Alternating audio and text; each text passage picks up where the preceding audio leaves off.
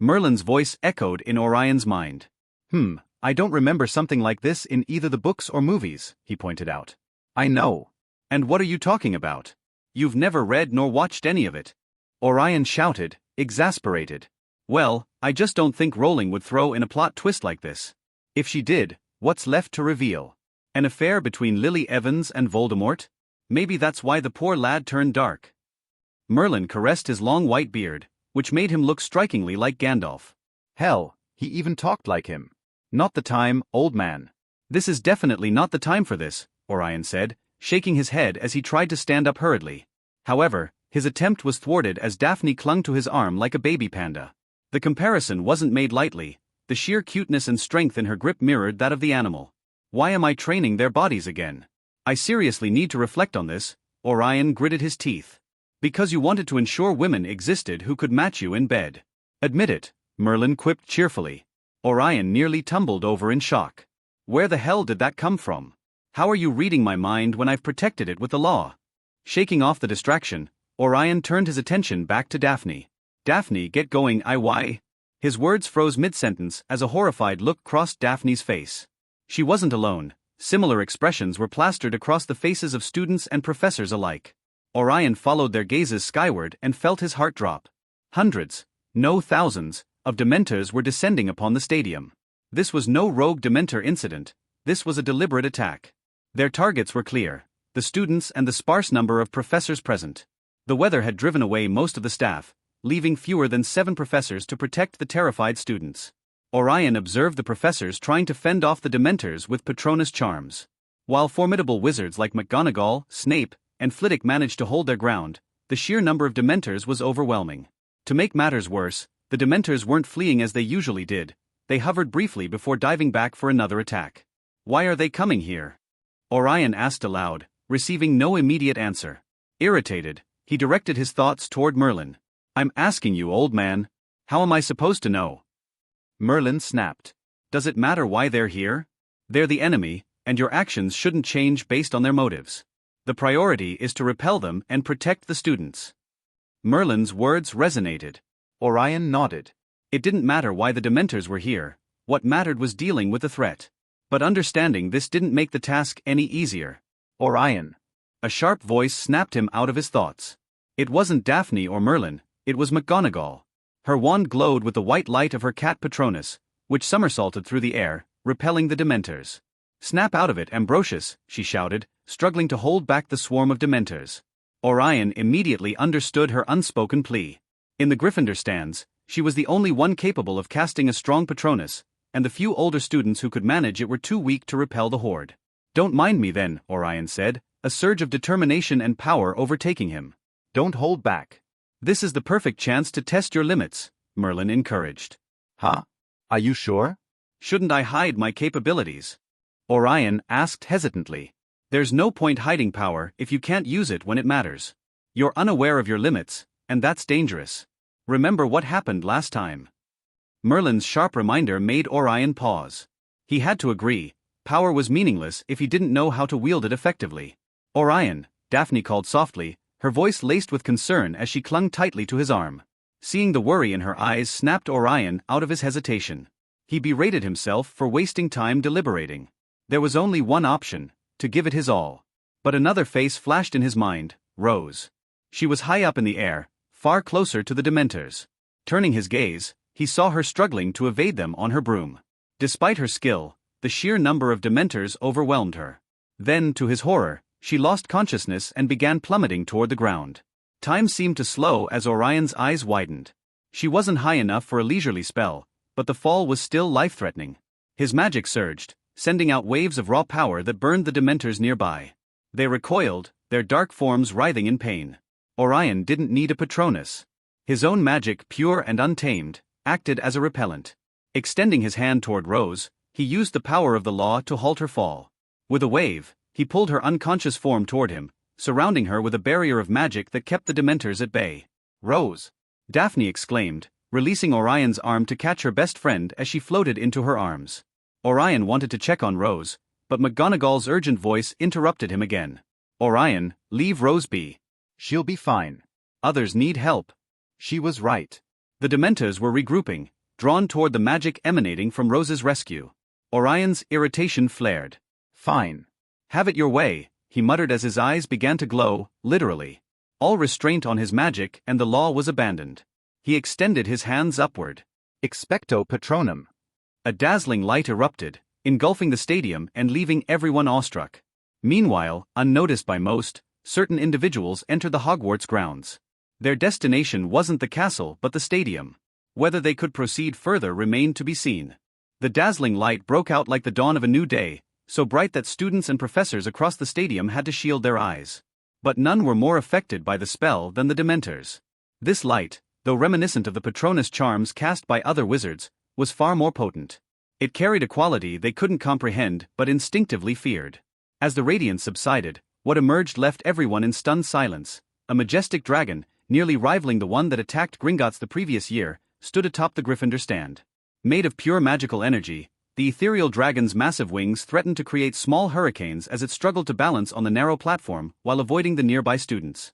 Its long tail coiled around the stand supports, and its proud, outstretched neck exuded raw power. Amidst this awe-inspiring display, many failed to notice that several Dementors near the Gryffindor stand were burned away by the dragon's mere presence. Others, further away, writhed in pain as the sacred light seared through their dark cloaks. This effect wasn't accidental. Orion had infused the Patronus with purifying light magic, an extension of the law of light, creating a force uniquely deadly to creatures like Dementors. The sheer presence of the dragon caused many Dementors to abandon their mission to attack the students. Instead, they began fleeing. "No, you don't," Orion said firmly. He stood directly in front of the dragon, hands glowing softly with an unwavering white light, marking him as the caster of this extraordinary magic. The sight left everyone, students and professors alike, in speechless wonder. Orion extended his hands forward, and the giant Patronus dragon responded instantly, flapping its massive wings to take flight and chase down the fleeing Dementors. Satisfied that the dragon would protect the stadium, Orion allowed himself a brief moment of relief. He glanced at Daphne and Rose to ensure they were safe before making his decision. Temporarily entrusting the dragon to guard the area, Orion resolved to hunt down the Dementors himself. "Are you sure you want to do this now?" Merlin's voice was tinged with reluctance. "Yes," Orion replied. "After this, the Ministry won't allow Dementors anywhere near Hogwarts. If I don't act now, I'll have to visit Azkaban to deal with them later." Previously, Orion wouldn't have considered such a troublesome task, but his options for rapid growth were limited. Capturing the Dementors now was his best chance. Though reluctant to leave Daphne and Rose, he knew he had no choice. Using the distraction caused by his awe-inspiring Patronus, Orion activated a teleportation spell. It wasn't apparition but a unique magic derived from his mastery of the law of space. In an instant, he vanished from the stadium. One moment he was surrounded by students, the next, he was high in the air. Summoning his broom, Orion pursued the fleeing Dementors at full speed. Utilizing his space law, Orion stopped the Dementors in their tracks, capturing them one by one. He wasn't absorbing their magic immediately, instead planning to draw it all at once. Orion suspected that by simultaneously absorbing multiple entities of the same kind, he could bypass the usual limitations of his technique. It was a gamble, but power seldom came without risk. From his cloak, Orion retrieved a mysterious cube inscribed with ancient runes. This artifact, crafted with Merlin's assistance, had originally been designed to capture Voldemort's fragmented soul, whether within Nagini or Rose. However, it now served as a perfect vessel for the Dementors. Back in the stadium, the dragon continued its work, scaring off the remaining Dementors and driving them toward Orion. The professors and prefects finally managed to calm the students and began organizing their return to the castle. "Professor McGonagall, how did the Dementors even get here? Aren't they under ministry control?" a student asked. "Don't be foolish," Snape interjected with a sneer. "The ministry's so-called control over Dementors is more a matter of contract than actual power. In the end, they're mindless creatures driven by their hunger." Despite the professor's efforts, many students remained shaken. Some, especially those participating in the Quidditch match, had fainted and needed to be taken to the infirmary. Thankfully, there were no fatalities. But how could they breach Hogwarts wards? Daphne asked. "The castle's ancient wards only protect the building itself," McGonagall explained. Additional wards were later erected to extend protection to the surrounding grounds, but those can be altered. Dumbledore himself modified the outer wards to allow Dementors limited access. This revelation left the students pondering Hogwarts' true history. Many realized for the first time that the castle had not originally been built as a school. As the professors prepared to lead the students back to the castle, a loud bang echoed through the stadium. The main gate swung open, revealing several figures standing in the shadows. Hey, welcome to another audiobook on Quantum Audiobooks. Sorry to disturb you, but if you enjoy it, please make sure to subscribe. It motivates me to create more audiobooks like this. Also, don't forget to like the video and share your thoughts about this novel audiobook in the comments below.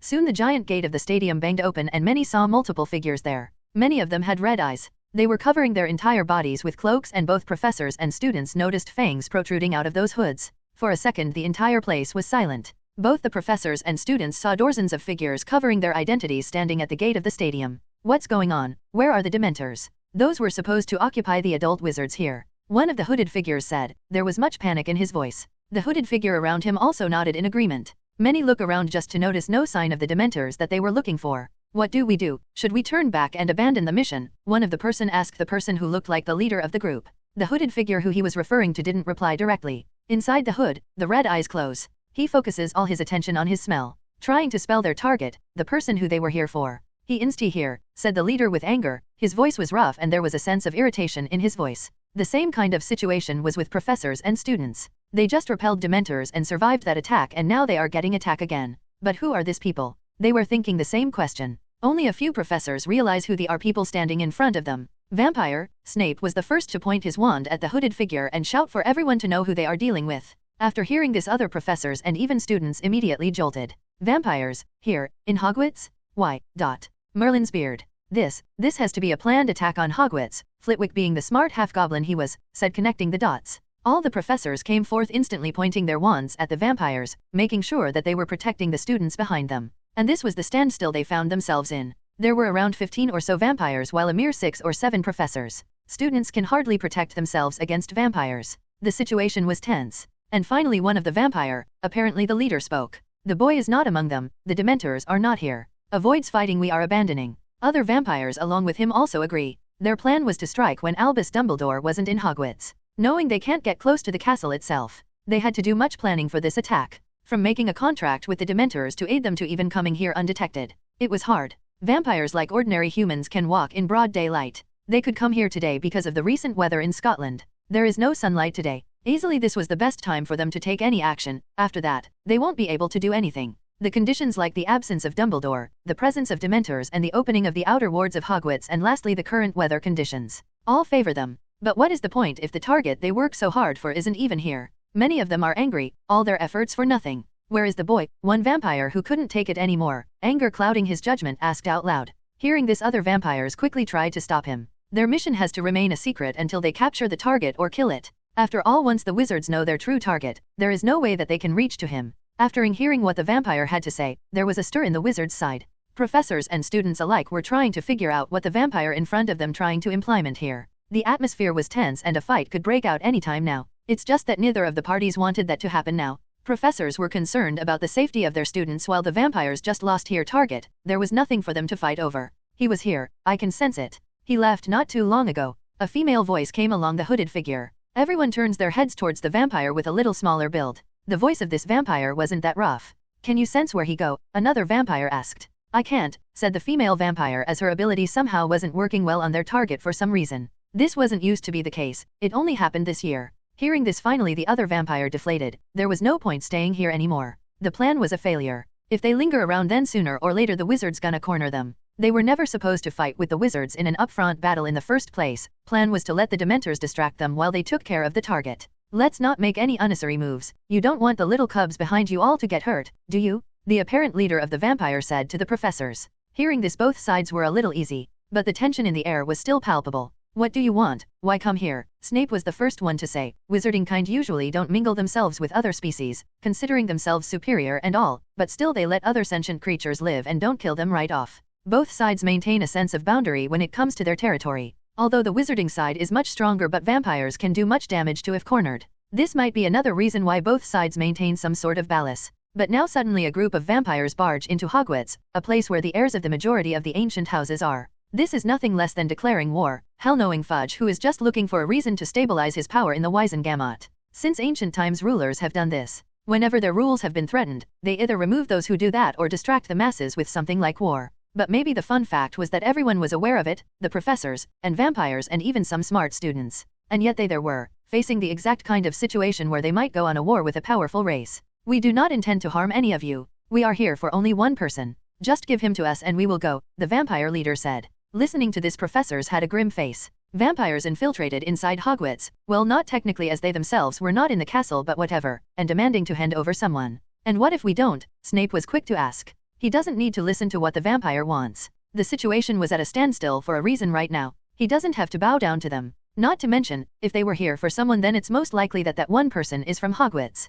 It's absolutely impossible for Hogwarts to sacrifice someone from their staff, let alone a student. There was no need to talk further here. Seeing this, the vampire too shut up. He could go on, but he too knew that the professors won't hand over the target. It's even worse as the target was a student there. Lastly, and maybe the most troublesome thing, is that if the wizarding side knew whom they are actually targeting them, it's most likely that they will start safeguarding the target. That would be the worst thing for them. We need to turn back. There is no point fighting with the wizards here, said the leader with a whisper. There were many groans from the vampires, but ultimately they all agree, the situation wasn't good for them and it would just get worse as more time passes. And that's what happened, Daphne said with much excitement in her voice while making exaggerated motions to explain. Both Orion and Rose saw this with amusement, though they were in the infirmary, but it didn't feel like that by their conversation at all. So Dementors attack, till that I know. I was trying to evade them, but one of them got me and I started falling. That was the last thing I remember. According to you, Orion saved me and even used an overpower patroness spell which took the shape of a dragon to scare away all the Dementors. But just after that, vampires show up.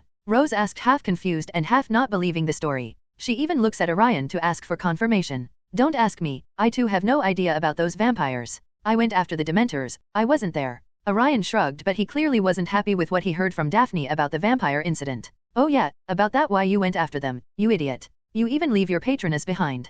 Do you know how dangerous that could be, you alone chasing those hundreds if not thousands of Dementors? Are your mind in the ring place? Daphne immediately berated after remembering what happened. She wasn't the only one either. Before coming here, Orion has already gotten enough scolding from many professors, especially McGonagall, and upon seeing that Rose was about to do the same, he quickly said, Okay, I heard that already. I did that so I knew all of them were out of the Hogwarts ground. If one attack happened, then another can happen as well, right? I just wanted to make sure that they are nowhere close to the school, that's it. Orion raises his hands in defense as if he surrenders. Seeing this, Rose, who was about to do same as Daphne, no longer opened her mouth. Only Orion and Merlin know, though. Why exactly did he go after the Dementors? They would be surprised if that all those Dementors they are talking about are currently sealed in that cube in your pocket, Merlin mused.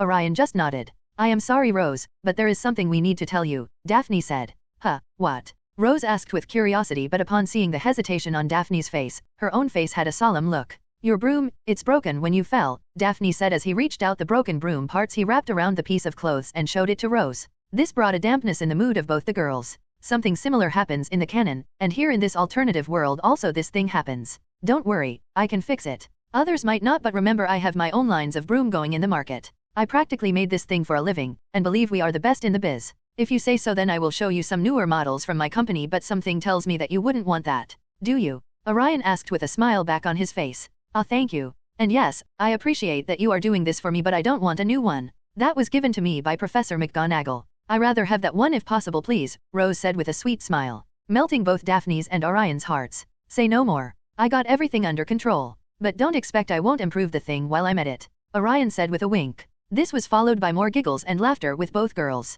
After excusing himself from the infirmary, Orion went out for a walk, leaving both the girls together to continue their girls' talk or whatever. Unlike the situation earlier, right now there was no smile or joy on Orion's face. Like he did a complete 180. There is no doubt that the vampires came here for me. Most likely the sudden Dementor attack was also related to them. Seeing that they came but didn't attack at all explain much about who their real target was. Orion thought with much irritation and anger bubbling inside him. Those damn night walkers are now really getting on his nerves. I agree, if Dementor's attack was a setup by that vampires, then you spoil their plan even before they could start. But that still doesn't make sense why they will just turn back without any conflict. As Daphne said, they were here for someone. It's only natural that they return without making any more, because that someone wasn't there when they attacked the stadium. And the only person who wasn't there was you. Merlin nodded in agreement. I gotta do something about their problem now. I can no longer leave them alone. Just 3 years and they infiltrated Hogwarts. Next time they might even go after someone important to me, Orion said with a serious face. The usual casual attitude was nowhere to be seen. Well, that is your own decision. I will not interfere with that, Merlin just said and took a step back in the conversation. Good. Taking out the cube in which he put all the Dementors in, Orion ponders over something before shaking his head. No, not now. I need to first get used to the magical power I have now. Absorbing more right now will just make me go out of control again. Merlin, listening to this, just nodded silently in confirmation, showing his approval. So you will go for them alone. Remember, no matter how strong you are, but they have numbers with them. They will overwhelm you before even you can make distance or use your powers. Even someone like Dumbledore won't attack an entire vampire colony alone. Merlin, seeing what Orion was thinking, immediately reminded the hot-headed boy. I know, Orion said, but stopped as he found that he had switched to actually talking, from just thinking in his mind. Looked around, and after making sure that no one heard him, something he started doing all over again, as he recently has gotten more vigilant about his actions and surroundings. Another side effect of just putting himself back into that serious phase. He, after making sure to continue. I know, I have to find help. The ministry people are out of the question. They won't even let me join in the fight, let alone work together. Need to find someone else. There is also the fact that I currently have no idea where this vampire's hideout is and what kind of power I am up against here. How many vampires, what kind of power they have, and their alliances. There is just much I don't know right now, Orion added with a serious face. So what are you planning on doing then? Merlin asks, as if curious. Though Merlin himself has many ways to help out Orion, he usually lets the boy think for himself, only suggesting if he truly is stuck or is making a really bad mistake. Well, this is the time to put all that contact I build while doing business into good use. I don't expect to directly get a lead, but there is always an I know this guy who knows this other guy situation. The world is a smaller place than you think, especially when we are talking about the world of wizards. There are always connections one way or another. Have some time on hand before the Christmas vacation. Should be enough to plan something out, Orion said as he started plotting his plan. Merlin too just nodded. He earlier wanted Orion to kill Nick and be done with it, but now seeing that the boy really has something to do with death, moving against him is much harder. So he later didn't talk about it anymore. But still, the boy needed some kind of experience when it came to using his powers, and this might be the best chance. Orion, after the incident, went fully into detective mode, contacting anyone he could get information about the vampires. Finally, he got a lead. It was from Eric's contact, and probably he might find the whereabouts of the vampires. Today was especially hectic as a lot of work fell on him at the same time, but maybe what took most of his time was the transfiguration practice. He soon wanted to start with the law of matter, and to do that he first had to master transfiguration to the best of his capabilities. Knowing the task gonna take quite some time from him, Orion was diligent about not missing his self-imposed transfiguration class every day. In only 2 months he has grown quite a bit, being able to do even 7th tier transfiguration without many issues. But there was magic in transfiguration which he still yet to master, making him slam his head against the wall as almost all the time he makes some kind of mistake when performing that magic. This particular type of magic was none other than animagus magic. It allows a witch or wizard to turn themselves into an animal of their affinity. No matter what I do, that spell just doesn't work, Orion whined as today was the 200th time he tried that magic and failed. He long wanted to ask help from someone like McGonagall, but after thinking that that witch would never let him use this dangerous magic, he refrained from doing that. Maybe she will allow and even help him, but Orion really was a little too small for animagus magic. Even many Aurors can't do this magic by the time they pass out for their job. Children like Marauders were exceptions though. They had some great affinity for this magic. Orion, on the other hand, was the exact opposite. You yourself don't know what kind of animal you want to change into. I can see that you just can't set your mind to one, Merlin said, and to this, even Orion couldn't refute. He really was confused about what kind of animal or birth he resonated with the most. At first, he thought that why not go for a dragon, but honestly, how many times can he really use turning into a dragon anyway? It is absolutely a disadvantage in small places, not good for sneaking around. In fights too he will be much more effective being a human who can use magic, especially him with his law and other wandless magic, but a dragon is nothing but a sitting duck if he is fighting a powerful opponent. The way currently he was, he at least had chances to beat someone like Voldemort or Grindelwald, but as a dragon, who can't use magic nor dodge effectively, he was really nothing but a sitting duck. Big fire-breathing duck who can fly but duck nonetheless. There were other animals as well he thought about turning into, like a wolf, dog, bird, snake, lion, etc. And always every single one is just that, has many flaws. So that leads him to find a perfect animal for him to turn into. Unfortunately for him, there was none. Mother Nature could be very strict, but she is at least not unfair. Everyone has their merits and problems. So what do you think? Is there a kind of animal which resonates with me the most? Orion asked with a sigh. After all, he himself had no answer to this question, and he had wasted enough time on this already. Usually you are the one who thinks outside the box. I am surprised that you didn't come up with a simple solution right in front of you, Merlin said with a little amusement yet a little disappointed. Right in front of me? Do tell. Orion just rolled his eyes. Merlin saw this and shook his head. This was the problem with the boy. His focus sometimes blinds him from finding the most obvious answer in front of him. You have been working really hard after knowing about the rebirth of magic. I understand that you are taking this seriously as I usually tell you, but that doesn't mean that you stop thinking and completely lost yourself in training. I know that you are trying to stay focused to the main goal and cut out all the bullshit your mind usually generates, but remember, magic is not a study. It never was.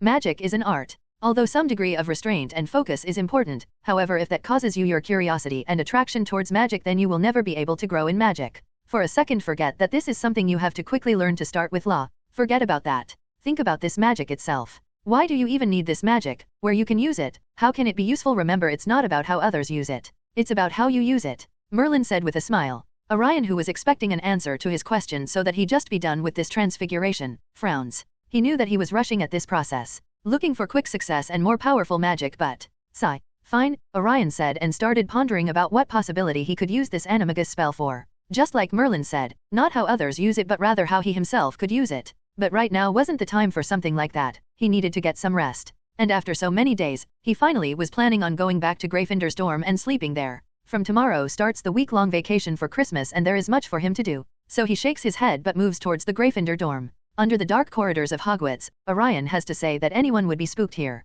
But he no longer felt anything anymore. Almost every area of this castle, he has seen in the darkness of night. As he was making his way toward the dorm, Orion suddenly spotted a figure roaming around the castle. Little footsteps and Orion immediately catch up.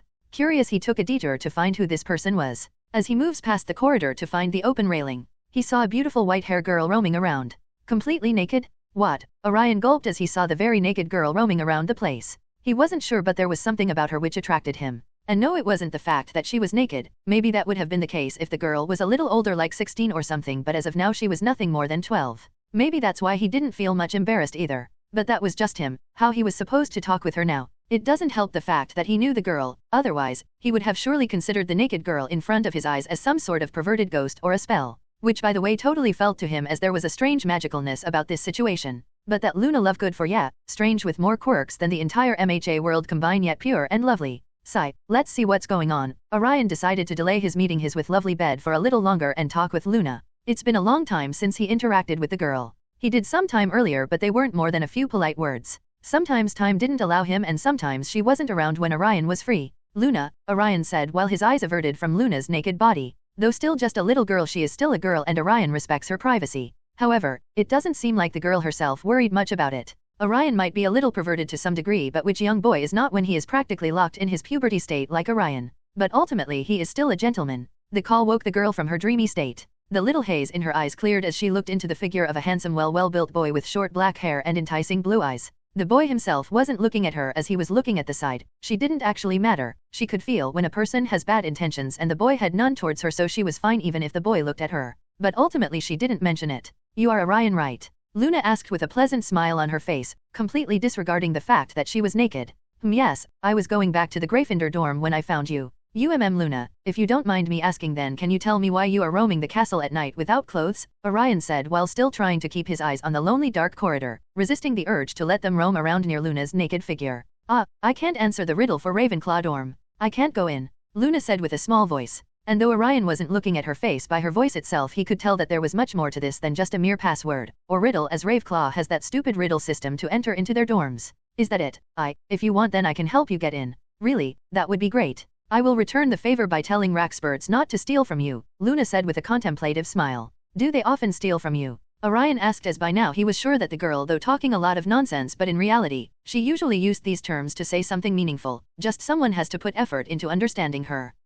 Yes. They often take my shoes and I have to go without them, only for them to return them, Luna said, but didn't continue, or maybe she did, but she pretty much muttered those last words to herself. Even Orion with his advanced senses couldn't hear it. Let me guess, those things those Raxperts steal usually don't come back to you, and if they do they are in tatters? Orion's asked, his voice getting colder by the minute. Now not looking at Luna felt like a blessing, especially when he had a hard time masking his facial features. Yeah, they are very naughty. But don't worry, they are not that bad, I usually get the things back. It just takes some time, Luna said with a fake cheery tone. Oh, I see, that's good then. Hope they are not much trouble for you. Orion just matched the cheery tone of the girl, still not looking at her directly. So were they the ones who stole your clothes today? Orion asked with the same upbeat cheery tone. But hearing this, Luna didn't immediately respond. Luna felt like something was not right. Being a seer, she could tell that what she says here will have some kind of impact later. She can't always see the future like some strange doctor with a pretty stone dangling around his neck, but she usually has feelings which tell her much about the upcoming future. No, I lost them, Luna said, this time trying to see whether her words, which slightly changed the topic, would change the feeling she was having.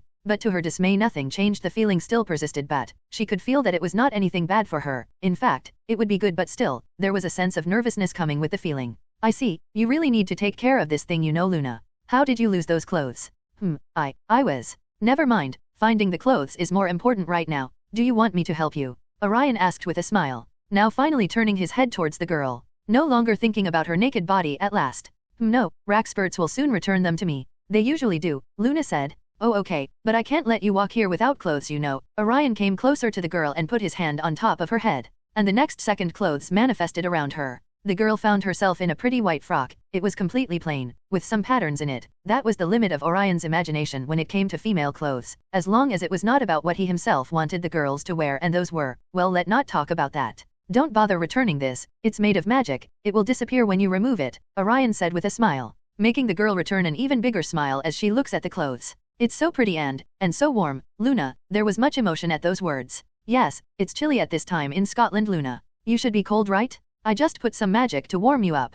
Now here is something for you. Orion extended his hand and many little butterflies made out of light came out. They were actually butterflies made out of Patronus. As soon as the butterflies came out, the black corridors which before were only slightly illuminated with a little bit of moonlight, finally lit up. That's so pretty, Luna's eyes lit up, the earlier discomfort gone already. Nice, right? And they are not just for show either. If you catch one of those then you will have access to your dorm. No need to solve some stupid riddle either, Orion said with a bright smile. Really? Yup, just catch one. They are small so they don't fly high either, Orion said. Okay. Then the girl forgot everything and just wholeheartedly dedicated herself to catching those flies. She didn't even have her wand with her, only using her hands. It didn't even look like she needed a reason to catch them. Maybe she would have done it even without her entry at Ravenclaw dorm was depended on it. Well, that's take care of that. Let's get going. Orion smiled and nodded as he started moving, leaving the girl behind to play. That's not the way to Gryffindor dorm, Merlin pointed out. I know. Oh, well, as long as you know Professor McGonagall. Professor McGonagall. This is bad. Something happened in the main hall. Came running a Gryffindor prefect to McGonagall's office. It was way too early for this kind of noise in Hogwarts and McGonagall's own sanity.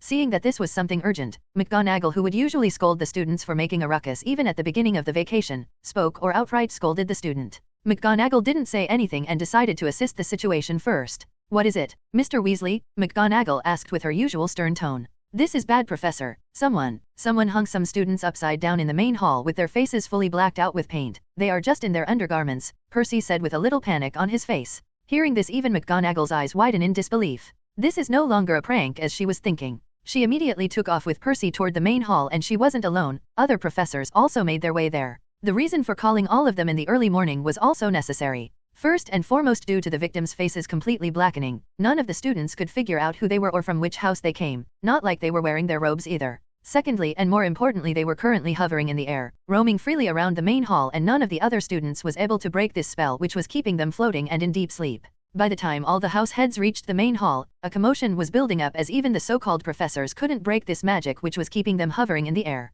Oh, Severus. What is going on? Do you have any idea how to bring them down or who could have done this? McGonagall, seeing Snape coming, immediately asked, though she was formidable in her own right, but her speciality is transfiguration and not curses and dark magic. Even the charm Professor Flitwick and Dada Professor Lupin lack in this regard. There were only 2 people in the entire Hogwarts besides the painting, who had adequate knowledge about dark magic. Those were Dumbledore and Snape respectively. I don't know, Snape saw the curse but didn't feel any dark magic used here, more like an enchantment. Maybe a combination of runes and charms works. Perhaps. Snape was about to point out that they might need to call Professor Bathsheba Babbling, the resident ancient rune teacher in Hogwarts, but before that, a student called out, "Professors, look here." All the professors did so, only to find that many students covering the wall of the hall while gossiping about something. With irritation clear on Snape and the other professors' faces, they used the sonorous charm to scare the chatty students away, only to find a certain writing on the wall. A very similar thing to what happened last year. The only difference was that the last time the message itself was written in blood and the fonts too were much creepy, but here the message was written in a much better style while indicating that it was done magically. Try may you might, but evil can't be hidden. Hide may you do, but you will be destined to suffer. Cut the suffering short, pick the smarter choice. For your salvation is the crime you committed in your voice. Baba Gaia. What does that mean? Flitwick pondered over. There was clearly a message the culprit wanted to say here. It's simple. According to this student committed a crime for which they are flying here as this half-naked and black paint decorating their faces. To come down they have to confess what they did wrong, Snape said, and asked the students, who resemble flying statues at this point, who suddenly came to life as they were programmed to wake up from their restless sleep when someone questioned them about their crime. Masterfully crafted spell, as any professor has to say, and some even admired the control and complexity of it but did not make it known. It was still done, but by a culprit. Earlier other students and even professors tried everything but they couldn't undo the magic which bind them, stating that the person who did this magic was even beyond their own capabilities. There is only one person like that in Hogwarts besides Dumbledore himself, who isn't in Hogwarts anymore thanks to a certain Dark Lord. And that person would be none other than their residential wonder boy, Orion D. Ambrosius. The problem is that they just can't raise their finger at the boy like they could have at any other student. Orion was not just a boy whom they could deal with like how they do with other students. The last time Snape tried using his professor card against the boy, he was shown his place by the Devil's Child. But to some extent, the professors are hoping that this Baba Gaia is none other than Orion. Not that they are looking fault with the boy but rather they just don't want another person, who they the professors of the castle, can't handle. At least Orion accepts his faults and listens to them. Only after Snape calls them and asks about their crimes do the students, who now resemble flying statues, come back to life and start crying. But no matter how much they veil, they just kept on floating. But that was fine, it wasn't the half-naked state they were in or the floating or even the black paint on them which they found unbearable. What they were more afraid of was going back to sleep. Because the real punishment they were going through was inside their minds. A horrible dream, something which made them even afraid of closing their eyes. But upon seeing that if they don't answer they go back to sleep, all the students flying high panic. But not knowing what exactly was the thing which was holding them up, all of them started to enlist everything they found guilty of. I put love potion on Nima's soup. I confess that I bullied John. I destroyed my classmates' project and homework. I speak upon girls. There was much that they had to say, not known to them. The place beside where the message from Baba Gaia was written started to manifest another line of text, this time recording what the culprits did just in case others didn't take note about their crimes. But none of them came down, though there was a visible decrease in their height. Anything, think about it. Something which you are not saying, McGonagall asked. There was a fury in her voice after listening to many things those students did, especially the later half of their crime list, as they started to reveal even those things which they didn't want others to know. And finally, one person out of them all started with him bullying a little Ravenclaw girl. I snatched Luna's shoes and hit her with Jinx's when no one was looking. I bully her and even tear her books and notes. Damn, he fell face first to the ground. Unbeknown to all these students and professors, the Luna Lovegood who was watching this had tears forming under her eyes, trying to hold them back while trying to spot the boy who most likely was responsible for this. Nick too was looking around to spot Orion. According to him there is no one else in Hogwarts who could do this level of magic or would go this far for someone they barely knew besides Orion. But the said boy wasn't even there. He intersected most of his friends even before they could enter the hall and come to know about the ruckus this Baba Gaia cause. You are leaving, this early? Daphne asked with a pout. Yes, that's why I stopped you. I have an important work to do. I hope both you and Rose take care while I am away. I will be back by the end of vacation. Orion said with his trademark smile. There was much pouting from both the girls. But even they knew that they couldn't stop him, hell even professors couldn't. Okay, but you have to attend the Christmas party at my house. Artoria was dying to thank you in person. You have to come. You are invited to, Rose, Daphne said with a cheerful tone. To this Rose just smiled, but Orion had a small frown on his face. I'm sorry, princess, but maybe next time. I am going out of Britain for important business. Orion said this and both the girls seemed deflated at this. But here are your Christmas presents in advance, Orion said as he took out 2 rings from his pocket and a piece of paper as well. Spain. Orion arrived in Spain with a sense of urgency and much more difficulty than he was expecting. His goal was clear, find the contact who had information about all the vampire colony in Europe. However, the recent attacks by Grindelwald had thrown the country into chaos, making even breathing in this place a hard task, let alone infiltrating the country illegally, concealing one's identity and finding this one person whom he has no knowledge of nothing more than hitting darts at night time. The moment Orion stepped on this land, he could feel the tension in the air. Coming here was no easy task, any kind of magic was under strict watch. And even this time around the wizards had their eyes on the Muggle transport. Orion thankfully had a trusty phoenix who finally had mastered long-distance teleportation. Red, remind me to buy something good for you later on. Orion grins as he does, which hardly anyone can do besides one other person who also has a mythical bird for a pet. The usually bustling streets of Madrid were eerily quiet, and the presence of heightened security was unmistakable. Although Orion was mainly sticking with the Muggle streets and place, upon coming to the country he could feel it. A dark magical curtain looms at this place, like there was dead in the very essence of the air. The news agency of Spain noted a widespread virus in their country, killing of thousands of people. Maybe Muggles will believe it, but Orion knew that was bullshit. That wasn't a virus, it was a curse. Grindelwald, the moment he left his prison, something which never happened in the original work, came here and wreaked havoc. His reason is unknown, but the situation wasn't good. After a little sightseeing, Yuta finally found a place where he could sense magic. Making sure that no one was around to notice him, he quickly saw a statue, and at the base of the statue was a particular writing. Muggles might find it as art, but for wizards, they were runes, denoting to other magically capable people that his place was a gateway. Orion was swift about it as he quickly entered the place with just a touch of his finger at the base of the statue. And what greeted him was a very similar looking magical place like Diagon Alley. This one though was much more modern. Soldiers and aurors patrolled every corner, their eyes sharp and suspicious of any stranger. Orion currently was in a disguised state. looking like one boogeyman from a certain assassin movie. There were many reasons to mask his face, one of the most important thoughts to hide that he was just a kid. A kid who now is worldwide famous in magical communities. He himself is not aware, but as much as he listens to Merlin, he is a small celebrity himself. Especially after his squib potion release. Hiding his face was imperative. Orion pulled his cloak tighter around him, blending into the shadows as best as he could. His contact was a man named Javier, a well-connected informant known for his deep ties to the entire magical Europe. Orion himself got to learn about Javier only thanks to his own contact to his clients in his business. Though he still has no time to handle his business himself, but he tried to maintain a good connection with the upper echelons of the wizarding community from many different countries. Making contacts is important, and as soon as one starts the better. Finding Javier in these conditions, however, was going to be no easy task. He navigated through the labyrinthine alleys of the old city, avoiding the main roads where he might attract unwanted attention. The air was thick with smoke from recent fires, and the scars of battle were evident in the damaged buildings and frightened faces of the few residents who dared to venture outside. At first, he too used to wonder why it's so hard to make a home when one has magic. Or even repairing a building should be too easy, right? Magic to the rescue. Well, how wrong he was. Most of the houses have wards built in them if they are magical in nature. This means using magic to rebuild or even repair them is a very hard task. Not every wizard after all is strong enough or skilled enough to pull that complex magic off. A simple repair spell reparo doesn't seem to work in the magical world. Quite a strange irony, right? After hours of careful movement and discreet inquiries, Orion finally arrived at a small, inconspicuous tavern on the outskirts of the city. The place was dimly lit and almost empty, save for a few patrons who eyed him warily as he entered. This wariness was different from just seeing a new face. Their city has been attacked by wizards. The Dark Lord of the past seems to return. No, it wasn't just wariness but to some degree horror and fear. Everyone was keeping their distance from each other. In this case, finding the right person or even information about the person Orion wanted to locate was hard. He approached the barkeep, a grizzled old man with a wary look. "I'm looking for someone," Orion said quietly, slipping a few galleons across the counter. "A man named Javier. Javier Waterloom."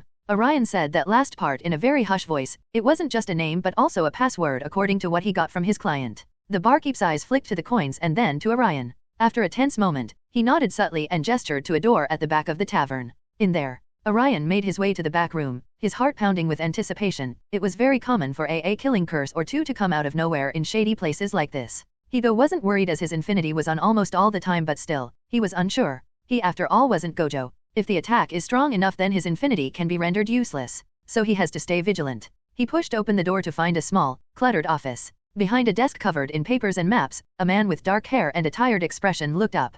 "Javier?" Orion asked. Javier nodded, his eyes assessing Orion carefully. "You must be the one looking for information on the vampire colony," the man asked with vigilance in his voice. He wasn't expecting that someone would really come to him for such information at this time. At first, he wanted to just forget about it, but the contacts which asked him to help were big enough for him to act. Orion took a seat, his resolve firm. "Yes, I need to find them, especially one who has any sort of control or dealing in Britain."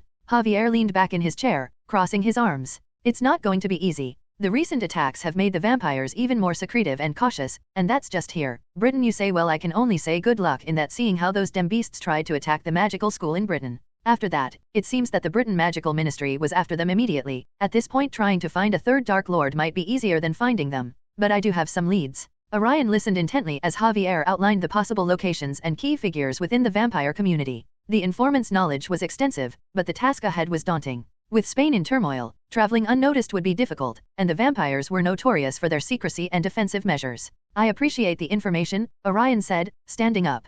Javier gave him a nod. "Be careful. The vampires are dangerous, especially when grouped, and you are looking for their colony. I won't be surprised that you are someone from Britain, but make sure not to attract the attention of that beast in our borders. And with Grindelwald's forces causing havoc, we are not looking for more troubles." Orion nodded, understanding the gravity of the situation. "By the way, though you won't say the real name, and I highly doubt that this is your real face either. What do I call you?" Javier asked with curiosity. Dealing with information was after all his bread and butter. "Wick. I'm John Wick." Just as Orion began to digest the valuable information Javier had shared, the walls of the small, cluttered tavern shook with a violent explosion. The ground trembled beneath them, and the distant sounds of shouting and spellfire erupted into the air. Orion's heart raced as he realized what was happening. Grindelwald. Javier jumped to his feet, his face pale with fear. "We need to get out of here, now," he yelled over the noise. Orion nodded, though he is John Wick now, his instincts kicking in. He grabbed Javier by the arm, and they rushed out of the office into the main room of the tavern. The scene outside was utter chaos. Dark wizards in black robes clashed with Aurors. This might be the 10th time that they were colliding.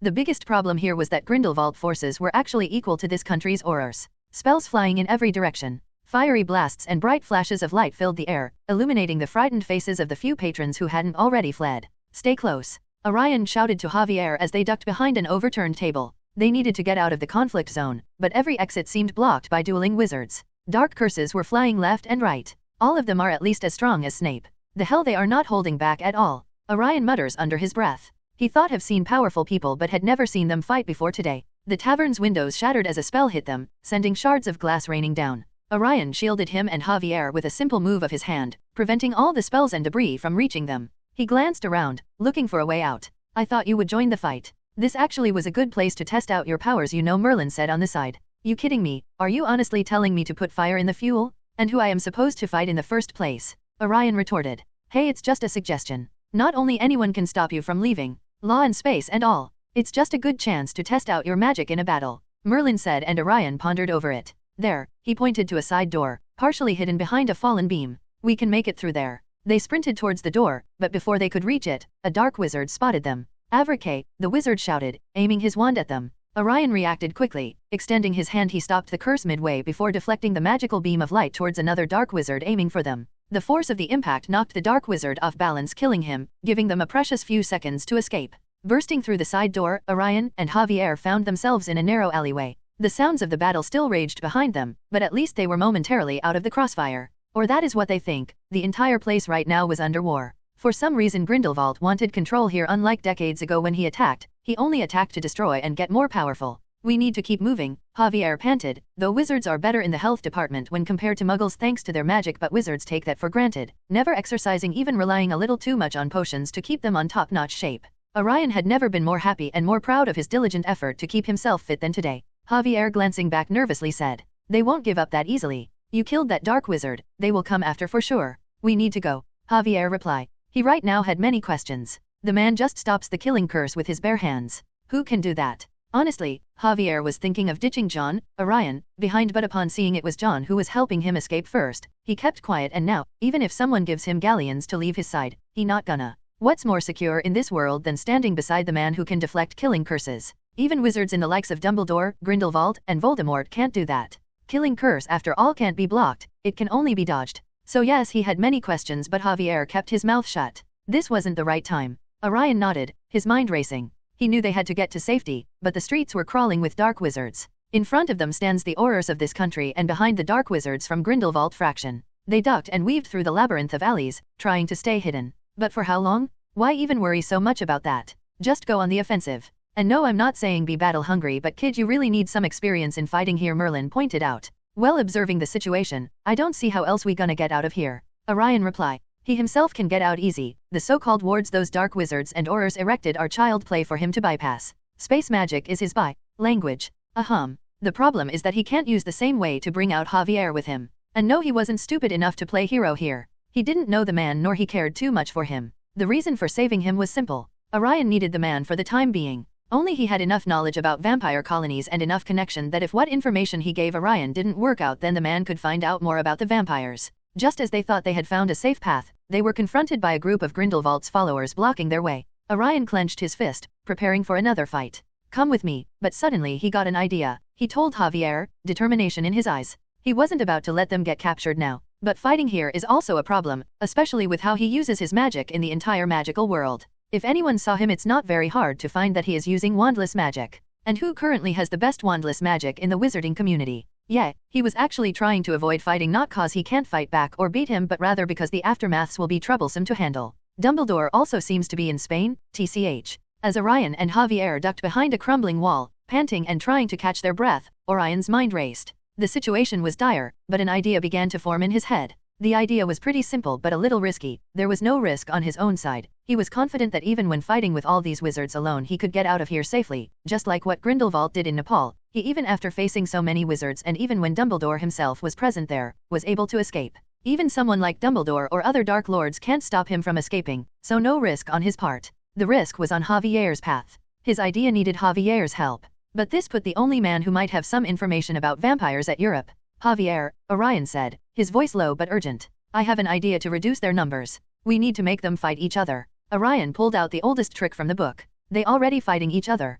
Javier deadpan. No, I mean we have to gather their entire force in one place. A center so that they go on full-out war. This either will eradicate both sides, definitely will reduce numbers and above everything will free up those alleys for us and other innocents to get out of here. Orion said as a perfect plan was already building inside him. Javier looked skeptical but listened intently. How do we do that? We lure both sides, Grindelwald's followers and the Aurors, to a single point. Once they're all there, they'll be too focused on fighting each other to notice us. When they're exhausted and their numbers are down, we can take out the remaining wizards. Orion repeated. No, I mean how are you planning on doing that? Javier asked with a little irritation in his voice. Orion glanced around, his eyes landing on a nearby alley that led to a small square. We need to create a distraction. Something big enough to draw everyone's attention. Can you handle that? Javier nodded. I can do that. What about you? I would have set up a trap but there are too many people around for that. But don't worry, I will join the fight and take out wizards from both sides in the chaos. Orion smirked. He mostly plays the imposter here. 1 minute, why are you talking like he is targeting both sides?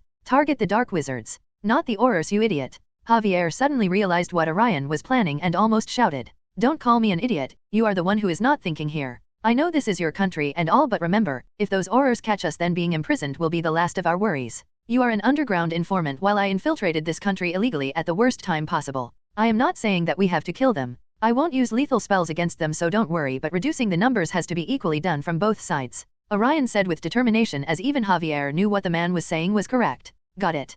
Javier nodded. Good, now if you don't mind me asking, how are you planning on attracting attention from those wizards? Orion asked with curiosity. It's pretty impressive to say that in a battlefield where killing curses are flying every 2 seconds magical explosions are happening left and right. Javier claims that he can attract the attention of both dark wizards and Aurors alike. You will know, don't worry I got this. Javier gave a charming smile before getting out of there. Fine. With the plan set, Javier darted off to create the distraction. Orion quickly set up several magical traps around the alley and the square, designed to corral the fighters into a single area. They are not intended to cause harm but more to keep the wizards from fleeing. The sounds of the ongoing battle served as cover, masking their movements. A few minutes later, a massive explosion rocked the air. Even Orion, who was waiting for something like this, was wide-eyed as his first thought about the sudden explosion, which took out an entire section of the alley they were in, wasn't Javier's doing but rather a carpet bombing or terrorist attack. Are mugglers taking action? No, not possible. Gotta be Javier but damn. He looked at the huge cloud of black smoke after the shock wave which threw even him off balance. The noise was deafening, and it immediately drew the attention of both the Aurors and the dark wizards. Orion make a mental note to ask the man how he did it. Orion could clearly sense that the explosion was of a magical nature and that was what amazed him the most. Weapons like this are common in the Muggle world but the wizarding world doesn't have this thing. This was the first time he had seen the magical world have something like this. He now thinks of Javier in a new light somehow. Shouts filled the air as they converged on the square, spells flying wildly as they assumed the other side had set the explosion. From their hiding spots, Orion and Javier watched the chaos unfold. The narrow alley funneled the fighters into the small square, where they clashed unknown to them that it was a setup. This was Orion's first experience watching a magical war like this. His heart pounded as he watched, waiting for the right moment. Impressive yet disappointing, INST Merlin seeing the fight stated. Yes, they are skilled, but those ones really are holding them back. It's very restrictive on how they can use magic. Not to mention most of them are weak, with just level 3 power at best and no help from nature. These spells don't have enough power. Orion internally mutters. Yes, that's why they rather apply magic directly than transform the magic before attacking, Merlin said, and maybe others might not understand but Orion did. Merlin was talking about the application of magic itself, something which most modern wizards didn't even ponder anymore as the modern system only focuses on one application or form of magic. For example, let's say a wizard wants to use a cutting spell. Then there are 2 different types of cutting spells in their application alone. Though the modern magical system only has one. One would be to shoot a magical attack right at the target. It will mostly look like a beam of light. Once it connects with the target, the magic will active and the object will be cut in 2. This application of magic is the most common type in the modern wizarding world, where magic is activated only after the spell connects with the target. However, another way to do this would be to conjure an object, a sharp object, or shape the very magic into a blade and then throw it at the enemy. In this way, the magic will pretty much cut everything in its path as long as it connects and has enough magical power. There are both merits and demerits to both approaches, like the former being more efficient magically but lacking power, and also can be rendered useless by contacting an object with magical resistance like a troll or a dragon whose skins are highly magic resistant. The latter is also the same. It's powerful but takes huge amount of magic to perform, not to mention they are hard to perform. Wick, what are you thinking? Are you going in or not? I'll say that we get out of here now. Seeing how chaotic this place is, we have a pretty good chance to run away from here. Javier, seeing John, Orion, not moving, said with hurry. He wanted to get out of there as soon as possible. Ah yes, I am listening.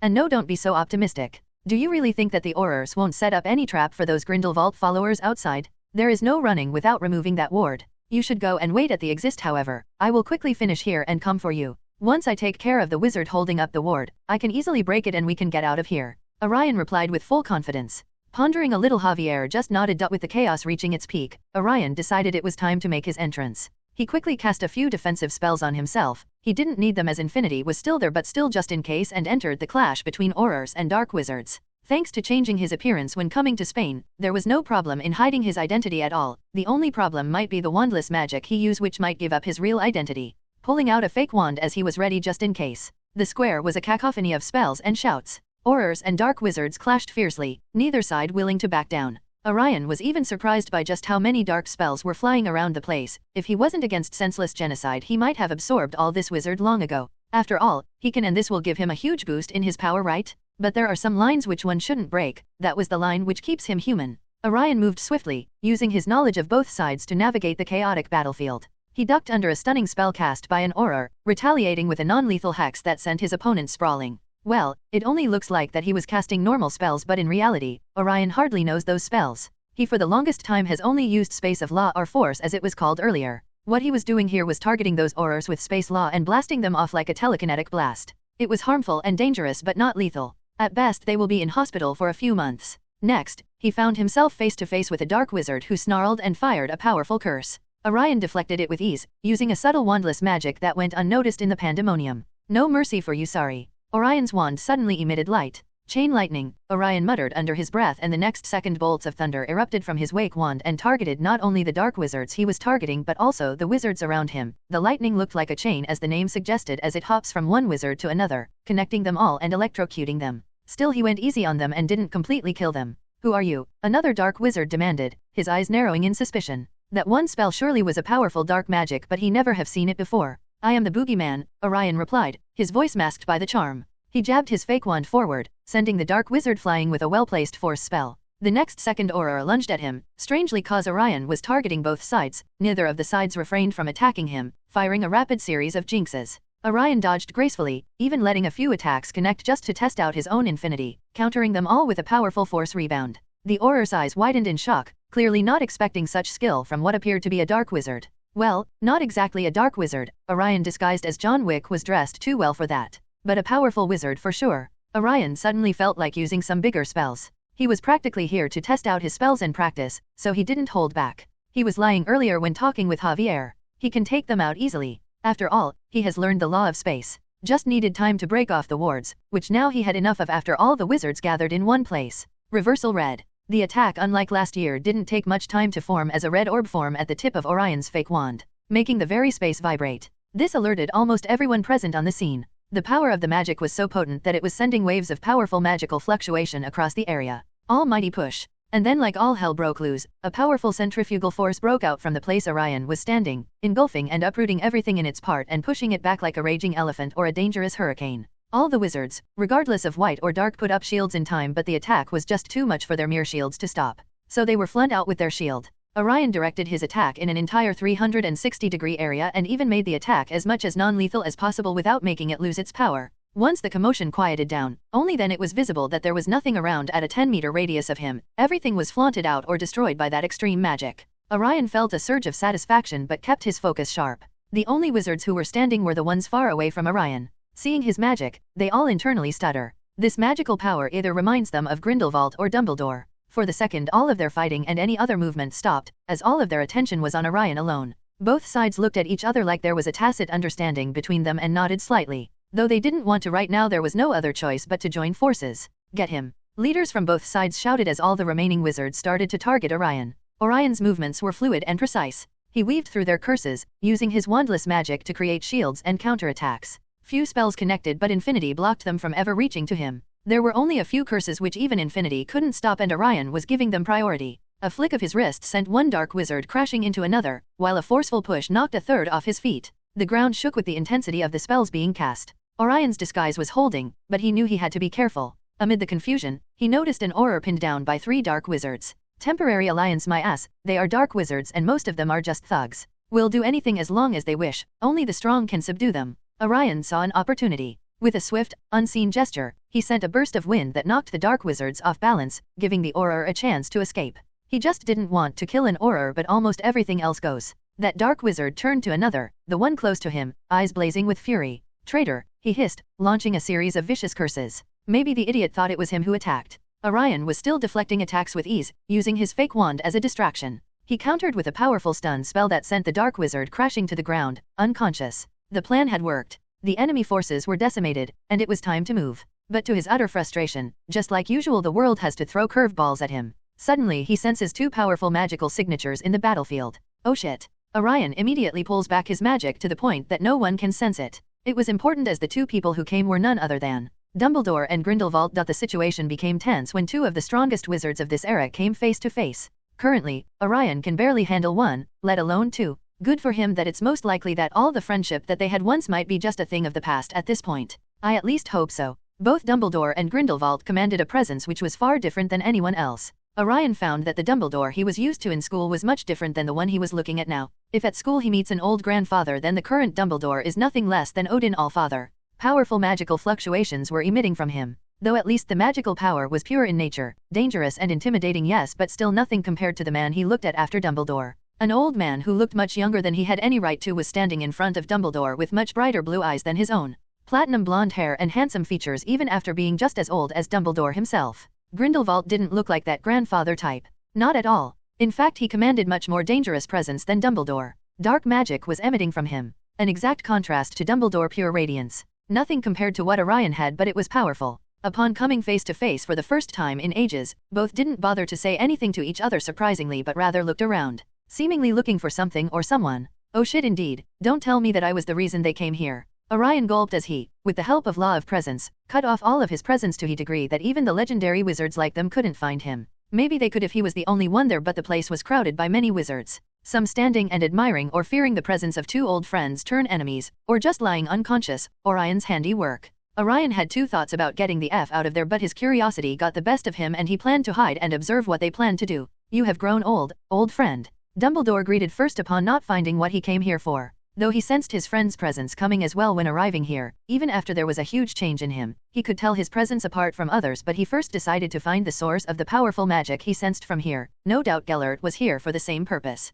"How long has been since we have seen each other, Albus? You seem like are you faring well in Hogwarts?" Gellert replied, though still more interested in sensing the powerful ancient magic in the place. Not only him but even Dumbledore too sensed just how pure the magical power used here was. But due to each other's presence, they couldn't take their time and investigate the magic. By default, the Dark Wizards, who were also the Alliance member under Grindelwald, line up behind him, while the same happens with Aurors, taking a stand behind Dumbledore. Though both were great wizards of level 4 and also reached level 5 height, knew that they were useless if either of them made a move. It was not just arrogance but reality. They are naturally stronger than the rest, but also they know something which others don't. The secret of ancient magic. The strongest form of magic. Law. The silence stretched for some time before Dumbledore finally broke it. "What are you doing here, Gellert? We had a deal. You yourself chose to atone for your sins," Dumbledore asked. He after all was here in Spain for this exact purpose. He spent almost a month tracking down his old friend to find him, but to no avail. Let alone him, but even finding the Alliance members for interrogation was almost impossible. He was fully aware that he wouldn't have seen him if not for this magical riot here. The movement he sensed, he came here immediately with the help of Fawkes. "Atone? Do you really think I was in that prison of my own making to atone? Alas, Dumbledore, I believe that old age is really catching up to you. I never said I was atoning for anything. Do you really think that I still consider what I did was wrong?" Gellert Grindelwald all but sneer. Dumbledore frowned, though he too realized that his words were not right. It was true that the Gellert he knew would never go back on his ideals. He will make sure that he fulfills them to the very end. To be honest, even Dumbledore wasn't sure why Grindelwald chose isolation. However, he was sure of the fact that it wasn't because he gave up. Far from it. His activity in the last 2 months or so is proof of that. But then the question is why? Why waste so much time in that prison? Indeed, you are not the kind of the man who would do that, but it's irrefutable that you choose peace over the pointless bloodshed. So why suddenly this Gellert? Dumbledore asked with part confusion and part sadness filling in the heart. Because once against life has brought them both standing against each other. That's where you are wrong, Albus. I never choose peace. Peace was never an option. But I had to compromise. Cause I couldn't see any future that could lead to peace. All I saw was aimless war and destruction or silent death. Grindelwald said with a little heated tone. Dumbledore, hearing his words, was quiet. He knew better than anyone what Grindelwald was trying to say here. After all, he might be the only person in the world who knew Grindelwald enough to see what was going on in his mind. He wasn't talking about him here, but rather the wizarding world and the muggles. Grindelwald though may be called a dark lord by others and even his activities were like an evil wizard, but his goals were noble at least. Or at least as much as they could be. Grindelwald wanted to save the wizarding world. It didn't need a prophet like Grindelwald to see where the current wizarding world was headed after all. Magic was getting exhausted, and more squibs were appearing all around the world due to that. Magical blood was thinning down to the point of eradication. Great minds like Dumbledore and others may can only predict this, but the Grindelwald have seen this. And that was when he took on himself to save his kind. But the point was how? After years of there was only one person. To restore magic, he has to reduce the population. He long learned that magic is the chaos in the world and both birth and death are a part of that chaos. A major reason why chaotic energy was lowering each passing day was because of population. Each birth or generation of a soul and body in other words took much of the chaotic energy. If that would continue then it is mostly likely that the wizarding kind would cease to exist. The only way to solve this, or at least what he saw was to reduce births, so by each death, all the magic a soul takes up will be returned to the world. Oh how wrong he was, he killed and killed and killed, just so that he can help his race. Only to realize that he was only helping one being. The same one who tried to manipulate him, the same one who gave him power and then left him defenseless. Then why are you here? Why suddenly come out of your self-imposed isolation and do this? Dumbledore knew that for all the questions he wanted to ask, he already knew the answers to. They were the same things he heard from his friend all that time back. So he decided to ask questions which might shed better light on Gellert's current action. Because I finally know it, Albus, a way to save the wizarding world. A kind of world where both muggles and wizard can stay together. That was the exact thing which I longed for such a long time. And it was finally possible thanks to that child. Grindelwald said with a little fanatic voice. Dumbledore was taken aback. Did he hear it right? What Gellert was saying almost sounded like a dream to him. He too after all wanted to save his own kind. Just wasn't ready to spill the blood of the innocent for that. And finally, the question comes, which child? Rose? No, it can't be. Are you talking about Rose Potter? Dumbledore asked alerted when not knowing what his old friend was planning for his golden girl. Huh? Who is that? Grindelwald raised his eyebrow and asked, Hogwarts Castle Library. Hermione stormed into the library, where Nick was sitting quietly, pretending to read. She slammed her hands on the table, though also made sure not to make too much noise, making him look up. Nick, I need answers. Now, she demanded, her voice sharp with anger and frustration. Nick sighed, closing his book. Hermione, we've been over this. It's complicated.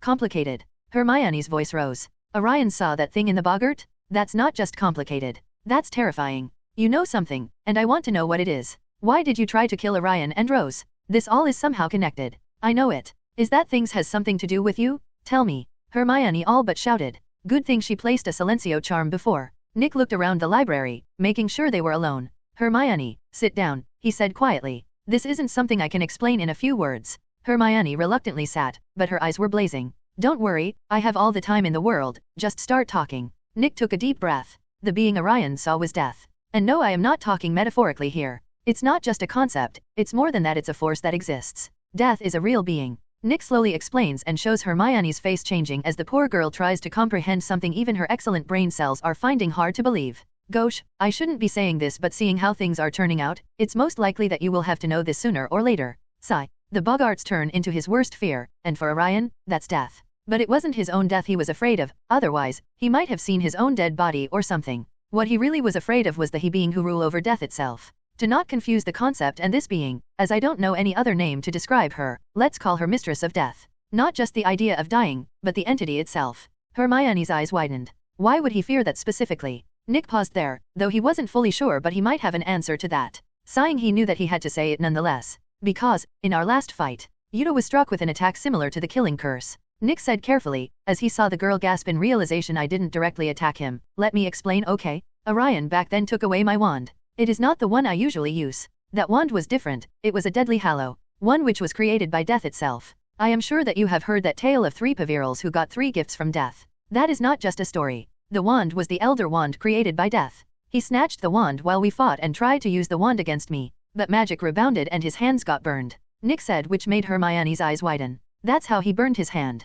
God. Hermione put her hands in front of her mouth, trying to keep her bottle up emotion at bay. Before you start talking anything, just listen to my story first. You wanted to know why I did what I did, right? Well, let me explain. Nick said as he saw Hermione eager to shout at him, maybe even at Orion, to fight like that. As you know, I came from another dimension. What I didn't tell you is how I died or how I came here. For the time being, I would still want to keep my death a secret. It really has nothing to do with this death business, and it really is not a memory I want to remember. So please don't ask, Nick said before starting to explain his past. Hermione too, seeing how the boy had a grin on his face, didn't ask. After I died, I met this death, Nick said, and Hermione's head, which was down, immediately shot up in disbelief. I won't go into detail, there is not much to talk about anyway. I was given a choice. Another chance to fix everything and live a normal life. Save everyone. Stop the war from ever happening, but in return, I have to do one thing for her. I had to stop the beings who were trying to bring chaos to this timeline. She asks me to protect the natural circle of life and death by finding out the mistakes in this world. In fact, I believe that the reason to chose myself in the first place was that Lady Death saw that the person who would destroy the world by interfering with natural order would come someone here.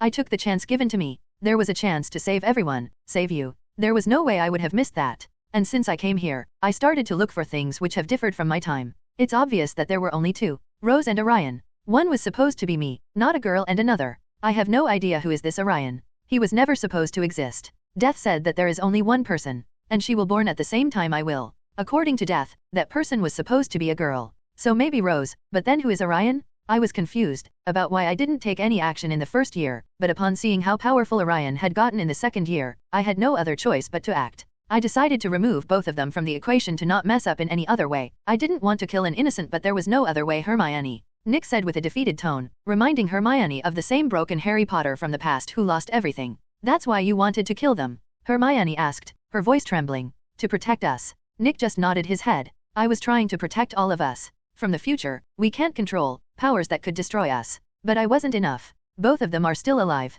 And now seeing that Orion fears death like this, there is a high possibility that the person Death wanted gone was Orion. Just irks me why Death referred to that person as her. As if she was talking about a girl? That is where Rose enters the suspicion. Hermione leaned closer. But that's not enough. What if this Death was lying, or maybe this person is not Rose or Orion? What if there is another person behind the scenes? We can't just kill them just because that stupid Death told you, Hermione said with contemplation on her face. Only now did she realize that this was beyond what she was thinking. Things are not simple at all. Nick rubbed his temples. In my past life, I was Harry Potter. I've seen things, done things, that made me understand the fragility of life and the dangers of meddling with death. Orion and Rose are connected to these forces in ways that could lead to catastrophic outcomes. No matter how you decipher it, Hermione, they need to go. I will not let all this be destroyed once more. Hermione gasped. Hermione sat back, processing this. So, you think by killing them, you can change this fate? Tears in her eyes. What possibly else I can do? Nick instead asks this. Just like Orion, Christmas break for Nick was the perfect opportunity to put his plans into motion.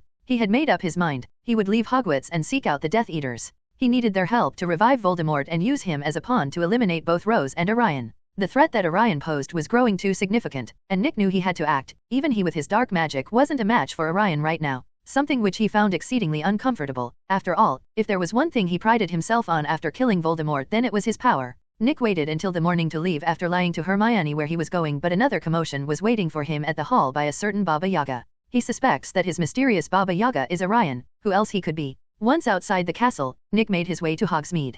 He had arranged for a porte-caiset, a nondescript piece of broken furniture, hidden in the Shrieking Shack. As he touched the porte-caiset, he felt the familiar pull at his navel and was transported to his destination, Malfoy Manor, Malfoy Estate. Nick took a moment to compose himself before approaching the grand entrance. This was not the first time he had come here. There was much blood he had shed in this manor in the past. He knocked twice, the sound echoing ominously. A house elf answered, looking up at him with wide, fearful eyes before silently leading him inside. It wasn't Dobby. Nick ponders what happened to him. Shouldn't he still be under Malfoy's service? In the dimly lit drawing room, Nick was greeted by Lucius Malfoy, whose cold, calculating eyes scrutinized him. Beside him stood several other Death Eaters, their expressions a mix of curiosity and suspicion. Nick removed his cloak and stood tall, meeting Lucius's gaze with steely determination. This wasn't the first time he had met the man. He wasn't even talking about his last life. He started working on this plan last year, and that's when he contacted Lucius. He has been working with dark wizards since then. His own power was also a reason why they quickly accepted him, showing him as a Dark Lord fanatic who wanted to bring Voldemort back.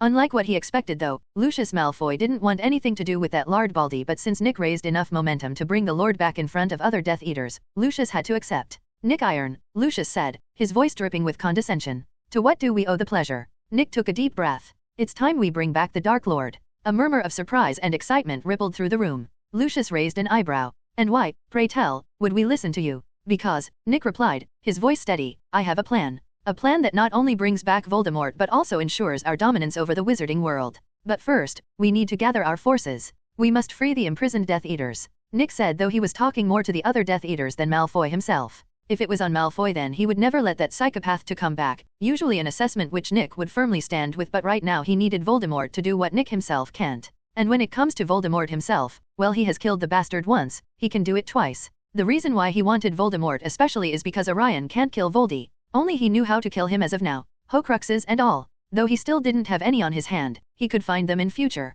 Lucius leaned back, considering Nick's words. And how do you propose we do that? Nick laid out his plan. The Ministry's security has weakened due to recent events at Hogwarts and what's going on outside. We have allies on the inside who can help. With a coordinated attack, we can breach Azkaban and release our comrades. The Death Eaters exchanged glances, their skepticism slowly giving way to intrigue. Lucius tapped his fingers on the armrest of his chair, deep in thought. And who are this brave comrade of ours, exactly? Lucius asked with venom in his tone. Dementors, Nick said. He after all had a plan. An offer which those Soul Eaters won't be able to refuse. If we agree to this, what guarantee do we have that your plan will succeed? Nick's eyes hardened. You have my word. And remember, Voldemort's return will not only bring us power but also the means to destroy our enemies. Nick was playing on thin ice here, he after all is not pure blood, so he has to show himself as a counterfeit. To them, he was not Nick Iron, a muggle born, but a wizard from the line of pure blood from outside Britain. The room fell silent as the Death Eaters absorbed Nick's words. Finally, Lucius nodded. Very well. We will follow your lead.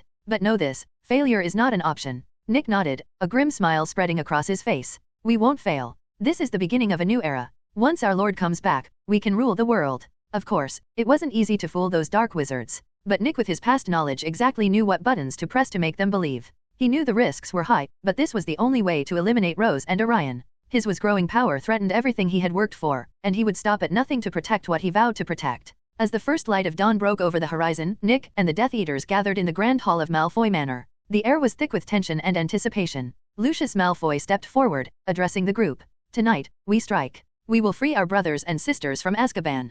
And soon, the Dark Lord will return to lead us to victory. I hope that I am doing the right thing. Nick could only clench his hand and hope. Orion wasn't expecting this to happen when he left Spain. Just under one day, things turn upside down. But he couldn't do anything but frown as he saw outside of the small restaurant, standing there both Aurors and Dark Wizards in separate partitions, ready to cut open each other's throats at the second notice. When his eyes roamed around the restaurant, he found the small culturally rich place quite charming. It was the same as it had almost been wrecked by the battle earlier, by his own spell no less. The entire section of the charming cozy place was brown away, making a gawking hole, the exact reason why Orion was able to see all those angry bloodthirsty wizards in the first place. The restaurant itself was empty, no one around, no one except 3 people. His eyes finally turned to the 2 old men sitting across each other, staring at him and at each other with much intensity. There were none other than Dumble, too many names Dory, and the failure of a Dark Lord Grindelwald. But it wasn't the fact that he was currently sitting alone with the most powerful and dangerous people in the world, which was bothering him, but rather how come this happened. Flashback. Rose Potter who? Grindelwald got confused, but only after saying this name 2 more times, did he feel that it was familiar, like this name he had heard somewhere before. Being the master of occlumency, something one must be if one has to be Dumbledore's opponent, he figures out why the name sounded so familiar to him. It did because that girl was supposed to be the so-called savior of the magical Britain. Vanquish the Dark Lord in her infancy and all that bullshit. A sneer appears on Grindelwald's face. Yes, the supposed savior, right? No, not her. Grindelwald said, not hiding his disgust at how magical Britain really believed that the little girl was responsible for Voldemort's vanishing. He wasn't there to see what happened, but even an idiot wouldn't believe that an infant can do that. Dumbledore saw the mocking tone of Grindelwald but didn't care about that. For him what mattered the most was Grindelwald was not after Rose. I am not talking about her. I am talking about that boy. Grindelwald sighed as he looked a little relaxed when he said this. Which boy, Gellert? Whom are you talking about? Dumbledore asked with suspicious settling in. And that was when Grindelwald, that old bastard, turned the tables on Orion. That boy, over there, he said as he pointed exactly on Orion's direction when he was still in disguise of John Wick. Flashback end. After that Orion had no other way but to stay there, because it's highly likely that Grindelwald knew who he was, so even if he gets out of there, which he certainly can do, Orion knew that this sooner or later will come back to bite his ass. Boy, how long are you going to stay up like that? Grindelwald asked with an amusing tone as if this was funny to him. It's my magic, what do you care? Orion retorted. Well, I certainly care. If you really are Orion, then I, being your magical guardian, certainly need to know why you suddenly appear in this country. 1 minute, I remember last year something similar happened. You went to America. How is that even possible? The magical trace should be locating you. If you leave the country, then we should be alerted. How come you are roaming here in Spain and no one knows? Dumbledore said, half concerned and half scolding. Orion did believe either half. TCH, this all because of Grindelwald. This old man, he is infinitely closer to his grave, but he has to make my life tough. Orion sends a sharp glare at Grindelwald, who only smiles back charmily, making Orion want to hex him right now. Alright, let me remove this first. Orion sighed, accepting his defeat on this one and removing his disguise, but to only the two of them. People outside will still see him as John freaking Wick. As the distinguish lifted, a handsome face with black hair and blue eyes was revealed. The boy was 14 years old, but due to his build, he looked a little older, like around 16 or so. Dumbledore just purses his lips and glares at Orion. Orion himself didn't care, but seeing that he most likely would be dragged back to Hogwarts if the old man used his magical guardian card, he didn't retort. Instead, he turned to Grindelwald and asked, "How you find me?" That was the only thing currently running in his mind. Interested, huh? Well, you see, Mr. Ambrosius, my eyes, besides being a standout feature for me, also have other uses. The Johnny Depp lookalike said with a knowing smile. Dumbledore too understood what he was talking about. His eyes can let him see through magic, and even the future Merlin slowly chipped in from the side. He too was interested in this eye of Grindelwald, so he kept on observing. A seer. Orion frowned. Why are you here, Orion? Is this something to do with Grindelwald? Are you somehow related to the incidents that happened last year? Dumbledore asked, wanting to know whether Orion was somehow connected with the figure who was doing all those robberies last year or attacks in America. After all, Orion was present there last year, and now he was here when Spain was in disarray. But, above all, the person who he fought last year, that dangerous figure being connected to one of his students, was making him worry. Huh, what are you talking about? I got nothing to do with this old man here. Orion immediately replied as he pointed at Grindelwald. I can vouch for that. Grindelwald replied. And when it comes to that robbery and all, I have no idea. I went to America last year for the same reason I told you, and today I am here in Spain to get some information. Nothing more, nothing less. Orion was clear about his stand here. Seeing no deceit in his voice, Dumbledore also sighs in relief. If only he knew that the attack at Gringotts was indeed done by Orion last year. Then why are you here? What kind of information do you want that you illegally infiltrated inside a war-torn country like this? Dumbledore was still going firm, giving his best disappointed grandfatherly look. Sigh, well, you will now know sooner or later anyway. I needed information on vampires. Orion only said this, and the rest of Dumbledore figured it out on his own. Good lord, you are going after them alone. Dumbledore immediately shouted back. He knew what was going on here. He heard that vampires some time back tried to infiltrate Hogwarts. He got the news as soon as that happened. He was only glad that even though he wasn't in Hogwarts, nothing bad happened. He was about to go back, but upon knowing that nothing had happened, he stayed in Spain. Don't shout, I know what I am doing, okay? There is a reason behind it. Orion rolls his eyes. He didn't want to explain his history behind vampires, but there wasn't much option on his hands now. One thing was certain though, that from now on his staying undercover tactic not gonna work. Though he wasn't planning on keeping the status quo for long either. No matter how much Orion tried, he knew that the cat was out of the bag now. Once Dumbledore learned that he was going after the vampires, there was no way that he could let the old man stop irritating him, to the point that he even has to explain his history with the vampires and why they are targeting him from the very first year they joined Hogwarts. The fact that a vampire who could use magic attacked him, killed his dog, and even tried to kill him, but he somehow stopped his spell and killed the vampire instead. That was also the reason why he had so weak magic at the start. The fact that they have been targeting him for 3 years now even made Grindelwald, who was mostly listening to both Dumbledore and Orion quarrel with amusement on his face, raise his eyebrows in surprise. His eyes sure show him the future, but that is not under his own control. It's on the eye and the magic itself, on what he really sees. Thanks to the eye, he saw Orion and what the boy could do for the magical world. He knew now that the wizarding world was in danger. The same entity which betrayed him before and had been causing chaos in this world for so long time was finally ready to take action, to come back, to take control, to devour everything. And the boy in front of him was the only one who could stop that. Pursing his lips, Grindelwald's amused look disappeared when he thought about this. So, you were also there when that attack happened in Gringotts? Dumbledore said with much tense voice. Oi, I told you about my bad blood with vampires and how I fought one when I just turned 11 with magic. I told you how they have been after me since then and how I beat one when I just turned 12 and even tricked the rest of the vampires. I told you how they even come to Hogsmeade and even inside Hogwarts looking after me. And you only care about me being there when that bloody bank was destroyed by that dragon. Orion retorted with a little snort. Ahem, Dumbledore caught and took a deep breath. He really shouldn't care about something like a bank under attack when one of the students from Hogwarts is getting targeted by vampires, but Dumbledore with a side glance looks at the destruction which Orion did before he and Grindelwald came here. He really couldn't stop himself from pitying those vampires. They practically shoved their own foot in the furnace. If anyone had told him vampires targeting Orion or any other student of Hogwarts, Dumbledore would surely have acted, but after seeing that destructive magic, he didn't feel like acting. What's the point of doing that anyway? But that situation changes if Orion himself goes and fights with those vampires himself. I understand, you are unhappy and worried about your friends because of what happened in Hogwarts. Vampires and Dementors came so close to students, it's really our professor's mistake. But Orion, you have to calm down. No matter how strong you are, no one alone can defeat an entire vampire colony and come out of that alive. Even I couldn't in my prime. There are not only powerful vampires in there with numbers of hundreds if not thousands, but there are elder vampires. These vampires are all transcendent ancient monsters. Almost every big colony have one of them. They are the reason why even the wizards don't directly take action against them in their colony. Those elders are as strong as wizards like me or Gellert here, but that only in their turb, in the shade away from the sun. This ancient elder vampire must be the vampire holding the first blood. Remember what I told you about them. They are strong. If they really exist there, then we might have to change our plan to attack the colony. We at least can't do that alone. Merlin, who unusually was keeping his silence, spoke out, reminding me of what he said about vampires and their origins. Hearing this, Orion nodded, and he remembered what Merlin told him about their origins. So he too realized what Dumbledore was talking about here. This really does change things. Definitely, this will make his target extremely hard. But this also gives him a lead through which he can find out why exactly those damn vampires are really targeting him. Orion fell into a contemplation, not knowing what to do. His confusion was visible on his face, making Dumbledore relieved. After all, if there is one person in the entire Hogwarts who doesn't listen to his words like the Holy Gospels order itself, then it's this boy in front of him. I will come with you. Suddenly the voice came, crumbling the building persuasion Dumbledore worked so hard to build in Orion. Both snapped their heads to one blonde grandpa/Dark Lord. Grindelwald looked solemn. He said the words with much amusement in his voice, but Dumbledore could see it. Grindelwald didn't just offer this helping hand for nothing. He was after something. However, even before he could refute on behalf of Orion, being his guardian and all, and warn the boy about his past boyfriend's manipulative ways, Orion spoke up.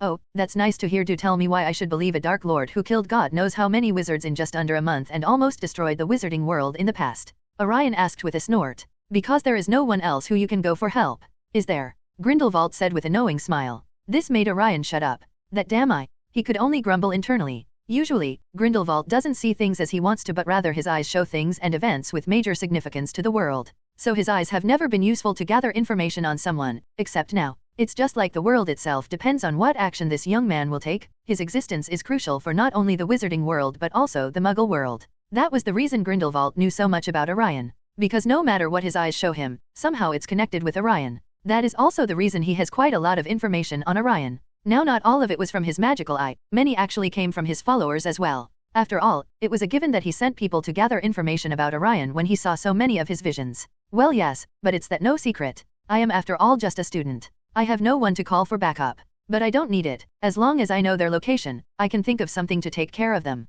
Orion huffed. Though he previously really thought about this, now he was unsure. However, he can't back down in front of these two. It's better than his next action remains as much as unpredictable as possible. Especially when these two old men are concerned. Gellert, don't corrupt the young. Orion, stop thinking about this. I will not allow you to go after the vampire anymore. That's dangerous. Dumbledore said. I am well aware of the danger, but they are not gonna stop. This time they even came to Hogwarts. I have no idea what will happen next time if they are left alone like this. I have to find out why they are going after me and solve this problem from the root. Orion stood up. He didn't intend to waste his time here anymore. Child, wait, this is serious. You are not aware of what you are up against here. Dumbledore panicked. He realized that the ward secretly he put up around the small cafe was broken the moment Orion stood up. It was not Grindelwald. Dumbledore was sure about it. He was suspicious that he couldn't stop Orion from leaving if it came to that. Why stop the boy, Albus? He is saying the right things. Those vampires are dangerous and possess more danger than either of you realize. Grindelwald stood up as well.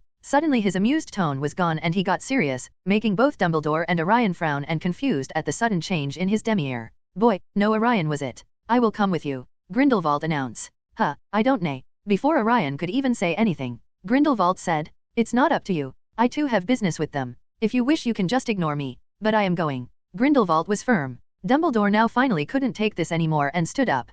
Gellert, what are you planning? Why you are pushing this boy to his death? Dumbledore shouted angrily. Death? No, Albus, I am doing no such things. On the contrary, I am trying to save him, Grindelwald said, once again making the other two frowns. And just look at the boy, do you really think he is the type who will listen? Grindelwald once again had his amused look back as he saw Dumbledore's eyes twitch with frustration. Noticing that the two old men would most likely will follow him, Yuta decided to use the washroom and teleport out of there. And thanks to his law of space, no one was wiser. However, that didn't mean that he fooled those two old wizards. The boy is gone, Grindelwald said with still amusement in his voice. Dumbledore too no longer felt Orion's magical power. And though the boy was really good at concealing his magical power, Dumbledore knew for a fact that he was gone, due to the second ward he placed around the place. This wasn't a restrictive ward but rather a monitory one, seeing who is entering or going out of the small run-down and very much destroyed cafe they were sitting in. However, Dumbledore wasn't surprised. By now he had understood Orion's character to the point that he could predict what was going on in the child's mind. He is not inherently bad if all that nonsense that somehow generates inside his head isn't taken into account, but the boy has little to no regard for authorities or his own safety.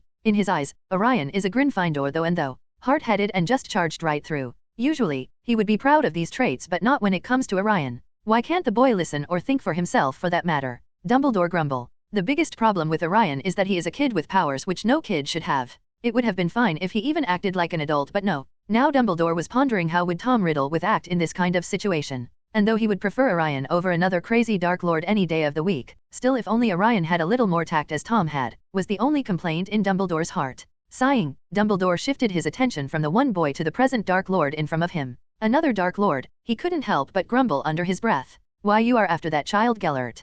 Dumbledore now was completely serious. There was a tone of threat in his voice as his magic also came to life. Me? Oh no, I am after no one. Grindelwald said with surprise, looking like he didn't even understand his friend question. In fact, I am here to know what I can do for him, Grindelwald said as he slowly moved out of the cafe, alerting all the Aurors and even the Dark Wizards when Dumbledore followed him out. Answer me, Gellert. You don't do things which a reason. Tell me what you are planning and how that child is connected to this, Dumbledore said as he took out his wand. He never intended to fight with Grindelwald, but the fight was inevitable. There is no way that they are avoiding this fight. He knew this just when he accepted Spain's request to stop Grindelwald. Grindelwald, upon seeing that Dumbledore finally had his wand out, just rolled his eyes. Sorry Albus, but today I don't have time to play with you. I after all am a man of my word. I said that I would go there with that child, and I intend to do it, Grindelwald said with a grin as he took out his wand. With the wand out he swung it, and as the wand swung around, blue fire suddenly came to life, creating a protective circle around him and the rest of the Dark Wizards. Protego Diabolica, a special spell created by none other than Grindelwald himself.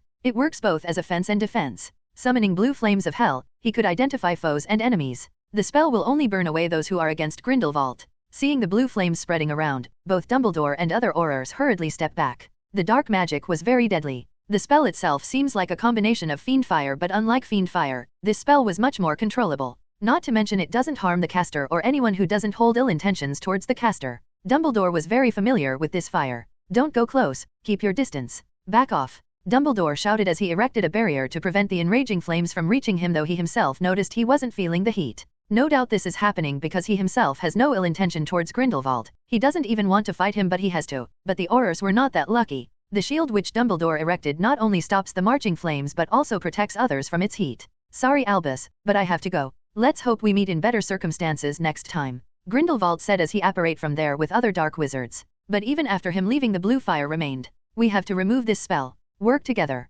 After Grindelwald is gone, this fire will go on a rampage. Stop it from destroying the alley, Dumbledore shouted as he cast Finite Incantatum. And the difference was visible. He alone removed half of the fire. Seeing this, other Aurors too came up and surrounded the fire, ready to cast the same spell and stop the dark magic before it spread. While that was happening, Orion didn't immediately leave the place. With masterfully hides his magical power, and teleports out of that cafe, Orion went ahead to the meeting spot he decided on with Javier. That man was the only reason he got spotted and exposed today. He better have those vampires' addresses with stamps included, otherwise he is not sure what he will do. He quickly made his way out of the magic section of the alley and entered the Muggle section, where he saw a man with a little black hair and well-defined facial features, wearing a white shirt unseat and on top of that a coat with little red added into it. This was none other than Javier. Oh amigo, you are finally here, Javier said as he looked relieved, though Orion felt more like Javier was about to leave him behind.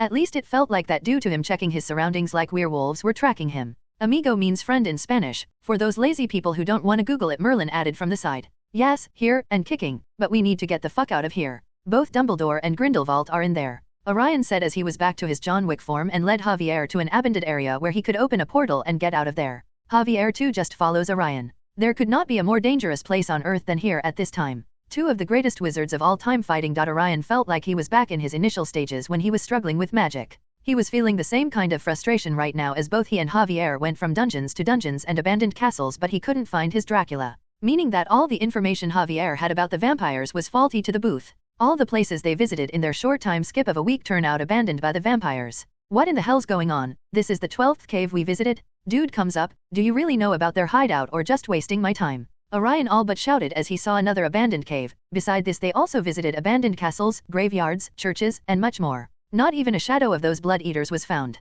Sigh, I too am surprised just like you. You also saw clear evidence of vampires living almost everywhere we visited not so long ago, but unfortunately, they all are abandoned. It's almost like someone much higher up in the food chain orders them to move together, Javier said with exaggeration on his face. He too was in disbelief at how all the secret locations of vampires were abandoned by them so quickly. Even the threat from the British Ministry for attacking Hogwarts shouldn't make them move like this. So the question is why? Orion hearing this had a dark face, knowing that this was not Javier's fault. He too clearly saw signs of vampires living in those places not so long ago, meaning that it's only recently that they move out. I personally don't believe that this was only before they faced threats from the wizards. There is something much bigger happening that we are not aware of. Something just doesn't look right. Merlin frowned. He felt that he was missing here, something but just couldn't pinpoint what exactly. It doesn't matter, this is the last place. I can already say it's empty seeing how I can't sense anything, but let's check it out anyway. Maybe we can find a clue. Orion said to both Merlin and Javier simultaneously as he looked at yet another abandoned place. This time it was a manor. Sigh. Both couldn't help but do that as they moved forward towards the manor. Orion was just internally laminating to himself. Because no matter whether he finds a clue or not, he has to return back to Hogwarts now. He just doesn't have any time left on his hands. Today was the last day of vacation. Why can't this school people give us bigger vacation time? I used to complain about this in the past, but now I even have a legit reason for this. I have to start a petition to increase this time by an entire month. Orion shouted inside his mind. Of course, otherwise how a student like you will track down a blood-sucking race which has survived for millennia and make them go extinct. Right. Merlin scoffed with a roll of his eyes. Orion on the other hand didn't even have the energy to retort back to the old man. Not only did he reduce the usual bickering with him by a lot nowadays, considering how dangerous of a situation they gonna face in the future, but he was also tired. Non-stop both he and Javier, as he practically drags the poor man with him, have traveled around to find where those damn vampires are. Both are tired. As Orion was getting closer to the manor, he suddenly felt a very small fluctuation of magic. It was so minor that anyone else would have not noticed it, but Orion's senses were razor sharp at this point.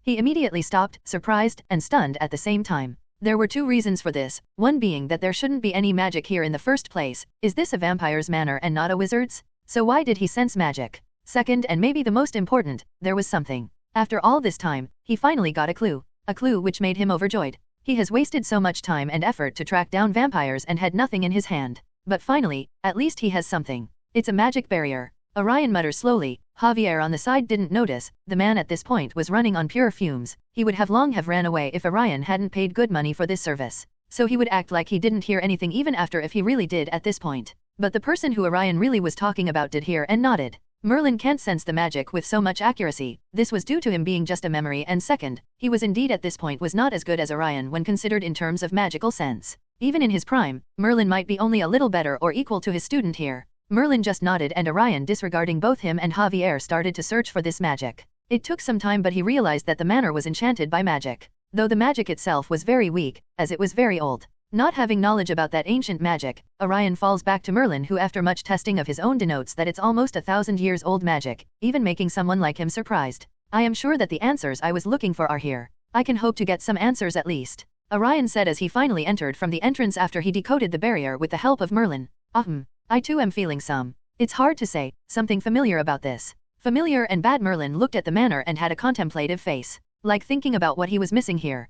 Javier, you stay here. It could be dangerous inside. If you wish, then you can go back now. Here, by the way, Orion said as he threw the bag full of gold coins to the man, stating that he was no longer needed. The manor, which Orion couldn't help but compare to a haunted place, surely at one point would have been a very beautiful home of someone important. But now it's nothing but only ruins. Surprisingly, the manor wasn't run down as Orion was anticipating. That ancient magic really has maintained this place from any sort of physical harm, but that was only limited to the physical harm. The place still looked haunted to the core. Spider webs, creepy insects, nests, vines, strange noises which creep the fuck out of you. You name it. AKA the perfect place to visit if you have a girlfriend and you are attention starved at this point. A little physical contact would also be there if you play your card right. Why the hell am I thinking of something like that right now? Orion just realized just how much sleep deprived he was. And though he could use magic to clean away from himself, but that could cause him a piece of important evidence which he didn't want to happen. Orion started to the outside of the manor, checking everything, both scientific and magical standpoint. Checking for any magical attacks, raids, even scent of wizards and vampires.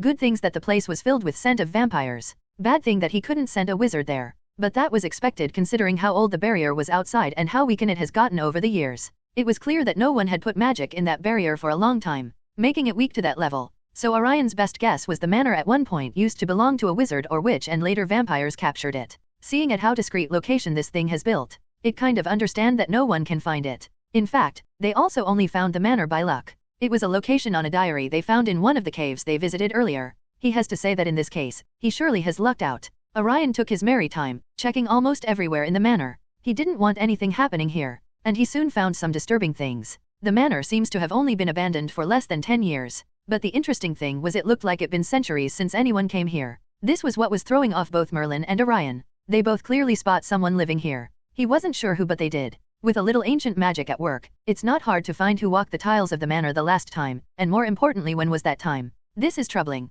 The manor looks abandoned for hundreds of years, but someone did live here just only 10 years ago. Someone who even had magic, otherwise there would have been no magical record in the wards. Those records only form when someone stays here for a long period of time, months or even years. Merlin laid down the facts in front of Orion. Both were rocking their brain to find out why someone would live in his kind of rundown place. Well, there could be many reasons, but that doesn't make sense. Why let the place rot like this? Even the most laziest and unhealthiest kind won't like to sleep with scorpions and bullet ants. Even vampires won't live in that kind of situation. The information is too little to determine anything right now. Let's keep looking. Have not even covered the entire manor till now. Orion, after not getting anything explanation about the situation with the limited knowledge he had, just shook his head and decided to explore the entire manor first. Exploration sound interesting, but in the magical world this could be deadly. Touch a single wrong things with curse in it and you are a goner. Ask Dumbledore, he knows. So no one, not even someone like Dumbledore, can be easygoing in places like this. But Orion is made different. He just draws all the magical power and absorbed it. Curse or no cues, it doesn't matter shit to him.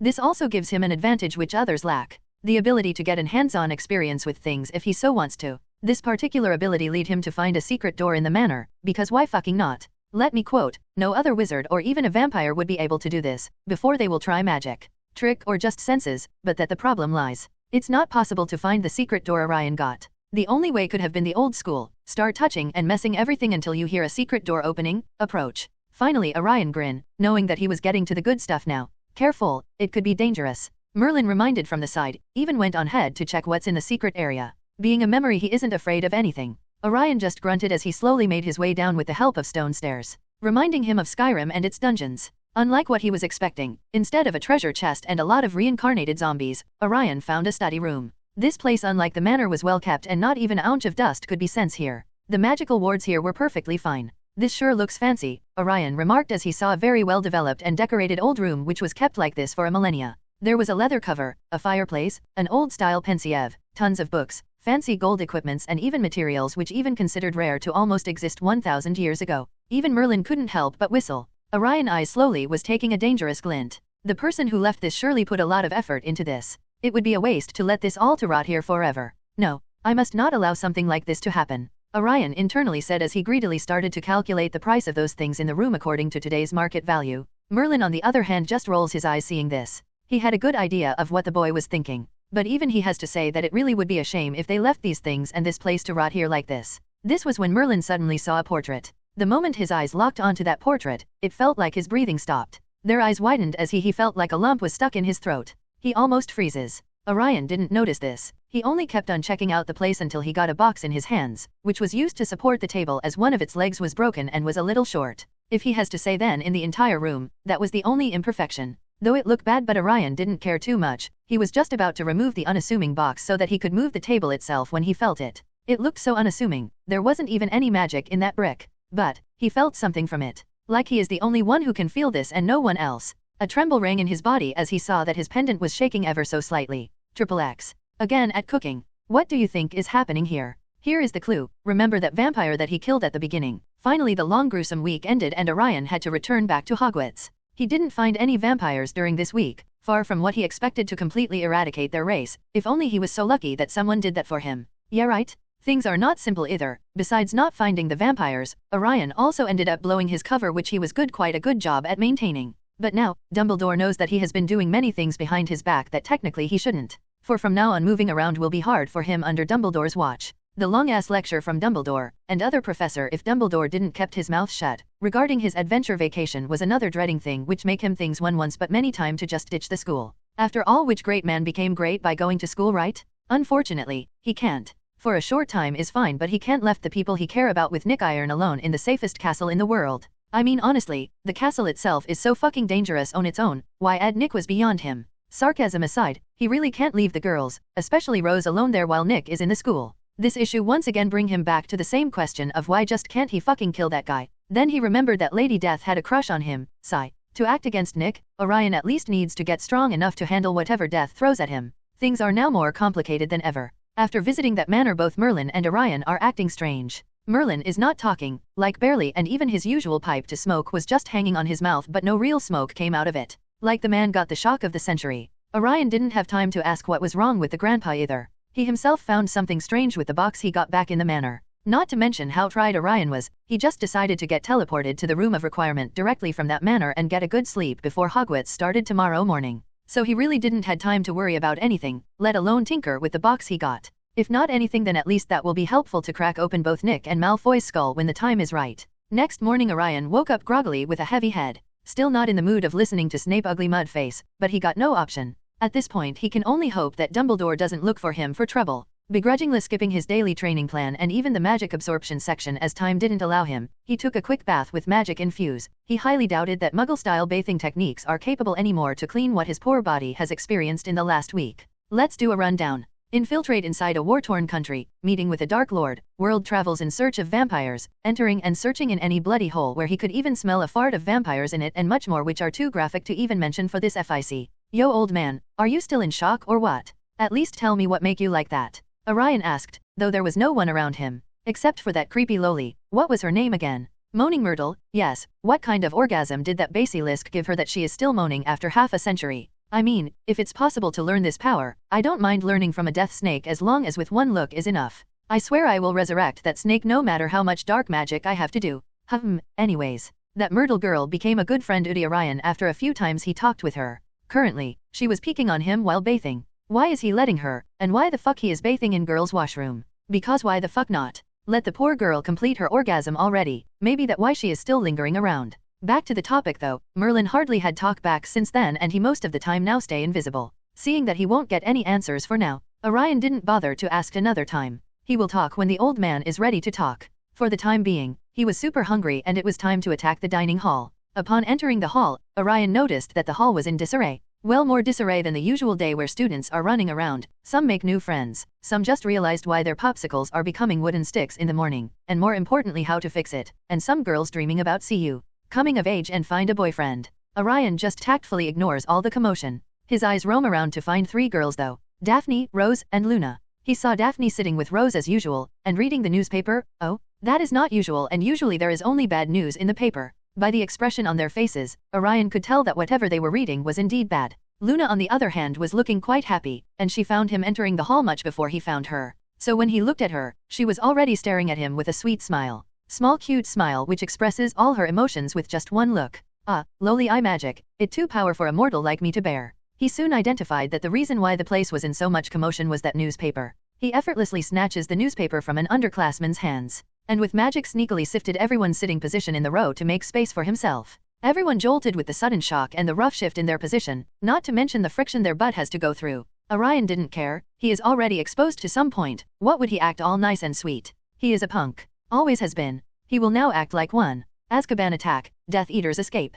Orion read and quickly closed the newspaper. Yup, knew it. It's always bad news. Grumbling under his breath, Orion looks around to find a certain someone whom nowadays he blames for his life problems. A certain boy sitting with Hermione. Why Emma why? He had zero evidence, but Orion's instincts were screaming to him that this incident is somehow connected to Nick. Sigh, I just can't seem to take a break. Orion mutters with frustration on his face, planning on showing his anger on food and completing everything on his side of line. And more than that, from now on, he was planning to go plus ultra on his training. Lack of power is stopping him from ending the source of all his misery from the root. Someone had said right. Weakness is the original sin. The news of what happened in Azkaban raised more chaos in the wizarding world than necessary. It was imperative that someone was behind this. Recently a Dark Lord came out of his captivity and raised Spain to hell. And now suddenly many of the followers of another Dark Lord who were imprisoned were released. Even a child will find something suspicious here, let alone the magical Britain and people from other magical communities. How they fixed this was the real question. For Britain, Grindelwald actually never have been a problem, at least not that big a problem. He never acted in Britain or caused trouble for them. Maybe indirectly, but never really targeted them outright. It was true 70 years ago and it was also the truth now. So the Ministry of Magic in Britain didn't care much. They surely had their own problems to deal with, like the upcoming elections and the shaky hold of Fudge over his position. He was desperately trying to hold his position as the Minister of Magic. So when Grindelwald attacked Spain, he wanted to use this somehow to his favor, only for the Azkaban to get attacked. Previously he didn't mind Dumbledore getting out of Britain. In fact, it was more beneficial for him, as in Dumbledore has always been a person who the normal citizens of Britain wanted to put into the Ministry of Magic. Of course, there is also the dark side which would never let that happen, but with light side and the grey, as grey side actually resonates with Dumbledore more than anyone from the dark side, it could really happen. So it was good that Dumbledore wasn't in Britain. Not anymore. With the Azkaban attack and many Dark Eaters released, Fudge has no other choice but to call Dumbledore back as soon as possible. Of course, that too was an issue, seeing Grindelwald and Spain was holding Dumbledore back in Spain. Dumbledore after all is not his subordinate that he can order around. In short, the entire magical world was currently at a boiling point. Because there is a possibility that right now, at best there is one Dark Lord who wreaking havoc and the subordinates of the other decreased Dark Lord join him. Or the worst might be that there are two Dark Lords out there, making plans to control the world. More possibility that they are even working together. Surprisingly, the life of a Hogwarts student didn't change much due to this recent happenings. Orion woke up in his usual time, completely uncaring of what happening outside in the world. Going back to his morning routine, he felt a little relaxed. Recently he has flipped on the serious mode in him. The majority of his time he was training and working on getting stronger. Of course, the biggest thing currently he was working on was mastering the law of matter. And he was failing in it fantastically. I swear, it's even harder than to convince a girlfriend that his boyfriend wasn't cheating on her with her totally MILF mother. And before the single dog's curse MC read that line again, Orion was frustrated. He has started to enter his puberty period, meaning everything is frustrating as long as they are not hot naked girls, and on top of that he was getting nowhere with this second law. Hey, at least help me out here a little. He called for Merlin. Only for the old man, who was still thinking something, just gave him a blank look. I told you it. I know what you told me. It's gonna be hard. But come on, there should be at least something which can help me here, right? Orion whined. In response, Merlin just quietly went back to his pondering self, totally ignoring his student. Orion just grumbled at this. This was like how the old man had been since he came back from that manor. Shaking his head, Orion just decided to call it a day. He has wasted enough time on this anyway. We'll continue later, but right now it is time to get something to eat. His usual day nowadays has been followed a very basic routine. Wake up, exercise, eat, practice in class while others don't notice, eat, against the practice while others don't notice, practice outside class, and finally eat more, followed by more practice. Both Rose and Daphne complained that he was reverting back to his old self, who just liked to stay alone and study. Then what I am supposed to do? It's not like Lady Death is my personal tutor who will delay the test if I request. No, she is like the final exam, which no matter how much I dread or pray to be delayed or even cancel, will come and destroy everything. My mental peace, self-confidence, beliefs, determinations and aspirations.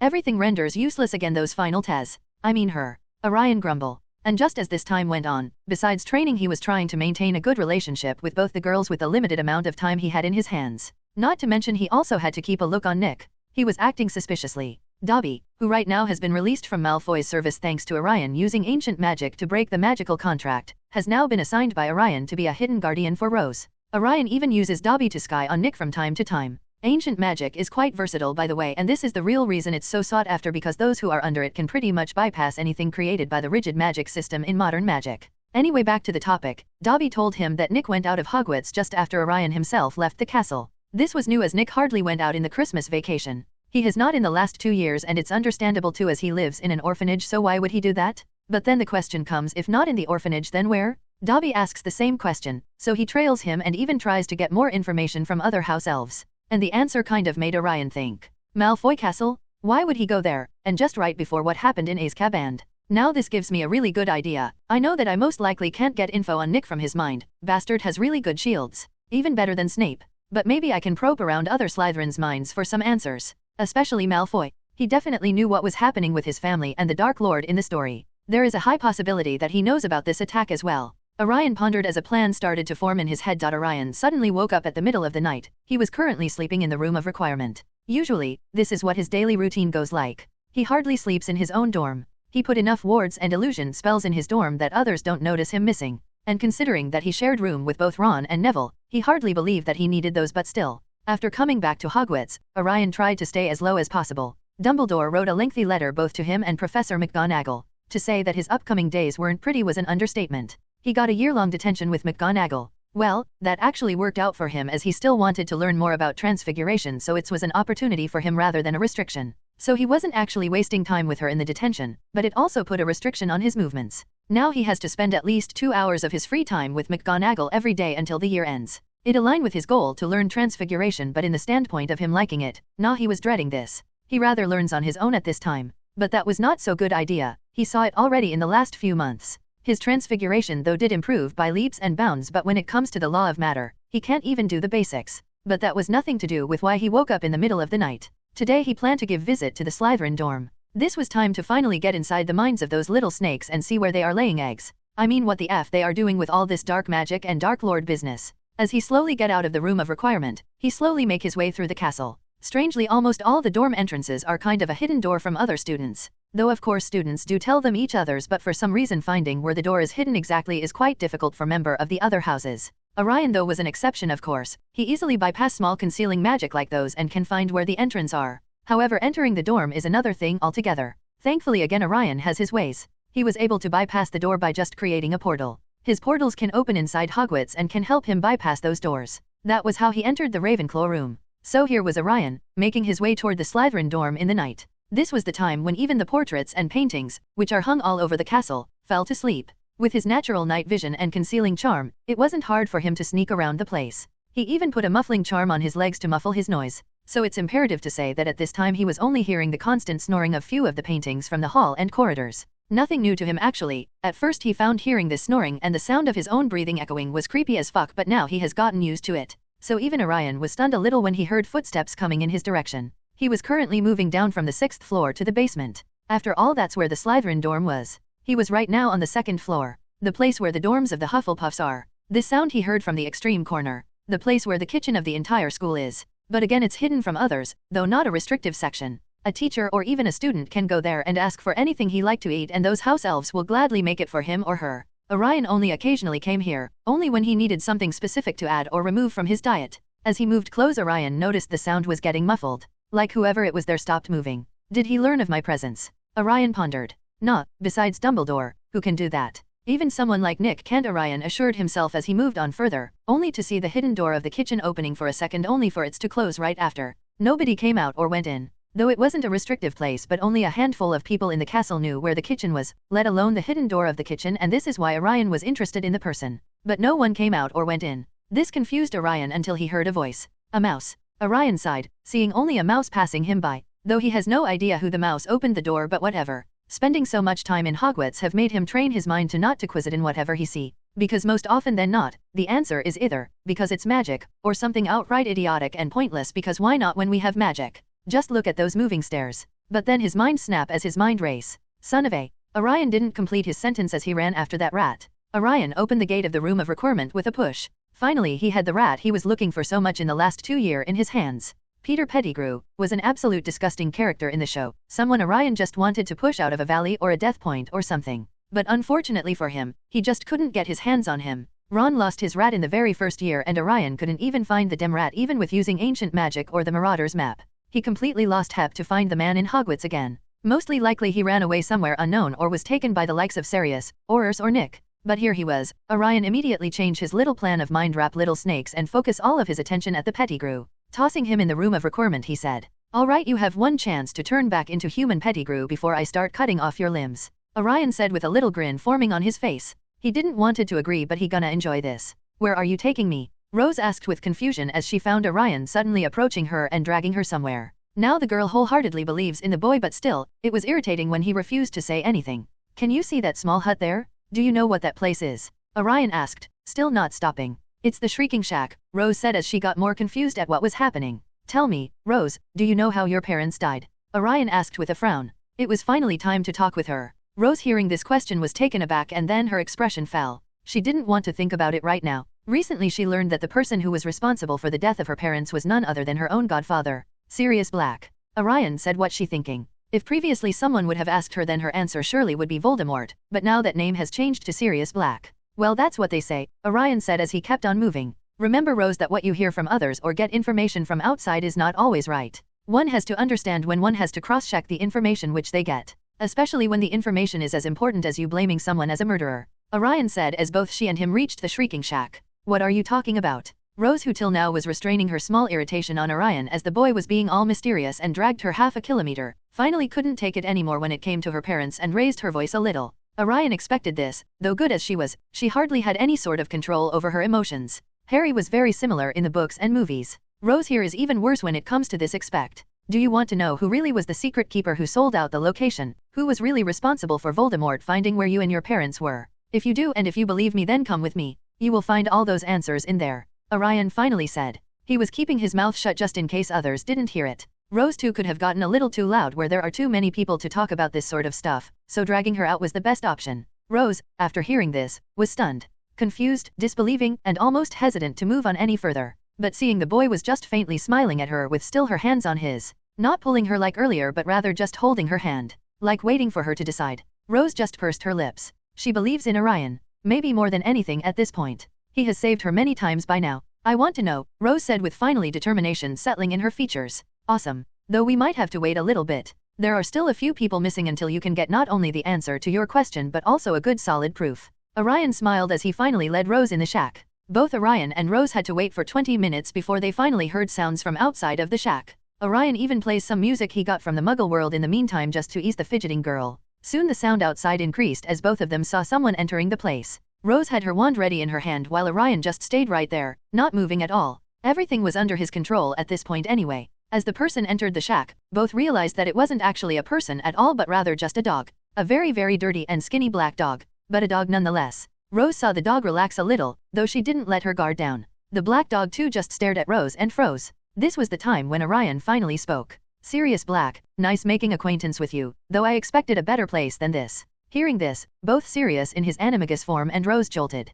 Quickly understanding who was in front of her, Rose immediately raised her wand towards the dog, only to find that her wand was not even in her hands. Not so quick, Rose. We are here for answers. Bloodshed can wait for later. For people who really deserve it. Right, Sirius? By the way, how long are you gonna stay like that? You are not helping your case here, you know, Orion said, surprisingly both Rose and Sirius. But Sirius quickly acted as both Orion and Rose noticed how the black dog in front of them turned into a once handsome man who was now just a former shadow of himself. Whoa, those makeup articles from the movies got nothing to the original. The man looks even worse than a beggar. Orion felt a little sympathy towards him, seeing the man who might been the reason why her parents died, right in front of her. Rose flinched but then suddenly felt that her hand was held by the boy beside her. With a smile sending silently towards Rose, Orion turned to Sirius and said, Sirius, though I know what is the reality but Rose here doesn't. I won't say anything. Say what you want to say. Only after that I will say what is the truth with proof. Orion said as he stood there letting the man say what he wanted. Sirius was concerned about the boy holding Rose's hand.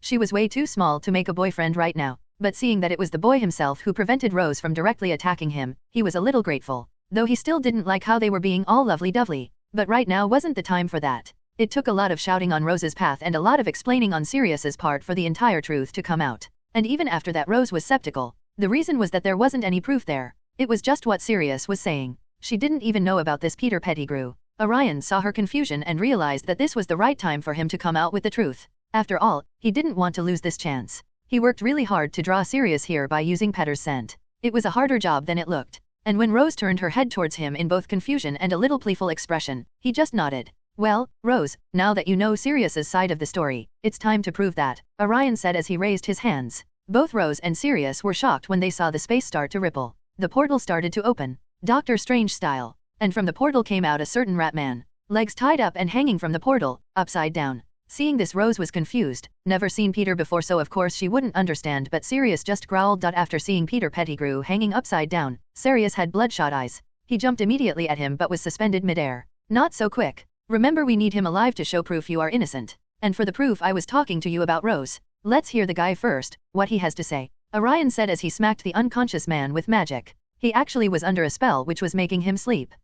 What? What happens? Pettigrew woke up with a jolt, looking around for a specific person. He completely disregarded both Rose and Sirius. Right now only person he was staring at and cowering at was Orion. So lab rat, are you ready to tell the truth or need more dosage? Orion smirked as he said. No please no. Don't do it again, please. I will speak. I will speak. Pettigrew said, almost looking broken at this point. After seeing him even Sirius was taken aback. He compared both his and Peter's condition and honestly, there wasn't much difference. What did you do with him? Rose couldn't help but ask. Nothing much, I made him stuck in his rat form, the very same which Ron had and then closed both him and Mrs. Norris together. Orion smiled with a genuine smile on his face, though it wasn't looking that innocent anymore. That's it, he talks just by that much, Sirius asked, clearly wanting his share of the payback that he had to give to the rat man. Oh no, he told the truth before that, everything. This was after he was done talking. Well, what day? It doesn't matter. I rather have our culprit here and not go into a shocked state by mentioning his condition for the last 2 days. We still need him, right? Now both Rose and Sirius look at Pettigrew, not sure whether to be angry with him or pity him. However, after seeing that sinister face, the only expressions on their faces were anger. Now talk Peter. Or I have to shock little Peter, Orion chimes, trying to look like he will willingly do it, just need a reasonable reason. I will talk, please just ju, don't that. Tears mix with snorts and a strange expression appears on his face. So talk, Orion said now with a cold tone. Yes. It took some time for that rat to spill out the entire truth to Rose. This was when Rose was shivering, not sure whether it was because of anger or sadness. Suddenly her hand snapped towards her side where her wand was supposed to be, but it wasn't there. She remembers and then snaps her head towards Orion. Where is my wand? She asked. Here. Orion raises his hands showing her wand. Give it to me, Rose said as she almost snatched it from Orion's hand. But it was Orion after all. Even someone like a vampire is not that fast enough to do that. Orion Ambrosius, give me my wand, Rose almost shouted. It was not a secret why she wanted that back. That was the first reason why Orion stole it from her. Honey, first thing, it's Orion D. Ambrosius. That last D matters more than the entire wizarding world combined. And secondly, we need him alive, so no, you can't kill him, Orion said as he constantly moved his hand away from Rose so the girl didn't snatch it from her. It was actually more competition than he was expecting. The physical exercise he was giving her surely worked. Rose wanted to shout, but she knew that just a look from Orion would just remove her voice. Once this man in front of him decided, he not gonna give up. Otherwise, she doesn't have to lift dumbbells every day. He made her do it. She purses her lips tightly, not sure what to do. All that anger was boiling inside her and had no way to be released. Ultimately it only ended up turning into helplessness, frustration, and sadness. Tears broke out of her eyes. She couldn't contain it anymore. Seeing this, Orion just sighed. The only thing he could do here was to embrace her. Well, he didn't have to, as she grabbed him herself. Sobbing and breaking down, Orion pondered what to say. He never was good at consoling others. But before he could even say anything, he senses someone coming. He felt a powerful magical signature coming towards them. He immediately erected a shield himself, Rose, Sirius and unfortunately Pettigrew as well. They still needed him. Boom. Just after that, the door of the shack was destroyed. Orion erected a ward just so that no one came here while they were there. But that ward was to stop normal people. The person who came was different. Powerful dark magic blasted the door open, only to see a familiar face in front of them. Both Sirius and Rose were taken aback by the sudden explosion of the entrance. Instinctively both again tried to reach out where usually they would hold their wands, but there was nothing. There is no way that Sirius can get his hands on the wand, and Rose's wand was with Orion. Pettigrew didn't care much. Even now his biggest fear in the room was Orion, and that wasn't changing until someone like Voldemort himself walked in from that door. Orion might be the only person who was ready for this. He immediately swipes his hand, activating magic instinctively so that he can erect a barrier to protect both Rose and Sirius, and unfortunately for Pettigrew as well, they still wanted the man alive. Once the debris from the explosion died down, finally the face of the person responsible for this explosion was revealed. Green eyes and black hair, a handsome boy of Orion's age was standing there, wand in hand, and beside him was a beautiful girl. Both were from Slytherin. Of course, this was none other than Nick Iron and Hermione Granger. Orion knew who was coming, so he before anything erected the barrier and pulled all three people he wanted to protect back. Ambrosius, hand over Pettigrew. Before even Orion opens his mouth, he quickly comes up with thousands of things to annoy Nick, but unfortunately, Nick seems to be in a hurry. He said as he pointed his wand towards Orion, not even acknowledging that there were more people behind Orion. That kind of makes sense, as Orion might be the only person he actually feels threatened by. He can certainly handle almost anyone in Hogwarts. The only two people he will think twice before starting a conflict with at this point will be undoubtedly Albus Dumbledore and Orion D. Ambrosius. Orion didn't speak. He tried to understand what Nick was really after. Questions like why he knows about Pettigrew, what he wants from him, how these guys find them, and how he comes to know that Pettigrew was taken away by him. There were many questions in Orion's mind that he was trying to make sense of. Nick most likely is somehow connected with Death Eaters, if what Dobby said and what happened in Azkaban is any true, and if that's the case, then it's natural that he would know few things about the fellow Dark Wizards. The real problem though is why he knows that Pettigrew is here. He might be the only person who should know. Even in the movies and books, Harry learns about this through the Marauders maps, and then Sirius tells him later on. And even if Nick knows about Pettigrew somehow and just exactly how, he also knows that the rat was taken away by Orion. What in the world did Nick need Pettigrew for in the first place? Since when did the Dark Wizards start to be friends and comrades? Harry, please don't do this. This is madness. It doesn't matter who kills him. It can just end either way. Hermione from the side only whispered in Nick's ear. Only enough voice that Nick can listen to. But they both underestimated what Orion's senses were capable of at this point. That name. Dejavu. Even someone like Orion was stunned at this point. He let that shock come to his face, but anyone could tell that he was stunned, as he was almost like a statue for a few seconds. Good thing that Nick didn't attack at that time. Both Sirius and Rose were behind the barrier Orion erected. Seeing this, Rose had a complicated face as she saw Hermione there with Nick, while Nick had his wand directed towards both her and Orion. And Hermione did nothing, just stood there. Sirius was shocked for other reasons, mainly at Orion's excellent wandless magic. He just opened a portal in front of him. At first he didn't give much attention as he saw Peter and lost his temper, but now he just realized just what kind of magic that youth used. That is no magic they learn in Hogwarts. In fact, no one has that kind of teleportation magic in the wizarding world period. And then there was this powerful barrier he erected without using the wand. Who is this kid? What the only question in his mind. And when it comes to the Slytherin boy, well, there is always exist one Slytherin to play the villain's path in all generations, so what's so new about it? He will talk about his grand plan of world domination until Hero hexes his ass until they resemble a baboon's back. Story end. Orion took only a few seconds to reboot and he quickly put all these questions at the back of his mind. He would get answers to those questions even if he had to get out of this bastard's dead body, but right now he needed to know why he is here in the first place. Iron, why are you here? As you can already see, for some time, I have not been in the joking mood. You better have a good excuse for drawing that wand on me, Orion said as a massive amount of magical power radiated from him. The so-called shaky shack was really shaking at this point as the excessive degree of magical power came out of Orion. His eyes glow with magical power. A few cracking sounds echoed as the weak ancient floor of the shack started to crack up. Rose, Sirius, and Pettigrew weren't able to sense this magical power as the barrier that Orion was holding up prevented magic from passing through it. Hermione and Nick though were sweating bullets. Nick internally lamented. Both Orion and Nick are somewhere around that level 3 advance when it comes to magical power. Nick even increases his power with dark magic after the last time when he fought with Orion. But still, they could sense that Orion's magical power was far greater. This was because Orion was using the law of presence, and when someone uses the law, their magical power improves thanks to the inclusion of natural magic around the area. Nick though didn't want to give up. He brought all his power up and with the dark magic raised his magic to match Orion's magic. Though he was still lagging behind and could barely just protect himself and Hermione from Orion's magical outburst. Pettigrew, I want him, Nick said with determination on his face, facing straight at Orion's eye, not backing down. And why should I care what you want? I find him, never heard finders keepers. Orion let out a joke anyhow. I am not joking, you have no use of him. Give him to me and demand whatever you wish, Nick said with a cold tone. Oh, well that's more like it. That is how should the trade work. But you have nothing which I wanted, Orion said as his senses spread around, searching for more people who might be ready to ambush. But there was no one else. This was building up the tension. Tell me how you find him. Where did you find that rat? Nick said as there was clear anger on his face. It was clear that he too had much payback that he wanted from Pettigrew. Nope, you first. Why you even know Peter Pettigrew? What is your relation with him and why you are looking for him? Orion said, and he started to recall the information which Pettigrew gave him. How he was chased right in his first year in Hogwarts when animated cats and dogs made out of black magic came after him inside Hogwarts. He was almost caught one time but he escaped and even left Hogwarts entirely to save himself. It was clear that someone was targeting him inside Hogwarts. Orion now was getting a clue who that someone might be. It has nothing to do with you, Nick snapped, sounding angry. Harry, stop.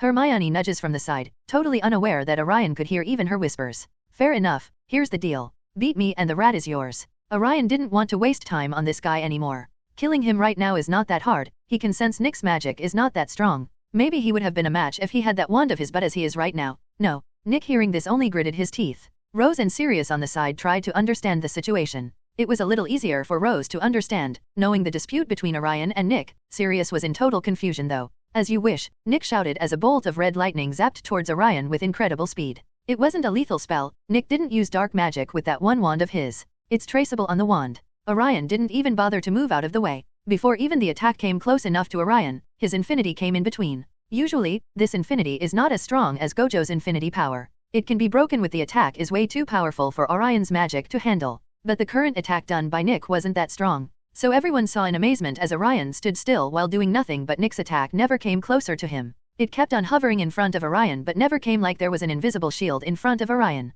So what are you planning? I wouldn't advise killing him before we understand what his deal with death or you yourself is strong enough, Merlin said. Strange how he before said to kill the guy. Killing is out of the table, death and all, but kicking his ass blue and green, I am down to that, Orion said. There was a little anger which was leaking from his face. This bastard is the reason for many of my problems. Even if nothing, I will at least get one punch on that cold face of his. Sigh, petty revenge, but I like it. Get that fucker. Both Orion and Nick were looking at each other with ferocity in their eyes. It was easy for anyone to say that if they ended up fighting then they were not gonna stop until either one was dead. This was in fact a little strange for Rose as she wasn't clear about their history. She just knew that Orion didn't like Nick, but the boy never told her why. She first had a hunch that this had something to do with Hermione completely switching sides from red to green. But now upon seeing how they were behaving, that assumption was looking shaky at best. After all, Hermione was standing right there but Orion didn't even look at her once, let alone mention her. If this was really about Hermione then that wouldn't be the case. This was both complicating and reassuring to Rose. Complicated because Orion's dislike for Nick, which at this point almost looked like hate, didn't originate because of Hermione. So, if not for her then why? What the hell did Iron do for Orion to treat him like that? It is reassuring because this explains that Orion didn't like Hermione like she was afraid he did. It's not like she is happy that he hates her or anything, but if he likes Hermione then it really would be hard for her to get Orion. Orion previously has saved Hermione many times, like when that troll attacked her or when he punched Voldemort who occupied that professor's body, just to save the girl. So, she always thought that Orion was like Hermione. They both are Muggle-borns and both are geniuses and many other things. While Rose was pondering and wasting her time on these pointless things, Sirius on the side was sweating bullets. Though he couldn't sense any magical power thanks to the barrier Orion put in place to protect them, Sirius too had seen his fair share of magical fights to say how strong both the boys were in front of him. The fact that their magic was taking a physical form due to how strong both of their magic was also a reason why Sirius was so worried. He usually has seen this kind of magical aura in 3 people still now: Dumbledore, Voldemort, and his own grandfather. Seeing this level of magical power emitting from 2 boys who might not be even half of his age was both humbling and frightening.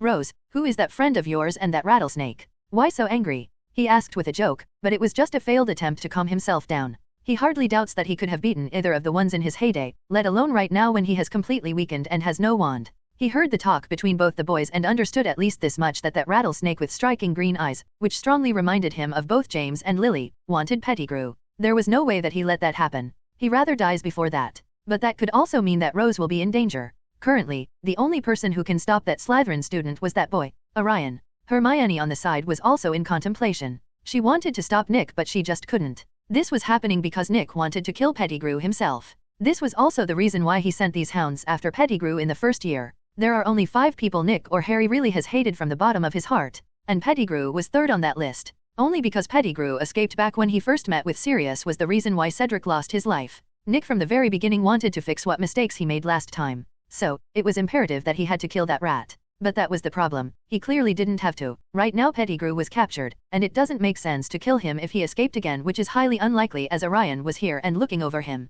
But Nick just wanted him dead. He clearly doesn't have to, but he wanted to. So when he learns through the tamed creatures that Pettigrew is back in Hogwarts, he again springs up to capture him again, only for him to disappear again suddenly. And the rest was history. The moment he learned that Pettigrew appeared in the Shrieking Shack, he this time ran here by himself to kill him. And the biggest things which Hermione was fearing happened. This was just like the last year. Both Orion and Nick were once again face to face, killing each other all over again. Get that Fuyuki. That last confirmation was totally unnecessary, but Orion smiled nonetheless, seeing it coming from Merlin of all people. He plans to kick this Harry Potter lookalike ass no matter the case. And now that he heard Hermione suddenly calling him Harry of all people, it would be a crime if he didn't go after this. Believe me, Ambrosius, you don't want this. This has nothing to do with you. My grudge with him, let me tell you, that's personal. So choose. You want a pointless fight over a person who you yourself don't like much and might even kill yourself if the situation demands it, who has nothing to do with you, or avoid the fight? Nick asked, still his wand pointing at Orion. Oh really? Did that rat sell your parents' lives too to the Dark Lord or something?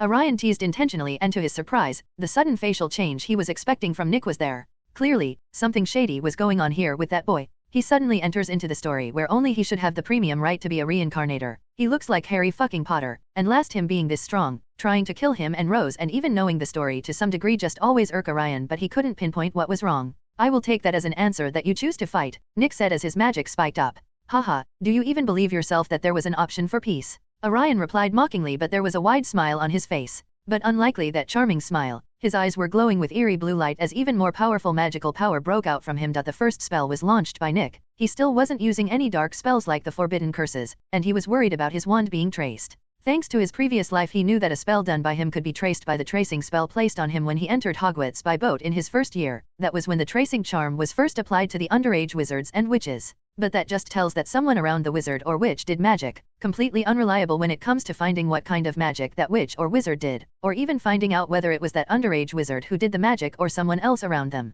That was exactly how the last time was traced by the ministry, and all that court shenanigans took place. But to preciously know whether it was the wizard who used the magic, the ministry has to check the wand. That is why Nick didn't want to use any dark spell from his wand. He long avoided that tracer charm in the first year, but his wand being traced was still an issue. Expelliarmus, Nick shouted as the red light left his wand, heading right at Orion. Orion with just one swift of his hand deflected the spell with ease. Orion then pushed his right hand towards Nick, who was standing pretty far away, but to his surprise, he felt the punch in his gut. Huff. All the air from his lungs out empty with just one punch. It was almost like Orion's had a stand. Though he only acted like punching Nick from pretty far, but somehow the punch got connected. That force punch, you like it. I transfer the impact of the punch through space, directly towards the target. Orion grinned. This was one of the gimmick attacks he made in his free time. It was a gimmick because, with just an adequate shield around, anyone could block those magic punches. And to no one's surprise, Nick immediately put a shield around him. Orion wasn't disappointed. Nick knows much about magic, even if he didn't say that. It's most likely that Nick would figure it out by the next time he uses that again.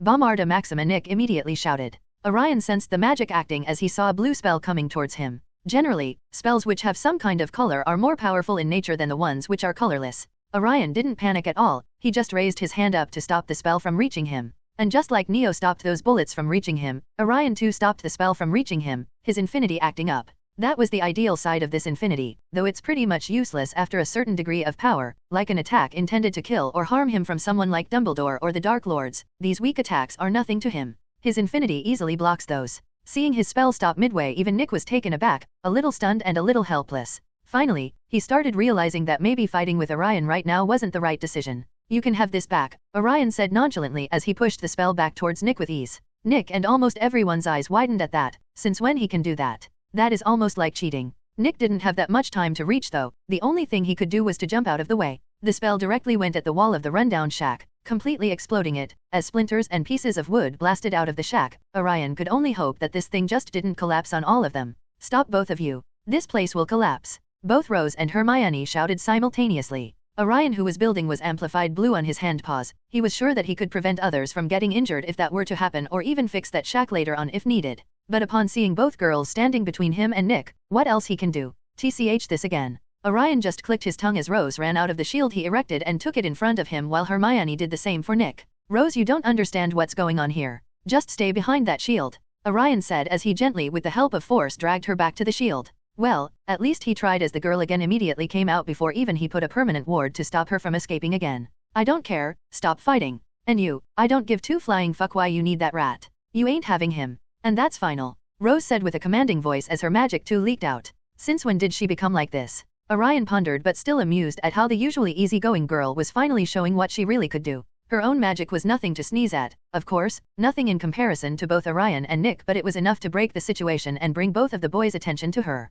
Nick on the other side didn't even care about what Rose was talking about. To him, that girl was just someone he wanted to kill, and he could kill her easily if not for Orion being there. Yes, stop this nonsense. Lower than wand, you too, Oreo. Hermione took the initiative after seeing that the boys were now at least listening to them thanks to Rose. She shouted as he raised her own wand towards Nick to show that he had to attack her before he did anything else. But when he was about to talk with Orion, those extremely blue eyes shining at her made her stop. She was still feeling guilty after doing what she did to Orion last year. Now this has been an entire year since then. She never got to talk with Orion at this time. There was a hesitation in her voice. Orion naturally notices this hesitation. He just wanted to use force and drag her out of the way. He rather not have history repeat again like this to save Nick. But Rose was also standing there. Girls, why it's always girls. Orion rolled his eyes with much irritation. Yes, irritating, Merlin replied, but didn't feel like he was giving much attention to the fight or Orion himself. Rather, he was observing Hermione for some reason. Narrowing his eyes, he just shook his head. That felt familiar for some reason. Fine, I will give you one chance to explain what the hell is going on here. Don't think I will let either of you walk out of here just like that after how this guy just barged in and demanded things from me. The moment I find your explanation not satisfying or any of you make any shady moves, I will go Sukuna on you, aka cutting both of you in pieces. And when I say it, I mean it. Orion said as he raised his hand towards an old stool on the side, only for the next second that things to cut down into small pieces of wooden cubes. He even added the devil's tongue to make them understand what was going on. That a load of bullcrap, Orion replied with an irritated face, almost shouting. He just got a made-up reason why Nick wanted Pettigrew, and that too from not even the boy's mouth. It was Hermione speaking while also making Nick calm down on the side. Orion wasn't interested in these pointless lies. His patience also had a limit. He really was expecting some answers, like why the boy was targeting both him and Rose, why he needed Pettigrew, why he attacked them out of the blue, his resemblance to Harry Potter, and much more. And what did he get? Nick found out about Pettigrew's real identity in the first year and planned to capture him. He wanted to reveal his real face to everyone back then, but Pettigrew ran off. Nick tried very hard to find him, but he was no longer in Hogwarts. Today as well, he came here only because he was afraid that Pettigrew had some dark motives. Then the attack in Azkaban. We just want to make sure that he didn't hurt anyone in the school. We wanted to help, that was Hermione's explanation. Sorry for the language, but now I started to regret not killing this bitch back then with Nick. Though I know it's just my irritation and anger speaking, but damn girl, can't you even come up with a more sounding lie than that? And what the fuck with Azkaban? It was your boyfriend responsible for that attack. You have the gall to bring that here in this conversation. Orion was barely keeping his mouth open and cursing her to next Sunday. It's most likely that even she is unaware of Nick's deeds. Usually, that is what happens with underlings. Nothing but tools. Merlin added. Ah, I suddenly remember Danzo of all people. Fuck. Orion internally shook his head and focused on the matter at hand. Hearing Orion's refute, Hermione, who was making up a lie, shut up, even though she knew that this lie wouldn't work on someone like Orion. Maybe it will work on even someone like Dumbledore but not Orion. After all, Nick outright targeted Orion and Rose. Especially Orion, going as far as to set up a trap for him to kill him. Let Iron do the speaking, Granger. It's obvious that you yourself are not fully aware of the situation or are just too delusional to see the facts, Orion said as he turned to Nick with an intense look. Tell me, what exactly do you want? Why target me and Rose? What is your end goal here? I know that it was you who attacked Azkaban. I know that you have dealt with Dark Eaters. Tell me. Orion asked directly now. He had enough of this game. He just wanted answers now. Now he has more important things to do besides playing detective and finding his motives. Soon an old hag who refuses to die will attack the planet and he might be the only shot this little blue orb has to keep sustaining the life. Nick though just kept his silence. He didn't intend to say anything, he just kept looking into Orion's eyes contemplating whether to fight the boy or leave here with Hermione. He knew that his chances of winning were low, but running away, that he can. Keep the rat. But remember this, if that rat escapes then there will be a hell to pay, Nick said as he turned around. Walking up to the blasted door was concealed under an illusion. He said those words not even pondering what exactly Pettigrew would do which would cause such things. Reviving Voldemort? He himself plans to do that to handle Orion. Kill Cedric? Why would he? There is no reason as again he plans to revive Voldemort himself so those events in the canon won't happen again. He himself didn't realize but the dark magic had already started to affect him mentally, otherwise, he would have thought about it before acting, and he wouldn't have just charged right in here without thinking.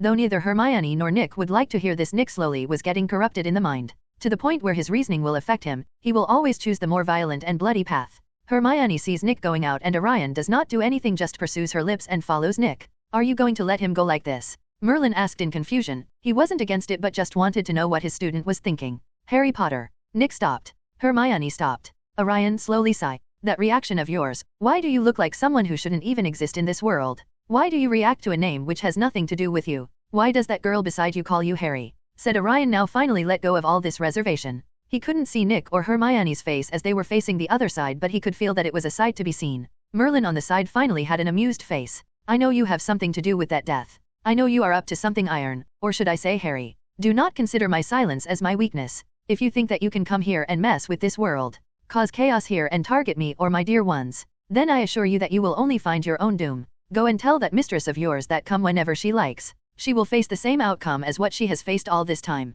For thousands of years. Orion said, leaking out his magic. He didn't care anymore. Nick just stood there with a shocked face and trembling body, not understanding what was going on. No one is supposed to know his real identity besides Hermione. Did she betray him? No? Then what? He can't say but. His hand slowly went towards the wand on his side. There was a voice inside his head, telling him to kill. That if he doesn't kill then all of his plans will fail. That if he doesn't kill them once again he will fail to save others. Once again everyone he cherishes will die in front of his eyes. A shiver ran through his body, somehow simulating him to act, defend himself, his future, their future. A seductive voice tells him that just killing one person could save him a lot of pain. Why wouldn't he do it? Rose, Hermione, and Sirius were confused, stunned and completely out of the loop at what going on here respectively. Orion just narrowed his eyes, waiting for what Nick chose. He too was ready. Maybe only Merlin at this time could see who was the owner of this seductive voice. But he kept his mouth shut. All in due time. Hermione reacted first. Nick, let's G. And that was the Avada Kedavra.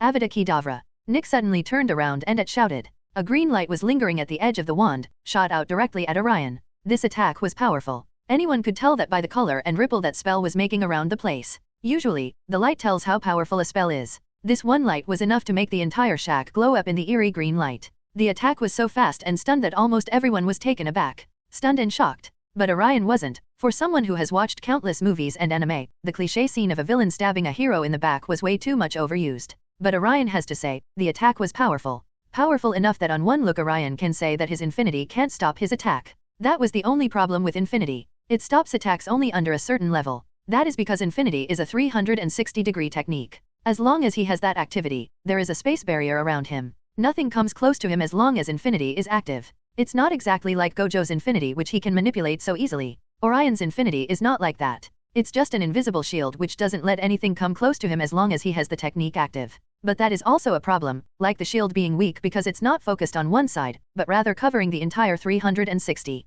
And yes, it's not exactly a shield, but it works like that. As long as something comes close to him when the technique is active, infinity will increase more space there, practically making it feel like the object stopped in the air, but in reality, it's moving, just more space is appearing right before it can cover the distance between itself and Orion. So yeah, it's pretty hard to keep it active for a long time, so Orion only has it when fighting and it's useless under a certain level of attacks. But again, he can always focus his shield in one place. This is something which he has to do consciously like a spell and not an automatic shield which once activated he just has to provide with magic. So that's what Orion did. He raised his hand up and blocked the green light coming at him. He was ready for the attack from the beginning, so there was no surprise on his part. The powerful spell was suspended in the air again, but this time Orion's hands were up, representing that he was actually working this time to stop the attack. Hey, Orion growled a little before redirecting the attack out of the shack. It blasted the wall and another wall of the shack was gone before others could know it. Rose, Hermione, and Sirius were stunned. They wanted to say something, do something, but before they saw Orion vanishing from his place. Orion, using force speed, closes the gap between himself and Nick in an instant.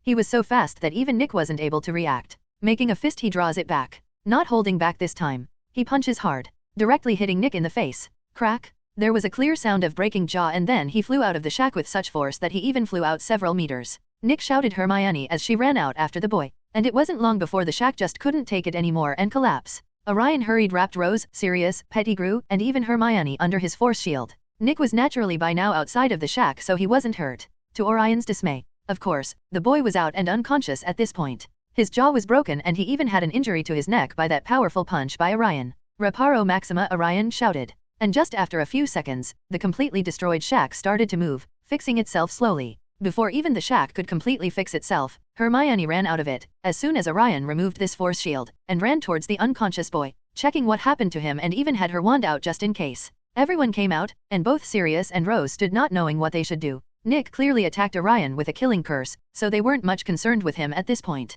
What did you do? Hermione asked with concern in her voice. Punch him really hard. Nothing compares to the killing curse, so don't worry, the bastard won't be dead. Unfortunately, Orion said with a cold voice. This was a good opportunity. He could just kill Nick and be done with it, but unlike what he told Nick before, he really wasn't ready to fight off death. Killing Nick right now might really bring that entity here. Gritting his teeth, Orion just started walking. Tell him when he wakes up. If he goes after me, Rose here, or anyone close to me, I will kill him, doesn't matter who is backing him. Orion said with a commanding voice to Hermione as he moved out with Rose and Sirius, which is followed by Rose giving him a glare like asking him what the F going on here. Of course, she still didn't know, just like Daphne. When it comes to Sirius and Pettigrew, Orion decided to give Pettigrew to Sirius. It doesn't matter what he decides to do with him now, it doesn't matter to him anymore. Sometime later. So both of you really want to know what's going on. I mean, you guys now are strong. Not as much as I would like, but way better than what you were at the start of the year. Orion asked. Yes, anything and everything you know, both Rose and Daphne reply firmly. They were apparent about knowing what was happening with both Orion and Nick, now more than anything.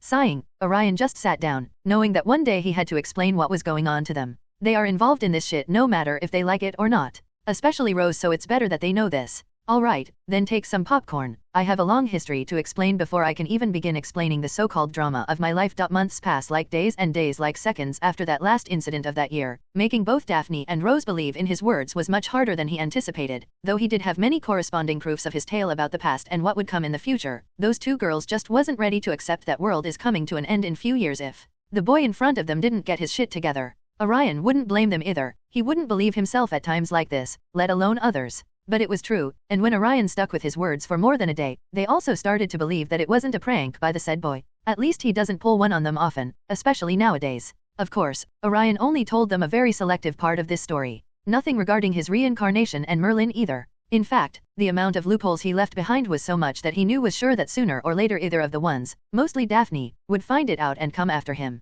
But that was fine, as long as they knew his goal was achieved. Believing or not wasn't exactly important. All Orion wanted from them was that they remain vigilant of Nick from now on. Nick himself was in the infirmary for a few days. Orion really got him good there. Entire jaw shattered to the point that if it was a normal hospital then maybe he might never have been fully cured. But magic is, well, magical. And Madame Pomfrey is just something else when it comes to healing. Make her younger and give her bigger boobs and you have it Tsunade in hand. Hell, she was blonde when young. Anyways, after that day, Iron kept his distance from both Orion and Rose. Maybe this had something to do with Hermione, as Dobby after then on spend more time spying on Nick, and hearing some not so pleasant conversation between those two. Orion wasn't sure what they were talking about as Dobby wasn't able to understand all that shouting and trying. That with Dobby explaining it in his own house elves way, so yeah. But needless to say, Orion after that didn't get any problem from Nick. Good thing because Orion wasn't lying when he said that next time he would kill him. Can he? Yes, of course. Does he want to? Even more than losing his V-card at this point. Should he? No. The problem of death was still there. Orion wasn't strong enough to handle her.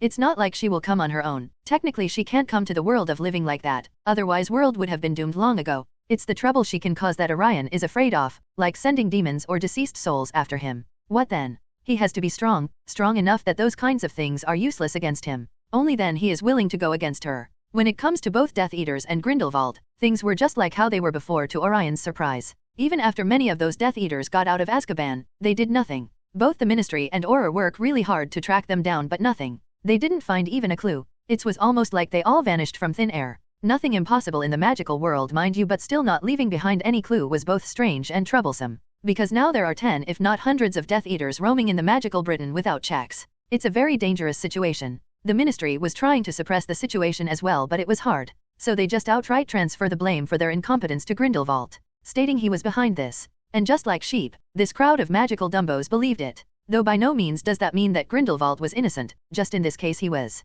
In fact, he was making more trouble than ever, raiding many of the cities, both magical and muggles alike, capturing strongholds and gathering force. Dumbledore on an urgent note had to come back to Britain, which gave Grindelwald and his alliance full liberty to be lawless as much as he wanted to. Many innocent died because of him. Orion whenever got the information through the newspaper just gritted his teeth. He met the man, he could have stopped him. But he too knew that he wasn't strong enough to have a 100% chance of winning. Everything comes down to that, I guess. Person strength. Orion sigh. Orion, what are you thinking? Let's go. Rose shouted as both of them with Daphne made their way towards the Hogsmeade station. This was finally the end of the third year of Hogwarts. Coming, though I have no idea why, Orion said as he rolled his eyes. Going to the train station was completely unnecessary as he wasn't gonna board it, to both Daphne and Rose's dismay. Orion had just teleported himself to the new place he had recently. That saved him a lot of time, but he came nonetheless. He wanted to send off both of his girls. Yup, his girls. He had much time to decide and couldn't choose one. I mean, who can choose between Jennifer Lawrence and Scarlett Johansson?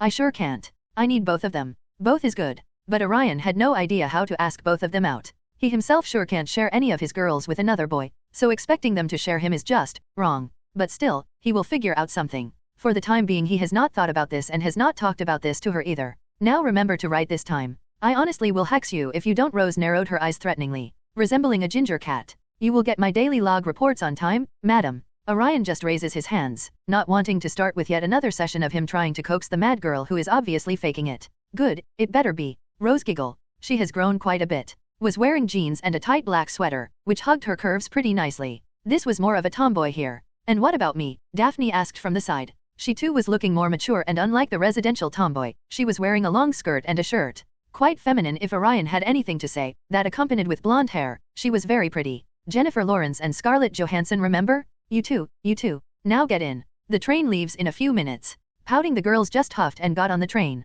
Orion helps them with their luggage while ready to teleport himself as well. Take care, all right? And don't do anything troublesome again for Merlin's sake, both Rose and Daphne said with a deadpan voice. Hey, that's not nice. Yeah, I am already dead, give me some rest. Giggling they just waved back to Orion as the train left. Once the train was gone, Orion too was ready to depart. You ready? Another long training awaits. Merlin smirk. Yeah, I will get Law of Matter in this time. That I vow. Orion purses his lips. His progress in Law of Matter was bare minimum at best even after all this time. So Orion was ready to go on another long training inside that time chamber. He just hopes that things have enough magical power to last him. Orion sighed and suddenly with a light vanished from his place. All right, take 6,969. Merlin shouted with a deadpan voice, almost eyes half closed as he yawned while reading a manga, which Orion got for him, especially imported from the US as right now Britain doesn't have those yet. Some may ask why the US? Well, because there they have the translated version. Strange as both Merlin and Orion learn Japanese to compare different types of magic originated from different states and places,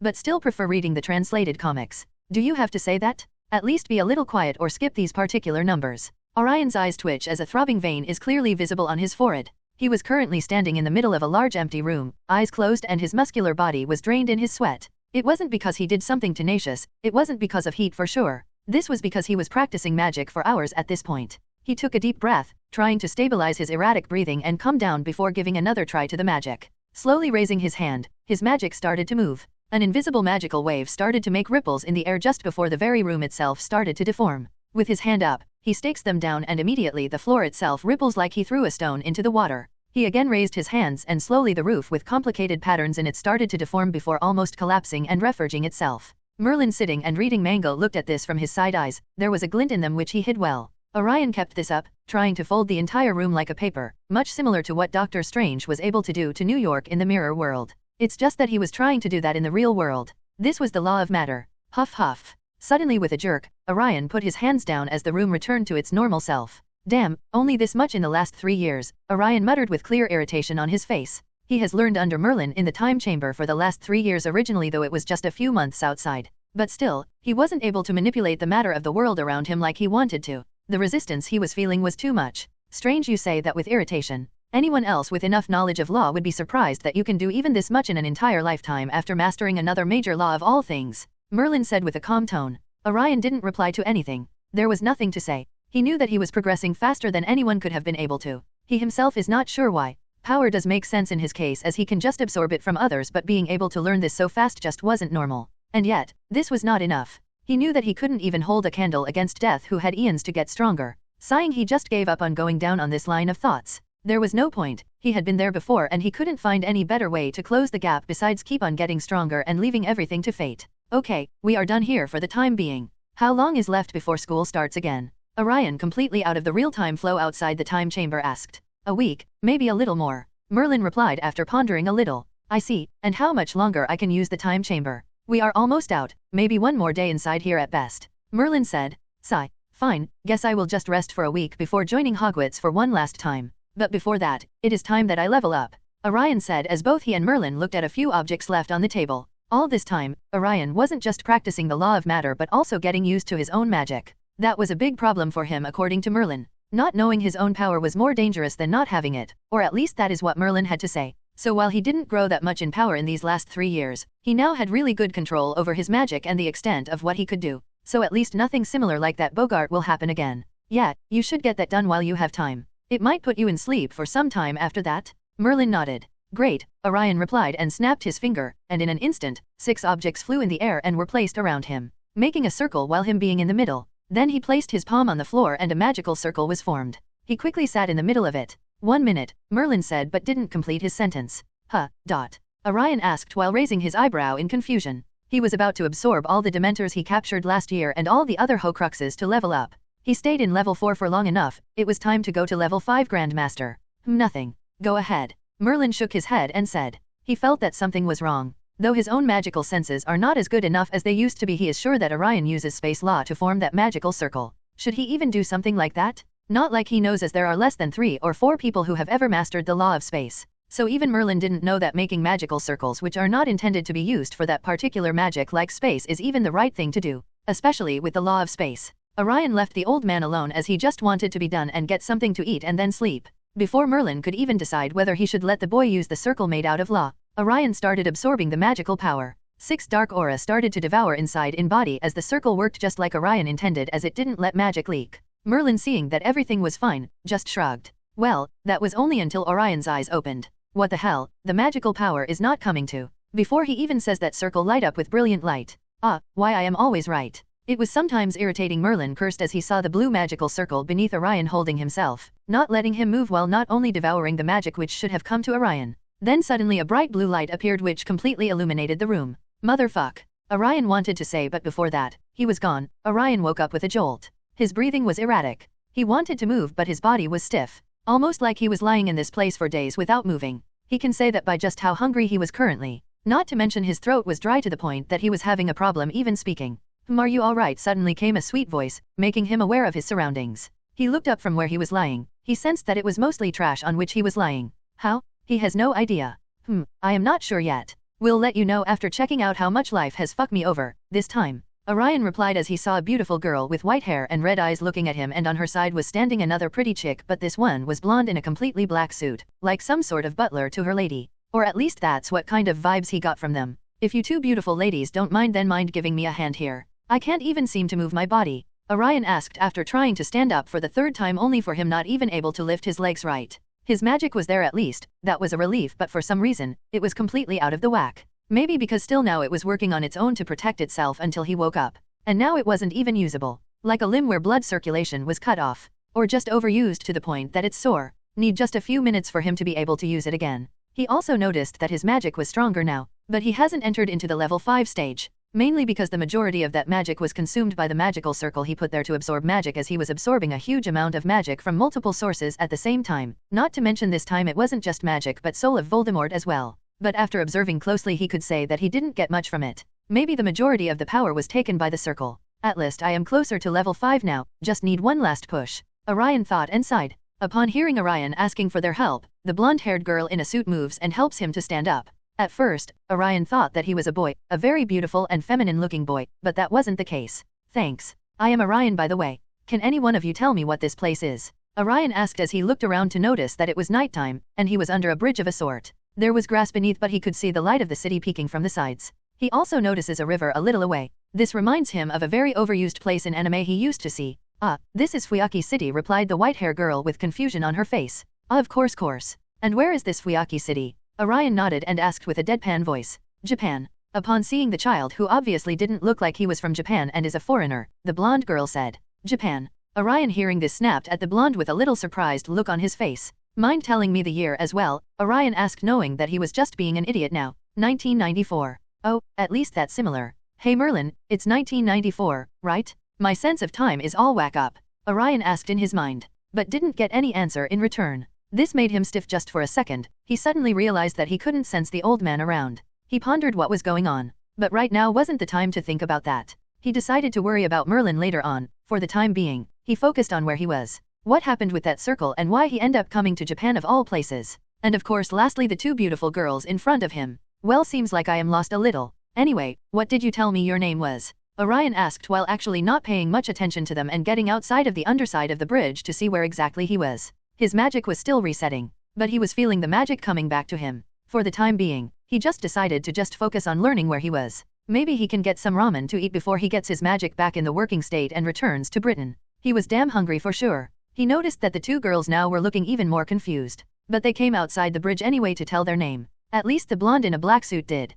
Before any of them could even say anything, however, Orion, who was trying hard to control his magic again up to the degree that he could at least sense his surroundings, actually sensed something. His eyes widen. Surprisingly, this was also the time when the blonde also looked at the same place where he sensed the magic power coming from. Now that I can sense magic to some degree again. This girl has magic, no, both of them. Witches. Hell, now that I look at them, they don't look Japanese at all. In fact, this blonde girl looks more British than me. Orion complained. But right now he was pondering what he should do. Should he follow this magical signature when he himself can't use his magic properly? He was sure that in another 10 or 20 minutes he would be back to normal. But this was still an issue. I am sorry, but we have to go. That was when he heard the blonde girl saying this and taking the white-hair girl with red eyes with her to the same direction as he sensed the magic coming from. Ah, come on. At least tell me your name. SHSS. Whatever, I will just ask them when I get there. Orion decided to go and see what was going on for himself. He knew that there were magicals in Japan, but no one was that strong that he couldn't handle them. So he just decided to follow the girls. After that, he will get something to eat, and by that time his magic should be recovered to the point that he can go back. Orion quickly overtook those girls and ran in front of them. He was much faster than them, but he did notice that the blonde girl wasn't running as fast as she could have been. Surely this because the other girl, the white hair and red eye one, was slow. In fact, her physical fitness might be worse than some children. Orion thought about whether he should go with them. They didn't look like they were bad people, so he rather make sure that they were okay. But he decided against it as he knew that not all the magical as are physically strong like him. Their physical fitness just has nothing to do with their real power. Technically they shouldn't be any worse than some 6th year to 7th year student with the magic they have, though his magical sense was still wacky at this point, so he can't say for sure. Orion finally decided to run ahead of them. They might have helped him out a little bit, but ultimately he didn't know them, so it was better not to bother too much with their business. And yet all three of them ended up coming at the same place. Sure enough, they were also chasing the magical signal that I felt. Orion found himself in a shipyard. He could still sense the powerful magical fluctuation leaking from this place. In fact, now he could sense better as his magic was almost fixed. I have been waiting for a worthy challenger. Unfortunately, none came. None beside you? Suddenly Orion heard this and ran to the side where those girls were. He was trying to make some distance from those girls just in case they didn't spot him. In fact, even while coming to this place, he was hiding his position as much as possible. But upon seeing that all the action was happening on their side, Orion threw the idea of keeping those girls out of all the action, if there is any action that is, out of the window. He immediately arrived from where he heard the sound and saw the two girls standing while facing a man in strange clothing who had two spears in his hands. One small and one long. Is that a charm magic I sense? Orion saw the man with a little scrutiny as his magical sense was coming back to him and noticed a particular type of magic radiating from the man. His arrival was not silent. While he was keeping his distance, it was easy for him to hide his presence but not when he was so close. All three turned their heads to see him with a complicated look. Currently, he was not emitting any magic, as he kept a tight leash on his magic from leaking out until it came back in control, which was almost 80% done. Maybe just 2 or 3 minutes and he will have full control over his magic. And who are you? Asked the spearman with a cocky smile on his face.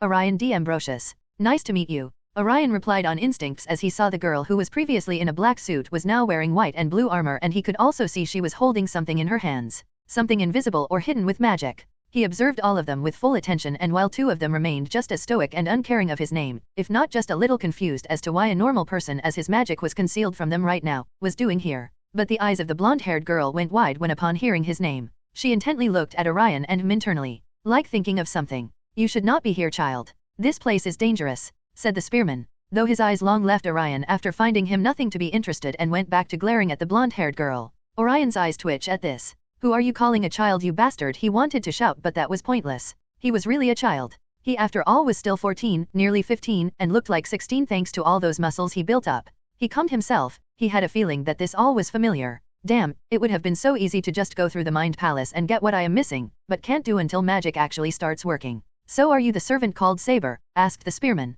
No, scratch that. I don't need Mind Palace to know what's going on here. But knowing and believing are 2 different things. Orion stood there stunned, not sure what to do at this point. Is this really fate? Fate/0 if I am not wrong. Shit, I don't remember that story that well. Never completed it in the first place. But more than that, is HP world connected to this world? Or do I come to another world altogether? That circle really did me dirty. Should have just made the damn circle with hand. Orion internally mutters, and then thousands of questions start to rise in his head. But Orion pushes all those questions down. Right now he just has to wait until his magic is usable again. Not to mention survive. Now that I think about it. Although I don't remember much about this story, but isn't this place supposed to be the worst place to be in this entire city right now when it comes to safety? Orion deadpan. Orion stood there as both Saber and Lancer as they introduced themselves before started to fighting. Seeing their fight, Orion too wanted to spar a little. Sparring became a really big part of his training in the last 3 years. He usually spars with transfigurated dummies. He slowly made his way towards the white hair girl who was standing, but that was when he sensed an eye on him.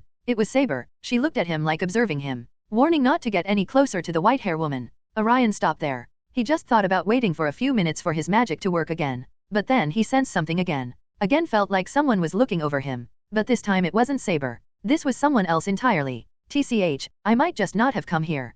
Kiritsugu Emiya was ready to take the shot. He was already hiding with his sniper to take out the master of Lancer. But unfortunately for Orion, he was currently under Kiritsugu's radar. Mia, is that child the master of Lancer? Emiya asked. I will use Emiya here as this is just easier to write and remember. There is no information about Lancer's master currently. It's mostly possible that he is one of the 2 mages who the Grail chose outside of the noble families, Mia said with uncertainty. Emiya changed the scope from thermal vision to zoom. He only saw a boy around 16 with a buff build, though his instincts were telling him that he was not that old. It was his build which was making him look older. Emiya looked at the situation and contemplated his next action. From such a distance, he can't sense any kind of magic coming out of that boy, and though his right hand was clear, devoid of any command seals, his left hand was covered with bandages for him to be fully sure. Now when it comes to a member of a noble family, then the master will never show himself like this in the open. But the boy clearly is not from a noble family. It's understandable that he will make rookie mistakes like this. There is a 70% chance that he is Lancer's master. Emiya pondered. In fact, this was the exact thing that both Saber and Iris were confused about upon not sensing any magic from Orion, thanks to his excellent control over his magic, and Lancer himself not recognizing him. They believed that Orion was nothing important. Orion was feeling that someone was watching over him. He tried to spread his law of presence to find that peeper, but the range was still not enough. Using law requires really good control over one's magic. So even if he is just off by 9% or 10% in his magical control, it became really hard for him to spread his law in the long range or to maintain it. Pursing their lips up, not finding anything and yet feeling the sense of danger, he frowns. He closes his eyes, focusing all of his concentration on infinity. He felt the magic was getting back to his control, but it just wasn't enough yet to pull off infinity like he usually does. He even gave up the live superhero fight happening between Lancer and Saber. But then suddenly he senses something happening. Something coming. Boom. Orion's sensitive ears heard a sound and his body instinctively moved. A projectile was coming at him from a distance at a very fast speed. But Orion senses it. Orion decided to pull a Maki here and extend his hand to grab the bullet midair with his hands with the help of his infinity. Duh. A muffled sound came from Orion's direction, making others look at him. Saber was already down by one hand due to Lancer's cunning, and when this sound came both snapped at Orion. In his hand, Orion was holding a long sniper bullet and a tick mark on his forehead. Others seeing this were surprised. Emiya more than anyone. Seeing the boy grab the bullet with his hand was the last thing he was expecting. There is no way that boy is normal. Doesn't look like a mage though. Maybe a servant, he pondered. Mia, who was also keeping her eye on Orion, was stunned with a face of disbelief. Saber, Iris, and Lancer all look at Orion's direction. They first thought that it was some sort of attack, but when they saw the pissed-off look of Orion and his grumbling while holding a sniper bullet in his hand, they had no idea what to think anymore. Upon seeing that there was a sniper here, Saber immediately retreated back to Iris to protect the woman while Lancer too got cautious. Fuck. I knew something was off. But a sniper. Come here, you bastard. Orion shouted as his magic roared out. He was now angry. He knew that something was wrong with instincts alone, but hell. A fucking sniper. He extended his hand in the direction of where the bullet came from and felt his magic spreading.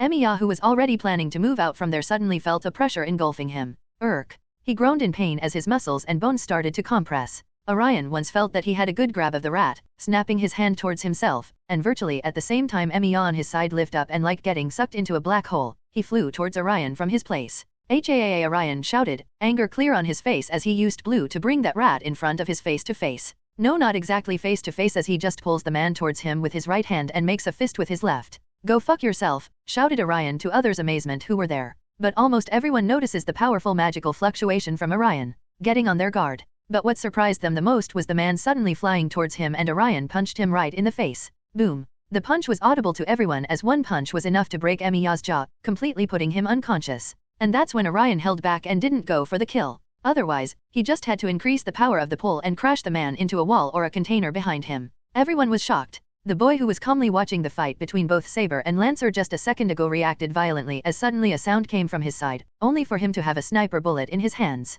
Even in their wild imagination, they can't think that he actually caught that bullet in midair. Then he cursed before extending his hand towards somewhere, and then from there came a man flying towards him. That was a nice punch. Even Lancer has to agree that punch could have knocked him out. So he was just showing pity at the human who was lying unconscious on the ground after getting that much punch right in the jaw. Kiritsuga, shouted Iris as her eyes went wide before she ran toward the fallen man in a hurry. Saber did the same. Everything happened just so damn fast that no one could have done anything. Ah, seems like I have done it now. Orion pursed his lips but wasn't afraid. But that last outburst completely put his control back in his hands. Who are you? Shouted Saber as her invisible sword was pointed at Orion. She was only holding her sword with one hand, but Orion wasn't a fool to test her out. I am Orion D. Ambrosius. Remember the name, I won't repeat again. And hey, he attacked me first, don't act like he is the victim here. Orion shouted as he showed the sniper bullet to others still in his hands. Saber, Iris, Lancer, Mia and Kenneth L. Meloy Archibald, or Kenneth for short, look at Orion with a strange look. Wary of him a little. Because the magic he just showed was not only strong but different. They could feel it. It was powerful and strange, at least to their knowledge. Kenneth even ponders whether he should release his location and talk with the young mage. I am Saber, a servant contracted under the same man you attack, Saber said while her eyes glaring daggers at Orion. Oh, and so what? He was the first to attack. Just thank me that I didn't kill him outright. Wouldn't have been that hard, just had to increase his speed and crash him right at those bunkers, and while you are at it, how about also go teach that snort-not master of yours that he shouldn't play with snipers and others' lives. It's a good thing that it was me. What if it was someone else like a non-mage? Huh. Orion complained and ranted. Damn, he was really angry with this guy. Artoria watching this had no comeback. The fault really did remain with her own master. But you didn't have to break his jaw, Iris said with tear-filled eyes as she cradled the unconscious Emiya. Damn that lucky son of a bitch. Quiet it already. Here, make him drink this and he will be all right. Orion just rolled his eyes and manifested a potion in his hands before tossing it right at Saber. What is this? What are you playing at? Saber narrowed her eyes and asked. She had zero knowledge about potions, so she couldn't say whether it was safe to give to Emiya. But upon seeing that Orion could really have killed Emiya but didn't, she decided to believe the brash boy in front of him. Orion wasn't planning on giving the healing potion, but that would just put him on bad terms with a few of the people who could actually cause trouble for him in this world. One is Artoria Pendragon and the other is of course King of Heroes Gilgamesh. Not to mention there is another reason to give the potion. It's not just a healing potion after all. Upon seeing that Iris was making Emiya drink the potion with her own mouth, his eyes twitch again. Lucky son of AB, he almost wanted to curse. So are you Lancer's master? Iris asked, now that they knew that boy was a mage and a strong one at that. She has to know. Not to mention upon seeing that Emiya really healed with the potion as his jaw, which was completely broken, started fixing automatically, she knew that the boy, though strong, wasn't an enemy. Or so she wants to believe. Both Orion and Lancer were about to answer, but before they could a voice shut their mouth. No, that would be me. Kenneth came walking in with his usual noble style in tow. I am Kenneth L. Malloy Archibald, nice to meet your acquaintance young mage. Kenneth said this looking at only Orion while ignoring almost everyone else. Fuck, and here I thought my name was too much. Nice to meet you too. I am Orion D. Ambrosius. Orion, upon not knowing how to reply to him, just greeted and didn't say anything. Are you a mage from Britain? He asked with his keen eyes digging at Orion. Yeah, something happened and I ended up teleporting here. Not gonna cause any trouble. We'll move back soon. Orion immediately replies, knowing that there should be a magical institution of some sort like magic ministry here too. His coming here unknown to them might not like them much. Kenneth didn't reply immediately but rather stared at Orion's hand. His right hand was clear, with no command seal. And that should be it. Usually the command seals come on the right hand. But many don't know that the command seal usually appears on the dominant hand and not only in the right hand. It's just that many people are right-handed in this world. And this is what made him glare at Orion's other hand, the one in which he had many bandages wrapped around. Orion too saw this and he understood what was going on here. Iris and Emiya were standing/unconscious behind Saber while Kenneth was behind Lancer. Orion was about to say something but before he could even open his mouth something again happened. Boom. With a lot of smoke and lightning, another somebody appeared there. Out of smoke and lightning came Outrider,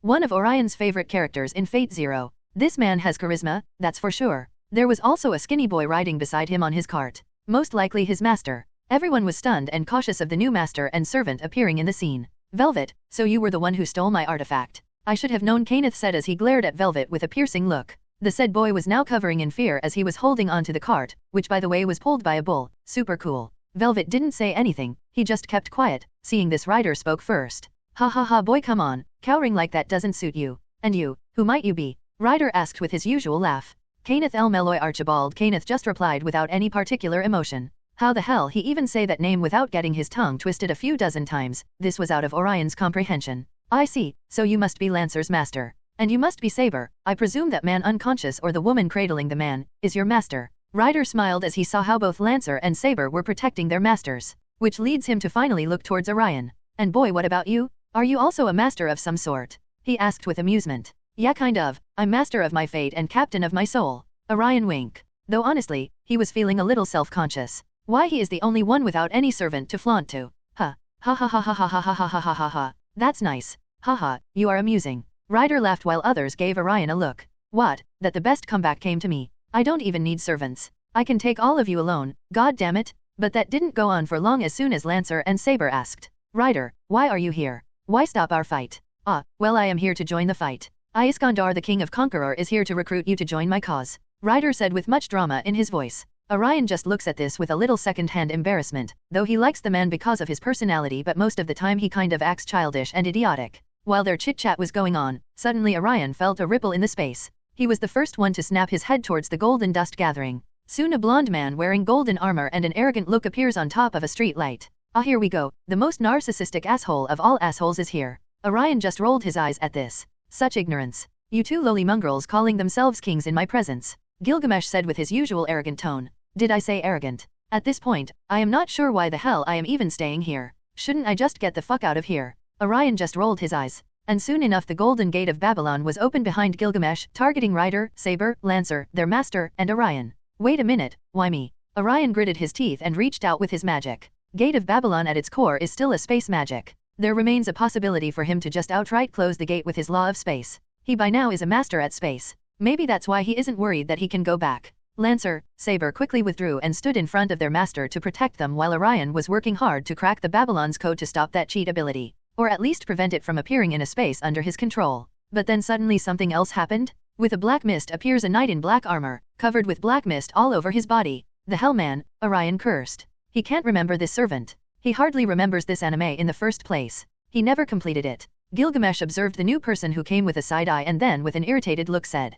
"Who gave you the permission to look upon me? Your dog." "Yeah, that's Gilgamesh for ya," shifting the gate's direction towards the knight. While Orion just checks in the limited knowledge he had that he is a berserker. A fight started among them, making Orion sigh in relief. Though he was still trying to figure out the gate of Babylon. The idea was simple, to break down how the skill worked and then to stop it. And Gilgamesh spawning his skills like this was really helping him here. But that didn't last long. He saw Gilgamesh suddenly stop, mutter something which Orion didn't understand and vanish. Ah, that was anticlimactic, Orion muttered. Turning he saw that there were still 3 servants present there. Saber, Lancer, and Berserker. Now might be the best time to get the hell out of here. Not gonna get involved in this anymore. Orion thought, and with this, he was about to move before he heard Berserker screaming and going out of control. What now? Berserker with his grim face looks at Saber and rushes at her, making others shocked. What the? Orion raises his eyes with confusion on them. Now he is going after Saber. What his master is thinking. Orion ponders before suddenly remembering. Ah yes, his master. Just take care of that guy and we are done. Orion muttered before spreading his senses around. Though there is no certain limit of distance under which a servant can act, at least there is none according to how much he knows fate, still he believes that Berserker Master would be here. He believes that because this servant is not one who can execute orders flawlessly, so the master has to be nearby to command if he does something wrong. So while both Saber and Berserker were fighting, Orion found the Berserker's master location with his laws of presence. Didn't take him long before he finally got him. He was close, Orion could tell because there was a very fine magical connection between both the Berserker and his master. Orion was about to ask Berserk to stop as he knew his location so he could now negotiate with him. But before even that, he saw Berserker overwhelming Saber. To the point, he was just about to hit her. His eyes narrowed. Berserker was strong, but not as strong as Artoria Pendragon. The problem is that she was wounded on her one hand by Lancer. It was clear that she was struggling here, and it finally happened when Berserker got a clear shot at Artoria. Orion was about to use his powers to save her. He clearly didn't have to, but he rather do it. He already has put her master in a near-death situation. And though he did provide him with the healing potion, not to mention it was his fault in the first place, but still, he rather has a good relationship with some powerful characters like Saber or Gilgamesh. Well, there is no maintaining a good relationship with Gilgamesh, only his servant or a very dead enemy. So to get a little goodwill from both Saber and Iris, he was about to save Saber, but before he could even do that, Orion noticed a shadow almost coming near Saber and deflected the rod Berserker was using. Lancer. Saber's eyes widen a little before focusing back at the Berserker going out of control. What are you doing, Lancer? Kenneth asked as he saw her servant protecting Saber for no reasonable reason. Master, I will beat Saber, you have my words. But let me take care of this lawless knight first. Lancer said, but Kenneth has other plans. No, why are you wasting time on something like that? Why did you even bother saving Saber in the first place? Now go and fight Saber. Help Berserker to kill Saber. Kenneth said as he had a disgusting look on his face. He was looking down at Lancer like he was an idiot. He slightly lifted his hand and used his command seal on Lancer. This immediately works. The demeanor of Lancer changes like someone flips his switch. And this further made Saber tense up. Saber, Iris shouted, seeing both Lancer and Berserker standing against her. Iris, take Kiritsugu and get out of there. I will catch up after defeating both of them. Artoria said as she once again put up her swords in only one hand and pointed at both Lancer and Berserker. Seeing this, Orion just deadpan. One hand not working and now she is fighting two servants. How she even is that confident? Both Berserker and Lancer rush at Saber together, making her tense with only her hand holding her swords at the two powerful opponents charging with her. Sorry, not today. Orion immediately acted. Another chance to score some brownie points. This time he won't be late. Lifting his hand, he grabs the very space around both Lancer and Berserker, making them stop in their charge. This shocked both of them, Saber, Kenneth, Iris and others. They all know magic to some degree, but the kind of magic Orion was displaying was different. There wasn't any alchemy or magical circles in this magic. It was different. I have enough of this pointless fight. I am not sure why you all are at each other's throats, but we are ending this fight here and now. Orion said as magical power erupted out of him and he slowly lifted his hand slightly, which he pointed at both Berserker and Lancer. And simultaneously both Lancer and Berserker lifted up from their place. Kenneth was the strongest mage present there at this time. Upon seeing Orion effortlessly lifting up two servants like this with only his magic, he was shocked, stunned to some degree at the power display by the young mage in front. Fond of him. Call back him, or I have to remove him. Orion had a cold tone to his voice as he looked upon Kenneth, his eyes slightly growing as his power was radiating out of him. You two. This fight stops here. Orion said again after looking at Saber. With that said, he threw both Lancer and Berserker away from Saber, Kenneth, Iris, and others, almost making them hit those containers. Why are you doing this? Kenneth just asked. There was no emotion on his face, but Orion with his law of presence could sense that he was not as calm as he was showing externally. I am not sure, but not doing anything just feels wrong. I never planned to come here and I am not sure why you guys are fighting, but whatever it is, I will not allow pointless bloodshed. Orion replied, not telling others that he knows about the Grail. Kenneth at this narrowed his eyes. It was clear that he wanted to say something but refrained from doing so. Come on, Lancer, we are getting out of here, Kenneth replies as he starts to move out. You are a strong mage boy, but you shouldn't involve yourself in matters you know nothing of. That was the last thing he said before he walked away. Orion didn't care much about what he was talking about. He knew how dangerous this world was. He then looked at the Berserker who finally got up after slamming him into the container. He didn't use that much strength, but he was holding back Berserker, still now, because he knew that if there was one person who would not come down to a civilized conversation, then it's that guy. And he was right. As soon as he lifted the pressure he was holding onto the Berserker, he lashed immediately, but this time it was Orion who he was targeting. Seeing this, Orion just had a smile on his face. Oh, bad move brother, Orion smirked wide as Berserker reached him, swinging the pole he got from somewhere. Crack. The pole stopped even before it could reach Orion. Infinity acting up. Seeing this Iris, Saber, and Velvet and Ryder was stunned. Normally mages are strong but they don't hold candles against servants. But here Orion was able to stop an attack from Berserker, arguably was the third or fourth strongest servant in the war. This revealed Orion power and what he was capable of. It's not at all normal for a mage to be this strong. But that was not what Orion was smirking about. With a swift movement, Orion materializes a weapon in his left hand and blocks the other attack coming from Berserker. And to everyone's surprise, he was strong enough to even push back a servant. Iris's eyes widen. Saber looked at the swords intently. Velvet couldn't even believe that the boy who did this was almost his age. Mew, who still protecting Emiya, kept in a position to take out anyone who came close to him with a sniper. She long wanted to take out Orion, but seeing how the boy was able to stop the bullet with his mere hands, she didn't do that. She left that job to Saber. But apparently, the boy only attacked because Emiya was the first one to fire at him. And secondly, he is not a master. Lastly, Ryder was observing Orion's well-developed muscles. He could say that Orion exercises regularly. Orion with Gryffindor's sword still in hand had a big smile on his face. He long wanted to show his swordsmanship which he grind on for so many years. But not only that, he learns that with his left hand.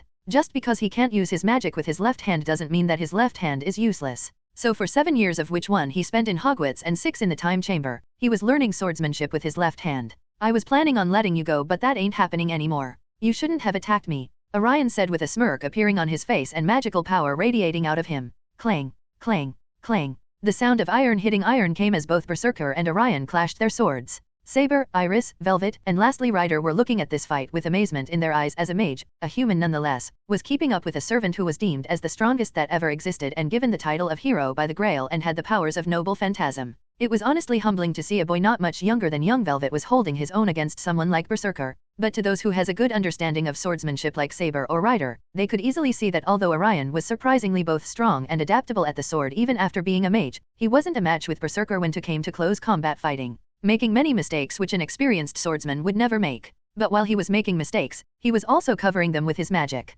While swinging the sword of Gryffindor with his left hand, he was also using force silently with his right hand to put Berserker into a compromising position many times. It's surprising that such a young man can have this level of strength in his age, and he is also very adept at swordsmanship too, though a bit lacking in experience. Ryder mutters as he appreciates Orion's fighting power. Who cares about that? He is a mage. Who is he? He even able to do this? It's highly illogical, Velvet shouted as he was secretly comparing Orion with himself. The boy was surely younger than him, but he was able to do things which he himself never think he will be able to do, ever. This sure was humbling. Iris, do you know who this boy is? Asked Artoria as her eyes narrowed on the kind of swordsmanship Orion was using. It was very similar to what she herself had learned in Britannia. No, Iris replied with a shake of her head. She herself was surprised at what Orion was able to do. You're good. In fact, if I didn't have magic then I mostly would have been already dead. But unfortunately for you, ugly friend, I am not a swordsman at the core, I am a wizard. Orion, after having his fill of fun, finally got a little serious. Not like he wasn't all this time, but he was holding back. All this time he didn't infuse his own magic into the sword of Gryffindor. Well, technically he can't, as his left hand is incapable of using magic as of now, but that is only when he is wielding the blade with only his left hand. All this time he was only wielding the blade with just one hand. Now he finally put two hands on his sword handle. Remembering that one Wolverine movie, he smirked as the blade of Gryffindor shone up in blue light as he wrapped blue around the sword, making it more sharper and more deadlier. That wasn't the only thing he could do now with blue and red. There were many techniques he created to use them, but for now, this will suffice. With a powerful swinging of his sword, Orion charged up at Berserker, though the fallen knight was able to block the attack with his makeshift weapons, but that wasn't enough as the blue-coated blade tore through his weapons with ease, making him tumble back in disbalance. Now try this, Orion said as he formed a red ball in his fingertip. Now he can do it effortlessly within seconds. Red, Orion said as he pointed that red ball of light at his fingertip, which gave shivers to both Iris and Velvet, as both mages could actually feel the terrible amount of magic gather in that small red orb.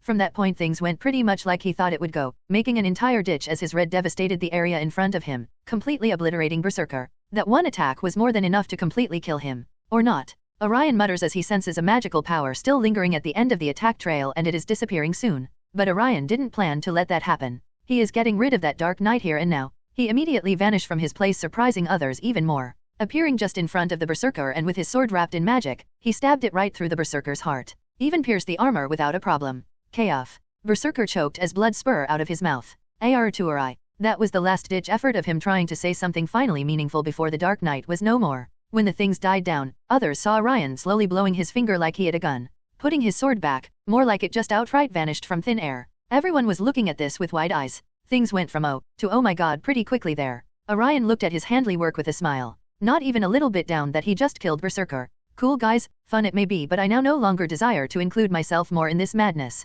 Have fun killing. Orion smiled as he used his teleportation to get out of there. He was really hungry, leaving others dumbfounded as they look in a daze where Orion was standing a second ago, then where Berserker died, and finally at each other. Not sure what to say, Ryder just laughed and Saber also just decided to leave with both Iris and Kiritsuga. While this was happening, a certain someone was in bad condition right now. This was none other than the master of Berserker, Kirei Yamato. Now a master shouldn't be harmed when a servant is dead. But Kirei's condition was different. His current lifespan was connected with Berserker, so when Berserker himself died, he also felt the backslash. That when included with how much weakened he already has been by the use of those parasitic worms being inside him and sucking his life. He just couldn't take the backlash and fell. Unknown to others, one of the masters and competitors of the Grail War had already fallen. Tosaka Tokiomi was troubled by what happened in the shipyard. Firstly, he had to use one of his command seals on Gilgamesh to bring him back and refrain him from further displaying his identity to others and ruining his plan. And then there was that child mage. Not only he came out of nowhere, but there was no information about him. Even after he used his sources, he couldn't find anything about him.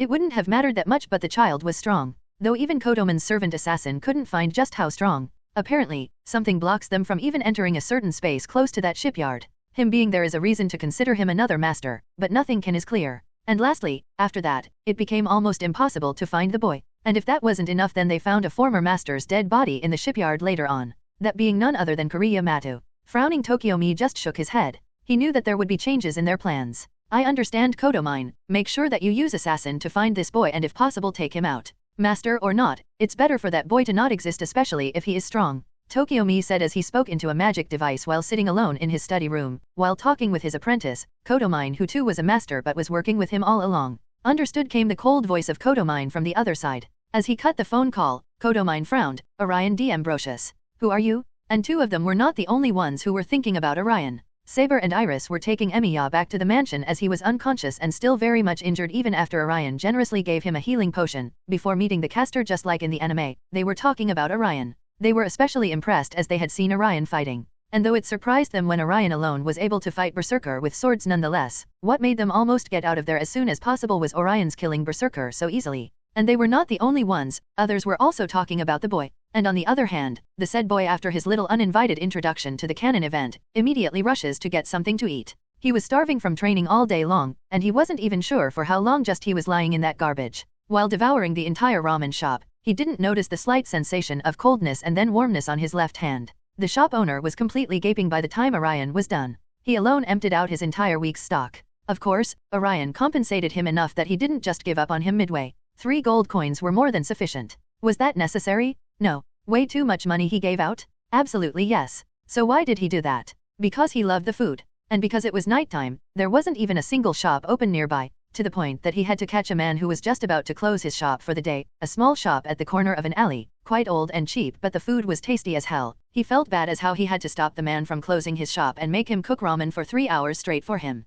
It's at least worth giving him 3 gold coins. Once he had his fill, he took off, planning to get a place for himself to sleep. After eating, it's natural that a person feels sleepy. He in this case was even worse. Maybe the dragon traits he got were responsible for this. There was also the fact that Orion was tired. He hadn't had any sleep for 18 hours, and in that 18 hours, he was doing high-intensity training for 12 hours. Finding a good place, however, wasn't hard, as long as he was ready to use some mind magic to make things go his way. He woke up the next day in a refreshed mood. Damn, I really wanted this. Orion smiled. It always feels good to get a full sleep, especially after a hard day of work. But now it's time to get back home. All kinds of shit are gonna happen here, and I rather not fall between all that. He mutters some spells under his breath after making sure that he left some money on the table. He didn't want to rent the room for free. As he completed his spell casting, he extended his hand forward to open the portal. Waited.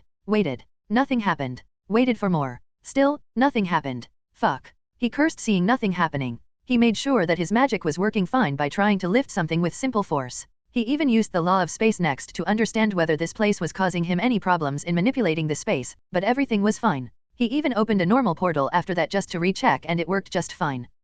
Most of the things are working just fine. Then what I'm doing wrong? Maybe not putting enough power into it. Orion pondered as he gathered the magical power and repeated his spell. Fuck. Only for his left hand to suddenly ache out as someone shot him a bullet there. What the hell? Orion, now finally worried, looks at his left hand. His left hand never has acted out like that. So why suddenly? Did I push it too much when fighting with Berserker? Orion suddenly thought about it and pursed his lips with confusion. Thinking of delaying the matter of going back for some time, he first decided to check out what was wrong with his left hand. Unknowingly he had a bad feeling inside him. The same kind when the world fucked him over again and he just doesn't know it yet. With the help of force, he masterfully removes the bandage from his left hand. Thanks to magic he doesn't have to remove it often. As he opened the bandage he came to see white skin. He blinked. This shouldn't be anything surprising if Orion's hand didn't turn dark over the years at the loss of magic in his left hand while also the dark magic affected that arm. Only now that he realized something which he hadn't sensed for a long time. He was taken aback, for a second wondering whether he was hallucinating or something.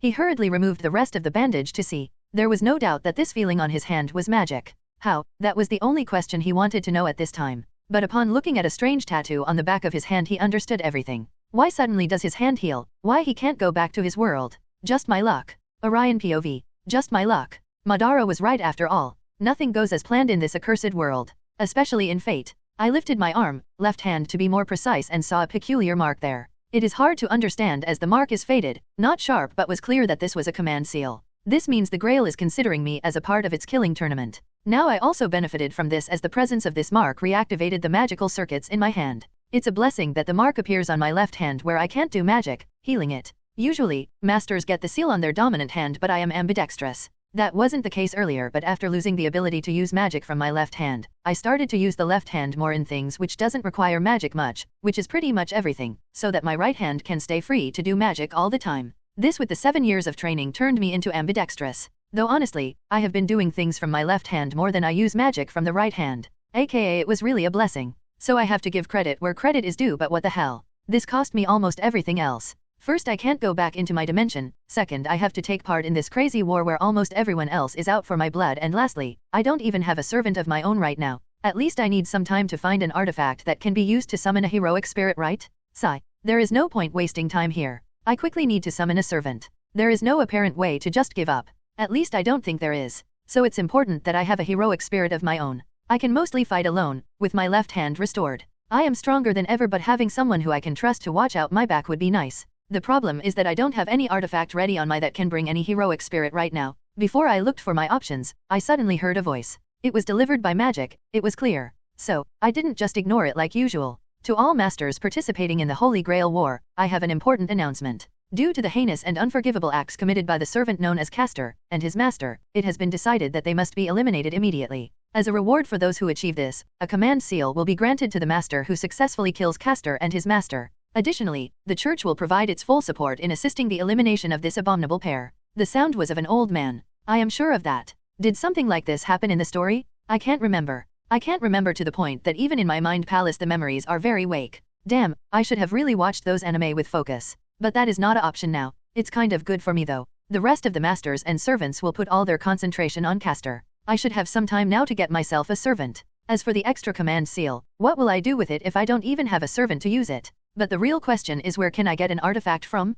No point thinking. Just do what everyone else does. Just Google it. If this place has that company, that is. After wasting 3 hours on the net, searching for any fact that I could use to summon a servant, I quickly turned into me searching for cute cat videos and quality anime, which is nothing but a dream in HP world. I just gave up. Only after going on a shopping spree where I buy a few books, games, anime, and manga. All these things are not available in the HP world. I just can't leave here without bringing them. Hell, I even bought the best TV and console just in case I couldn't get my hands on anything better back in 1994. But coming back to the topic, I really need to get myself a servant. The question is how? And that was when a bulb lit up inside my mind. Of course, if I can't summon one, then just steal one. All I need to do is get my hands on an already existing heroic spirit and make a contract with him or her. That should most likely do it. By how much I remember from anime or have seen so far, Artoria is just too damn loyal to switch sides until I pull a genderbend Makima on her. She ain't joining me. Well, I can always get rid of Emiya. When lacking a master, maybe she will come. But that remains to be seen.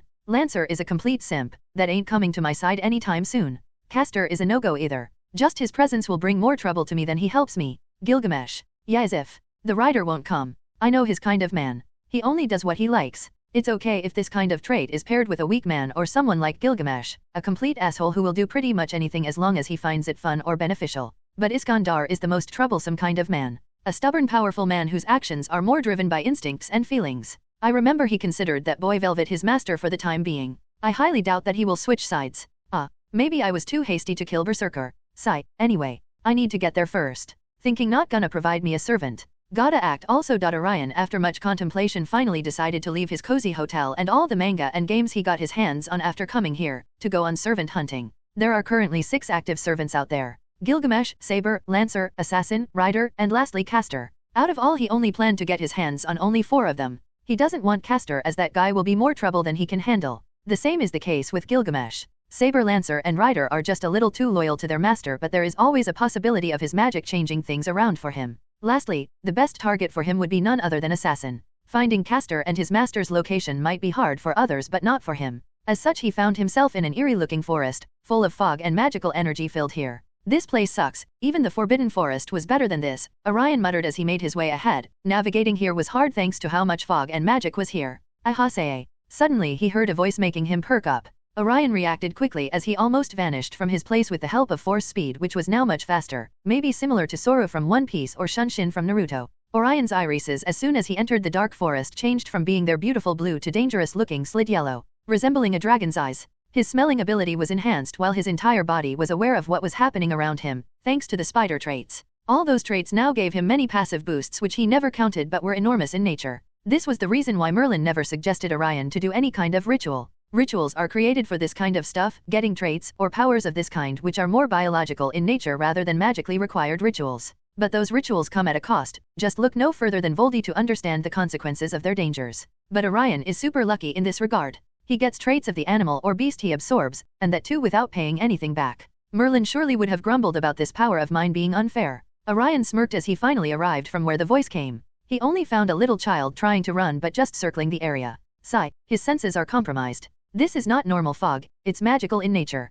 Trapping us here, making us lost our sense of direction. Orion shook his head as he slowly made his way towards the kid. Hey kid, you alright? Orion asked as he saw the terrified look on the kid's face. With a sudden jolt, the kid snapped back to Orion and immediately made the distance. He first saw it wasn't the creepy uncle who kidnapped him and relaxed as he might get help from someone, but upon seeing Orion's slid snake-like eyes, he was terrified. Oops, sorry. Orion realized this immediately and internally kicked himself. Turning his eyes back to normal, he slowly squats down to the kid's level. Don't worry. These eyes you see are a power I used to see at night. That's how I came to you. Orion tried to salvage the situation, but the kid was looking very wary at this point. Sigh. Say kid, do you believe in magic? Orion smiled as he snapped his finger. Suddenly a small butterfly made of Patronus came out of his hand. It was small and made out of light, looking very pretty, but more than anything it had a calming effect. It was Patronus after all. Slowly the small butterfly flew to the little boy. The boy, looking at the butterfly, almost flinched, but soon the calming magic acted up and he relaxed. The butterfly started to roam around the kid, making him giggle.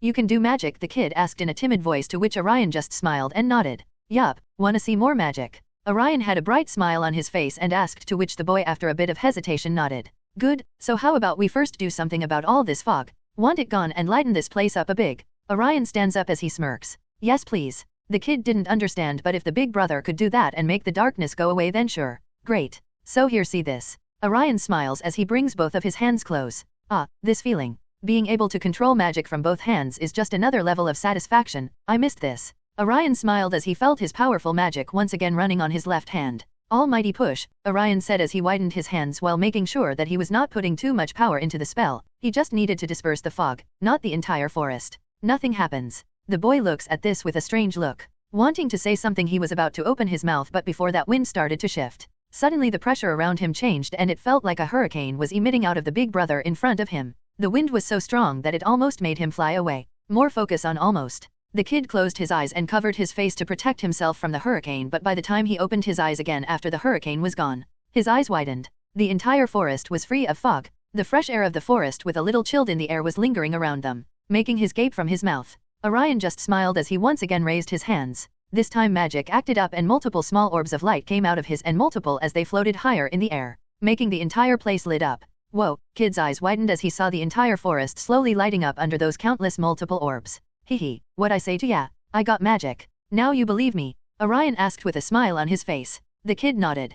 Good, now if you don't mind, I have some questions to ask, Orion said with a smile on his face. While this was happening, back at Emiya's base, Kenneth came with his sorcery and alchemy weapon, which looked like a silver slime. In the anime, the situation was much different considering that both Saber and Lancer were present in the forest to fight off against Caster. But here the reality was different. Due to Orion seriously harming Kiritsugu, he was still unconscious, meaning he can't defend himself. In this case, Saber has to stay by her master's side to protect him. The position of Lancer was also changed. Upon seeing that Saber wasn't going after Castor, Kenneth knew that she would be protecting Emiya, meaning he will first have to fight off against a servant. This was a problem for him of course, so he decided to pull Lancer back from his search for Castor and go after Emiya first. After all, an extra command seal is good, but killing a master is even better. His own safety matters quite a bit here. Orion, after getting some basic information from the little kid, understands the situation. Apparently, Castor was and his master was a psychopath, kidnapping children and others just to kill them for their enjoyment. Sick bastards. Orion's eyes twitch. But now I have to save those kids first. By now that guy must have seen that someone had removed his spell, meaning he will either go after me or those children if no one has already gotten to him. In the story Saber and Lancer did, I at least remember that, but can't say what will happen here. Orion thought as he started to form a plan of action. Alright, first priority are those kids. Orion nodded as he dashed towards the place he sensed magic. Saber was in the Emiya mansion. She wanted to go after Castor. It was her who he was doing all this for in the first place, but she couldn't just leave her master alone, especially when Kiritsugu was injured. Though his wound was healing much faster thanks to the potion Orion gave him, he was still unconscious. Currently, Iris was by Kiritsugu's side, with Saber was standing on the balcony, contemplating her situation. The knight in her wanted to aid those children, but her other duties stopped her. Just as she was contemplating this situation, something suddenly happened. The entire manor kind of shook, making others almost toppled off. Saber regained her balance quickly, but her face was not looking good. As soon as she turned around to rush to Iris and Emiya's side, she came face to face against Lancer. Let's end our battle, Saber, Lancer said as he took his weapon in his hands, ready to fight. This made Artoria purse his lips. She too wanted to end their fight, but before that, she has a duty to save her master. But leaving a fight behind goes against her knighthood. She is also a king, she also has her own pride. And it's not like Lancer will let her go that easily. It was clear to her that it was Lancer's master who planned this. Having no other way, Saber had to take out her sword to fight. Now the only way to save both Iris and Kiritsugu was to defeat Lancer. Kenneth knew that Kiritsugu Emiya was currently unconscious. That is why he planned this assassination. In the anime, it was Emiya who first started to fight with Kenneth to kill him, but here the situation was different. Kenneth solely targeted Emiya just because he was a weak target. Not only he was currently unconscious, but even Saber was injured by Lancer's blade. This was the best chance to kill Emiya. So after ordering Lancer to fight Saber, more like kill her, he himself went after Emiya Kiritsugu. With a silver jelly-like summon of his made out of a mixture of both magic and alchemy, he cut open the gate of the manor. Iris suddenly felt a trebling in the castle before hearing the front gate blasting up. Her eyes widen. Currently she was the only one who could protect Emiya besides Saber. The problem was that by now Saber should have come to her and Emiya's side. Her not being here meant something, or someone was keeping her occupied. Most likely another servant. Iris panicked. She knew magics herself, but not to that extent. Her magic wasn't that strong. While this was happening, Orion found himself being followed by a servant. But this wasn't Castor. This one was way too good to hide himself in shadows. Assassin, he muttered slowly to himself as he felt a presence looming over him. His magic senses were telling him that he wasn't alone. It was just hard to figure out how many assassins were targeting him. Come out, there is no point hiding, I know you are there. I have important business with the Castor, so if possible let's do this after I beat his ass and save those kids. Orion said, though there was no reply, just as he thought. The forest was now pretty lit up thanks to his magic and the fog was gone. But when it comes to assassin, it's really hard to find that guy even after the place is pretty lit up. And it's not just one guy either, there are many assassins under that guy, Orion D. Ambrosius. Suddenly a sound came which made Orion perk up.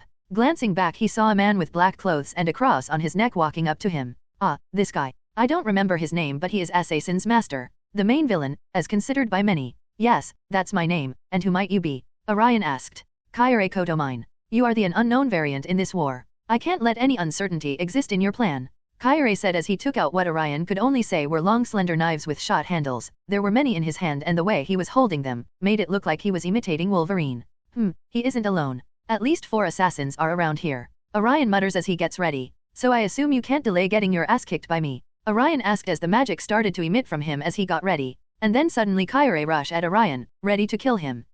I see, those assassins are more likely to deal with my own servant if he pops up out of nowhere, according to this jackass here. If only he knew that I got none. So it is most likely the case that they won't make a move until a servant, which they will assume is mine, will come here, or their own master is in danger. Man, so annoying. Orion, after understanding Kirei's motive, immediately took out Gryffindor's sword and blocked those claws away. Even Kirei was shocked. His magical power made him really strong, and yet this child in front of him was able to make him stagger back. He is strong, not sure about magic, but physically this guy ranks almost enchanted human, maybe even borderline superhuman. Orion ponders before making sure to ready infinity. He can take care of this guy right here and now. It's pretty easy actually. Fight until he has a good understanding of his skills and then make a very convincing opening for him to take advantage of. then Infinity will do its magic. Just as he planned the engage with Kirei in hand-to-hand combat, not use his mantis outside the enchanting his sword. He wasn't underestimating Kirei either. Having an assassin meant the guys must have a good information network, so it's most likely that he knew how he fought and he killed Berserker. So Orion was on his guard all the time, and only after a little while though he learned what Kirei was planning, the assassin. Now there were more in here than before. Almost 10. Making him sure that Kirei Kotomine wasn't underestimating him. He planned to trap him in here, surrounded by his servants. Using numbers on him, which kind of makes sense. He already saw that he could handle a single powerful opponent, but when trapped in from all sides and surrounded by multiple opponents, Kirei's plan was good. The only problem that he still doesn't know about his infinity. My best guess is that this guy saw the faded command seal on my hand and connected that I still don't possess any servant, so he planned to take care of me before that even happened. Yeah, sorry but that ain't happening. Orion internally snorted as he kept on fighting with Kirei while holding back his magic, thought he was almost going all out when it came to physical capabilities. He was strong, faster, but Kirei was bigger with better reach, and to his dismay, the bastard was more skilled than him when it came to wielding those small blades like claws than him using a sword. And while this fight was taking place, Castor, who was waiting for Saber to come to him all this time, was both annoyed out of waiting and angry at his magic being dispelled on him. In fact, he was livid, so angry that he didn't even care about those kids running away anymore and when to find the person who was responsible for his spell breaking or to find Saber, whichever came first. In the forest, the sound of iron clashing came as a teenager and an adult man were seen fighting with weapons in their hands. The ferocity of their fight was immense, as both showed superhuman traits in their reaction time, power, and speed. But unfortunately, the only audience they got for themselves were servants who were too partial to their master winning. Not to mention they by no means were alone there, many more were still in the forest, looking for trouble. The fight with Kirei was exactly what Orion expected it to be. There wasn't any particular difference in their powers level besides Orion's own magic, but that too is somewhat offset by the presence of assassin here. Orion believes that this guy pretty much brings all of them here considering just how many there are here now. Kirei was taller than him and surprisingly more skilled with these blades, but more than anything he was physically strong. This was exactly offset by Orion's own physical power, speed, and the size difference was matched up by the simple fact Orion was wielding a longer weapon. You are better than I anticipated, Orion smirked as he said this. But the expression on Kirei's face was still stoic as ever. Orion pushed back Kirei using more power, but the man was agile even after being so powerful for some reason and dodged the attack, followed by a counter after that. Orion thought whether he should use his card now, but this particular attack was rather easy for him to dodge, so it's mostly that Kirei would suspect something being off.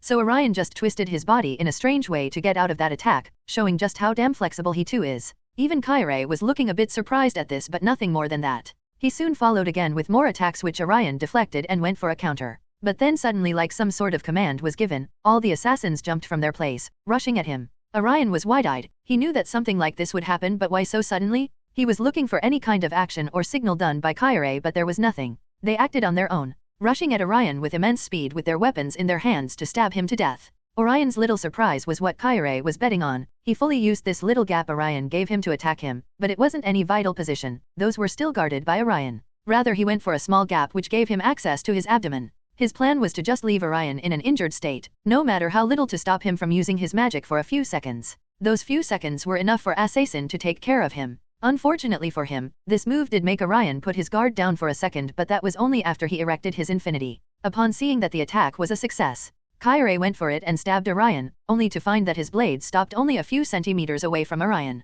Orion was waiting for this exact thing. He immediately twisted his sword in his hand in a diagonal way and attacked Kirei the closest place in his body he could find, that being Kirei's extended hands. Orion had his magic boosting his sword now, meaning the sword was sharp enough to completely bisect Kirei's hand, cutting it in two with just one swing. Even after the swing itself was the shallow cause of the lack of time and range Orion had to work with. Before even the pain registered inside Kirei's face, all those assassins ended up slamming their blade against Orion's infinity. Orion here really has to say that Kirei's plan was good. Even someone like Artoria can't stop attacks coming from all sides, so if her armor doesn't hold up then she too would be doomed. And dodging this coordinated attack too is hard, as Kirei otherwise could Sirius hurt him. Overall well played, but his opponent wasn't an ordinary person this time. All the blades of those assassins slam at Orion's infinity. Orion instantly knew his next move. His eyes suddenly lit up with power that could make anyone nervous. And then a powerful ripple came out from him. The powerful magical fluctuations were felt by everyone there, making them gasp for air while momentarily making them stunned. This was no doubt the law of presence, which Orion has mastered to a very high degree by now, enough that he can use it exactly like Conqueror's Haki. And the effect was the same as Orion was expecting. All the assassins were stunned for a moment. Enough then, let's end this, Orion said as a smile appeared on his face. Blue light suddenly appeared on both of his hands and was getting stronger. He was putting more power on his blue technique, which brought zero space into reality. making a black hole of sorts, and then further increase his technique. Soon the power in his hands grew to the point that it was barely controllable, even for him. Even all those assassins who were stunned now were back to their right mind couldn't back out thanks to the pull of the technique. Orion got ready as he let the massive blue ball go on a rampage around him as he circled it around him with a circumference. Him being in the middle, that blue technique eats up almost everything wherever it goes, rupturing and tearing anything in its path. Even the earth itself was carved to make space for that negative ball of space. And of course, currently, the only beings around Orion were those assassins. Even their screams fell on dead ears as even sound doesn't exist inside a vacuum created by blue. Swoop. Like a tornado it just came into the circle and took away everything in its vicinity, exposing the completely destroyed landscape of the forest with many trees outright missing their upper parts or some having a giant hole in them like someone drilled out only a certain part of the forest.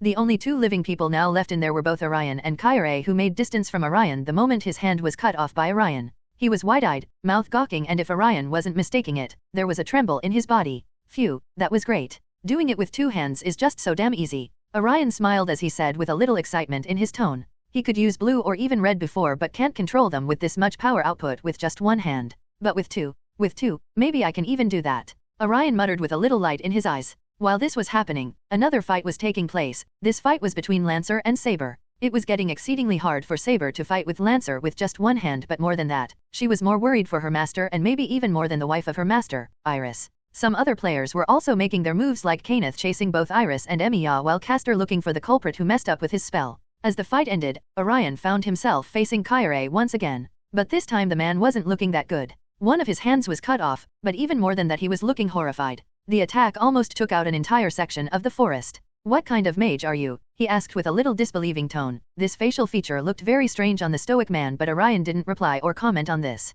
The exact word would be wizard. "And I am the man who will be the strongest wizard out there, the Wizard King," Orion said and suddenly felt like Luffy for a second. Shaking his head, he stepped closer to Kirei making him alert. "I guess we should end this fight now. I have more work, believe it or not," Orion asked as this time he completely shed his blade and made it disappear. Instead, he was planning on fighting with just magic now. Now since the assassin was taken care of, he doesn't particularly need to act. Slowly a red orb started to form in his hand. On first look it was visible that it was dangerous. Kirei's eyes widened, he could feel it, there was no running from this attack. This was the same attack which took out Berserker. He pursed his lips as a shiver of fear rang through his spine. Orion didn't care what the man was feeling right now. He just wanted to kill the man and be done with it. Red reversal. The fight between Saber and Lance finally entered their last threshold. Both were relentless when it came to fighting. But unlike Lancer, Saber was not only injured by Lancer's earlier attack but she was also worried about her master. And this was making her push to beat Lancer faster. But it wasn't that easy to beat Lancer. While this was happening, Iris was trying to run away from Kenneth with the unconscious Emiya still with her. Mia took it upon herself to stop Kenneth and buy some time for Kenneth, but she was no mage. Even with modern weapons in her possession, she was no match when it came to Kenneth.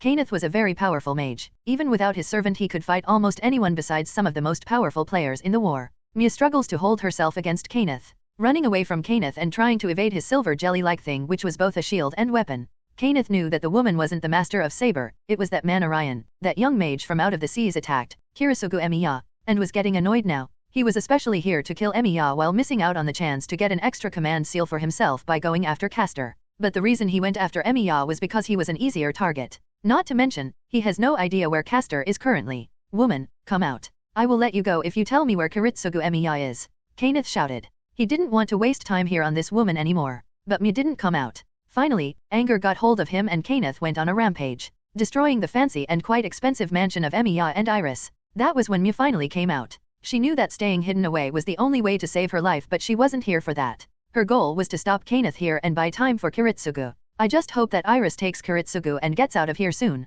he thought and finally got out. In her hand was a special gun. A gun that only Emiya Kiritsugu has used till now. This gun was no ordinary gun, especially the bullets in them. This was the reason why Emiya got the name of Mage Killer. The bullets are special, they mess with the magical power of inside a mage, rendering them useless for quite some time or even killing them. And now Mia had that gun. She took it because there was only this one weapon which could defeat Kenneth. "Oh, so you are finally out. Do you really think that gun will?" Bang! Iris was dragging the unconscious Emiya away from the mansion to the best of her capabilities, but she was already weakened. She could hardly even lift a dumbbell at this point, let alone a full-grown man and escape from a hostile location. But thanks to Mia, she was able to. But she knew that this came at a cost. She knew that mages were way stronger than normal people, and Kenneth was a strong mage. But she kept on going, because she knew that if not then it's only death which is waiting for both her and her husband. While dragging her husband, suddenly she stopped, because she felt someone coming towards her. Someone with powerful magic. She was currently inside the forest. It was clear that if Kenneth went past Mia and came after them, then there was no way they could outrun him.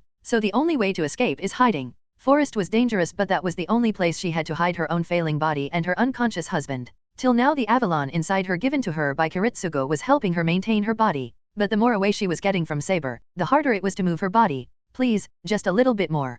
Panicking after knowing that someone was coming their way, she pushed her body as much as she could to drag Kiritsugu away, behind a tree, and embrace the unconscious body of her husband, waiting for whoever this person was to just go away, praying that they don't find them. But unfortunately, that wasn't the case. But fortunately, this was none other than Orion. Iris, what you doing here? Orion saw Iris cradling Kiritsugu Emiya in her blossom, lucky son of a *tch, and clutching to him as her life depended on it. Orion frowns, he trying to remember whether something like this happened in the anime, only for him to suddenly recall a fight between both Iris and Kirei. Oh, of course, this happened in the anime. Though not exactly like this, but I changed much after coming here, so it makes sense. Iris, what are you doing here? Orion asked slowly, not wanting to jolt the already frightened woman. This voice was familiar to Iris, though she couldn't recall who this was, she just hadn't heard this voice enough for that. Slowly opening her red ruby-like eyes, she saw eyes even more beautiful than her own. But they were not red but rather cerulean blue. Orion, Iris said with a little haze in her eyes. What are you doing here? Orion asked again.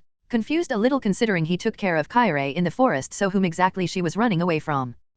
Oh yes. It's Kenneth, he attacked the Eisenburn mansion. Orion suddenly figured it out. She being here means that currently Kenneth and Lancer are there and mostly Saber is holding her back. Damn, my knocking Emiya out changed the story quite a bit. Orion thought with a little surprise just how much things could change by just making a little change in the story. Please, hell. Before even Iris could complete her entire sentence, she passed out with still unconscious Emiya in her hands.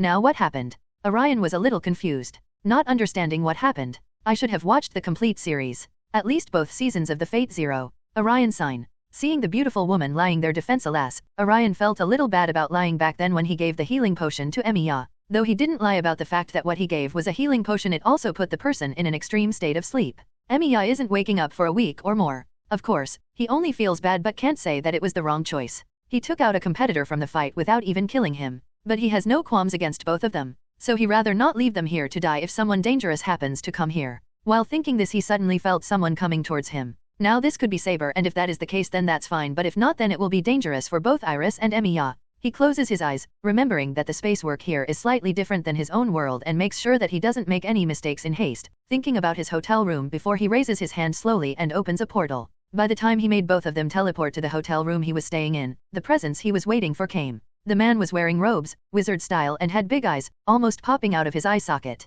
But it was rather the magical power that man emitted that he was interested in. Are you the one responsible for dispelling my spell? The man asked with clear anger on his face. I will assume you are Caster, Orion asked. He was 90% sure but still asked, not wanting to attack anyone without knowing exactly who the person was. Yes, that would be me. And don't even try to lie, I can sense your magical power. It's the same power which dispelled my magic, shouted Caster with much anger in her voice. Orion just rolled his eyes. He originally was here to get himself a servant. The only two found are hostile towards him. Only after coming here that he thought of actually this guy. He didn't want this man to hurt more children. So not wanting to waste his own time, he didn't even bother to talk with him and raise his hand. But before even he could gather magical power to attack, he sensed multiple targets moving towards him. Children. Orion saw many kids come out of the woods and stop his attack, not wanting to drag them in his attack as well. While this was happening, the fight between both Saber and Lancer was moving nowhere. Both were excellent in close combat fighting and refused to back down and set their dignity aside. Technically speaking, Saber was strong, but due to only using one hand, she couldn't use her full power. Frowning, there was a trail of lingering urgency on her face. Unlike Lancer's master, her own master was currently unconscious, and both Mia and weren't that strong to stop a mage like Kenneth. But when she thought that there was nothing else that she would do, Lancer in front of him, who was ready to attack him again, stopped suddenly and vanished from his place. What? Saber didn't know what just happened, but whatever it was, she finally got a chance to go and save Iris, Mia and Kiritsugu. She only hoped that it wasn't too late. She was planning on directly teleporting to Kiritsugu, but before that, she entered the mansion only to find the lifeless body of Mia there. This. Gritting her teeth, Artoria immediately vanishes from her face, going for Emiya. Unfortunately, she couldn't find him. Not knowing what to do, she just left the mansion in search for them. Orion senses something is wrong with those children. He felt that there was something wrong, and thus though he didn't attack while they were there, he kept on his infinity just in case. And good thing that he did, because the next moment when those children suddenly turned into plants, tentacles came out of them and launched at Orion. Orion himself was taken aback by this time of magic. What the hell? Almost grossed out, but still, he maintains his composure and the hold on his infinity. As soon as these plants-like creatures came close to him, they stopped by the infinity. Castor smirked seeing this. At first, he saw Orion completely surrounded by his summons, but only later on that he realized that something was wrong. Those monsters absorb life energy from their target, so why wasn't the life force of the boy getting drawn out? So you turned those kids into this creature just to steal their life force and use them as your personal army? Came a little agitated voice of one angry Orion. It was needless to say that Orion was pissed, rightfully so. Which kind of man uses kids for something like this? Well, not like he was talking to a man right now. Iris suddenly came a shout, and to both Orion and Castor, the voice was familiar. Before they could even say anything or react in any way, from the brushes came out Artoria Pendragon herself. Panting and sweating, surely her fight with Lancer had worn her out. Saber halted her movements when she found Castor and Orion in front of her, and many monsters with tentacles. Before she even comprehends the situation, some kids rush out of the bushes and run towards Saber. Saber, don't let them touch you. Orion knew what's gonna happen and immediately shouted. Saber though didn't understand but acted immediately, not like the action itself was something which could cause any problem. Before even those kids could touch her, she jumped back, and in the next second, those kids turned into the same kinds of plan-based monsters which Orion was dealing with. Saber too was taken aback at this. What sorcery is this? Saber asked with both confusion and anger. Though she had to look for Iris and her master seeing the Castor using kids like this, her blood boiled. Oh, my dear Joan. My holy maiden. You finally came to me. Castor didn't seem to understand the situation at all. He was in his own imagination, not sure what he was thinking. Enough of this, Orion said as he brought his hands close before spreading them apart with force, sending all those plants latching onto his infinity tumbling back. He jumped high and made some distance from those plants. Looking at he saw Saber already fighting with those plants, he gritted his teeth. He extended his hand back towards Saber. But it was not her who he was targeting but those plants instead. A powerful force pulled those plants which were harassing Saber before they went flying directly towards Orion. Orion threw those plants on the plants which he himself was fighting. He backed up to Saber's side upon seeing more children suddenly appearing out of nowhere. What are those monsters? Saber asked as she too stood side by side with Orion. Monsters? They look like plants to me. Huh? From what angle they look like plants? I dunno, they just look like that to me. It doesn't matter. Any idea how the Castor is maintaining that many monsters to fight us? Saber just rolled her eyes and came back to the main question. No, though my best guess is that book in his hands. It's like your sword or Lancer's spear. Orion answers as he senses powerful enough magic in that. A noble phantasm, Saber said, underline telling Orion what those magical items are called. Yes, that. Agree, we have to destroy that. Can you hit that if I take care of this monsters? Saber said, once again putting a little more focus on the monster part. Orion's eyes twitch a little, he knew what she was trying to do here but he didn't care. Nah, I'm good, Orion said. He suddenly snapped his finger like Thanos. And though the world population remained just as it was, suddenly the monsters Orion threw before lit up with blue fire, making both Saber and Castor taken aback at the powerful magical blue fire and the sheer intensity of the heat emitting from it. Protego Diabolica, Orion said with a little smirk on his face as he pointed his hand where those monsters lit up with blue fire and then turned it around, just like how Grindelwald does in the movie. Quickly the fire spread to all the monsters surrounding them as the fire spread around following Orion's hand with a circular motion. Orion after one location was looking smug as he stared directly at Castor. Do you know grass types are weak against fire types? Orion said with a smirk. 5 points for telling what I am talking about. Neither the Castor nor Saber understood what Orion was talking about but before they could do anything, Orion raised both of his hands and simultaneously the blue fire rose as well, rushing to those other monsters burning them alive. If they were alive. This left both Castor and Saber in a dumbfounded situation. Now your turn, Orion said as he turned both of his hands towards Castor. And then suddenly the blue fire around him turns into a giant blue phoenix and then rushes at Castor. This made the already big eyes of Castor into baseball-sized eyes. Unfortunately for Orion though, Castors just like other servants can disappear if they have enough time to dodge a powerful attack. And Castor did the same. Though Orion's attack was powerful it was slow enough that Castor ran away. But all that blue fire didn't let Orion figure that out until he made it disappear. Man, I should have used red. Orion clicks his tongue and then he turns to Saber. Saber was wide-mouthed by now. She has seen many mages in her life. Hell, she grew up alongside one but this boy, he was something else entirely. He has control over his magic which is almost unreal, and this spell is not any kind of magic she has seen in this world. I assume that you are looking for your master and Iris. Orion seeing Saber was in a daze, said to bring back Saber's focus. This acted almost instantly as he saw her dazed eyes coming back to focus, and she was almost ready to run away to find them. Hold your horses, I know where they are. Before she ran away somewhere, Orion raised his hand and said as a portal opened and Orion entered it, motioning Saber to follow. Saber looked at the portal with a stunned face, making a portal is very hard in this world, so it was a shock to see the boy being able to do that. But what made her more surprised was that after the portal opened, she could sense her connection with Emiya. Not sure why, but for the time being, she decided to follow Orion. Don't worry, she is just exhausted. And that master of yours? Well, got nothing to say, Orion said as Saber looked at both Iris and Emiya sleeping on the bed. Orion teleported them to his apartment, so that was where he brought Saber. Yeah, thanks for helping both Kiritsugu and Iris when I wasn't there. You have my gratitude, Saber said with eyes full of gratitude. Quit it already, you have thanked me enough. I told you that I did what I did because I wanted to, there is nothing more about it, Orion said as he smiled. But that was a fake smile. Though it actually had nothing to do with both husband and wife being in his room and lying on his bed. It actually had to do with a Saber. Or more exactly what Saber said to him after he brought her here. She said something which almost shook Orion from the core. His mind stopped working for a few seconds before he immediately took his leave from Saber, getting out of his own room, and leaving Saber with his master and Iris. He rushed outside and sat down, trying to understand what happened. He entered into his mind, as what Saber said was very very obvious. He himself knows that. But why had he never thought about it? So he entered into his own mind to find information about it. And it was there, it was always there. The information, which he should have questioned a long time ago, was always there. He never lost those memories, so why did he never realize this? Arthurian legends. The name Ambrosius. The information was always there, so why didn't I ever connect them?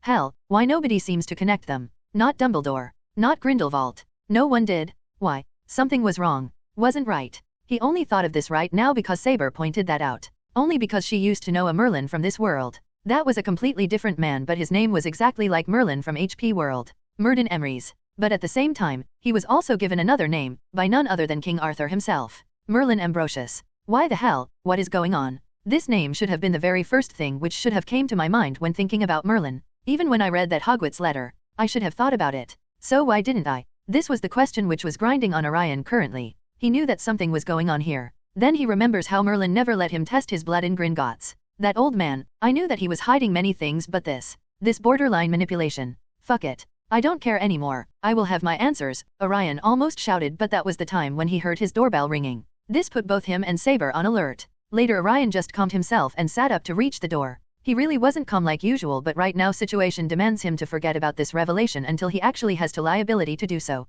Signing to Saber that he would be taking the door, he moved and stood before the door, trying to sense who was on the other side. And apparently, he senses magical power. So he waved his hands and activated all the magical defenses he put in the room just in case. This was the same reason why Saber wasn't able to sense her connection with Emiya. Well, at least not up to Emiya using a command seal. Opening the door, slowly he saw a giant man standing there in front of him. This was none other than Ryder with his hulking figure. And even his master, Velvet, was there. What the hell is he doing here? Oh, 1 minute, something like this happened in the anime. He and Gilgamesh came to talk, making a gathering of kings. Is the world somewhat correcting itself? Orion pondered. He wanted to send Saber and those two husband and wife out of here as soon as possible so he could start with the plan. He got an idea, but with them here, he can't do anything. Oh, you are the boy who is the master of his fate and captain of his soul. Ryder looked at him and said. This brought a blush to his face. Dude, don't mention that. I still am cursing myself why I said that. Why are you here? Orion asked with narrowed eyes. Yes, I too want to know that. Why are we here? Velvet asked with much more intensity.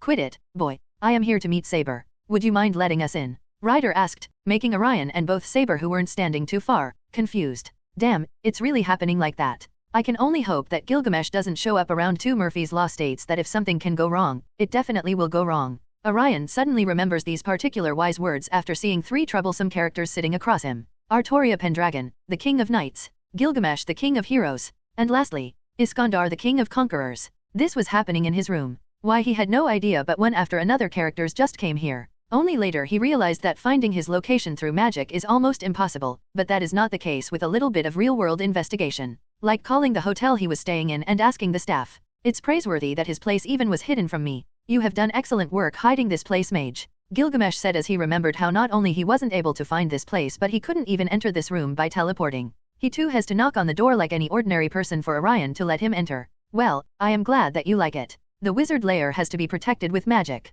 Otherwise, what is the point of learning so much magic all our life? Orion just shrugged. It's magecraft, not magic. Waver corrected. Orion honestly doesn't understand why people here are so obsessed with drawing a distinguishing line between magecraft and magic. To him, both are pretty much the same. Though he himself is not Percy to what makes them different, they at least look similar to him. Yeah, you understand what I meant, didn't you? That's enough. Orion just waved his hand and then snapped his fingers. And immediately the room started to change under everyone's eyes. Knowing that there will be some talking and drinking, Orion just readied the place. The two sofas on the side started to change shape as the entire floor moved to place them at the center, while they themselves started to stretch in length and started to form a curve so everyone could sit on it. The small dining table at the side also floated and enlarged to turn into an low-height drinking table as it got placed right in the middle of the setup and round sofa. And then a multitude of drinks appear on top of that table. This was not just any drink either, it was another product Orion was working on to bring to the market. This way better than any drink available in his world currently, and miles better than anything currently available in the wizarding world.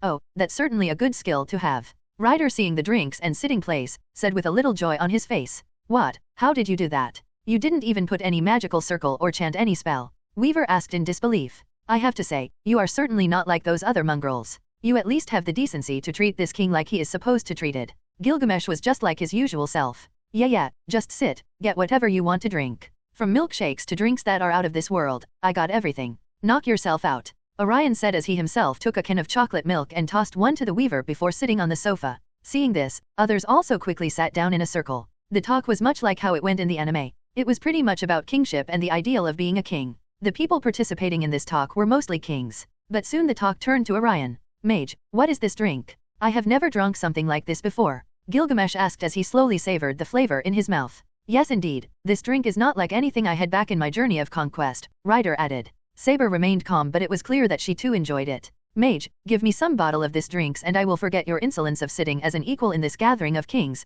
Gilgamesh said with a smirk. Orion just wanted to roll his eyes, but he stopped before doing that and just said nonchalantly. No can do. This is an experimental project. This is the only few bottles I made for others to taste. Soon though I will be releasing this in the market, so yeah, I will happily provide you some then. But if you wish any now, well, besides the formulae itself, I can't give you anything. Orion remains calm. Inside this house, he wasn't even afraid of Gilgamesh. Gilgamesh narrowed his eyes, but upon not seeing Orion lying he dropped the matter. And it wasn't like Orion was lying either. He told the truth. And what about not being a king? I will let you know that I am the future king of wizards. Orion just had to say that. Otherwise, he just couldn't have sat still for long. King of mages, huh? That is some ambition. Boy, you should learn something from him. Ryder said as he pointed at this master. Waver didn't care about that. He only looked at Orion with disbelief. King of mages, do you even understand what that is supposed to mean? For that, you have to reach the roots. Gain true magic. Don't joke about something like that. If you were in the clock tower and had said this, you surely would have been punished. Weaver said. Yeah, let me tell you something, brother. You can get the bookish knowledge from that place or a school of any kind, of not the real learning. Don't listen to people who couldn't achieve something on their own and expect the same from you. Orion just huffed, still kind of grumpy about his name and the mystery he just found out behind it. It's strange seeing a child like you so mature, Saber said at this time. Though no one was bringing this topic up until now, they all knew it. Orion right now was even younger than Waver Velvet. Don't call me a child. Orion immediately chided. Yes, a man who can kill not one but two pairs of masters and servants is no mere child, Gilgamesh said. Say mage, were you the one kill Kirei Kodomine? Gilgamesh asked, and this brought a silence in the room. Yes. Orion just nodded. I see, Gilgamesh said, and then just returned back to his drink. Said nothing more. Impressive. Say, what you say about joining my ranks and conquering this world with me. Ryder flexes his muscles as he grins at Orion while extending the offer. This made both Waver and even Orion almost facepalm. No thanks, I am good just like this. Orion reply. Say mage, you currently don't have any heroic spirit in contact, do you? Gilgamesh asked as he saw the faded command seal on Orion's hand, indicating that though he is a master currently, he has no heroic spirit under his command. No, I don't. Couldn't find any. It was just not enough time to get my hands on an artifact. Wasn't planning on involving in all this fight in the first place, but this thing here in my hand is preventing me from going back home. Orion said as he raised his hand. This suddenly sparked a curiosity inside Gilgamesh, but he didn't say anything. This wasn't the time. After the gatherings of kings, as Orion calls it, he put all his time into learning how the magic in the command seal works. The seal works as an anchor to bring heroic spirits from this world who were long been dead back to life to aid the masters. Orion wanted to change that. Not much, just so much that he could actually even bring people from his own world here. Now that would just do the trick. Thanks to not having any particular artifact to bring a heroic spirit, he was behind compared to other masters, but if his plan worked then he could solve that problem. So he invested a significant amount of his time, which he previously desired to spend while reading manga and playing games, in altering the seal for his desire. Though the connection itself was established between his world and HP's world through him in the seal, it seems like the seal he had wasn't suitable. The problem was, the seal wasn't working when he tried to summon a mage or a wizard to be exact.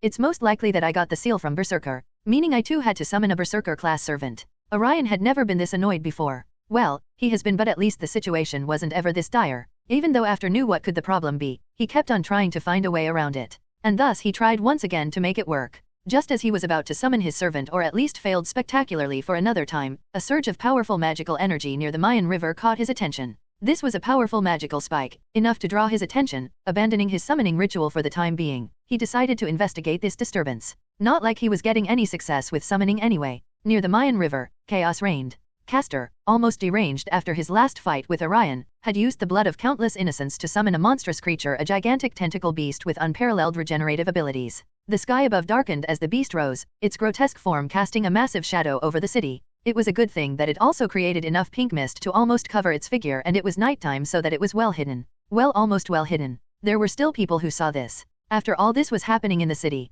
the people fled in terror, and the normally peaceful riverbank became a battleground. Responding to an urgent call from the church, the masters and their servants converged at the scene. Saber with Iris, Rider with Waver, Archer, Gilgamesh, with Tokiomi Tosaka, and Lancer, with a little chance in her master, Soluyui, all arrived ready to fight. Well, not Gilgamesh, he was just flying up with Tokiomi in one of his noble phantasms. I was just there to watch the show. Each looked at the giant beast and had only one thought in their head, that they had to stop the caster, not just to protect the city's inhabitants, but to maintain the secrecy of the magecraft world. Saber, her sword charged at the monstrous creature. She struck a decisive blow, but the creature's wounds healed almost instantly. Lancer was behind her, doing the same, but those normal attacks didn't even put a dent on the monster. We can't do it like this. It's too big for your weapons to work anyway, let alone the beast can heal. Artoria said. Lancer nodded, contemplating what they can do. After all, with this level of regeneration, it's almost impossible to kill the monster. A rider using his chariot was able to fly and cut off the big tentacles, but even they healed up almost in no time.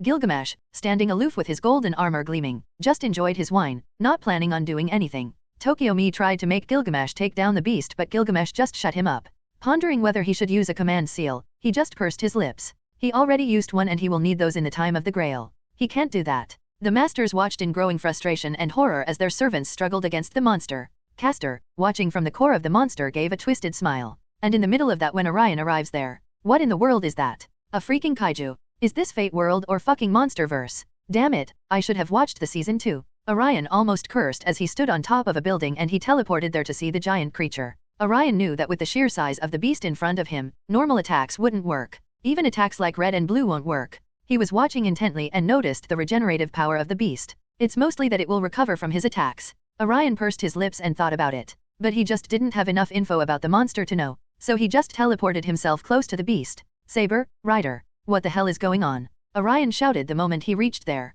People who saw him teleporting were surprised. Saber knew that Orion could teleport or open a portal, but to even her this was still surprising. Did he just teleport? Waver looked at Orion with a gawking face. Tokiomi on top of the golden ship also noticed this and narrowed his eyes. He knew that Orion D. Ambrosius was a strong mage. Gilgamesh said to him that even he wasn't able to teleport inside his hotel room. Not to mention, Orion was the person who not only killed Berserker and his master but also his own student, Kirei, with his servant.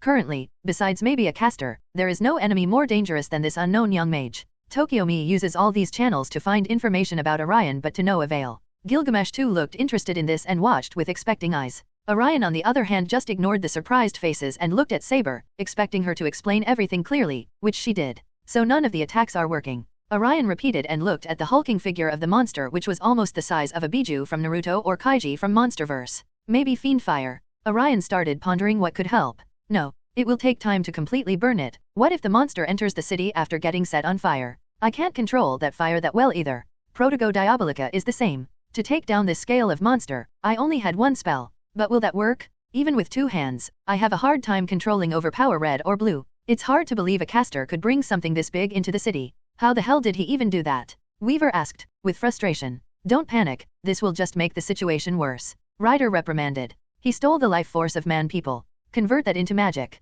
What you are seeing is the result of that. It's dark magic. Saber said as she saw happening before. Dark magic indeed, Lancer said helplessly. Ryder seems to have a solution as he knew someone he could do. But before that, Orion spoke. Yes, dark magic. But it's still magic. Bad luck for the caster. Because I am here. Orion said. Their talk suddenly cleared his mind. He almost forgot what made him special all this time. This just perfectly aligns with his goals. Not only he will get the magic but the regenerative powers. Sweet. Orion just grinned after seeing the giant piece of magical meat right in front of him. Good thing I didn't eat anything before coming. Orion thought as he felt just how much magical power that beast held inside him. Definitely enough to break into level 5 Grandmaster. Just has to make sure that I can absorb all that before that big guy captures me. After internally deciding on what he was planning on doing, he got ready, but before that, he had to talk with those other servants. God knows what will happen if one of those launches a magical nude at that monster when he was absorbing magic. Hey, I got an idea. I might be able to slow down his regeneration but need some time. For the time being, see what you can do. If there is no decisive plan, then just buy time. I will slowly slow down his regenerative powers. Orion said, particularly to no one, but seeing that there was a way after all this time, others did listen to him. Can you really slow down his magical regeneration? Lancer asked, not knowing how will Orion gonna do that. Now we are talking. Buying time was it, leave it to me. The rider just laughs as he again summons his chariot and hops onto it, again taking off to the sky to destroy the monster. If you can really slow down the regeneration, then our attacks will finally work. I will leave that to you then. Go, I will cover you. Saber nodded with her sword in her hand.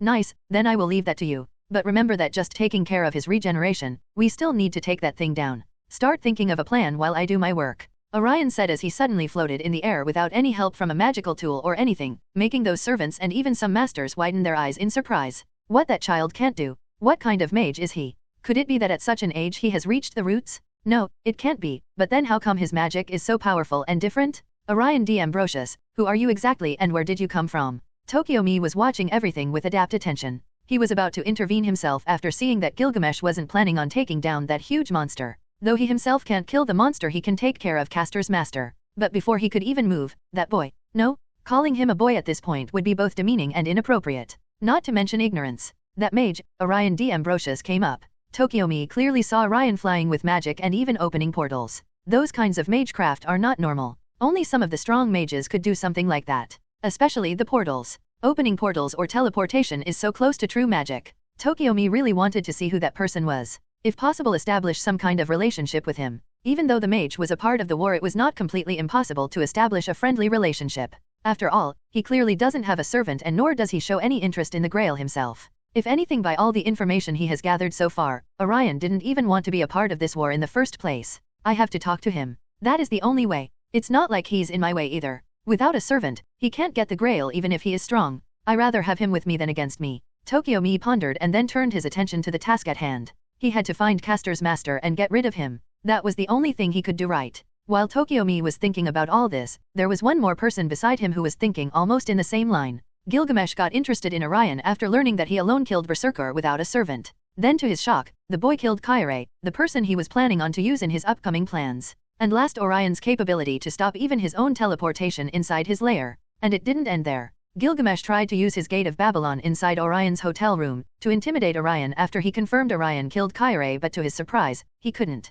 Even his Gate of Babylon was suppressed inside that room of his. Now Gilgamesh was sure that if he used more of his magical power, then he could have opened the Gate of Babylon, but that wasn't the point. The point was that he wanted this kind of talent on his side. He planned to take back all of his lost treasures and establish his empire once again. Having someone like Orion would be very handy. Not to mention, the boy was lacking a heroic spirit. Gilgamesh's own master was not very pleasing to him, so extending an offer might be a good idea. Orion flew at breakneck speed while evading all the giant tentacles coming his way. With magic, he was able to determine the core of the magic on this beast. Though he can draw from any part of his body, there is just so much magic in this monster that he might not be able to draw all out fast enough. But at the core, it will be easy. Soon he reached and placed both his hands on the monster's skin to start drawing the magical power. The only problem was that it was still harder to absorb. TCH. Clicking his tongue, Orion took out his sword and cut open the body in one fell swoop, to be able to reach the inner corner. Little did he know that if only he had gone a little further, then he could have met Castor resting there. Orion felt the power coming to him. It was more power than he had absorbed anything in his life. Maybe all that power he got from all those Dementors could have been similar, but he would never know. It doesn't matter though, right now he was having a blast. The only problem was that the idiot monster seems to know that something was off. It's understandable when he was sucking out all of his magical power. And there was a ton of dark and corrupted magic collected from the corpses of innocent people and then transformed into an even more corrupt form of magic by Castor's noble phantasm. Good thing my technique purifies magic before absorbing. Saber, Lancer, and Rider couldn't see where Orion went, but after some time felt a change in the monster's behavior. It wasn't trashing around more than usual, but it was targeting them like before. And just like how Orion said, the regenerative power was slowly down. Now the wounds were healing at a much slower rate, meaning whatever Orion doing was working. Now it's on them to take down the monster. However, the problem still kind of remains. The monster was way too big for any of their attacks to work properly. Those were not the only group of people trying to beat the monster. Air Force soon deploys fighter jets with missiles attached to them to target the monster and take it out in one fell swoop. Well, it failed spectacularly, but further slowed down the monster's regenerative powers. For most parts, Saber, Rider, and Lancer worked together to inflict as much as damage possible on the monster, and though it was clearly working now unlike before, it was still a slow process. Not to mention they were also tiring out themselves and their masters who provided them with magical power. Saber, looking just how the fight was kept on dragging, just wanted to use her own noble phantasm to end this fight. The only problem is that her hand was injured. She can't use both of her hands right now and thus can't use the full power of her weapon. Gilgamesh was watching this fight from the start while relaxing on top of his flying spaceship. He didn't bother interfering, nor he planned to. Even after his master asked him to, he couldn't care less. He was just getting rid of his boredom with this show. He was especially interested in Orion, wanting to see what the mage child will do next. Maybe Tokyomi could force Gilgamesh to do so, but that would cost him one of his command seals, which he rather not. Command seals are very important for the masters. Many don't know, but without them, they just won't be able to get the Grail. When it comes to Tokyomi, he was currently tracking down Castor's master. Took him some time as there was a crowd gathering to observe the monster. Fool all of them, can't understand, it's better to get out of this place. But Tokyomi is a very experienced mage, though hard, but with the help of the mana lingering in that crowd he was able to identify Castor's master. It was a help that the boy was laughing deranged and was attracting attention towards himself. And more than anything, his command seals were out there for the entire world to see. Tokyomi slowly walks up to the man after using a little hypnosis magic on the surrounding crowd to send them off. Only after making sure that no more unwanted attention was on him, that he opened his mouth. "You are the master of Castor, right?" he said, though he didn't even have to announce his presence or ask. He was sure the crazy boy was Castor's master and Tokyomi could have killed him even without letting the boy know how he died. But that is not how mages do things. Before any particular response could come from the boy though, Tokyomi extended his hand and the staff on his hand towards the boy. The gem attaches at the tip of the small staff grew and fire shot out from it, directly hitting the boy.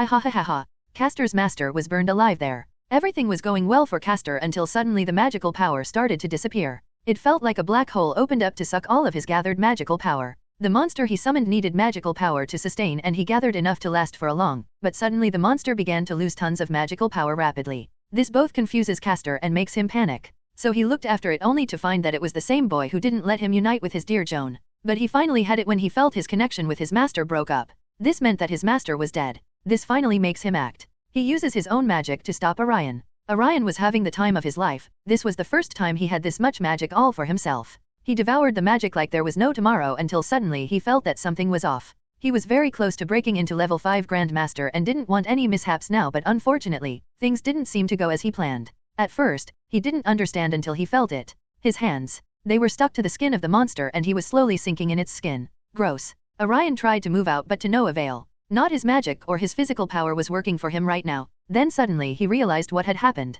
That damn Castor, he played a Uno reverse on me. He knew that I was here. Rather than acting directly against me, he accepts my magic as the part of the monster, letting the monster devour me instead. Orion gritted his teeth as he tried to control the magical flow to cut it off, but to no avail. His magical power was still not comparable to the beast. Aha. Orion gave his best, but no amount of pull or trying to control his magic was working out for him. Even law wasn't working when his own magical power was in disarray. Looking at his half-shrunken body, Orion finally panicked a little. He tried to think of a solution, but nothing came to his mind. Nothing besides just absorbs the monster's magic faster than the monster absorbs him. It was a race against time now. Fuck it. Orion curses as he just gives up resistance, but all of his focus is on absorbing magic. But now with all of his power, all the earlier restraint he had about absorbing magic was long gone. He now only focused on getting as much magic inside him as fast as he could. Sometime later, Orion was almost shrunk inside the monster's skin. Only his head and right hand were outside, trying to maintain his oxygen supply. Come on. Work, goddammit. Orion shouted as he absorbed tons of magical power just to break through into level 5 Grandmaster, but it seemed like the gap of power he was expecting he had to cross was much larger.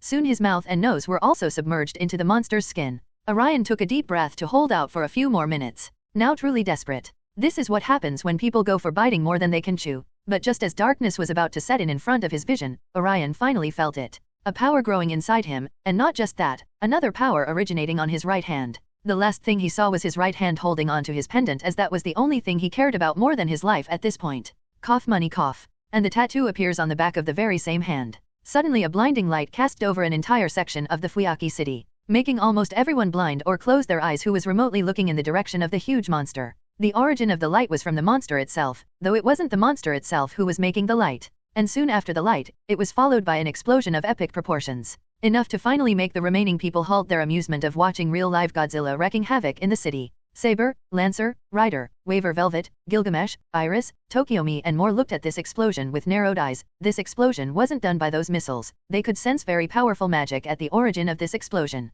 Ho ho ho ho ho, that sure was interesting. I have to say, watching it for myself, it looks more impressive. An old man with a staff and a long white beard spoke as he looked at the explosion with amusement to his tone. There was a knowing smile. While others were observing the explosion itself, this old man was looking even higher. His old eyes somehow were able to capture a figure floating high in the air. A very familiar figure. The only other person who was able to capture this figure in his range of sight was none other than the King of Heroes himself, Gilgamesh. Part of the reason was that he himself was currently floating very high up in the air. Orion slowly opened his eyes. His head was throbbing again, forcefully trying to shut his brain so that he can go back to sleep. This was very usual for him. After every successful absorption of magical power, his body just needed some time to adjust, and just demanded a certain amount of rest from him. This is especially the case if he is absorbing a large amount of magical power like here. But he suppressed this feeling. He was currently flying 100 meters high in the air. If he were to fall from here, then magic or not, he would be a goner. Taking a deep breath as the chilly night air entered his system, he felt a little refreshed before he finally looked down,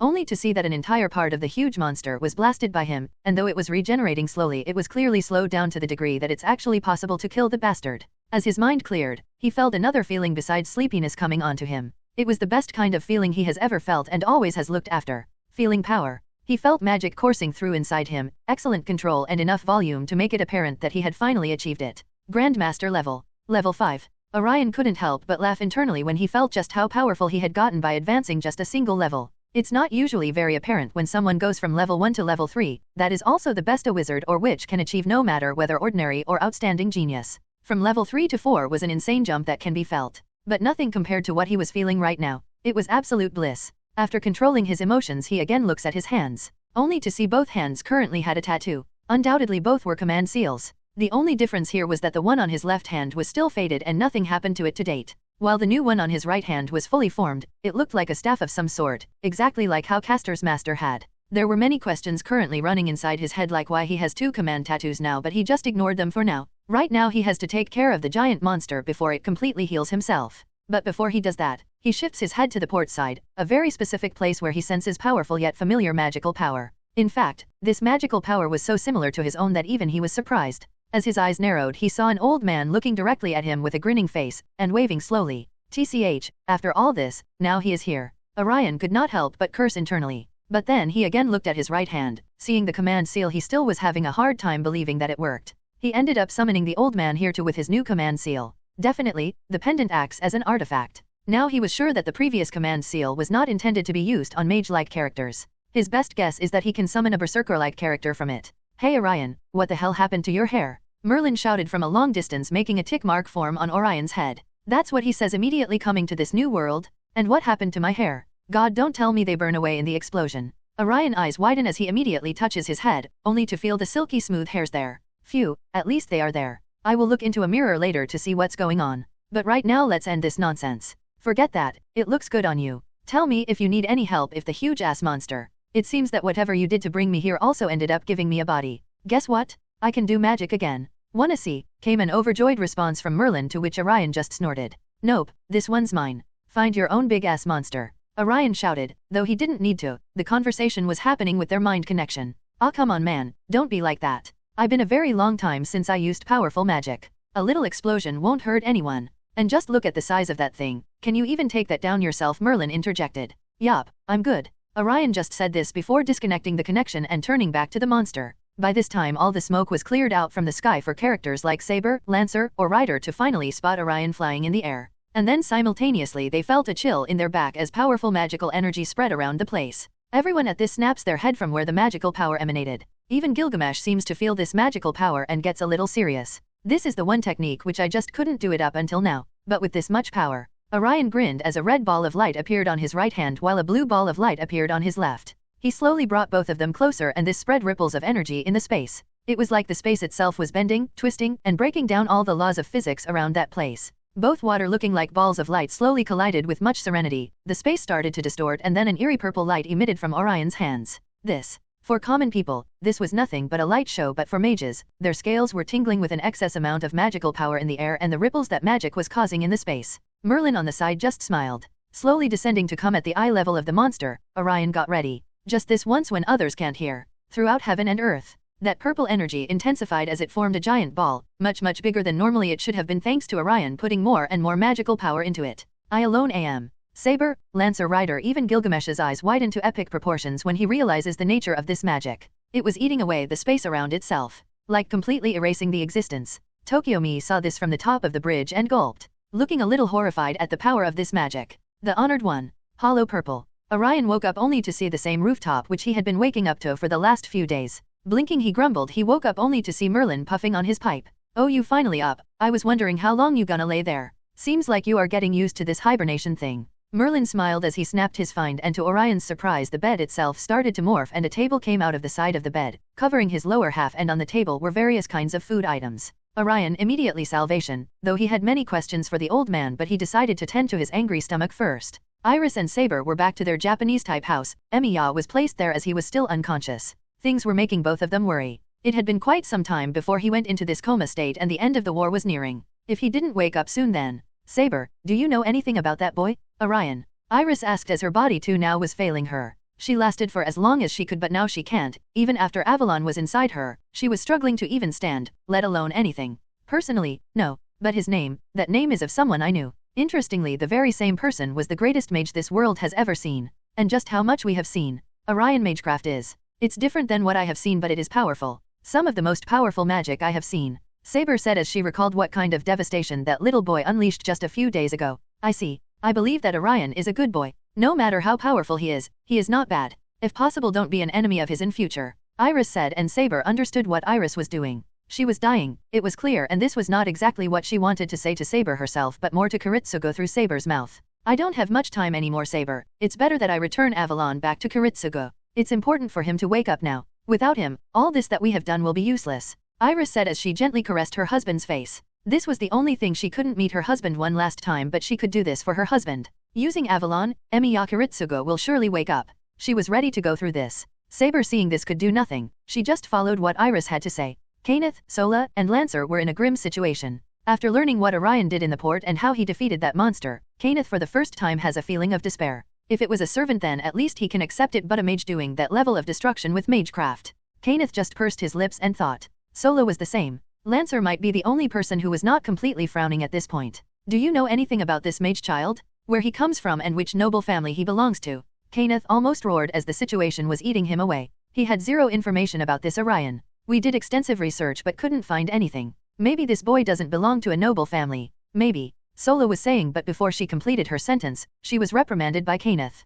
Nonsense, there is no way a commoner with no family background can produce a monster like that boy. Kenneth shouted. Sola, I don't care how you get it. I need information on him. He currently is the biggest threat and variable to this war. We have to do something about him. Kenneth said. Ryder and Weaver were bickering like usual in their home, but the talk this time didn't involve world conquest, getting an extra large pant, but rather one Orion D. Ambrosius. After seeing the devastating attack from Orion, Weaver was shaken to the point that he almost lost the motivation to fight in the war. Ryder was motivating him, though he himself was shaken a little by the attack. Out of all the people, if there exists one person who thinks about this more than anything, then it will be Tokyo-me Tosaka. The man was literally using everything in his power to gather information on Orion, but to no avail. Gilgamesh himself was on top of this case even without Tokyo-me asking him, as he now had a personal interest in Orion. Divided the entire ocean into two for a second. That power. Tokyo-me wonders as he remembers that giant purple ball of energy. He could imagine what that thing could do if the target of that attack wasn't at the direction of the ocean but towards the city. What servant, what magecraft, can any of those protect against an attack like that?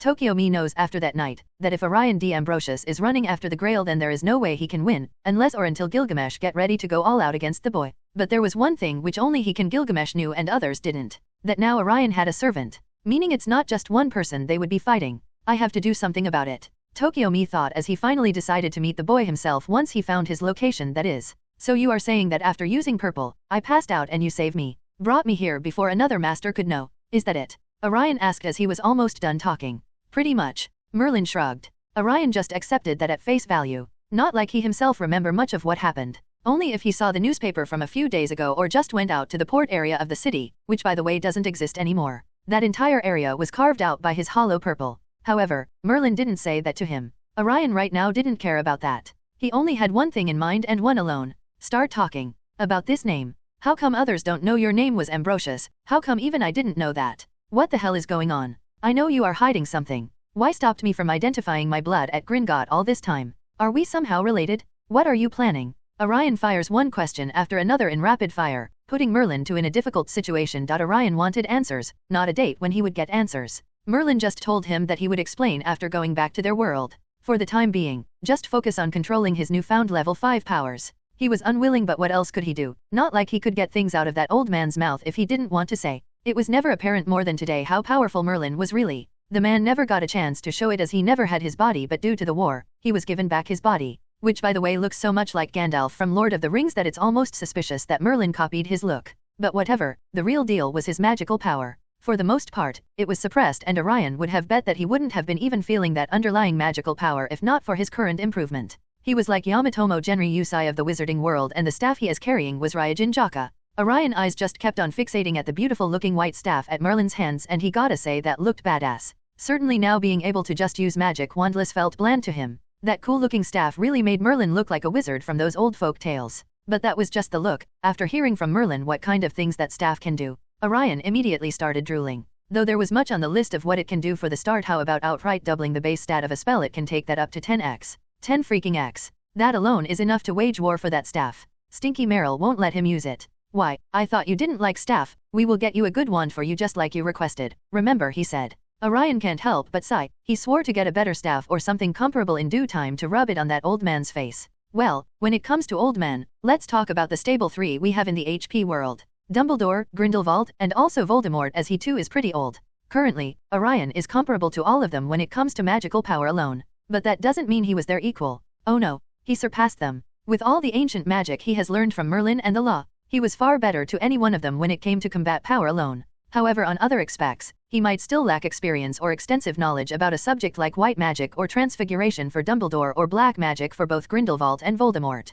And that was a good thing. After getting a little more sleep, Orion was planning on visiting the church, as he didn't know what exactly he had to do after getting a servant for himself. He never saw it in the anime either. Damn the kid, him and his quitting animes in halfway tendencies. But before he can do that, Orion feels a powerful magical blast. It even put that monster from a few days earlier to shame. The magical power was so dense that it could even surpass the presence of Merlin standing in front of him. What the hell's going on? Orion asked. It's starting, Merlin replied. What's starting? Orion grumbles as he just can't seem to catch a break, one thing after another. While you were out, I gathered information about the Grail. This is what happens when the Lesser Gale takes form. This is the thing which everyone fights so much for. Merlin explains everything in detail, making Orion go wide eyes. Are you saying that it's happening now, like right now? Orion asked. Yes, we too should get moving. Merlin smiled as he snapped his finger, and both he and Orion found themselves teleported in front of a bridge. Orion saw this with disbelief. You said you never learned the law of space? Orion asked suspiciously. I said I never master it. I can still use it. There is a difference. Merlin replied cheekily, making Orion grumble. But there wasn't much more to talk about either, because, in front of them, they saw Gilgamesh killing Ryder, making their joking tone dissipate. Oh, you are finally showing yourself, and you also got yourself a heroic spirit. Boy, you gave both me and Tokyo me much trouble. No matter what, I couldn't just find you, Gilgamesh said as he totally ignored Waver there and started to walk towards Orion and Merlin. Orion knew immediately Merlin has his hands behind this. For this he was grateful at least. You know him? Merlin asked. Yeah, kind of. He is not a friend and really strong, keep that things in mind. Oh, interesting, Merlin said, but suddenly his attention was drawn to the magical power radiating from the church area. Seems like it's already been started. I don't think so, we have time to waste here, Merlin said as he saw Gilgamesh talking something nonsense to Orion which even Orion was having a hard time comprehending. Completely ignoring Gilgamesh, Merlin glanced at Orion and just said, You go ahead, I will handle this guy, making Orion tense a little. He doesn't doubt Merlin's strength, but the one he is facing is the king of heroes. Are you sure this guy is strong? If we both worked edge. Orion was saying this, but before that, Merlin spoke up. Nah, I'll win, making Orion pause. Those words sounded a big huge red flag for some reason. Gilgamesh standing on the side wasn't able to hear anything as the conversation was happening inside their head. Damn it, fine. You better be ready when I get the Grail. We are getting out of here. Then you are telling me everything about all the things going on till now. You hear me? Orion paused and then said, Sure, next time we meet, I will tell you everything. Though I am pretty sure you are smart enough to figure it out, but still. Merlin smiles as he waves his hand.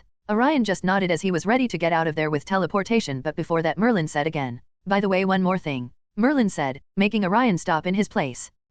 Though I never liked this line much, but it's true. So just remember, with great power, comes great responsibilities. Merlin said, making Orion confused about what he wanted to say. Why suddenly bring that up here? That Grail is that kind of power. Oh, so that's what he is talking about. When I met you, you were nothing but a runt. You have come a long way, but still act childish. No child should hold that kind of power, Orion. I believe it's time to grow up, brother. You just have to. Remember that. Merlin said that as he snapped his finger, and Orion was gone before he could even register that, let alone say anything. The hell, who is he calling a child? Orion shouted when he understood what the man was implying, but just calmed himself. He was right in front of the church. He had to get inside. The moon cast a pale glow over the dilapidated church, the site of the Lesser Grail, where Kiritsugu Emiya and Tokiomi Tosaka faced off. Tokiomi was a powerful mage, but he himself didn't have much fighting experience. Unlike the like of Emiya, he began by summoning a series of fireballs. He flicked his wrist, and the flames hurtled toward Kiritsugu with lethal precision. Kiritsugu, on the other hand, was more of a close combat fighter with the ability to increase the time of his body to increase his speed.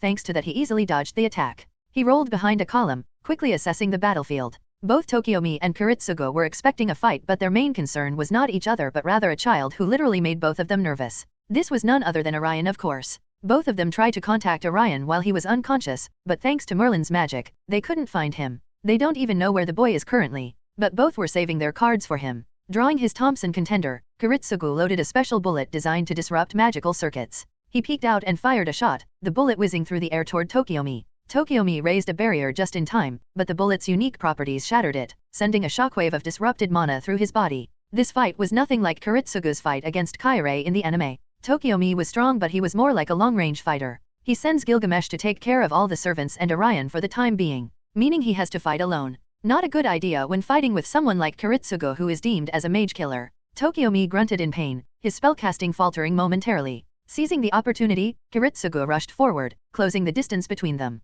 This happened because Tokiomi failed to gather information on Emiya and his weapons, which earlier Mi used to hurt Lancer. Tokiomi retaliated with a barrage of Gandra shots, dark energy bolts aimed at incapacitating his opponent. Kiritsugu's finely honed reflexes kicked in as he ducked, weaved, and dodged the shots, his movements a blur of speed and precision. Kiritsugu fired another bullet, this time aiming for Tokiomi's legs. The bullet struck true, and Tokiomi fell to one knee, his leg temporarily paralyzed. With a growl of frustration, Tokiomi unleashed a powerful burst of mana, forcing Kiritsugu to retreat and regroup. Breathing heavily, Tokiomi channeled his remaining strength into a final spell. He began to chant, his hands weaving intricate patterns in the air. Kiritsugu recognized the signs of a powerful incantation and knew he had to act quickly. Kiritsugu, instead of making distance and playing safe, decided to rush forward and once again load his gun with the special bullet. As Kiritsugu closed the distance, he activated his time altar, XXL as the cost of his health, tripling his speed. He became a blur, almost invisible to the naked eye. Tokiomi barely had time to react before Kiritsugu was upon him. With one swift motion, Kiritsugu fired a bullet at point-blank range, aimed directly at Tokiomi's heart. The bullet, infused with anti-magic properties, pierced Tokiomi's chest, nullifying his spell and sapping his strength. Tokiomi gasped, his body convulsing as the magic within him was disrupted. He fell to the ground, defeated. This was not the only fight which was taking place right now. Saber and Lancer faced off at this time. Their long-standing fight finally looked like would get a result today, their eyes locked in a deadly dance of determination. The tension was palpable, each warrior respecting the other's prowess and skill. Saber's hand was still injured, preventing her from unleashing her noble phantasm, Excalibur, but her resolve remained unbroken. This fight was never ordered by their master, but as a warrior, both wanted to fight. Lancer initiated the battle, lunging forward with his crimson spear, Gi Balg, aimed directly at Saber's heart. Saber, with her innate agility and unmatched reflexes, parried the attack with her invisible sword. The sound of clashing steel echoed through the night, a testament to their incredible strength. Saber countered with a swift series of strikes, her blade moving so fast, and with the invisible nature of the blade, it was hard to predict. Lancer deftly blocked each blow. Being an experienced fighter himself, he expertly remembered Saber's sword length by now, making it easy for him to counter her attacks. They moved like a whirlwind, neither gaining a clear advantage. "You fight well, Saber," Lancer acknowledged, his voice calm despite the ferocity of their battle. "So do you, Lancer," Saber replied, her grip tightening on her sword's hilt. "But this ends here." Lancer smirked, launching a barrage of quick thrusts aimed at exploiting Saber's injured hand. Saber gritted her teeth, deflecting the attacks with precision but feeling the strain on her wounded arm. Using her agility, Saber sidestepped one of Lancer's thrusts and aimed a powerful horizontal slash at his midsection. Lancer leapt back just in time, the tip of Saber's sword grazing his armor. He retaliated with a sweeping strike, forcing Saber to duck and roll to the side. The battle seemed to reach a stalemate, with neither able to gain the upper hand. Sweat dripped down their brows, their breathing heavy but controlled. Honestly, at this time, both were almost equal when it came to fighting, and thus both knew that neither of these were going down anytime soon. This was exciting for them. As a warrior, they wanted to fight worthy opponents, but at the same time, they were also worried because both their masters were alone. Orion comes into the church room just in the nick of time. only seconds before Kenneth could touch the lesser Gale. With a swift motion of his finger, Kenneth, who was in his wheelchair, was pulled back, with enough force that it almost made him fall from his wheelchair. Sorry, but I can't let you touch that. Orion replies with a little smile as his magic roars out. Kenneth was shaken, but when he saw Orion, a sudden grin spread across his face. Orion D. Ambrosius. I meant to meet you. Kenneth said. Really? Well, I can't say the same. Orion replies as he looks around the place, sensing if there is something or someone around him, which he found that currently just above his head was a silver jelly-like substance, but for the time being didn't act on it. This guy is planning on doing the same as Kirei. Sigh, let's see. He at least thought about listening to what Kenneth wanted to say, and while he is at it, he will manipulate the area to handle Kenneth. Merlin stood in front of Gilgamesh. The king of heroes didn't look happy when Orion suddenly vanished in front of him. So he decided to ignore me, Gilgamesh said with clear irritation on his face. No, more like he left you on me, Merlin replied with a smile. And who are you, mongrel? No one special. Just a man pretending to enjoy life and deceiving himself. This further infuriated Gilgamesh to the point that he opened the gate of Babylon. Golden ripples appear behind him and from there came out multiple noble phantasms. Oh, that's quite fancy. Gilgamesh, seeing Merlin wasn't doing anything, just snorted and fired his weapons at Merlin. 3 swords rush at Merlin with immense speed and arrive near him in seconds. Zuo. But unlike what he expected, the attack never connected. More like the attack was suspended midair. Clang. All the swords then dropped down, revealing again the smiling face of Merlin. At this, Gilgamesh narrowed his eyes, and without speaking much he ended up sending another few weapons directly at Merlin, but the outcome of this was similar. You mongrel. You think that with such a trick you can stand in front of me? Gilgamesh said angrily as Merlin, standing there harmlessly and smiling now, was infuriating him further. He opened the gate of Babylon even further and ended up showing Merlin with all sorts of weapons and noble phantasms. This was when Merlin finally decided to move. The staff he had in his hand shone a little before a terrible force released from it. Ziaam. All those weapons which Gilgamesh released stopped midair, and a green halo covered them. Gilgamesh, seeing, was surprised and tried to retrieve the weapons, but to no avail. This further shocked him. What did you do? Gilgamesh felt that even with the help of Gate of Babylon upon use at his max output, he wasn't able to retrieve the weapons. Nothing much, just slow down the time of those weapons. But if it's hard to understand, just know this. They are being called back to you, and they are in fact moving towards you, just at a very slow speed. Merlin smiled and said, You mongrel, you dare. Gilgamesh was getting more and more agitated at this. Finally, he couldn't take it anymore, and took out his real noble phantasm, the same one which he used against Ryder. Merlin saw a strange-looking sword in his hand and couldn't help but smile after seeing this. Seems like I too have to get a little serious, Merlin muttered under his breath as a smile spread across his face. Gilgamesh uses his real noble phantasm. Powerful magical energy then rushed at Merlin. This particular energy was capable of annihilating almost everything in this universe. Merlin finally moved, slowly raising his staff in his hand. It shone in white light, a very pleasing and soothing light. Thy chaos disturbs order, thy law breaks chaos. Thy existence defames law. By grace, I presence thee peace, presence thee order, presence thee law. By thou name, I bring thee harmony. And then incredible light shone from Merlin's staff, making everyone blind for a second. There was no terrible magical fluctuation or momentum, but as the light spread, the magical power released by Gilgamesh was dissolved like it never existed. Crack. In the golden armor of the King of Heroes, first came a crack and then another before. Crack. The entire golden armor fell from his body, but Gilgamesh himself couldn't care less about that, as he currently was feeling like his body was getting weak. Like all the power in his body just disappear suddenly. Merlin's attack only went for a few seconds before that blinking light ended, making everything go back to what it was. Merlin still had his smile on his face, but Gilgamesh's previous arrogant attitude was nowhere to be seen. What? How? This is impossible. How did you do it? Gilgamesh had wide eyes, stuttering with confusion and disbelief, and of course completely naked. Though he asked and wanted to ask more, his eyes once again widened upon seeing Merlin again, because what he saw was not the same old man with a long white beard, but it was someone else entirely. You, what? How are you here? Gilgamesh really sounds confused. But when no answer came from Merlin, he almost roared. Tell me, who are you? Me. Merlin pretended like he heard the question the first time. Nothing special, as I said, just a man pretending to enjoy life and deceiving himself. Stop talking in the puzzle, tell me who are you? Gilgamesh shouted as he saw Merlin with his new body coming towards him. As Merlin came close, he slowly placed his staff in front of the defenseless Gilgamesh, who lost all of his power, and just said this. Well, I am not lying, but now that you ask, well. Throughout heaven and earth, Orion stood calmly, his gaze unwavering as he faced Kenneth Archibald. The air was thick with tension as Orion just outright crushed all of Kenneth's plans on convincing him God let him keep the Grail. I mean, honestly, what is that man thinking? The moon cast an eerie glow over the church. Kenneth, with a confident smirk, began his assault, weaving intricate spells with his hands. It was clear to him that talking could no longer can solve this problem. He didn't want to go against Orion if that wasn't absolutely important. What Orion did in the port was evident to everyone. He wasn't alone who felt like this. But for the Grail, Orion D'Ambrosius was his worst enemy, so the fight was inevitable. Let's see how you handle this, Kenneth shouted, launching a barrage of magical projectiles toward Orion. Orion didn't flinch. He simply raised his hand, activating his infinity. The spell slowed to a halt before they could reach him, hanging in midair as if hitting an invisible barrier. Kenneth's eyes widened in disbelief. What is this sorcery? Orion smirked. It's called infinity. Your attacks will never touch me. Frustrated but undeterred, Kenneth summoned his prized weapon, Volumen Hydrargyrum, a liquid metal mercury familiar that could both attack and defend. The mercury, which was hiding right above Orion to sneak attack him, surged forward, attempting to ensnare Orion in its lethal grasp. The metal tendrils moved with blinding speed, aiming to pierce through Orion's defenses.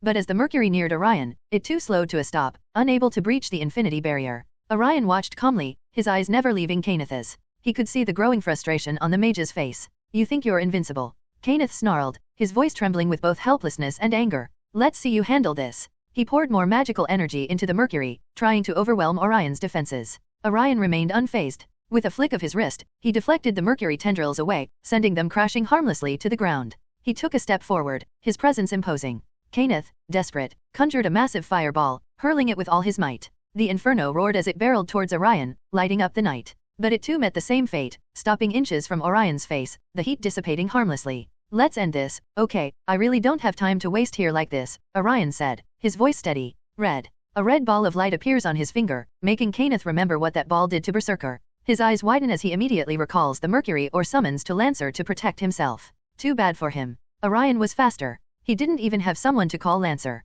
He was wary of doing that in the first place, considering bringing Lancer here meant there wouldn't be anyone to stop the other servants from coming after him. That silver mercury thing is quite interesting. Let's take it. Maybe I can recreate something similar in future. That would be dope. Orion pondered as he took the mercy remains and stored it away for later study purposes. For good measure, he even went ahead and looked into Kenneth's memories. He didn't kill in exchange for getting to look into his magic. After that, he was reaching for the lesser Grail when he sensed another presence. He turned to see Kiritsugu Emiya, gun raised, finger on the trigger. Without hesitation, Kiritsugu fired. The bullet whizzed towards Orion, but he was already in motion. Utilizing force speed, Orion moved faster than the eye could follow, sidestepping the bullet with ease. Kiritsugu's eyes widened in surprise. It was the same kind of magical technique as he used, but he quickly composed himself, firing a rapid series of shots. Orion dodged each one, closing the distance between them in the blink of an eye. How the hell he wake up? That potion should have put him in bed for at least a month. Orion pondered but just let the matter go. It doesn't matter at this point. Emiya himself at this time knew that he was no match for Orion. He had gotten all the information about Orion from Saber, and he knew just how powerful of a mage Orion was.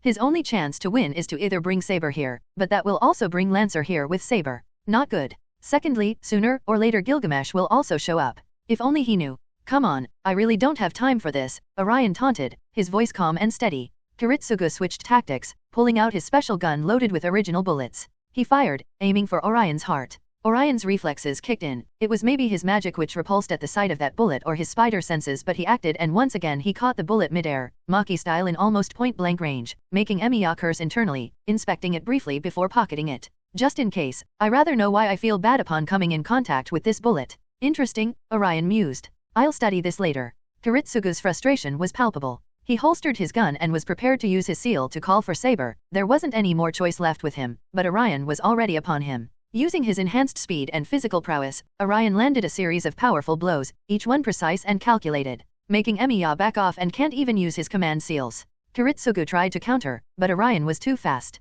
A punch to the gut, an elbow to the jaw, and a kick to the chest sent Kiritsugu sprawling. Orion didn't let up, delivering a final, powerful strike that knocked Kiritsugu to the ground, gasping for breath. Stupefied, Orion said, standing over the fallen Kiritsugu. Let's just end this already, okay? Emiya was out by this much, making Orion finally sigh in relief. Orion turned back to the Lesser Grail, ready to claim it. With both Kenneth and Kiritsugu defeated, nothing stood in his way. He was a little worried about both Saber and Lancer showing up, but the fact that he didn't means they are most likely at each other's throats by this point. Another thing he was worried about was Merlin and Gilgamesh. But again, this was Merlin he was talking about. If nothing, he can at least hold back Gilgamesh until he asks for his wish. So with nothing holding him back, he reached out. The Grail was within his grasp.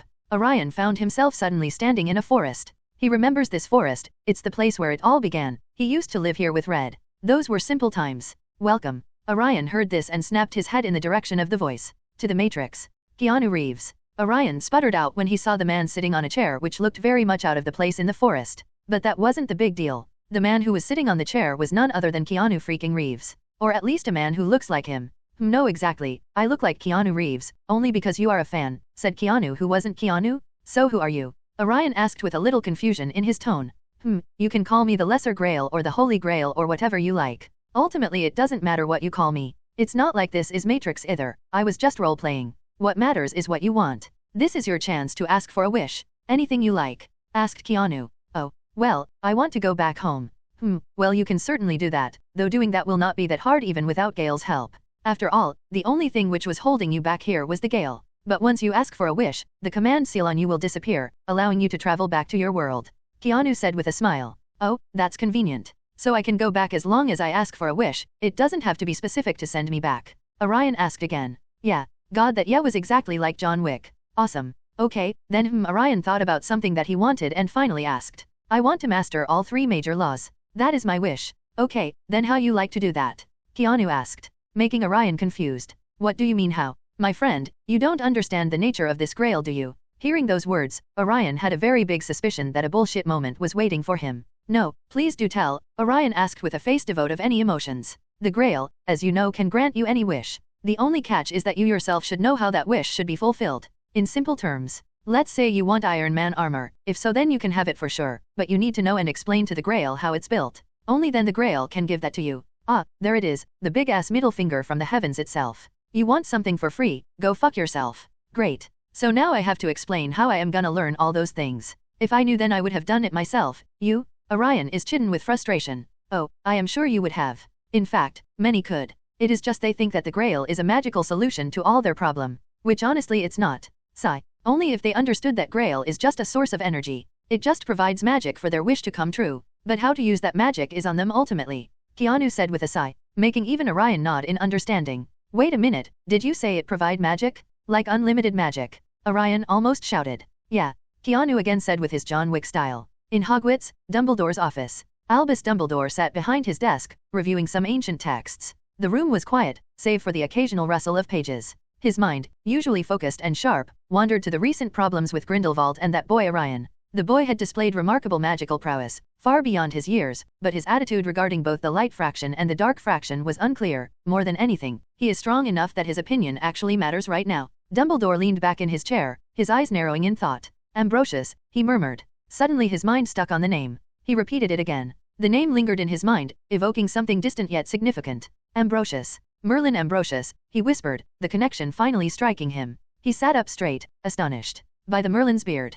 Could it be? How had I not seen it before? 1 minute, not just me but also others. What the hell is going on? He quickly conjured a book and went searching for a particular existing line of wizard blood. Emery's. No, this ain't it. Dumbledore frantically removed the book and conjured another. This looks much more modern. It was in fact not a magical book in the first place, but rather a Muggle story book. The Arthurian Legends. Ambrosius. What in the world have I been thinking? How come I didn't see it? I need to do a blood test for that boy. At Rose's aunt's house. Rose was sitting in her recently upgraded room, which was in fact a storage room but still a really good upgrade from where she used to live before, flipping through a book on magical history. She had been thinking a lot about Orion, his extraordinary feats, and the way he seemed to carry himself with a wisdom beyond his years, and more than anything what the boy said about death and the end of the world coming. Not sure whether to take that last part seriously or not, she was still suspicious that the boy might have pulled her and Daphne's leg. Suddenly, a passage in the book caught her eye. It spoke of Merlin Ambrosius, the greatest wizard of all time. Her heart skipped a beat as she made the connection. Ambrosius. Orion Ambrosius. She whispered to herself, the realization dawning on her. She gasped. Merlin, tell me I am not the only one seeing this. In Snape's office. Severus Snape was meticulously brewing a potion, his mind focused on the intricate process. However, a nagging thought about Orion's action from last year was still in his mind. Oh, how much he wanted to mix some sort of hazardous potion into that boy's food, which he ate like he wasn't a human but a hippo. With that humiliation he faced last year, he wanted to get back to the boy but he too knew that was petty of him. After all, he was the one who started it, but that doesn't mean that he won't do it if he gets a chance. He thinking this all suddenly paused, setting down his stirring rod, and leaned back, his dark eyes narrowing in thought. Ambrosius, he muttered. The name echoed in his mind, pulling at a thread of ancient history. Merlin Ambrosius, he said aloud, the pieces falling into place. Snape's expression shifted from curiosity to shock. How could he, a master of occlumency and history, have missed such a crucial detail? Orion's lineage, that boy. This might be the first time Snape leaves his potion midway brewing and runs towards the headmaster's office. In Nurmengard, Grindelwald's cell. Grindelwald paced his mansion, his mind always scheming and plotting, though this time around he was more focused on what his next move should be. He had long given up on his plan to subdue all muggles and make wizards the rulers. Right now he was working on something else entirely. So planning was crucial. And many of his plans were centered around one particular boy, Orion D. Ambrosius. Ambrosius, he said to himself, pondering the name. Suddenly his thinking was interrupted as something came to his mind. Something which disturbed his rhythm and confused his mind for a second. He stopped dead in his tracks as the realization struck him. Merlin Ambrosius, he whispered, a smile forming on his lips. The irony of it all amused him. Fair enough, how can a boy who the world itself has chosen to lead the future could be a nobody? Grindelwald laughed, a hollow sound echoing in his cell. The magical world was full of surprises, indeed. Across the wizarding world, news spread rapidly, reaching witches and wizards in every corner of the globe. From the bustling streets of Diagon Alley to the remote magical enclaves hidden from Muggles' eyes, the name Ambrosius became the topic of hushed conversations and heated debates. Merlin? How did we not see this before? In the Ministry of Magic, officials paused their work, exchanging incredulous looks. Ambrosius, could he really be a descendant of Merlin? One of them mused aloud, the gravity of the connection dawning on them. I need you to connect with Mr. Ambrosius and Dumbledore right now. This is the top priority for the time being. Also, make sure that the news is suppressed until no clear evidence is out. Dumbledore's office. Back in his office, Dumbledore leaned back in his chair, lost in thought. The revelation about Orion's connection to Merlin opened new avenues of consideration. It explained the boy's extraordinary abilities and his innate wisdom. But it also raised new questions about his past, though nothing is for sure until he got tested. But if what he is thinking is real, then the wizarding world is for a storm. Snape just left his office and told him the same thing, and this was another thing which confused Dumbledore. How come no one thought about this until now? It's understandable if it was just a name, and the possibility of that happening is high even right now. It's totally possible for the boy to have no connection to Merlin. But he remembered this was not the name given to him by the Muggles or his parents. This was the name written by the Book of Admission. This book will never make this kind of mistake. And again, how in the name of Merlin? No one noticed this, even not him. It was beyond him to understand. Maybe magic. Dumbledore's thoughts suddenly when they and his lips purse. Was something or someone using magic to suppress this? I have to meet the boy. Folks, you two would like to meet Red, right? Somewhere unknown, Nick and Hermione. In a dark, secluded room, Nick and Hermione were deep in discussion about their next steps. The talks were not going well. Nick wanted to resurrect Voldemort and Hermione was against it. But then suddenly, while quarreling, they both stopped. Like both forget what they wanted to say next. Nick suddenly stood up. Hermione, we will talk about this later. I just remember something very important. I need to go to the Muggle side for something. Don't wait for me, Nick said, and before even a reply could come he just vanished from his place, operating. Hermione didn't even react to what Nick had to say or that he was gone. Her eyes widened as she made the connection. Ambrosius, that's... Suddenly an strange expression spread across her face, and the grip she had on her wand tightened. How could I have not seen this? And while all this was happening, somewhere, suddenly a flash of light happened. This flash was followed by an explosion which destroyed that section of the forest. A crater was formed, but surprisingly, in the middle of that crater was a boy. He weakly opens his eyes. Shit, I took more than I chew again. Merlin, you there? Merlin, the excitement of the Quidditch World Cup finals filled the air as Daphne and Rose made their way through the bustling crowds. The stadium was teeming with wizards and witches from all over the world, and the atmosphere was electric with anticipation. We've got great seats, Rose. Daphne exclaimed. Thanks to her uncle's connection she got seats for the tournaments, and she ended up even inviting Rose to tag along, who would like to go alone anyway. Thanks to her coming to Gryffindor, many of her friends from Slytherin now don't interact with her. Traitor they calls her, but she hardly cares. She was a greengrass then. Her family never put much belief in baseless blood purist theory. Rose nodded, her own enthusiasm barely contained. She literally was taken away from her uncle's and aunt's house. That was one of the most interesting breakouts she had in a while. Daphne just came there out of nowhere and brought her here with a portkey. Rose agreed immediately after learning that she was inviting her to the Quidditch finals. She wouldn't miss that for her life. As they navigated the crowd, they spotted familiar faces. The Weasleys were gathered together, their vibrant red hair making them easy to spot. Rose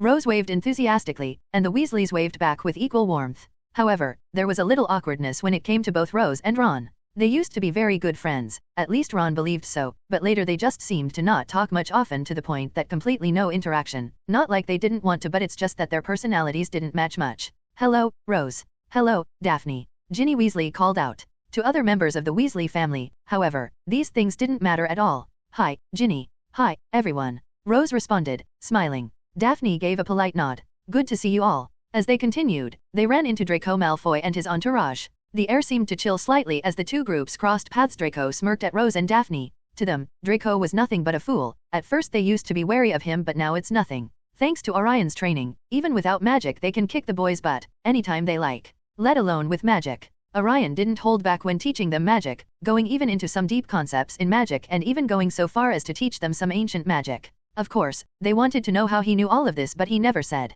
But now they had some idea. Ambrosius. They have no idea how they, arguably the only people Orion interacted with the most in the entire school, how the hell they didn't connect this outstanding boy with the man whose name he bore. Both of them were confused at this. Look who it is, Draco drawled. Blood traitor. Malfoy, Rose replied cold, her expression neutral. Daphne's eyes narrowed slightly, but she held her tongue. They didn't want to do anything with Draco and his father, so they just kept on moving. Of course, Draco gloated about the fancy seat he got thanks to all that connection his father had, but they didn't care. Finding their seats, Rose and Daphne settled in. The excitement of the match completely overshadowed what happened before. They also spotted Hermione and Nick a few rows ahead. Hermione's presence with Nick made Rose's stomach churn. She narrowed her eyes but chose to ignore them, focusing on the match instead. As the game began, the two girls chatted animatedly. I can't believe Orion didn't send us any letters this year either. Seriously, why all boys are like this, Daphne complained, her tone tinged with disappointment and anger. I know, it's so frustrating, though I am sure that he had his reasons. Maybe he visit outer space this time.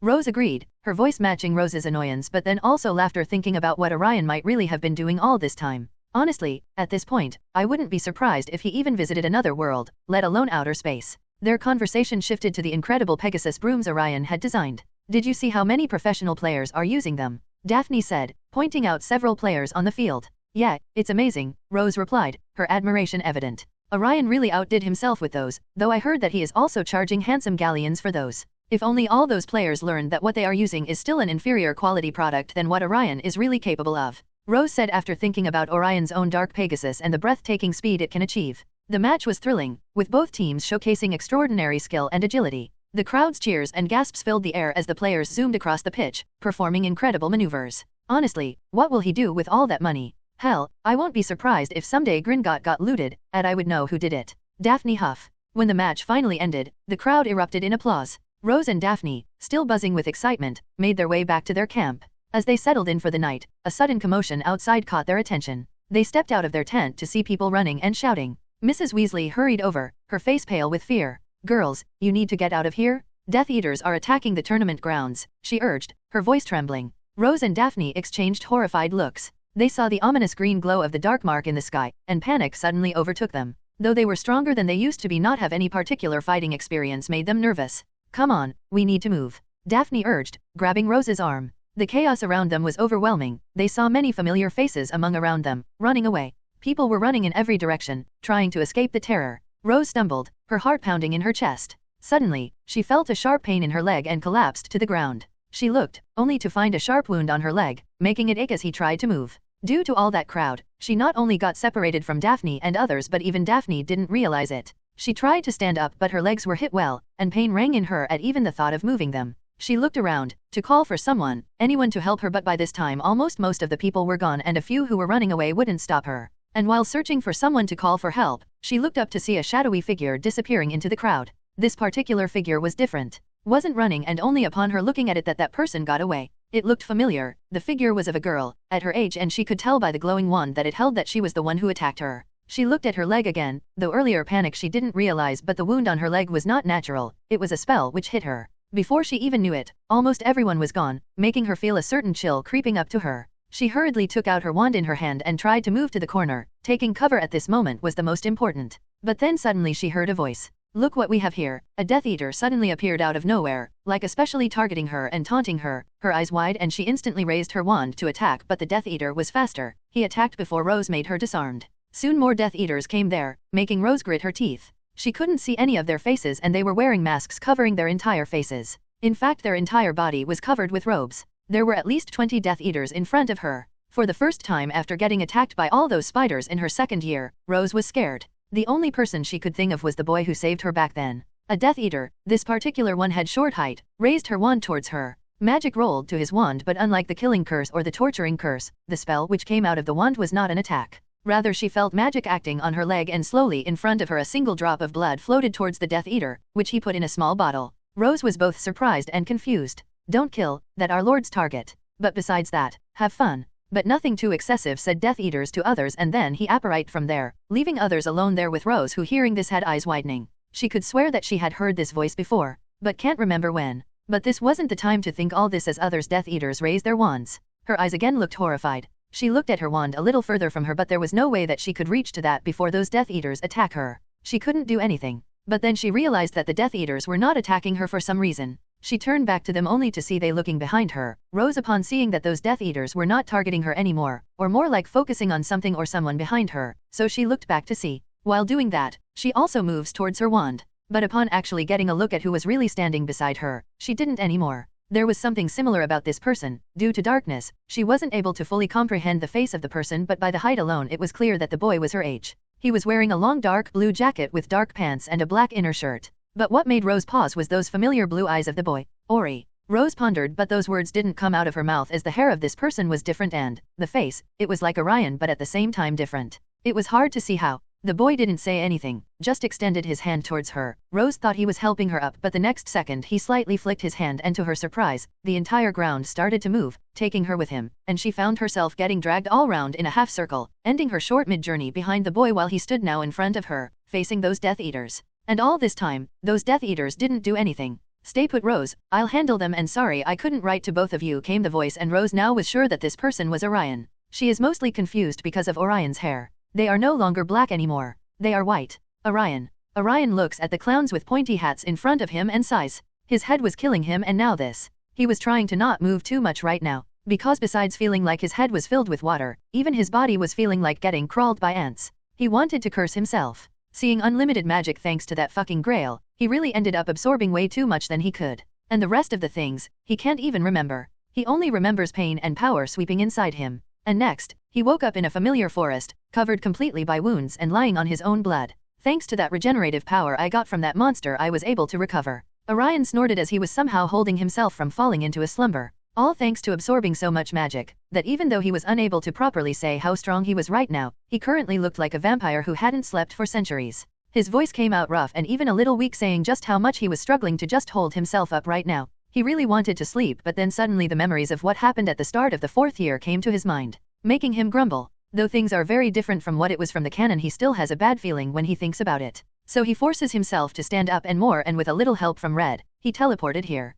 But forcing himself like this also comes with a price, because not sleeping brought down a headache which couldn't be subdued by any magic or medicine. At this point, I don't think that even taking half a year's worth of sleep can help me, Orion grumbled under his breath with much irritation on his face. He really was looking like a vampire at this point. God, how much he hated those damn bloodsuckers. And his suspicion that he was looking different was proved correct when even Rose was unable to recognize him. I am currently having a terrible headache, my entire body feels like it is burning from inside, and lastly a horrifying sleep which might even make me slumber even in the middle of nuclear war.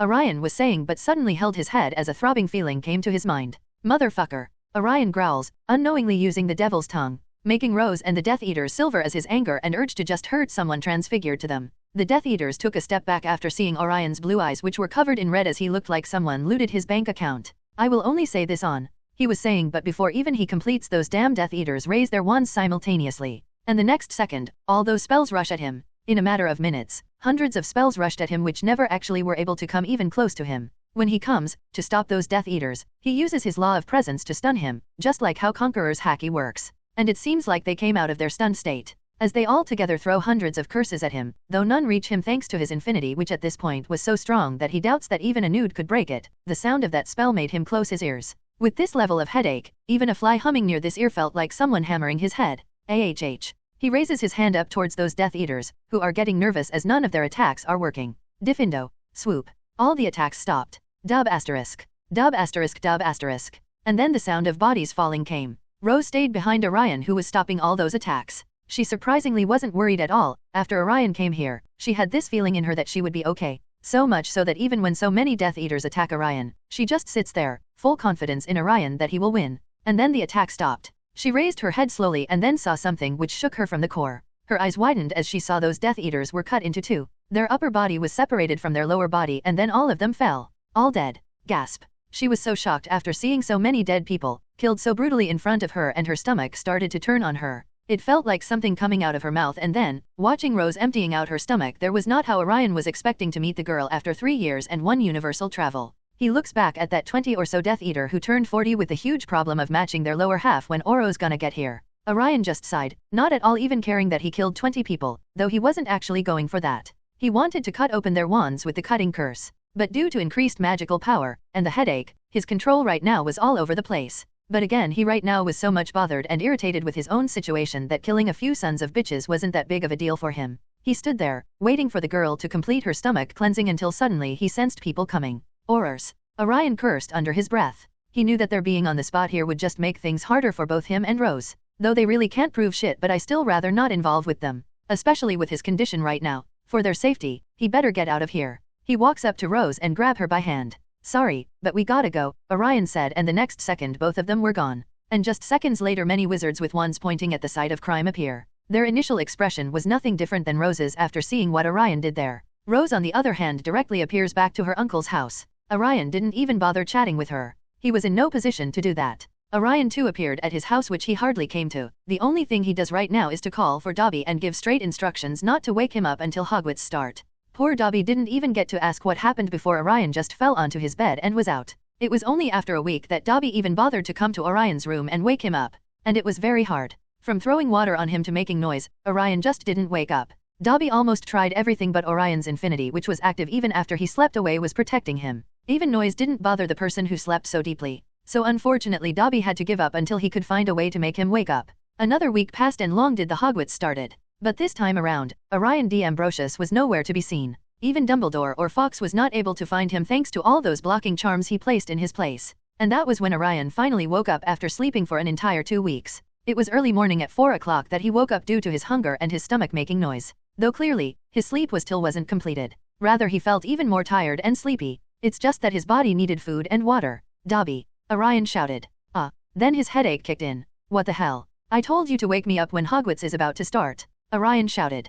Dobby immediately appeared there, and after hearing Orion's he tried to explain, but unfortunately for poor Dobby, Orion was right now in too much hurry to listen to anything. Curse this headache. Anyways Dobby, I don't have time to worry about that. Quickly make 100 people serving. I will be back soon in an hour. Make sure that you are done by the time I am back. Orion said with an absolutely low tone, making sure that his headache didn't increase and then vanish from his place. Dobby tried, sir. Dobby tried really hard. But in the end, it didn't matter. It didn't matter. Orion appears in another room of his house. Immediately he took out some herbs from the shelf and walked to the already arranged table with all the necessary potion ingredients preserved there. This was his brewing room. From potions to ideas on how to annoy others, he used this room to brew them. Today he visited here to make a potion for himself. His estimate was right. This terrible headache, body pain, and lastly the sleepiness wasn't going anytime soon for him. He tried many different spells he knew, but none worked with this level of problem. Potions were his only option by now. He painstakingly kept himself awake to brew 3 potions for himself. One for sleepiness, which worked really well, though for some reason he knew that not sleeping and using a potion gonna further aggravate his headache. The second one was for body pain, which did subdue the pain to a bearable degree but still not enough by any means, and lastly, a potion for headache which outright didn't work. Sign. Guess I need to find another way out. Or just have to sleep until the body gets back to the working state. Something which I can't do any all right now. Orion grumbled under his breath. After doing all this, he saw the time, only to notice that only half an hour had passed, and it's completely unfair to expect Dobby to prepare 100 people's food serving in just half an hour. So after thinking about it a little, he got ready to head out. To the same place he arrived 2 weeks ago. Orion noticed the magical phenomenon around him as he stood in the same place where he was teleported 2 weeks ago, and there was a frown on his face. Merlin. He called out again, but just like before no reply came. Nothing but dread was filling him at this time. He knew those last words from Gojo coming out of Merlin's mouth was a red flag. Iz had no idea what happened. But after coming here he couldn't contact with Merlin, nor he was able to sense him around. Don't tell me that you are stuck there, or even worse that Gilgamesh got you. Orion frowned. Besides his head killing him, his body felt like he was constantly moving inside water, and until a little while ago eyes shutting down like someone attached weights to them. Maybe the only thing which was making him mad was this. He hasn't been able to contact Merlin ever since.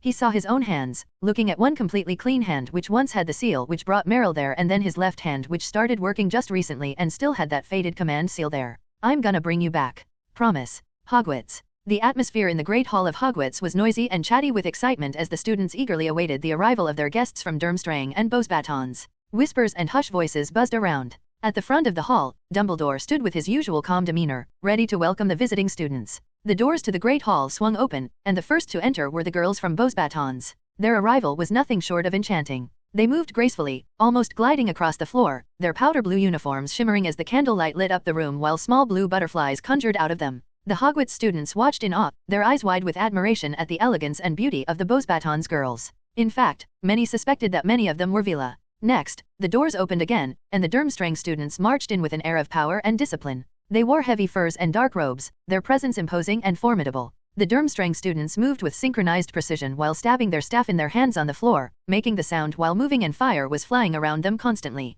Dumbledore stepped forward to greet them, his smile warm and welcoming. "Welcome, students of Durmstrang and Beauxbatons, to Hogwarts," he said, his voice carrying through the hall. He extended a hand to the headmasters of both schools, who accepted it with nods of appreciation. "We are honored to have you here for the Triwizard Tournament." The students of Hogwarts applauded, some still whispering excitedly about the impressive arrivals. However, in one corner of the hall, two girls were less interested in the spectacle before them. Daphne and Rose watched the proceedings with mild interest, but their minds were elsewhere. "So, this is it," Daphne said, glancing at the Beauxbatons girls as they took their seats. "The famous Triwizard Tournament." "Yay," Rose replied, her tone distracted. "But you know what? I hardly care about all this right now." Daphne nodded. "Where the hell is he? Did something happen?" Daphne turned to look at her friend, concern clear on her face. "You've mentioned him a lot lately. Do you really think it was him who saved you from the Death Eaters?" Rose nodded vigorously. "I'm sure of it. His hair was white, and his face looked different, but I knew it was him. His voice was rough, but when he spoke to me, I recognized it.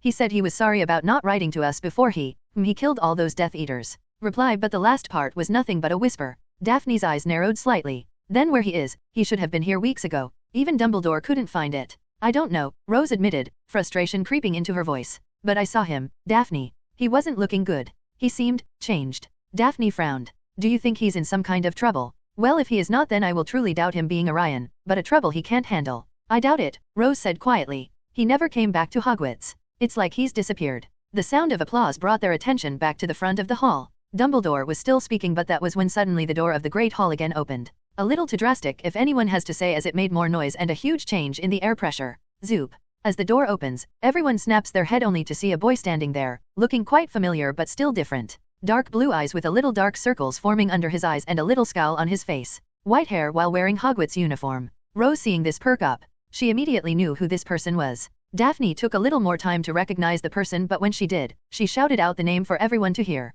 "Orion." Other people, unlike both Rose and Daphne, were tense. Though the boy was wearing a Hogwarts uniform, they don't remember him, never seen him. And this was more true with students who came from other schools. Dumbledore, Snape and other teachers were on the same boat. The way Orion opens the door and not being able to recognize him makes them tense. Maybe a part of this was also because of his face. "Ambrosius, what are you doing here? You are late. Very late." Snape immediately snapped after seeing Orion slowly walking in without saying anything. Orion, who was trying not to move too much or too suddenly cause of his headache, was walking slowly towards both Rose and Daphne. He stopped and slowly looked up at Snape. Irritation seems to be a part of him since he came back, and now this. He outright ignores Snape and looks up to Dumbledore. "We'll talk later," he said slowly. The voice was low and a little rough, and his irritation at even speaking was clear at this time. Dumbledore, hearing his just, looks even more confused. Right, he can't sense any magic coming from Orion, making him frown. He can't sense anything from him, nor can he read his face. But one thing was clear. Orion wasn't looking like he was in the mood to speak at all. So just to not make any mess here, remembering what Orion too was capable of, he just nodded. Snape saw this and suddenly anger came to him. Orion completely ignores him. "Ambrosius, I asked you something. Rules are the same for everyone here in Hogwarts, even for the Mr. Celebrity like you. Or was it that you thought that just because you are famous that you will be an exception?" Snape said. He really wanted some payback, and though he knew that he couldn't do that with force, then considering the situation, why not use this to shame the boy in front of everyone? Unfortunately for him, Orion wasn't in his right mind at this time to take any bullshit like a good little student like he usually does, acting like a model student. Orion slowly turned to Snape. He was deliberately slow with his movements. Any sudden move was nothing less than hitting his own head with a hammer. "Did you hear Dumbledore saying anything? And he is the headmaster. He is okay with it, and I will tell him why. So when he has nothing to say, why do you have your ass on fire to know where I was?" Orion said, and immediately the silence which was occupying the hall intensified. People were stunned, gaping even. McGonagall's eyes were wide. Dumbledore had a feeling that something was wrong by just looking at Orion's face. Now he was right. Now he internally knew that Orion D. Ambrosius was not like how he was before.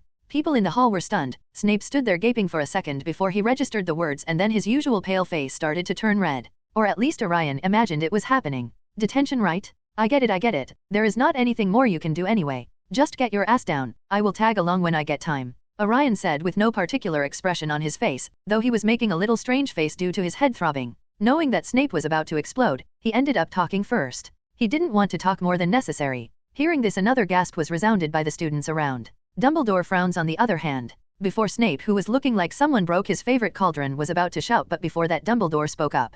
Mr. Ambrosius, I did not expect this kind mannerisms from you. I'm very disappointed, young man. Dumbledore said, trying to take control of the situation. It's not just the image of Hogwarts in front of other students but Orion too. Others don't know, but Dumbledore has seen what Orion is capable of. Last time he met him in Spain, the boy made short work of both the followers of Gellert and the Aurors. And his years of honed instincts were telling him that the current Orion was way more dangerous. Though he couldn't sense any particular magic coming from him, but he rather not push the boy. He was already looking like he wasn't doing much better with handling his anger. Dumbledore was observing Orion with keen intent all this time. Orion never planned to talk like that, at least the way he was quietly and slowly moving to his usual seat beside both Rose and Daphne. It didn't look like that. But the boy was looking annoyed, very annoyed, and the way he was behaving. Like he just doesn't want to talk or deal with all of them. And more than anything, the recent realization about him. The name Ambrosius, he really wanted to know whether they held any gravity. I too am disappointed at my shitty luck, but can I do anything about it? No, right? You wanna add some punishment? Go ahead, as long as it doesn't require me to do anything which increases this fucking headache of mine. I am game.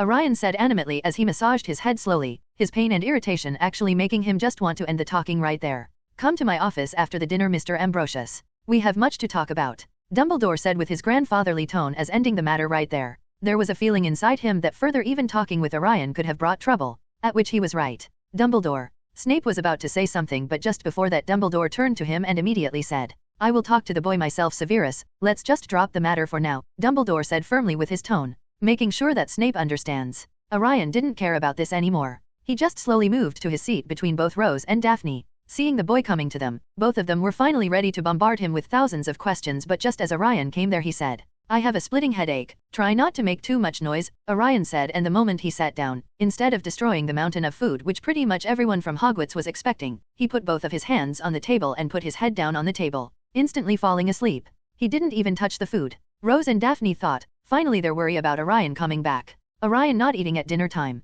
That blasphemy, something is clearly wrong with the boy, or that person is not Orion at all. Others also noticed this and started to chat, all muttering about how much Orion was unrecognizable. Even Snape found this unnatural. Dumbledore on the side saw this and now was clearly sure that something was wrong with the boy. The change in his behavior, hair color, that usual smiling and nonchalant looking face turning into that frowning one with a hint of stress in it. Those blue eyes which were usually vibrant now had a dark tink in them, while they looked even more powerful for something, and only a little below them those dark circles. What happened with him? Dumbledore pondered. He was not the only one thinking about this. Many people, both knowing Orion beforehand or meeting him for the first time, were only thinking about him. Dumbledore, after pondering a little, just shook his head and returned back at talking about the Triwizard competition. Orion, knowing the content of the talk already, didn't bother to stay awake as he was already asleep. And according to him, this might be a regular thing this year. He need to rest as much as possible. Orion finally woke up by Hoth, Rose and Daphne. He later learned from Dobby that once he fell asleep, it was impossible for Dobby to wake up him. This was a problem. So later on, before coming here, he put himself under a special spell effect. This immediately jolts him up whenever someone calls out his name. This was crucial for him to function normally in Hogwarts. Sigh, this is the price of power I pay. Honestly, I should be happy that it is nothing more than this, but it's annoying as hell. Orion muttered under his breath as he stood up while slowly stretching his body. So you are finally up. What is going on? What happened to your hair? Why you are late and why suddenly act like this? Both girls started to fire one question after another at Orion, who felt the headache growing, so he immediately said, SHHH. He hushed them, making them stop their endless questioning. I will explain everything later on. For the time being, just know that I am kind of a little sleepy. My fault, to be honest. I wanted to complete a project I was working on during the vacation but didn't have enough time on hand. So I ended up making a potion which allowed me to keep awake for the last 2 months. But it came with other problems. The side effects were that I lost sleep back, otherwise my headache will be getting worsened. I just realized this when I fell to sleep after helping Rose the last time I met you. Slept for 2 weeks and only woke up after 1 week of Hogwarts started, that too just because I was hungry. Now I need a lot of sleep to stop this splitting headache I have. Anything more will just have to wait after I go and visit our dear headmaster. Orion kept on talking, uncaring whether they were keeping up with his super fast yet quiet voice. Before they could even say anything, Orion was moving out of the hall towards Dumbledore's office. Hey, wait. They seemed to want to ask more, but Orion was already out by that point. Make it quick. That was the first thing Orion said as he entered Dumbledore's office. Not even seeing that beside Dumbledore there was also Snape and McGonagall there. Sigh, I don't think this gonna be quick, is it? Mr. Ambrosius, where were you? McGonagall immediately snapped. Her voice almost boomed, making Orion close his eyes as that little higher tone sounded like something shouting right next to his ear. I get it that you have a question, but please keep your voice low. I have a splitting headache due to an experiment going wrong. Orion replied. This made McGonagall quiet for a second before she calmed down and directly asked the same question, but this time more quietly. Orion to the response of this just repassed the same story he gave to both Rose and Daphne. A project, you say? Do tell us what kind of project needed you to stay awake and up working for 2 months straight. Snape sneer. Orion just snorted at this question, and he made sure that others noticed him doing that before he lifted his left hand up, showing it to the professors, who took some time before finally realizing what happened. You heal your hand, Dumbledore replied with a little surprise. He himself has checked Orion's hand before. It was the mark of death. He though never asked how an injury like that appeared on his hand, but Dumbledore had his suspicion. He knew that purifying a mark left by death magic was almost impossible, so he honestly felt pity when Orion was trying to heal his hand last year. Even then he was surprised when Orion was able to partially heal his hand, let alone now when he no longer held his hand in bandages. Yeah, still, that doesn't give you the right to just barge in here after missing the school for almost a week. Snape snaps, almost shouting. Orion saw Snape speak up again and finally, he snapped. He was already barely holding back from complaining about every little thing which he didn't like about this dem school. No doubt people with headaches are more irritated and prone to fight. He slowly moves towards Snape, making others front. They frowned because they all saw Orion's eyes glowing at that point. There was a sense of uneasiness in their heart. Not sure why, nor understood why, but at that time it felt like even breathing a little differently could end them. Orion very slowly walks up to Snape. His eyes glowed as he was holding back his magic from lashing out. Oh, it would have been so easy to do that. But not his control at this time upon his magic is not very good. Both are thanks to this sudden increase in power and his not being able to concentrate. I said that I have a headache, so don't make too much noise. What part of that you don't understand? Do you know what it feels like, someone constantly hammering your head or millions of ants spitting your body? As soon as Orion started talking, both Dumbledore and McGonagall fell to trembling in the room. Dumbledore quietly looked at the lemon tea on his desk. The ripples in the tea surface make him gulp, because others didn't sense it but Dumbledore did. There was a powerful magic emitting right now out of Orion. I don't think so, and believe me, you don't want me to make you feel what I am going through. Let me tell you, Snape, I being a reasonable student usually take your bullshit, but try to keep a distance from me this year, especially you. As he said this, it was clear that Orion was getting more and more agitated. The quiet shaking office by now wasn't so calm anymore. It shook enough to make both Dumbledore and McGonagall panic. She saw things even start to fall from the shelf. Because right now, reason seems to have abandoned me, Orion said with his calm low tone, but all those words were attached to the devil's tongue. He did it unconsciously, making Snape almost froze on his place, and both McGonagall and Dumbledore had sweat rolling down their head. Orion said this turned to Dumbledore. Don't bother me this year. If you want to kick me out of school, even better. Orion said as he didn't waited for others to say anything, just walking away. Both Dumbledore and McGonagall look at he boy walking out, and don't say anything. And just when Orion walk out, a sound came. Thud asterisk. Snape fell to the office floor as his breathing was heavy by now. It was clear to Orion that his situation in Hogwarts, or even in the entire wizarding world, not gonna be simple from this point onwards. But he knew that this was coming his way one way or another. And honestly, he doesn't give two shits with his mind splitting open. All he wanted to do right now was to get a little rest before starting to fix the matter with Merlin. That was another headache altogether. Then there was the thing with Voldemort and this Triwizard competition. If possible, he didn't want to do anything with either of the matter, but he just has to consider what kind of shitstorm gonna be the story of HP after this year. And lastly, there is Nick and that other person. Orion, who was moving towards the room of requirement, his go-to hangout and sleeping point in Hogwarts, stopped as he narrowed his eyes.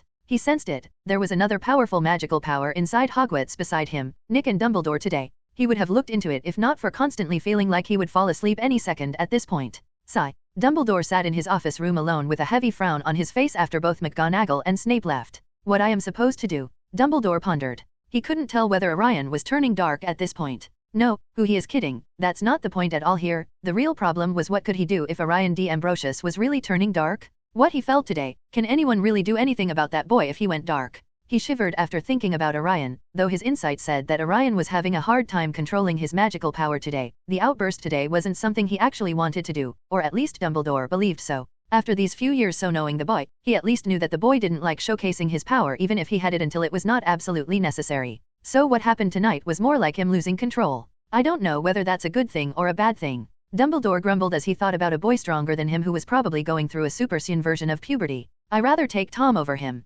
Orion found himself sitting in one of the fake Moody's classes. Today's topic was forbidden curses. And while most of the people were enjoying the disguised Death Eater showcasing spells which can give pretty much anyone a straight ticket to Azkaban, Orion himself was sleeping in the class. He gotta take his rest, not like there was anything left in this school for him to learn anyway. While showcasing his mastery of the Imperious Curse, Barty, impersonating Maudie, saw Orion sleeping while his head was down on the desk, something which was happening too much in his year. Or at least both Rose and Daphne thought so with a huge tick mark on their foreheads. In reality, this was just the second class after Orion came here, which again was a week later after Hogwarts started. Barty narrowed his eyes as he controlled the insect using Imperius with his hand and turned it toward Orion. Before that, he makes quite a fun of other students. But as the insect came near Orion, it was suspended in the air, just a little away from Orion. Barty looked confused at this. Unfortunately or fortunately for him, he was the only person who didn't attack Rose in the tournament along with those other Death Eaters. That surely saves his life, but that also means that he doesn't know who kill others. If only he knew that it was none other than Orion. Mr. Ambrosius. Barty, seeing his plan not working, gave up and thought of just waking up the boy, though still wondering what happened as the insect wasn't getting any closer to Orion. There are after all not many people who know about Orion's infinity, especially when Nick didn't bother to tell his short-term comrades. Upon seeing the boy still not waking up, Barty's face started to distort. Seeing this, Rose, who was sitting beside Orion, finally couldn't take it anymore and whisper in his ear, "Orion." This one name was enough to jolt open Orion's eyes like someone called meat for Luffy. Actually, he cast a spell on himself. It was clear to him that if he fell asleep then he not gonna wake up no matter what, that with his infinity, yeah, he could see how that could turn into a huge disaster. So he just had to do that, program himself to wake up upon hearing his own name. If Barty didn't call him Ambrosius but rather by his name, then he would have woken up. As he groggily opened his eyes, seeing the one-eyed Adi looking over him with a scary face, he just wanted to Syndra Tensei his ass and go back to sleep. But of course, he won't do that. "What you want?" Orion asked, almost demanding to be quick so he could go back to sleep. Maudie eye twitched at this, but he couldn't play his teacher card at this time. Dumbledore did his part and told all the professors to just ignore Orion no matter what he did. Good thing, he saved the castle. But still, Maudie/Barty didn't want to do that. He didn't know why others are giving this much leeway to this brat, but he's not gonna do that. "What do you think about the 3 unforgivable curses, Mr. Ambrosius?" asked Barty. "Just be the first one to fire when it comes to that," Orion said nonchalantly. This pretty much shut up Barty and others, some even let out a gasp. "Sheesh, what are you saying?" Daphne sitting behind Orion pokes him immediately. "What? I'm not wrong here." Orion just grumbled. "Ha ha ha." Barty then surprisingly started to laugh. "You know what, this might be the best answer I have ever gotten." Barty smiled with a little bloodthirsty look on his face as he asked again. "What are the 3 forbidden curses?" "Why, you are asking me? We have a Hermione for this kind of thing. She would especially know about this thanks to that bastard." "Ah, I have to get that bastard as well, right? Sigh, so much work. One makes you dance, the other makes you scream, and last take your breath away. Guess what, I don't even need magic for that, just right stimulation." There were many who didn't understand, and those who did were putting mighty effort to keep the blushes from coming to their faces. Rose was among those who didn't understand and looked at Orion just like she always does when he says something too hard to understand for her poor little brain. Sometimes she even suspects that both he and Hermione are related. Daphne was among them who did understand, and the poor girl was half keeping her blush at this sudden joke from Orion and half glaring at him. Barty, not sure how for a Death Eater, didn't understand and looked confused. "Kia villain Bani Garitu. That will be 10 points from Gryffindor." Though Maudie didn't understand what happened, but seeing others' reactions he knew that it was something bad. Orion just rolled his eyes and wanted to go back to sleep, knowing that if he didn't go back to sleep soon then what he just said would sound like a child's prayer compared to what next gonna come out of his mouth. Barty moved on as he wanted to show the last 2 spells before the class ended, while Orion, who wanted to go back to sleep, was getting harassed by Daphne for what he did. Barty uses Crucio in front of others, making Neville uncomfortable. Orion, seeing this, didn't bother to do anything. He wasn't planning on exposing the fake right now. He rather let things happen and Voldemort resurrect. That is when he will go and kill the bastards. This time properly. Lastly, Barty showcases the killing curse, making others discomfort. "There is no one who has survived this curse, no one but one," Barty said as he turned to Rose sitting beside Orion and slowly walked towards her. "And Orochimaru's brother from another mother is also pedo. Surprise, surprise. Do you have anything more to say, something like which the entire wizarding world don't know already? If not, then let us go already. It's already past 2 minutes since the bell rang," Orion said with much irritation. Days kept on passing like usual. Orion was mostly sticking to a strict routine of getting as much sleep as possible in his downtime, and he felt that it was working. Though the headache was still there, the body pain was gone. He could finally move without pain shooting all over his body. So today, he was a little less irritated than normal. First time after coming back from Fate World. As he got inside the Great Hall, he noticed many sitting there, like waiting for something to happen. And in front of them was none other than Dumbledore. Orion, finding the quietest corner, sat down and this time not directly go back to sleep. He did want to know how the story would progress from here. Many things have changed and he can't seem to see how things could go. "If only I learned the law of time before others. But I gotta first master the law of matter," Orion sighed. Soon Dumbledore raised his hand and acted all mysterious only for him to dim the light in the room. And then the giant cup with blue fire coughs up the burned paper one after one. "Durmstrang champion is Victor Crumb," he announced, and then the entire hall rang in cheers. "Fuck. I forgot that idiots like monkeys have to make noise on every little thing they see." Orion quickly put a complex sound filtering spell around him. Another piece of paper came out and Dumbledore announced, Hogwarts champion is Rose Potter. Silence. Everyone snapped at Rose as they were looking at Voldemort himself. Orion remembers that Harry in the story went through the same, so nothing to worry about. Beside Rose completely freaking out as Dumbledore called for her again and upon not responding others has to push her to the platform. Cheater. She is not 17. Fraud. Those words whisper around as everyone looks at her with suspicion. Orion didn't like it. But he gotta let this happen to go up to Voldemort. Almost all the soul fragments of Voldemort are destroyed beside the one inside Rose. Of course, if he makes another then that is another thing altogether. That is the best time to gut the bastard. All he has to do is to be there when he revives and then kill him for good. Rose hesitantly walked past all of them, avoiding all those people who were glaring at her. Dumbledore and the other adults were confused and a little restless by this time. Dumbledore kept on calling out the champions. Another piece of paper came out of the fire and Dumbledore shouted, Beauxbatons champion is Morganfey. Orion, who was nonchalant all this time, suddenly opened his eyes wide open. That was not the name he was expecting. He looked where all those Beauxbaton girls were sitting. Among them stood a white-haired girl, older by a few years, making Orion narrow his eyes. Orion looks around trying to find the Vila who should have been the champion instead of this girl, but he could not find her. So he looked at the girl who was chosen. White hair, violet eyes, beautiful face. Nothing less than a Vila, if not better. The boys and even some girls were awestruck at the beauty of this girl who just come forth. Orion has to say that she was beautiful, but here is an intelligent question. How come no one noticed that beauty all this time? Why only now, when her name was called out? I swear I have seen her somewhere, but where? Orion couldn't remember even in his mind palace working hard. Maybe someone similar to her. Orion sensed magic in her. This magic was weak. Nothing to worry about if he has to say anything. But there was a feeling in him that things are much more than it looks. As people clap and cheer, Orion kept his eyes on that one girl. Something was not right. He knew it. It's just that he can't figure it out right now. That was all. All three champions were announced when suddenly another piece of paper came out of the fire. Orion knew whose name this gonna be. Sorry Cedric, but maybe you won't get to die this time around. Orion muttered as his eyes shone and visibility the piece of paper which was still in the air burst out with another flare of fire before finally landing at Dumbledore's hand. Orion D. Ambrosius. Dumbledore shouted and Orion hearing this had a little smile on his face. He didn't want to be a part of this nonsense but things are no longer going like the books anymore. He needs to figure out who is that Morganfey, and that name was not giving him any confidence. A 1000-year witch won't use a name so similar to hers after coming back with the intention of ruling the world, would she? I hope not. Damn Merlin, why you are not here in times like this? Orion slowly stood up as he saw others giving him the same look they were giving to Rose. An irritated look started to appear on his face, but he didn't say anything immediately. He slowly walked up to Dumbledore. What are you doing, Orion? Dumbledore asked with narrowed eyes. Walking, it's pretty good for health. Orion smiles as he replies with the same low tone as Dumbledore so others can't listen to him. You know what I am talking about. How come your name is here? Dumbledore narrowed her eyes but Orion didn't care. He turned around and looked directly at those students who were talking at their back. Yes, I am not 17, yes I put my name in there, Orion said as he increased his voice with magic, making others silent. For those who think that I am a fraud and cheater, you guys are not wrong, but hey, so is my existence. I don't give two shits about what you guys think. You got a problem then just come right at me. Orion D. Ambrosius will handle if anyone wants a piece of this handsome face. Just make sure that you have insurance. And until then, go fuck yourself. Orion said with a smile. The piece he got after seeing their looks. I guess playing villain is also not that bad. Let's play anti-hero this year, shall we? After getting out of the Great Hall, Orion was directed to an underground chamber where most of the other champions were taken to. As he entered, his eyes were first on Rose, who after looking at him immediately came near him, mostly likely nervous being alone among those other two champions.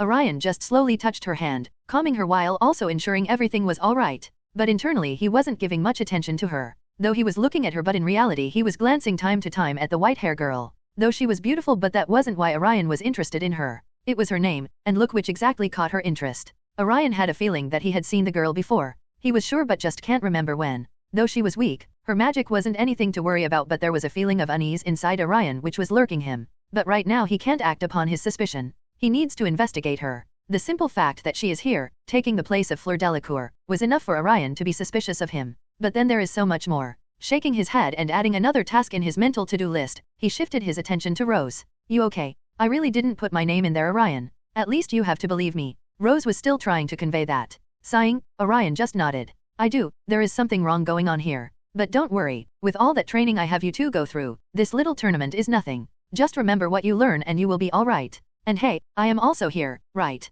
Orion replied. To this Rose just nodded and only then did she snap at Orion with a little glare. Yes, what are you doing here? Rose asked with suspicion. Oh that, nothing, just after you entered I thought it would be fun and make another piece of paper with my name written on it emit from the fire. Orion winked and could see Rose staring at him like he was an idiot, but kept her mouth shut as that was the time when Dumbledore and others came rushing at the underground chamber. Seeing how Dumbledore was rushing, he suddenly remembered how Dumbledore ran in the movie and grabbed Harry and shook him up to get the truth out of him. Well, not this time. Just as Dumbledore was close enough, Orion, standing right beside Rose, extended his infinity to cover even Rose. The result being Dumbledore's hand, which was about to grab onto Rose, and even his shoulders stopped midway. Seeing his hands stop midair, even Dumbledore was surprised, only now that he sensed when he came in contact with this power that it was law. His eyes widened to the extreme, but he composes himself quickly. He knew that Orion was strong, but comprehending law? Everything he wanted to say to both Rose and Orion about their entrance into the Triwizard tournament was replaced in his mind with Orion being able to use law, but he didn't say anything for the time being.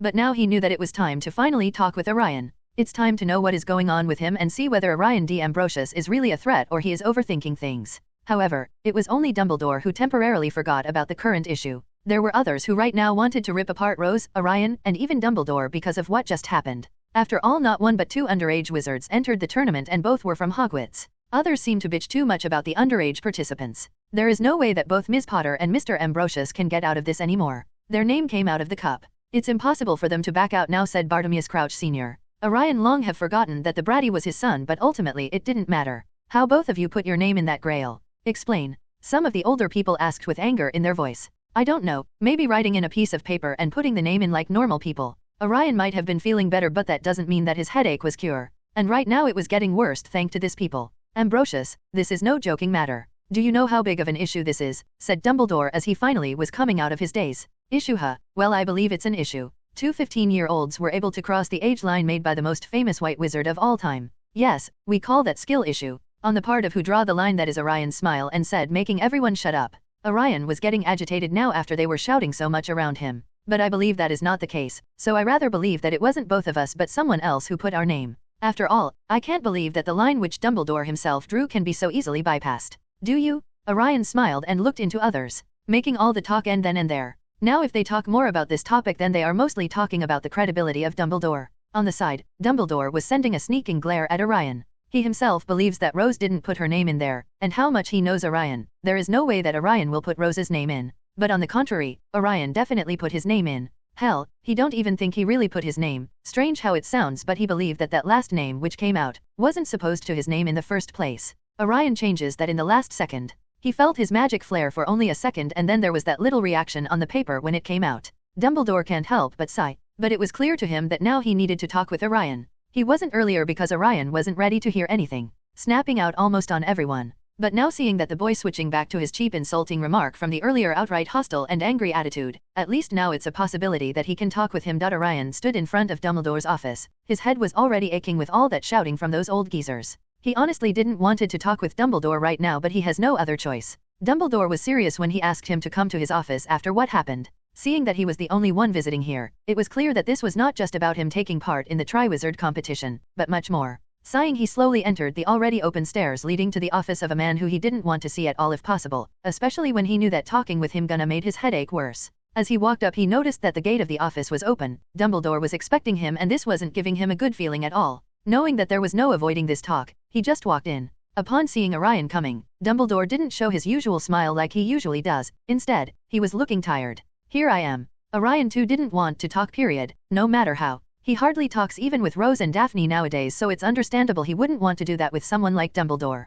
Please take a seat, Dumbledore said as he took a sip of his lemon tea. Orion took the seat without talking anything more. He just wanted to get done with his as soon as possible, so doing what the man asked him is the fastest way out of this dreaded office. You know why I asked you to come here, right? Asked Dumbledore with a calm tone on their face. I have some idea, but you go first. If possible, keep it short. I am just recently feeling a little better when it comes to my headache and body pain, but those shouting idiots from earlier had already made that improvement null and void, Orion said, making sure that Dumbledore directly talk about the real matter in hand and don't waste time. Dumbledore, hearing this, put his tea down and started talking. Okay, then let's start with why you suddenly decided to participate in the tournament. Don't deny it. I know that you changed the name written on that piece of paper, showing your name with magic. Why did you do that? Asked Dumbledore with a serious tone, though he wasn't 100% sure that it was Orion. He believed that it happened. More than anything, knowing whether it was Orion who put his name willingly in there or someone else did that will explain what Orion is really after. Orion, hearing this, didn't react at all. He knew that Dumbledore wasn't an idiot, and he would learn that it was him who changed the name later on, but he was not willing to confess that.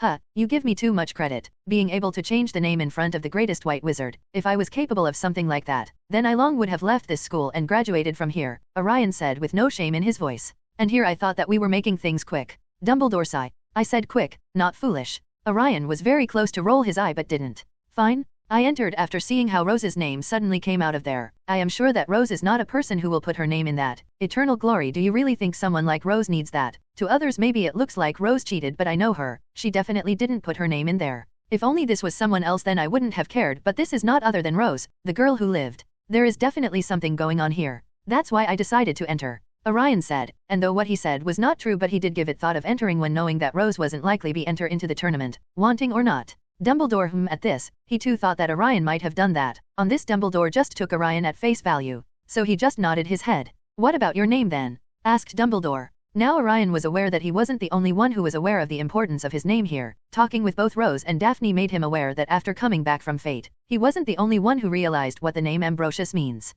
Now he had no idea why, is him knowing was not enough. Do others also have to learn this? How come they even realized this? It's like him learning this turns into a trigger of the entire world suddenly realizing what his name really means. And again technically this shouldn't be that big of a deal but seeing what he was capable of and the name was written in the book of admission. This became a big deal. I am not sure, just recently realize what it means. Not sure why but till now I never realized this was the same name as that man. Orion said with a lot more irritation on his face when talking about Merlin. Merlin was supposed to explain to him what was going on with him but now here he was, that old man most probably trapped in the Fate world.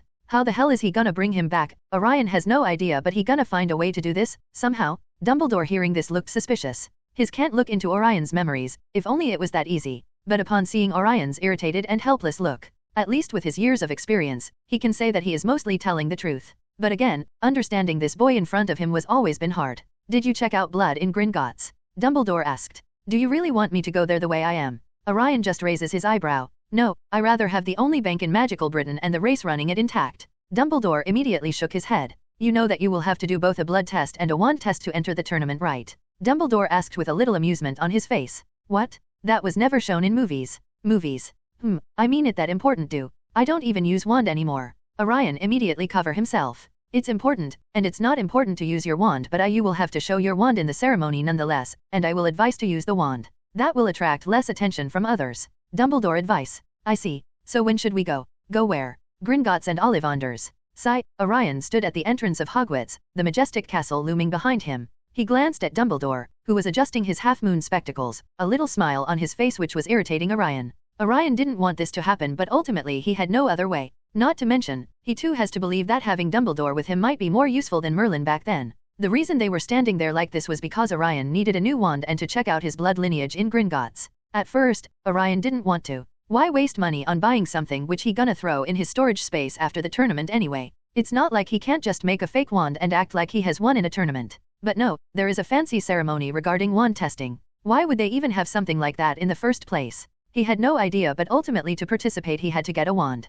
If this time that old man didn't give me something decent then Ollivander's line ends today. Orion was irritated as usual, though his mental fatigue was less now but not when it came to his irritation. Then there was the matter with his blood. This was another thing which was making him irritated. He wanted to know about his lineage. Why the hell did he even have the Ambrosius name in the first place? He really wanted to know. But only him, not others. But now Dumbledore will know. He had half a mind to stop Dumbledore but it doesn't matter. Anyone with a decent understanding of how the system works here will know that even if he wants to keep his real identity hidden away, those who give the right price will get the info, one way or another. Orion wasn't an idiot to believe in those goblins. At least Dumbledore's being there could help him out when it comes to spreading the matter. If nothing then delay the matter from being known. Because later he learns from Dumbledore that even the ministry wants to know about his lineage. This was an issue, one which he didn't want to deal with but ultimately he has to. If not now then maybe later. Sigh. Though the thought of dealing with formalities irritated him but he understood the importance of fitting into the traditional structures of the wizarding world for the tournament. More than anything, that will be less troublesome.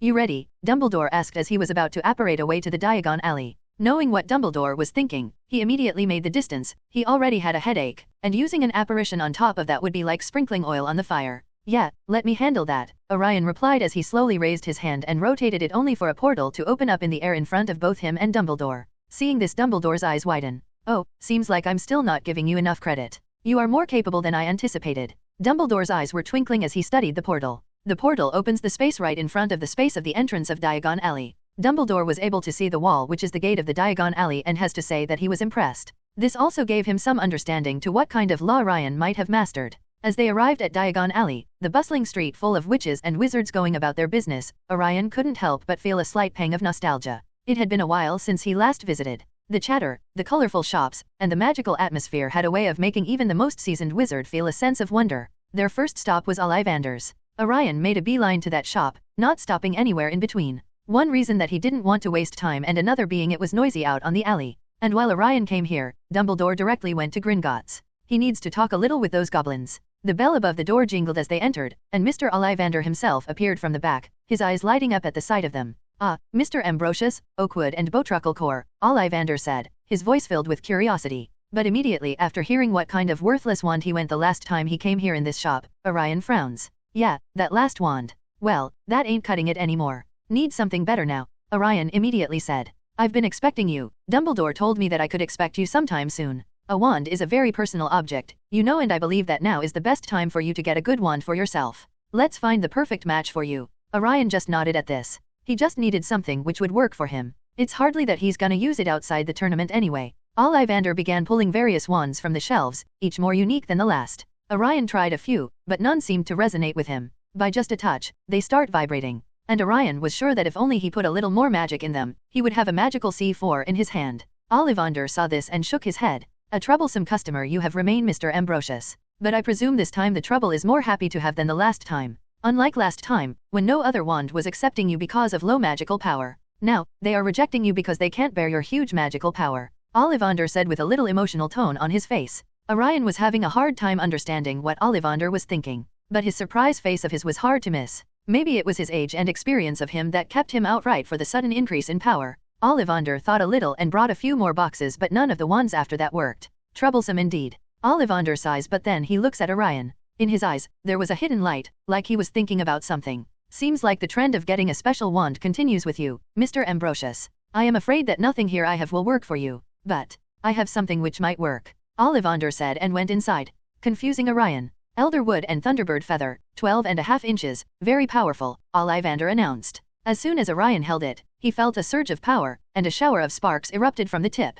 Blink blink. Orion felt that his power was moving inside the wand and it was handling it. "Excellent," Ollivander said, smiling. "Well do." Orion smirked as he for the first time felt a good wand in his hand. "That wand was crafted by my ancestor. It's been 600 years since someone has been able to use it. It accepts no one but the strongest. It's surprising that it finally met his master today. Sigh, such the fate works." Ollivander looked nostalgic. "The strongest, huh?" A smile appears on Orion's face. "How much?" "Nah, take it, lad. That wand been with my family for 600 years. It would be a crime to charge for it when finally the greatest work of my family got its owner," Ollivander said with a genuine smile. Orion hearing this nodded. He wanted to pay, but he knew that old men are stubborn in things like this. He rather replied to the man in some other way. With the wand purchase complete, Orion made their way to Gringotts, the Wizarding Bank. The imposing building which he remembered looting not so long ago, with its white marble facade and goblin guards, Orion just had a smile on his face. "Good times. Mr. Ambrosius, we need to confirm your blood lineage for the tournament," the goblin said, laying out a parchment and a quill. Orion, after looking at Dumbledore, who long gave him a little nod, pricked his finger, letting a drop of blood fall onto the parchment. Orion stood there waiting for the response. Dumbledore seems to be the same. As the paper reveals the name, both Orion and Dumbledore had wide mouths. Fuck. As Orion and Dumbledore returned to Hogwarts, they walked in silence through the familiar corridors, each lost in their thoughts. Dumbledore led the way, his mind occupied with the puzzling events at Gringotts. They had just finished a lengthy conversation with the goblin manager to keep the matter secret as long as possible, but even Dumbledore hardly believed that that was gonna happen for a long. Orion, on the other hand, had his headache come back to him at full force, making him frown and support his forehead. Reaching Dumbledore's office, they stepped inside, the door closing softly behind them. Dumbledore waved his hand, and a cozy fire roared to life in the fireplace. He gestured for Orion to sit, and they both settled into the comfortable chairs. For a moment, the crackling of the fire was the only sound. Both were silent. Both were equally confused. "Orion," he began, his voice thoughtful, "the parchment at Gringotts, do you have any idea about it?" Orion shook his head, his expression just as confused as Dumbledore's.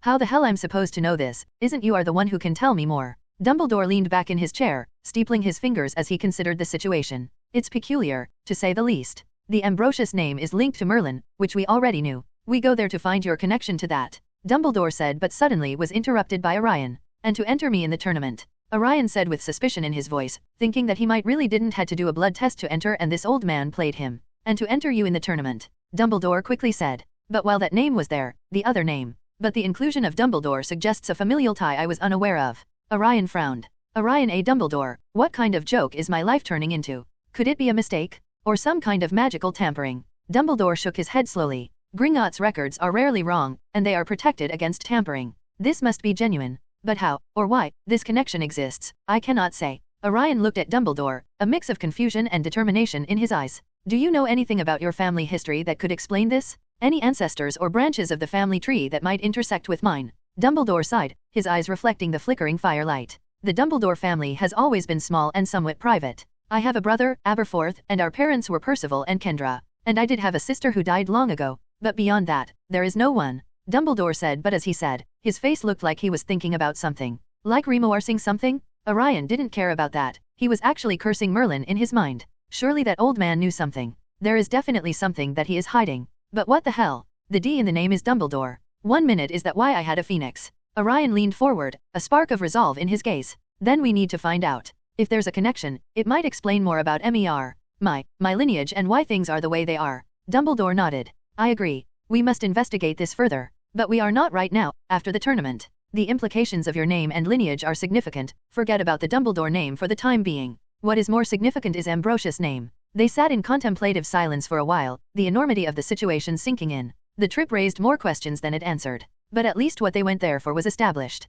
The name given to him by the Book of Admission was correct. The title Ambrosius checks out. Now the real question is why. How come he is both an Ambrosius and a Dumbledore? And more than that, what should he call himself? Orion D. Ambrosius or Orion A. Dumbledore? Both names are pretty cool sounding and equally troublesome. After a few minutes, Dumbledore spoke again, his tone more decisive. For now, we must keep this information between us. There are too many uncertainties, and we cannot afford to let this knowledge spread until the 2 other schools are here, in Hogwarts. Try to keep a low profile. Orion nodded in agreement, now not even having enough energy to retort that he is low profile or at least try to be, but the world didn't like him in peace. I'll keep it quiet. But I want to know more. I want to understand who I am and where I come from. Dumbledore hearing this just nodded. He too was confused right now to do anything more. As Orion was moving out, Orion suddenly turned back and looked at Dumbledore. One more thing, I will be going out for some work I have. I might not be able to attend some classes here and there. Orion said, making sure that he is not asking for permission but rather informing Dumbledore beforehand.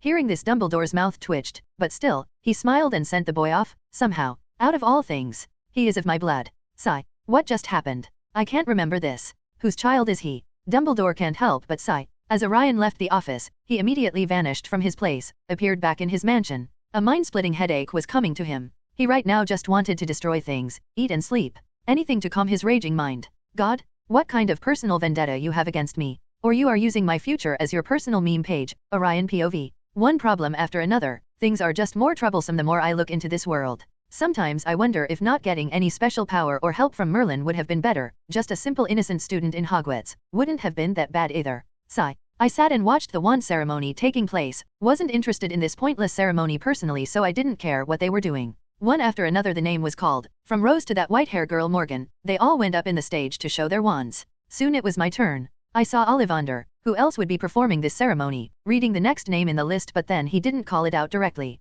I slowly turned my eyes to where Dumbledore was and saw him keenly watching Ollivander. I am sure that they have done some talking before coming here. Orion D. Ambrosius, please come here and show your wand, Ollivander said. Knew it, I just did what he told me. Just wanted to be done with it. POV end. Orion stood at the entrance of Hogwarts. It finally was the time to get out of Hogwarts and take action. He had made up his mind. After the revelation of his true name and lineage, he needed to find answers about his origins. The first place to start was of course the orphanage where he was raised. It had been 8 years since he had stepped into the modern world of Muggles, 13 years for him as 6 years in the time chamber. The thought of leaving the magical world was daunting but necessary. He can't help but think how much he has changed. There used to be a time when he couldn't wait for more modern works to appear, the internet, social media, and gods, he wanted all those things back so back, but now it just seemed like a long dream to him. He took a deep breath and stepped out. He long wanted to go and visit the Muggle world, and finally, the time came. He, after making sure that no one was around, just vanished from his place, appearing all the way to the Muggle world outside the entrance of Diagon's Alley.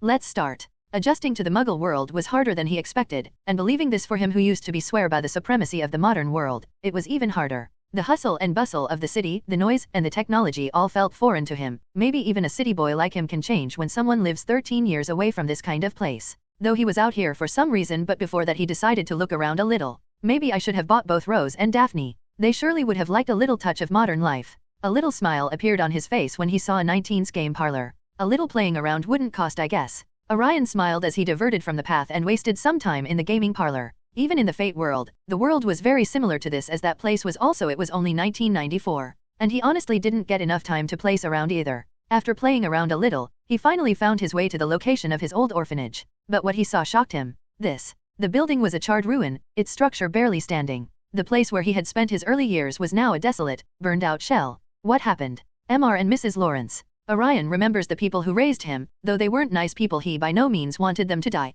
What the hell happened? Orion stood there, staring at the remains, feeling a mix of sadness and confusion. How could this have happened? He needed to know more. He began asking around, talking to locals who lived nearby. It took some time, but he eventually found an elderly woman who remembered the orphanage. Excuse me, ma'am. Orion approached her politely. Do you know what happened to this orphanage? The woman looked at him with a mix of curiosity and pity. It was a terrible thing, she said, shaking her head. 9 years ago, there was a fire. The whole building went up in flames. They never figured out what caused it. Some say it was arson, others think it was an accident. But it was a tragedy, nonetheless. Orion's heart sank. Were there any survivors? None, said the woman as she shook her head and frowned. I see. Orion nodded, thanking the woman for her help. He looked back at the ruins of the orphanage, feeling a deep sense of wrong. He really didn't want them to die. They were bad to him, but his one link to his past was now gone, and with it, the people who might have known the truth about his origins. No, since when things have been so easy around me. Don't take info at face value. I personally have to see the ruins.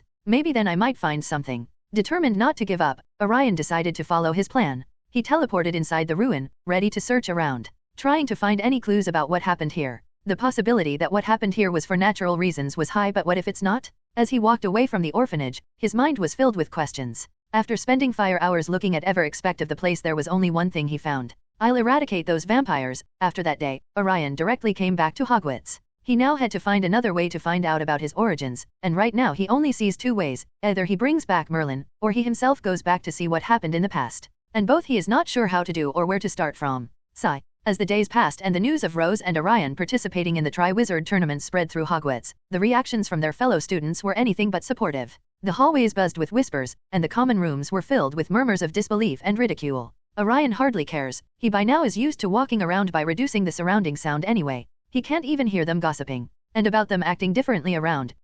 For him those useless kids don't even exist at this point. He only cared about a few people in Hogwarts, and besides that, he didn't give 2 flying fucks about anything. Rose on the other hand was different. She walked down the corridor, feeling the weight of the stairs and hearing the faint laughter behind her back. It was as if the entire school had turned against her and Orion. She kept her head high, determined not to let their comments get to her, but it wasn't easy. Did you hear? I heard that they use black magic to enter their name in the tournament. Can you believe it? A student whispered to his friend as she passed by. What there is to believe about, that Orion can do anything, and Potter, she is just a slut trying to suck up to his fame. I wonder what kind of things she is doing to keep that someone like Orion keeps sticking to her, the friend replied, snickering. In the Great Hall, where students usually gathered for meals, the atmosphere was no different. Rose and Orion sat together at the Gryffindor table, trying to ignore the pointed fingers and mocking smiles. Rose glanced at Orion, who seemed unfazed by the attention, but knowing him she was sure that he hardly cared. But there is definitely tension in his jaw, but Rose doesn't think so, that Orion is worried about the tournament. Suddenly a feeling spread inside her, thinking what she heard before. Why is Orion so nice to me in the first place? Why he is keeping me around? It's not like I am pure blood like Daphne, nor I am a genius like Hermione. I am just slightly famous, but so is Orion. So why? Hey, look, it's our underage champions, someone called out, and the table erupted in laughter. Bet they won't even make it past the first task, another student added, causing more giggles. Rose clenched her fists under the table, feeling a mix of anger and sadness. She didn't understand why everyone was being so cruel. It wasn't as if they had asked to be chosen. They were just doing their best to rise to the challenge. But then suddenly, a sound came. Bam! Someone slammed the table with so much intensity that it almost split apart. There was a crack in the table. Sorry, there was a fly there. They are such a bother, keep buzzing around the ears. No one likes flies, right? Orion looked coldly at the side which was making the noise, and there was an absolute silence in the hall. If not for the crack slowly spreading on the table, then it was the pressure which Orion released which shut them up. See, not that hard to prevent hissing around, right? Saying this, Orion just returned back to sleep. In fact, he didn't even do this because he wanted to stop them from talking bad about Rose or anything. He just was getting disturbed when sleeping.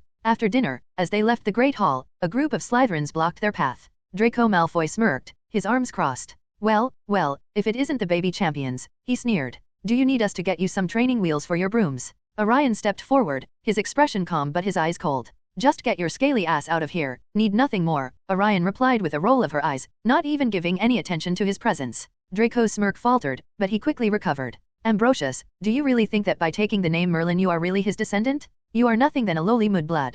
Careful now, who knows later you learn that same blood you are running in your veins, trying to ask your mother, she might remember me. Draco's face started to turn red. You. He took out his wand and pointed it at Orion. Though I am sure the blood is different. You see, anything related to me can't be that small. Orion looked at the short wand Malfoy was holding and smirked. The tension between Orion and the Malfoy had been building for years, and it finally reached a boiling point. Mainly because now Orion wasn't planning to play nice and forgiving. Malfoy's face turned red with anger. You think you're so tough, don't you? Let's see how tough you are without your fancy magic mud blood. He raised his wand, and the other Slytherins followed suit, ready to attack. Orion didn't even bother to reply to that, just saw the little snakes sending one attack after another towards him. The Slytherins cast their spells, but each one fizzled out before it could touch him. Malfoy's frustration grew with each failed attempt. What's the matter, you done already? I have to say your parents at least lasted more. Orion said as he suddenly remembered how many of the Dead Eaters attacked him Rose not too long ago. Seeing this, it almost looks like a repeat of that. Maybe I should do the same to them what I did back there.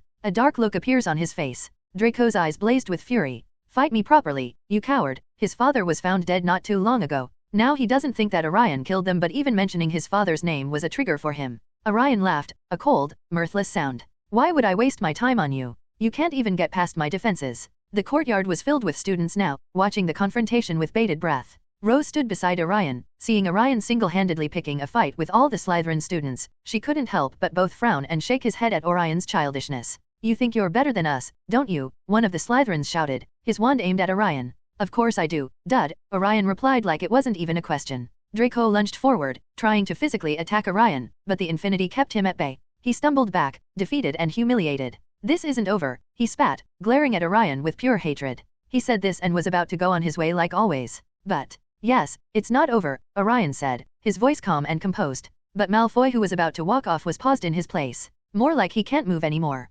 Something was holding him down. Who gave you the permission to get away like that, you little piece of shit? Orion's tone immediately changes, and without bothering to conceal his real thoughts, he grabs the boy with his neck. Other Slytherins instantly retreated, muttering among themselves, while their wands were still pointed at Orion, but due to him holding on to Malfoy, none attacked. Rose, seeing Malfoy choking, she rushes near Orion. Orion, that's enough. Stop. Rose asked while trying to pull his hands back. Gake. Malfoy started to choke. Orion. Upon not getting any reaction from Orion, Rose started to shake him. Orion didn't bother to answer to her, he was still contemplating what to do. He was honestly fed up with this boy, though he himself wasn't bad, but he was annoying as hell. Orion, while thinking and getting shaken by and being shouted by Rose at his ear, suddenly saw something very strange. Usually, he wouldn't have noticed this, but right now his magic makes him very observant. He let go of Malfoy immediately after that. The boy fell down with a thud and started coughing. Are you okay? She asked. Orion nodded. I'm fine. Just tired of their nonsense. Rose smiled. Let's go. She wanted to drag Orion out of there, but Orion didn't move, he stood there. Orion shrugged. I have somewhere to go, don't worry, I will no longer look for trouble. Orion smiles back at Rose and talks off. This made Rose confused. She wanted to follow Orion but then just shook her head, and went back. She knew that Orion had been very different since he came back, maybe giving him some time might help. Orion didn't go back inside the castle, rather he went outside. It was a sunny day even after the end of September. He found a quiet place and sat down. Did I see wrong? Orion ponders to himself. That shadow wasn't real, it was magic which was casting the shadow. But why? Why would she do that? Orion pondered, trying to understand the situation. I can't sense any particular magical difference in her, so what's going on exactly? Orion pondered, wondering what was going on, but then suddenly his eyes captured a figure moving towards him. The very same person who he was thinking about. So he immediately calms his features. At first, Orion thought that she was going somewhere else, but apparently not. She came right in front of him and said, "Having a bad day?" asked the girl with a beautiful smile on her face. It's just that if Orion wasn't extremely sensitive to magic after becoming so strong since he came back from Fate World, and that he just saw that one thing which others might never in their life, he might have fallen for that beautiful face. But hey, maybe he wouldn't, considering what her name was. Morgan Fay, Orion said, not showing any interest on the girl. You're a wild, ain't ya? Morgan greeted with a warm smile. I saw what happened with Malfoy and his friends earlier. An impressive display of magic, she added as she sat down beside Orion. Thanks, Orion replied curtly, his guard up. And you are?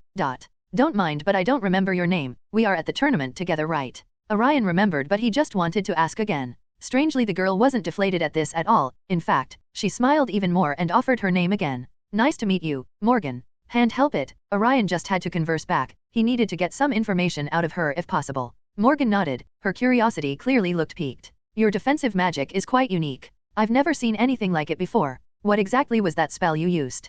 I knew something was wrong. Even if she is just a normal girl, there is no way I am saying what is infinity. Even Rose and Daphne don't know yet. An alternative of protege, Orion said evasively. Helps to keep trouble at bay. Morgan raised an eyebrow, not entirely convinced by his vague answer. You must be very talented to perform such advanced magic like that at your age, especially wandless. Where did you learn it? Around, Orion answered, not offering more than that. He was wary of giving away too much information. Morgan seemed to sense his reluctance and changed the topic. So, what do you think of the Triwizard tournament so far? It's quite the challenge, isn't it? Maybe, we'll know when we start the first round, Orion replied, keeping his responses brief. I don't think that it will be that hard. Morgan continued to probe gently. I heard you entered the tournament under unusual circumstances. You and Rose are both quite young for this competition. Orion's eyes narrowed slightly. We were chosen, and we're here to compete. That's all that matters. Morgan smiled again, trying to break through his defenses. So you are not at all worried about the first test? Interesting. I must say that the things I heard about you kind of live up, she said with a little smile on her face. Is that so? Do tell me what you heard about me, hopefully only the good things. Orion asked with a little raised eyebrows. Morgan's expression turned thoughtful, a smile playing on her lips. Things, though those don't matter, though even I am kind of interested about your name? Is that real, your connection to Merlin? Is that true? Orion stiffened slightly. This was a topic he didn't want to delve into, especially her. I will tell you once I know myself. I only get identified by that name after coming here to Hogwarts because of that stupid book of admission. Before that I was just Orion. Orion said while rolling his eyes, also making sure that he expresses his irritation with this issue to the girl, hopefully, that she will take the hint and stop annoying him. Unfortunately for him, she was undeterred and pressed on. You must be incredibly powerful if there's any truth to that. Merlin is a legendary figure. Orion decided to steer the conversation away from himself. What about you? You're the Beauxbatons champion. How are you finding the competition? Morgan smiled, her face not showing any shift. It's been challenging, but I enjoy pushing my limits. The tasks are difficult, but they're also a chance to prove myself. You want to prove yourself? To whom? Orion asked, keeping his tone neutral. Morgan studied him for a moment before speaking again. You know, you don't have to be so guarded. We're all in this together, facing the same challenges. Orion's eyes met hers. I'm not guarded. I have a personality which naturally repels people away. Morgan nodded. Okay, fair enough, she said as she raised her hands in peace. You know fun, here is a beautiful girl trying to talk with you and you are acting hard to get, she said with a little amused tone and pouted. Yes, sorry to disappoint, but nowadays I am not into talking much. Oh, so what you are into then? She asked with a little narrowed eyes. I just skipped to the good part. Oh, and what's the good part? She asked. Depends who's asking, but definitely not talking. Huff, did anyone ever told you that you are annoying? Reply Morgan with narrow eyes. Yeah, I learn from the best. Orion reply while thinking about one annoying old man and smirk. Well then Mr. Ambrosius, I wouldn't mind knowing what this good part is from you someday, but for the time being, see you around. With that, Morgan gave him a final smile before turning to leave. Orion watched her go, still feeling a sense of unease. He couldn't shake the feeling that there was more to her interest in him than simple curiosity. As the tournament progressed, he knew he had to stay vigilant and keep his secrets close. There is something going on. I alone am just not enough to handle all this shit. That Merlin just had to go trap himself in another world at this time. Sighed. The excitement in the air was palpable as the first round of the Triwizard tournament was about to begin. Students and teachers alike buzzed with anticipation, their conversations filled with speculation about the upcoming challenges. The Hogwarts grounds were adorned with banners and flags, representing the three competing schools, Hogwarts, Beauxbatons, and Durmstrang. In a large tent set up near the arena, the champions gathered, each wearing their school's distinctive colors. Orion and Rose, both representing Hogwarts, stood together in their red uniforms. The fabric bore the crest of their house, a symbol of their unity and strength. Orion right now was in a deep conversation with Rose. It's dragons. Why you don't believe me? We have to fight dragons, he repeated himself with frustration. Rose didn't believe him when he said that they had to fight dragons. Yes, sure. I am sure that we have to fight giants after that. Rose rolled her eyes, and seemed completely distracted. She was unusually quiet, her eyes cast downward as she nodded absently at Orion's words. He was too engrossed in his theories to notice her lack of enthusiasm. Little did she know what he was saying was the truth. Sigh whatever, you will know soon. Orion shook his head. Oh, yeah, maybe, Rose replied, her voice lacking its usual spark. Orion frowned, finally sensing that something was off. Before he could press her further, his attention was drawn to Morgan, to him McGonagall light by just the name alone, who had just entered the tent. She caught his eye and gave him a warm smile. Orion nodded back politely but quickly turned away, not wanting to engage in conversation. The atmosphere in the tent grew tense as the minutes ticked by. The champions were all eager to learn what lay ahead. Finally, the murmur of voices outside the tent quieted, signaling the arrival of the task's announcement. Finally, Orion sighed. He was bored waiting here for the round to start. It's been a while since he fought with a dragon. But that was when he heard a voice that he knew, making his eyes a little wide for a second. He slowly got up and walked up to the entrance of the tent. What are you doing here, and what do you want from me, Granger? Orion can't help but ask with a little irritation on his face. Hermione was just about to reply but just that when another sound came. Ladies and gentlemen, may I have your attention, please, the voice said. The first task of the Triwizard tournament will now be revealed. Dumbledore entered and said,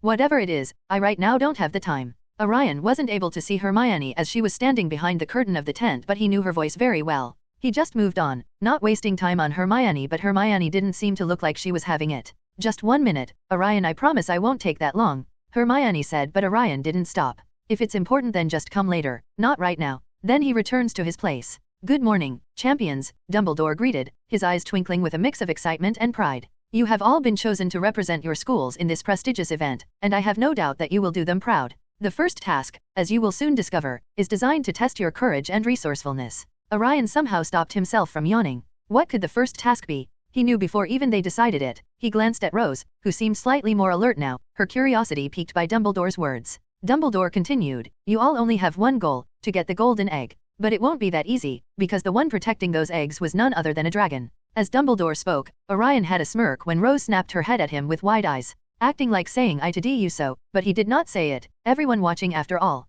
Prepare yourselves, champions, Dumbledore concluded. Your first task awaits. With that, he left the tent, leaving the champions to their thoughts. Orion turned to Rose. Don't say it, Rose narrowed her eyes. Okay, but I told you. A wide smile appeared on his face, finally feeling a little better after seeing Rose annoyed. Rose just pouted, thought there was still a hint of worry in her eyes. Do you think that I can do this, Orion? Orion gave her a reassuring pat on the shoulder. We'll get through this together. Just remember, we've faced worse things before. Rose nodded, knowing that there is no together this time but still she smiled. As they waited for their tasks to be revealed, Orion couldn't shake what Hermione wanted to talk to him, but he just shook his head and only focused on the task at hand right now. And there was Morgan who caught his eyes and gave him another smile. This time, Orion forced a small smile back, trying to push aside his suspicion for the time being. There were more pressing matters at hand. Finally, the time came. A wizard stepped into the tent, holding a bag and inside this bag was miniature versions of the dragons they were about to fight. He had the right to choose who will crush their bones and burn them alive. Whatever, just take one.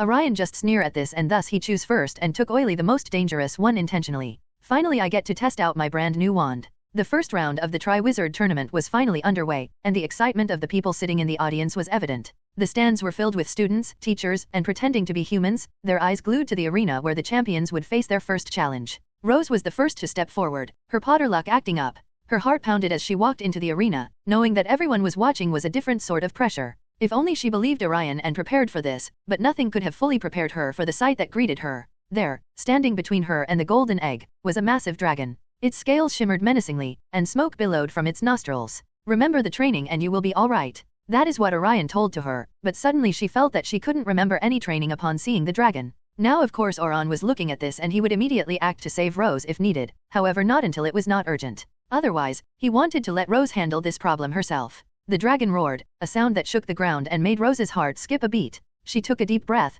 gripping her wand tightly. This was it. She had to get past the dragon and retrieve the golden egg. Rose began by casting a disillusionment charm on herself, hoping to make herself less visible to the dragon. Unlike Harry from the movies and books, she had more brains thanks to the exposure of Orion. She moved cautiously, trying to stay out of its line of sight. However, dragons are not very limited to eyes like we humans are. Dragons can smell as well and so did this dragon. It instantly picked up on her movement, and it turned its massive head toward her. Incendio! Rose shouted, aiming her wand at the ground near the dragon's feet. Flames erupted, but the dragon barely flinched. Instead, it responded with a jet of fire, forcing Rose to dive out of the way. She jumps out before even the flames cover half of the distance and hides behind a rock. Orion's training was already working here, maybe not directly magically but the physical improvement was great, showing her agility and reflexes at this point. Good thing that he is chained. Rose jokes to herself, trying to find any positive in this. She needed a new plan. Remembering what she had learned about dragons, Rose decided to try a conjunctivitis curse, which could temporarily blind the creature. She aimed carefully and cast the spell, careful that the dragon didn't notice her doing so, hitting the dragon in the eye. The dragon roared in pain, thrashing its head wildly. Seizing the opportunity, Rose sprinted towards the golden egg. Again fast enough that it shocked many people watching her. She was almost there when the dragon, now enraged, swung its tail at her. Rose barely managed to roll out of the way, feeling the wind from the tail's swing pass just inches from her. That was close, that was very close. She can't help but complain. Panting, she got back on her feet. She needed to distract the dragon long enough to grab the egg. With a flick of her wand, she conjured a flock of birds to fly around the dragon's head. The dragon snapped at the birds, momentarily distracted by the flurry of movement. Rose ran towards the egg again, her heart pounding in her chest. She could feel the heat of the dragon's breath behind her, but she was so close. Just a few more steps. As she reached for the egg, the dragon turned back to her again, a roar accompanying that. Really, I was so close. Rose wanted to continue, but that was dangerous. She felt a warm feeling behind her, a sense of danger coming to her. Looking back, she noticed that fire was rushing towards her. Desperate, Rose cast a shield charm just in time to deflect another burst of fire. The heat was intense, but the shield held. One good thing was that there was some distance between her and the dragon, so with one final lunge, Rose rushed to grab the golden egg. She saw the dragon going to throw another round of fire at her, but instead of stopping, she waved her wand. Expelliarmus. She shouted, aiming directly at the dragon's eyes. Under Orion, she had learned how good manipulation of magic can change normal spells into something else. This was one of it. If fired with enough power and compression, then it can act like a bullet. It was hard to control magic to that level, especially for someone who doesn't have very developed magic circuits, but Rose learned it nonetheless. And that worked. She was able to stop the dragon and grabbed the golden egg at that last moment. She felt its weight in her hands, solid and reassuring. The crowd erupted in cheers as she held it aloft, a triumphant smile spreading across her face. The dragon, seeing that its treasure had been taken, roared about to act again, but instead of attacking it didn't move further, because the round ended in Rose's victory the moment she got the golden egg. After that, the caretakers enter the ring and control the dragon. And this dragon, being not that ferocious, didn't make a fuss either. Back in the champion's tent, Orion was waiting for her, a proud smile on his face. What did I told ya, you go this, he said, clapping her on the shoulder. Rose grinned, her heart still racing. Thanks, Orion. That was crazy. You did great, now rest. It's my turn, Orion replied, as he was ready to go out. Seeing this, Rose's face differs a little. Orion, don't hurt the dragon, refrain yourself out there, okay? Rose said this, herself feeling how ridiculous she sounded, but what could she do? This was Orion she was talking about. Orion had a black line at this. What you mean by that? Do I look like a monster to you? Finally, it was Orion's turn. He wouldn't say it, but he was a little excited to use his new wand now. As his name was called, he turned to Rose and smiled. Meet you outside this tent. This place smells like a dragon. Rose just rolled her eyes at this. She was still getting over the fact that she passed the first test. Getting out of the tent, Orion walked to the entrance which led him to the opening ground where the fight was about to take place. He slowly took out his wand and looked at them with keen interest. Strange how things are always with me. I started avoiding wands to increase my wandless magic control and to get stronger. The first wand I got was only slightly better than any random stick I could get my hands on in the forest. And now here I am, got power and probably the strongest wand outside those deadly hallows. But where I gain in power I lost much in control. Now I no longer have a choice to whether use a wand or not, to control my magic so it doesn't go on a rampage and kill everyone around me. I can't go without a wand. Everything is a loop in life. Sigh. Orion can't help but sigh before finally entering the open ground. It was a bright sunny day with many people cheering for the next candidate. Orion saw the audience around him cheering for him, some even booing. Strange how those were none other than Hogwarts students. Orion didn't care. He just moved on. He chose the most dangerous of the dragons intentionally, but after seeing the dragon in front of him, he was a little disappointed. This one looks more ferocious, agree, but the size is way smaller. Not to mention I can't sense much magic from him. Orion pondered when he saw the dragon. It was scaly than he anticipated it. The dragon wasn't half as big as what he found in Gringotts. Maybe the only thing going for this one was that it looked a little more intimidating, but that's about it. Roar. Finally, the dragon spotted Orion and roared out after seeing him. Good thing I cast magic to equalize the volume around me. Orion was mostly unaffected. Undeterred, he just searched around for the golden egg. That was the real objective and not the dragon after all. After finally spotting the egg alongside other eggs in Dragon's Nest, he started walking without giving any attention to the dragon. Rawr. The dragon didn't seem to like this. He opened his mouth and sent a torrent of fire at Orion. To Orion, all this was in slow-mo. Sigh, after fighting that big monster in Fate, I don't think anything will live up to the expectation. He slowly lifted up his wand and lazily pointed it toward the upcoming fire. And the next second the fire started to dissipate. Honestly, he didn't even have to move. His infinity can handle this just right, but rather not let others know about infinity if possible.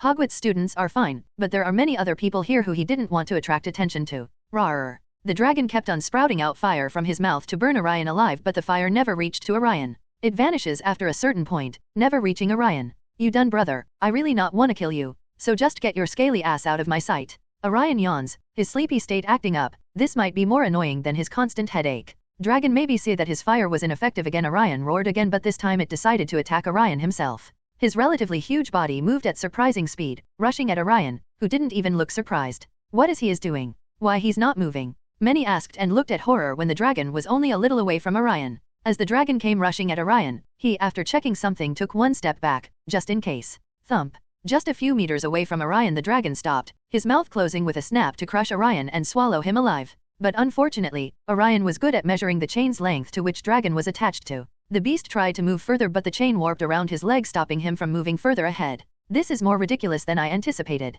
Orion can't help but sigh. He just felt that he could use a little advanced magic to break the unsummoning charm placed on the egg and make the egg fly to him. At this time he was just putting up a show for others. Let's stop this nonsense. He looks around, only to swing his wand and make a stone float towards him. Say AHH, Orion said to the dragon, which was doing his best to eat him alive, but that dem chains were better than him. Seeing the dragon not opening its mouth, he just sighed and then stepped forwards and punched the dragon right in the jaw. His movements were lightning fast, and even the dragon was able to capture him in time. Other people seeing this scene were quiet now. To their amazement, that boy Orion D. Ambrosius just stood there in front of the dragon like he wasn't afraid at all. After him not done it for some time, people thought that he was stunned and froze due to fear, but he punched the dragon. Punch a dragon? What is he doing? But to their horror, the punch was enough to almost stagger the dragon and wail in pain. Is that really a boy? Are you sure that's not an orc or something? What strength is that? People asked with ridiculous faces. Rawr. Orion's punch was enough to make the dragon finally open his mouth in pain and roar. That's what I am talking about, baby. Orion smirked as he was still holding the small rock at the tip of his wand. It was floating there.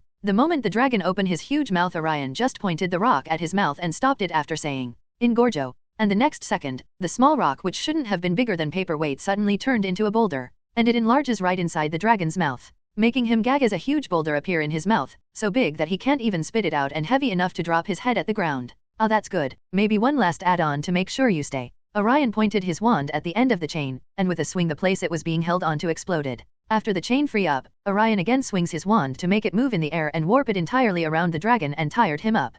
Piece of cake. Orion smiled as he again resumed his casual walk towards the golden egg. People in the audience seat though were roaring by this time. What? How did he do that? Was it that simple? How did he control the rock that well? What happened? Is that over that quick? Many questions were in their mind, but by that time Orion already gotten his hands on the golden egg and show it to the judges. After getting his hand on the golden egg and taking care of the dragon, which was barely half the size of the dragon he fought before, he walked to the center of the ground with the golden egg in his hand, showing it off like the victory trophy, which to some degree it was. He just wanted to be done with this pointless tournament, but he also had to get points from the judges, so there was that. There were 3 judges, namely the principals of the 3 schools participating in the tournament. Dumbledore of course gave him full 10 marks while others gave him 9 and 7. 9 even makes sense. Technically no one wants for the opponents to win, so being a little biased is fine, but 7? Orion glares at the man who was the principal of Durmstrang School and the former Death Eater. He just wanted to fly up to the stage and slap him, but he just sighed. Ultimately he just didn't care too much about this tournament and his own performance.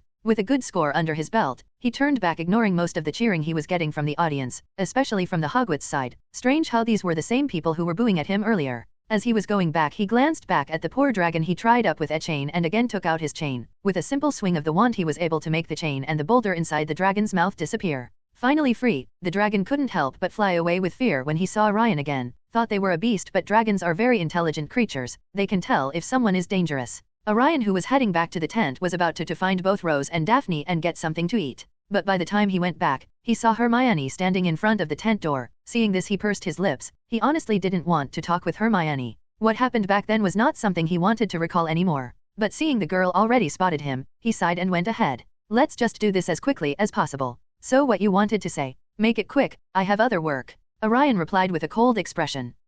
I promise to be fast, but let's not talk here. How about we go somewhere else? Hermione added. Orion, hearing this, just wanted to deny, but then suddenly he noticed something and almost stopped before he said anything. His eyes narrow, not sure what's going on, but then he just decided to go with it. Fine, lead the way. But be quick. Orion finally said. Hermione, hearing this, shone a little smile before taking him outside. Orion just followed her. He wasn't showing much interest until they went outside in the sunlight. Making sure that he is not being obvious, pretended to look back at the place where the next round was about to start and Morgan was about to fight with a dragon. He sneakily looked at Hermione's shadow. There was no change in his face or magic, but internally he grimaced. He can't see her shadow either. The shadow he was seeing right now was nothing but an imitation done by magic. What is going on around me? How come it seems like trouble is brewing? Orion can't help but wonder. Hermione took Orion to a library. It had been 2 years since their dispute, and Orion had no idea what she wanted to talk to him about, but more than anything that shadow thing was bothering him more than anything. Orion, she began softly, making Orion almost stand on attention.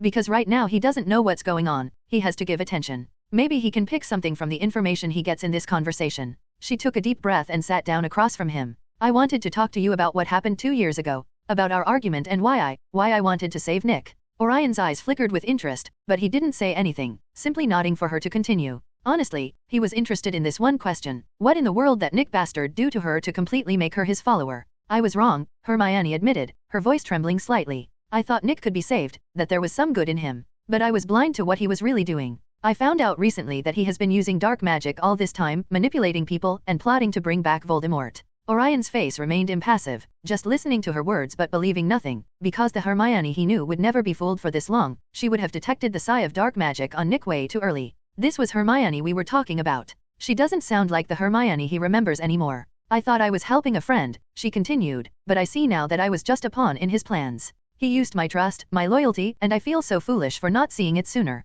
Hermione's voice broke, and she took a moment to steady herself. I just wanted to say I'm sorry, Orion. Sorry for not believing you, sorry for all the trouble I've caused. You were right all along. Orion nodded slowly, absorbing her words. He didn't respond immediately, and the silence between them felt heavy. Now he was really confused, not sure what to believe, besides the fact that even if she was telling the truth he ain't forgiving her. But what if this was a lie? If so, then what she is really after? After a few moments, he finally spoke, his voice calm and measured. Okay, I heard what you wanted to say. Now I am out of here. She searched his face for any sign of lingering resentment but found only a serene face like he had no emotion towards her whatsoever. I wish things had been different, she said quietly. Hermione nodded, seeing that Orion wasn't saying anything and just left like that. She just sighed. Orion looked at her, a hint of suspiciousness coming to him. And then he just walk off. No, not her either. Orion while going out almost felt that he heard these words but just kept on walking. Orion now was really confused. Things seemed to go out of his hands, leaving besides the fact that he ain't forgotten what Hermione said to him. What was more important for him was to decide whether to believe what she said.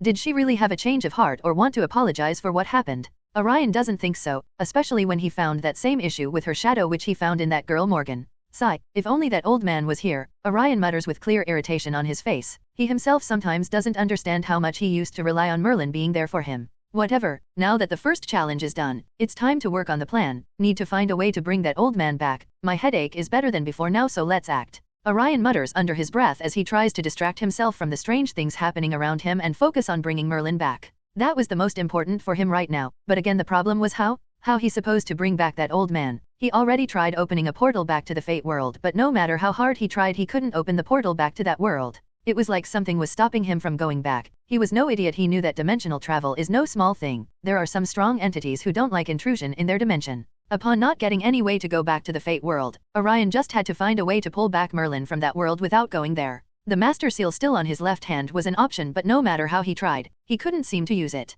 I need to find a way, Orion pondering his roam around the corridors of Hogwarts at night. He was going to the restriction section of the library to find anything on dimensional travel. He hardly believed that he gonna find anything in there, but still, giving it a look doesn't hurt, not does it? Orion POV. Yup, this was nothing more than a time waste. I can't help but complain to myself. I spend hours at the restricted section but nothing, though I wasn't expecting to get anything in there anyway. It's just that I have no lead right now to go about bringing Merlin back. I am working on this even before tri-tournament and yet I got nothing. Sighing, I can't help but only return back to the room of requirement. That was my go-to place for both working and sleeping nowadays anyway. I can't even remember the last time I went back to the dorm at this point. But just before I was about to enter the room of requirement again to test different magic to open the portal or use some sort of magic to summon that old man here from the Fate world, I suddenly remembered something. Something which made me pause just outside the gate of a room of requirement. Because while thinking about Merlin I remember something. I quickly took out my pendant and recalled what happened last year. That place and that brick, I can't help but mutter to myself when I recall what I found last year. While searching for those damn vampires, I found that place.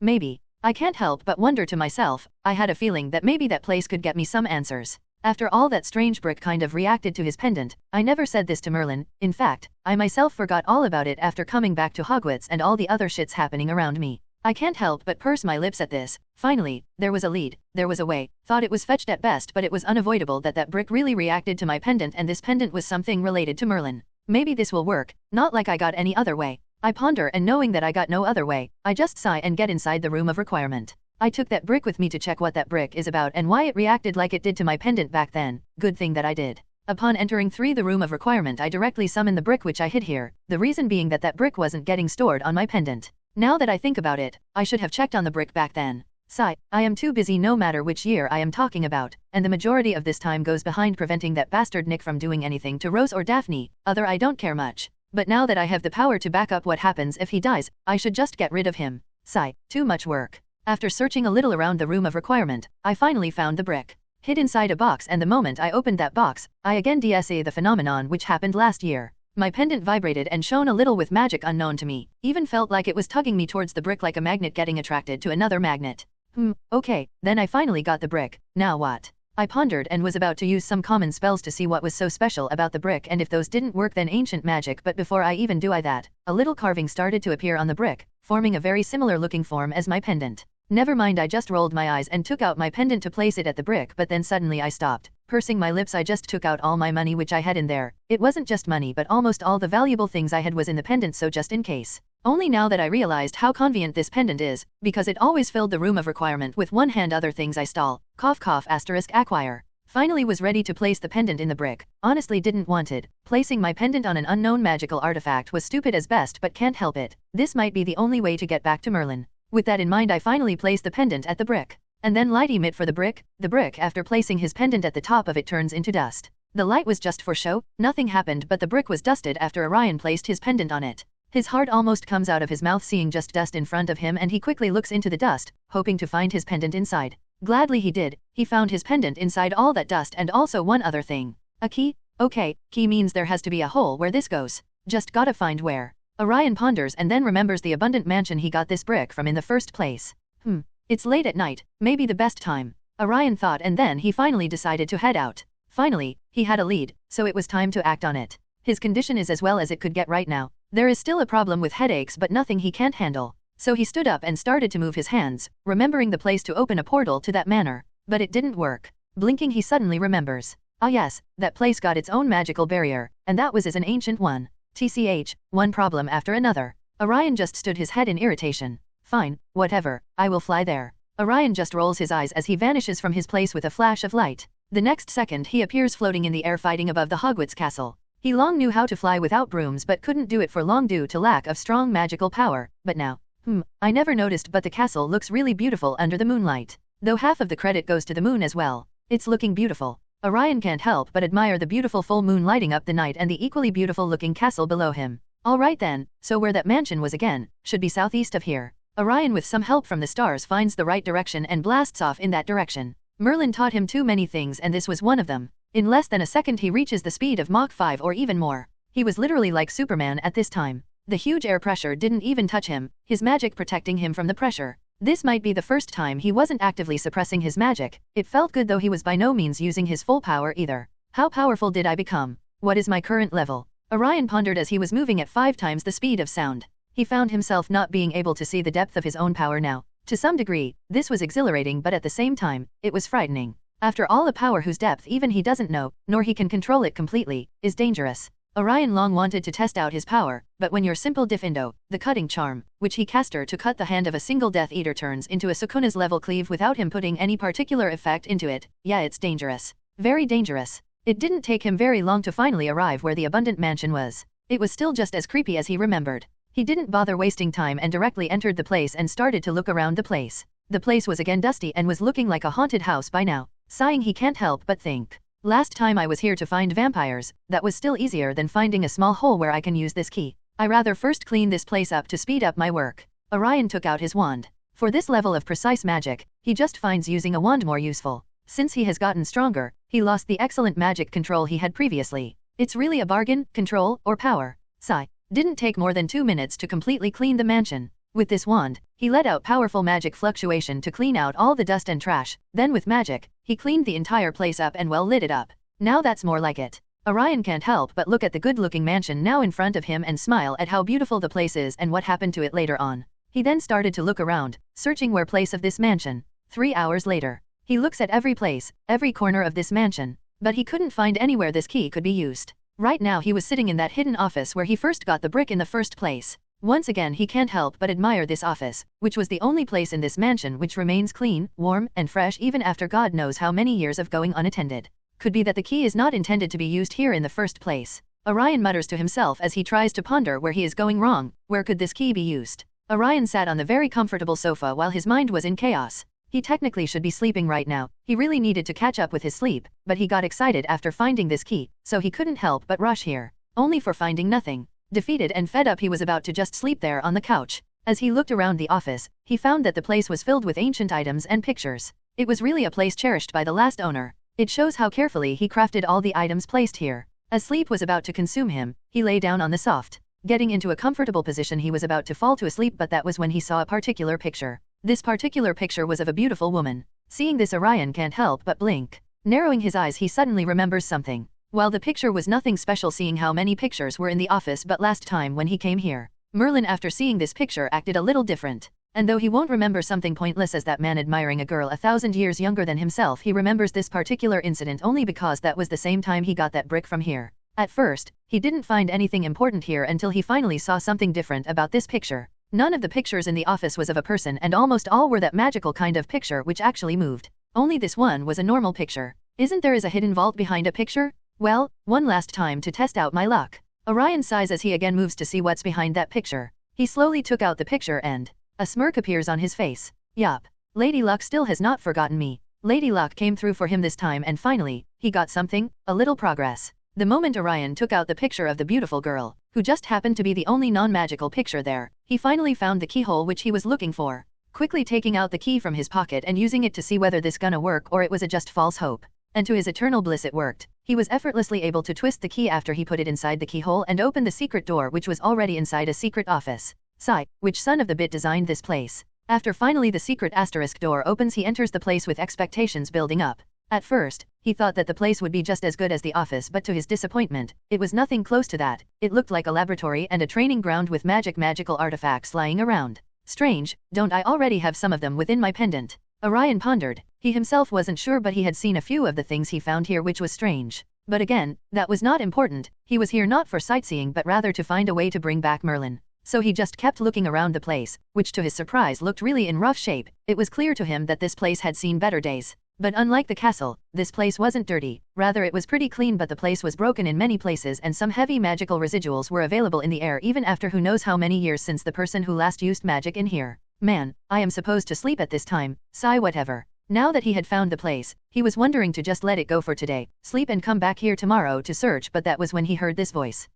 So finally someone's here. Honestly, it took ages. The sound was rough and slow, but Orion heard this loud and clear. He didn't sense any powerful magic around him, so he wasn't expecting anyone. He wasn't worried, maybe because right now he was strong enough to handle pretty much anyone. He followed the sound only to find yet another picture, but this one wasn't that pretty, or to be more exact, the person in the picture wasn't as pretty as the girl he saw outside. He narrowed his eyes to look at the person in the picture and suddenly he froze. But that was only for a few seconds at best, and the next second immense magical power poured out of him. The hidden lab shook as the visible magical power, which felt like steam, ejected from his body. The temperature of the room went up and the place, which was already looking in rough shape, again had new sets of cracks forming around them. You. Orion said this with venom in his tone. The huge amount of magical power around him was accustomed to that. What are you doing here? Orion asked with clear hostility on his face. He remembered this face clearly. After all, he himself killed the person in front of him. I have no idea why you are so hostile to me, but it seems like my body did something to you or someone close to you. Though it isn't worth much, but I apologize for that, replied the picture in which a middle-aged man was talking. Hearing this, Orion's hostility grew. He just wanted to kill this guy now, though he technically had done so earlier, but still. However, he refrains from acting on his impulse. The man is already dead and there is no point destroying this picture. Rather, I should ask how the fuck he is here in the first place. How he is connected, and finally what in the world is going on. Orion took a few deep breaths, trying to calm his raging magic, and then he found a seat nearby to sit down. No doubt that if he remains standing in front of the picture, then only destruction remains in his future. He in fact didn't even bother facing the man in the picture. The sight of him was already making him go crazy. No, calling him a man is no longer right. He after all was a vampire. But then again the question comes, how the fuck does a vampire have one of these magical paintings of him created? Who will do that? And how did his entire body end up burned to the crypts? Who made this? No. Asking questions to myself won't do shit. I have to ask him. Destroying him can wait. I can burn that picture after I get an answer, like how I burn the real body.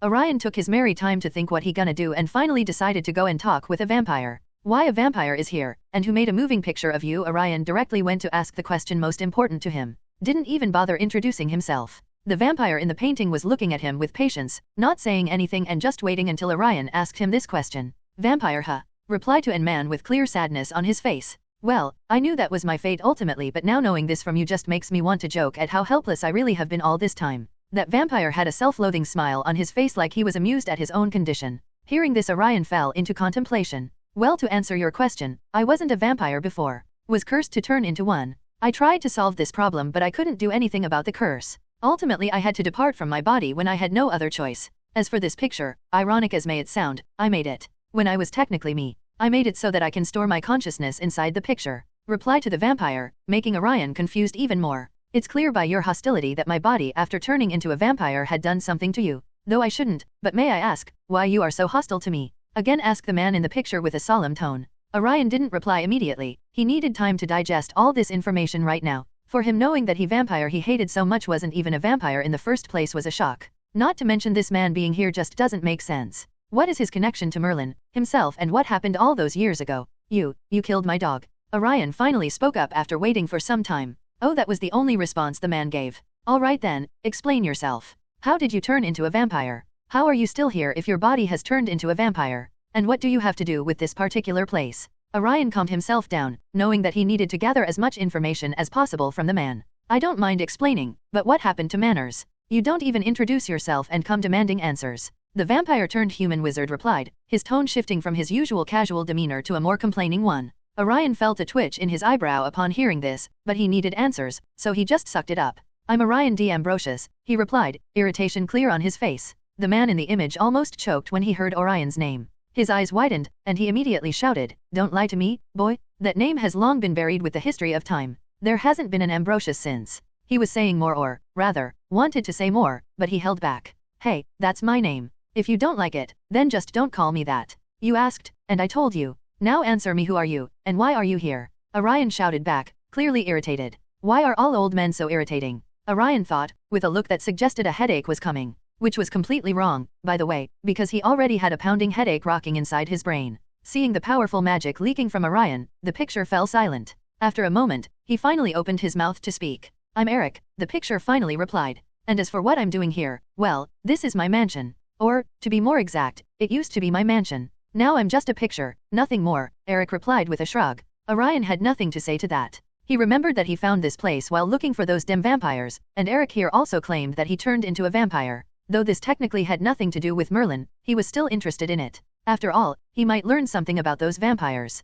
I see. Let's talk about the elephant in the room directly. Orion diverted the conversation to the main point. To this, Eric blinked. Elephant in the room? Is that some phrase you youngsters like to use? He asked in confusion. Orion rolled his eyes at this. How old does someone have to be not to understand this age-old phrase used by God knows how many generations? What I'm asking is why and how you ended up turning into a vampire in the first place. Orion asked after sighing.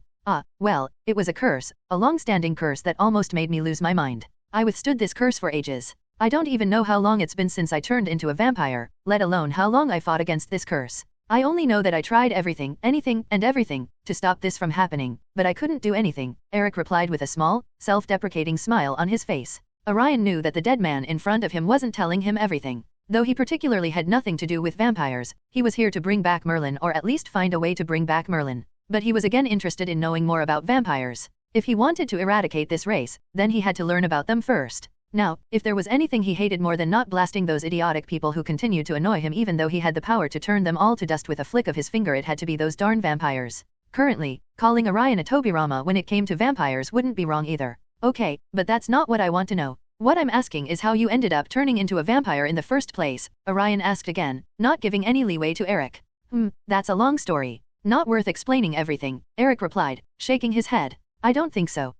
What you can say, have a personal vendetta against those vampires. I wouldn't mind knowing your story. I've got all the time in the world, Orion replied, trying to hold back the yawn that was threatening to escape. Eric just stared at Orion, as if trying to see something in him, and after some time, he finally nodded. Fine, but get ready because this is going to take time. Great, my favorite pastime, Orion muttered, rolling his eyes. Let me see, where to start telling you this story. I'm not even sure if you'll believe me if I say the whole thing. Would you believe me if I said that I am 1,000 years old? Eric asked with a slight smile, as if he already knew the boy in front of him wouldn't believe him. But something told him that this wasn't an ordinary person. The child in front of him was different. Even though Eric was dead and without flesh, making it impossible to sense magic, he could still feel the immense amount of magical power hidden within the boy. Just his presence made the entire place, which was reinforced with magic, shake as if a 10.0 magnitude earthquake had hit the manor. The cracks along the floors were enough for Eric to identify Orion as a very dangerous individual. Now, he was asking why the person in front of him was interested in his story, and more than anything, why he was just a child.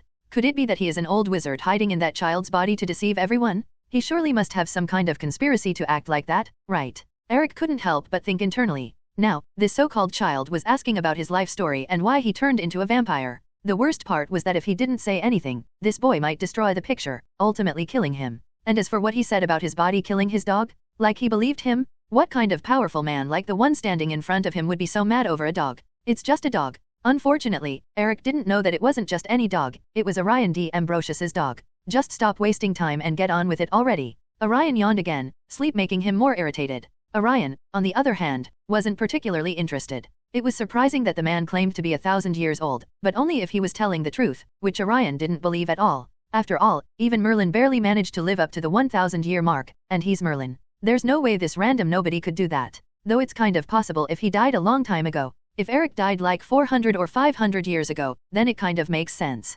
Technically, he would only be 500 or 600 years old, and he's just adding all that extra time to make the number more overwhelming. By that logic, Merlin would be 2,000 years old. Orion, thinking this, couldn't help but roll his eyes. Okay, so listen, Eric replied, finally making up his mind to tell Orion. It was 1,000 years ago when it all started. Before that, I was just like any ordinary wizard, a strong wizard. I was among the best, but still nothing compared to that man. My master was strong, very, very strong. His name alone was Eric was saying, but Orion cut him off. Dude, I don't need an autobiography about your master, make it quick, Orion muttered, irritation in his tone. He just wanted to learn a few things about those vampires and then get back to the real reason why he was here. Finding Merlin, of course? Eric paused, seeing the irritated face in front of him, and couldn't help but sigh. Youngsters nowadays, Eric shook his head. To him, Orion could be an old wizard playing a child to deceive others, but still, for him, Orion was a youngster after all. Not everyone can live for 1,000 years. Everything started after I met my master. He told me that there were dangers in this world that we aren't even aware of. A small group of determined wizards had been fighting this danger for the longest time. I was chosen to be the next in line to protect everyone. I trained hard under my master, but... Eric stopped there, his reaction enough to tell Orion that things didn't go as well as they could have. Wait a minute, this story, why does it feel like I've heard it before? I failed. I wasn't able to protect what I had trained so hard for. Not only that, but I also ended up dragging my master to his end. He wasn't as strong as he could have been due to passing on his power to me, but he still fought and saved everyone. That was when I was cursed by that evil, the one that everyone in that organization swore to kill and stop. My master wasn't able to kill that evil, only send him back to hell. But with that, the line of succession was cut off. That power, which could stop the evil, was... It fell on me to choose the next successor, but I slowly turned into a vampire. I just couldn't do anything, Eric said, and then the room fell into silence. Orion, who had heard the entire story, just stood there with a complicated expression. He knew that Eric was holding back a lot of information, but, why does this sound so familiar? Orion had a strong sense of déjà vu. Your master's name, it wasn't Merlin, was it? Orion asked after much thought, and he didn't like the sudden change in Eric's facial expression at all. Fuck it, I don't even care anymore, Orion muttered under his breath. He didn't want to think about it any longer. He already had a terrible headache and was dead tired. So, Merlin is your master? Great. Welcome to the Fucked Up Life Club. Glad to see there are more like me. Sarcasm dripped from his words. Hearing this, Eric didn't understand the deeper meaning behind Orion's comment. He just chuckled, attributing it to the generational gap. But then what Orion said next almost made him choke. I was kind of his student. Kind of. I can understand your situation a little bit now. Did he demand that you cut off your junk too? Orion suddenly sympathized with Eric for some reason, leaving Eric baffled and confused. But when he realized what Orion had said, he couldn't believe it. What are you talking about? Eric asked immediately, his tone emotionless, half convinced that Orion was talking nonsense. Exactly what you heard. That old man Merlin taught me as well. Surprise, you're not the only one who's fucked. In fact, I'm trying to find a way to bring him back from another dimension right now. That's why I came here in the first place, Orion said, ignoring the ridiculous look on Eric's face. Child, do you understand what you're talking about? The man you're talking about has been dead for a long time, Eric replied calmly. And what the hell was that about cutting the junk?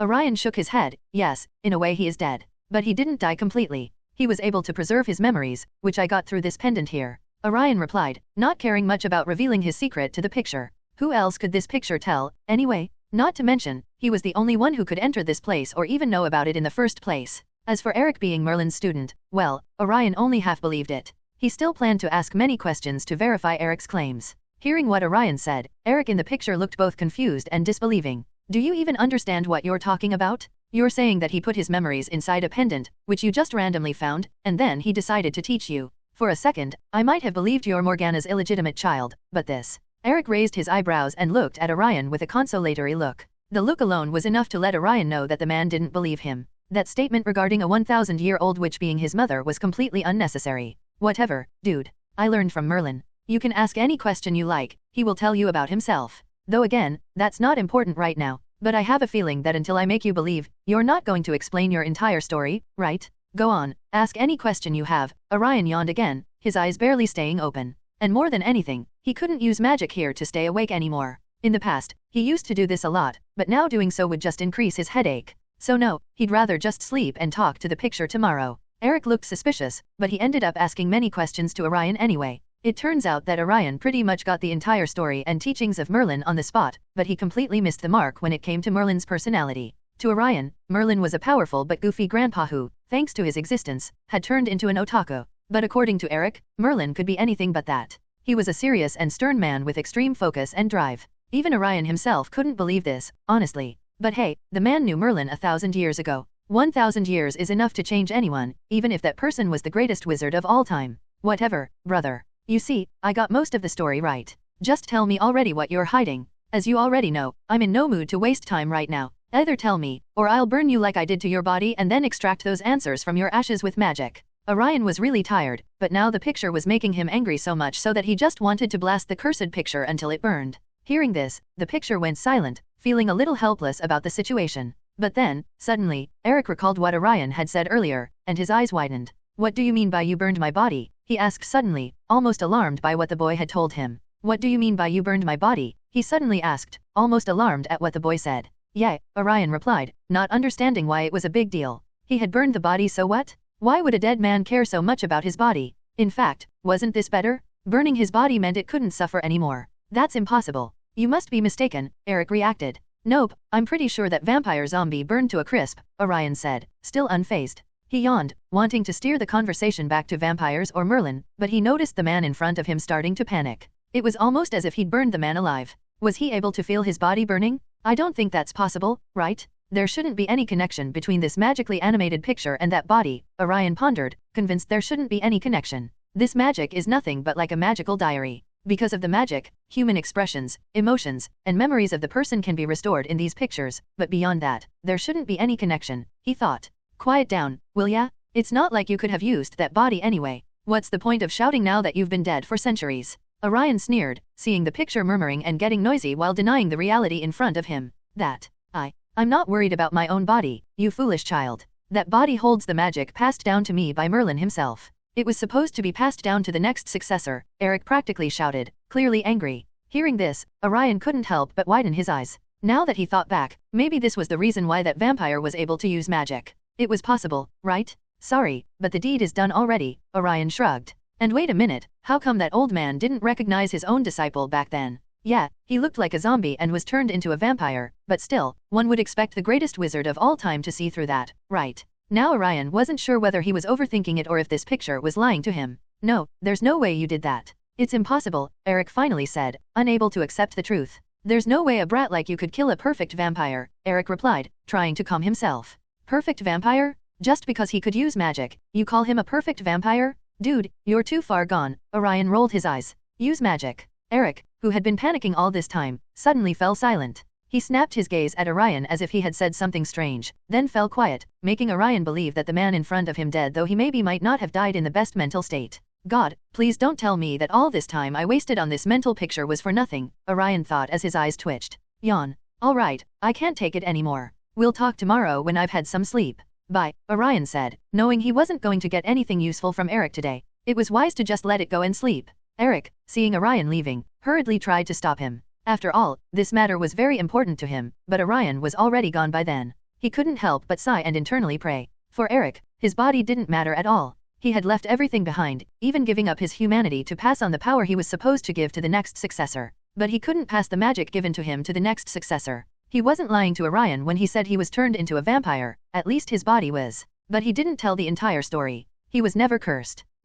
My lord, I beg you to guide the next successor. I would be the biggest sinner if I can't pass your blessing to the destined one. Eric looked up and said this. There was nothing but remorse in his voice, pain and helplessness. Orion returned to Hogwarts, and now he just wanted to sleep. That picture, he was hiding a lot. I have to find out what. Right now, he's the only lead I have to bring back Merlin. Sigh, this is just so fucking troublesome. Orion grumbled as his magic flared up, the irritation and frustration he had been holding back finally coming to the surface, making the entire room of requirement shake. It was a good thing Orion had put enough enchantments in place to handle him fighting, let alone just releasing magic. Though his magic had improved so much that just releasing it was not inferior to an outright battle. After all this trouble, I'm going to bring you back, old man. You better nominate me for Wizard King, or else I'm gonna lose it. The next day, Orion went back to the mansion. He didn't even bother telling anyone that he was leaving Hogwarts in broad daylight. He found himself again in front of the abandoned mansion, but at least this time, thanks to him, the place was clean. His legs mindlessly took him inside the mansion toward the secret hidden lab. Yo, did you sleep well? Orion asked with a smile. His tone was cheerful. Maybe the reason was that he finally had a lead which could help him bring back Merlin, which lifted his mood, or maybe he had a good sleep the previous night. No one knew why he was this happy. Eric saw the grumpy boy who had been making a fuss yesterday and had threatened to burn him every few minutes. His eyes couldn't help but be raised. I should be the one asking you that. Where is the angry young man from yesterday? Eric asked with confusion on his face. Orion, on the other hand, just waved his hands while staying relatively calm. Yeah, I was sleepy last night. Usually, I tend to be a bad conversationalist when it comes to hunger and sleep. Anyway, forget about that and let's pick up our conversation from where we left it last night. I know that there are many things you are hiding, so how about we just cut the idle chit-chat this time around and directly talk business? Orion replied with a still casual tone on his face. Eric, hearing this, just stared at Orion, who was taking the situation casually, and sighed. To him, Orion was a child who didn't understand the gravity of the situation. So, let's start with Merlin being your teacher and all the talk from yesterday. I believe that you joined that guardian group which Merlin was talking about under him.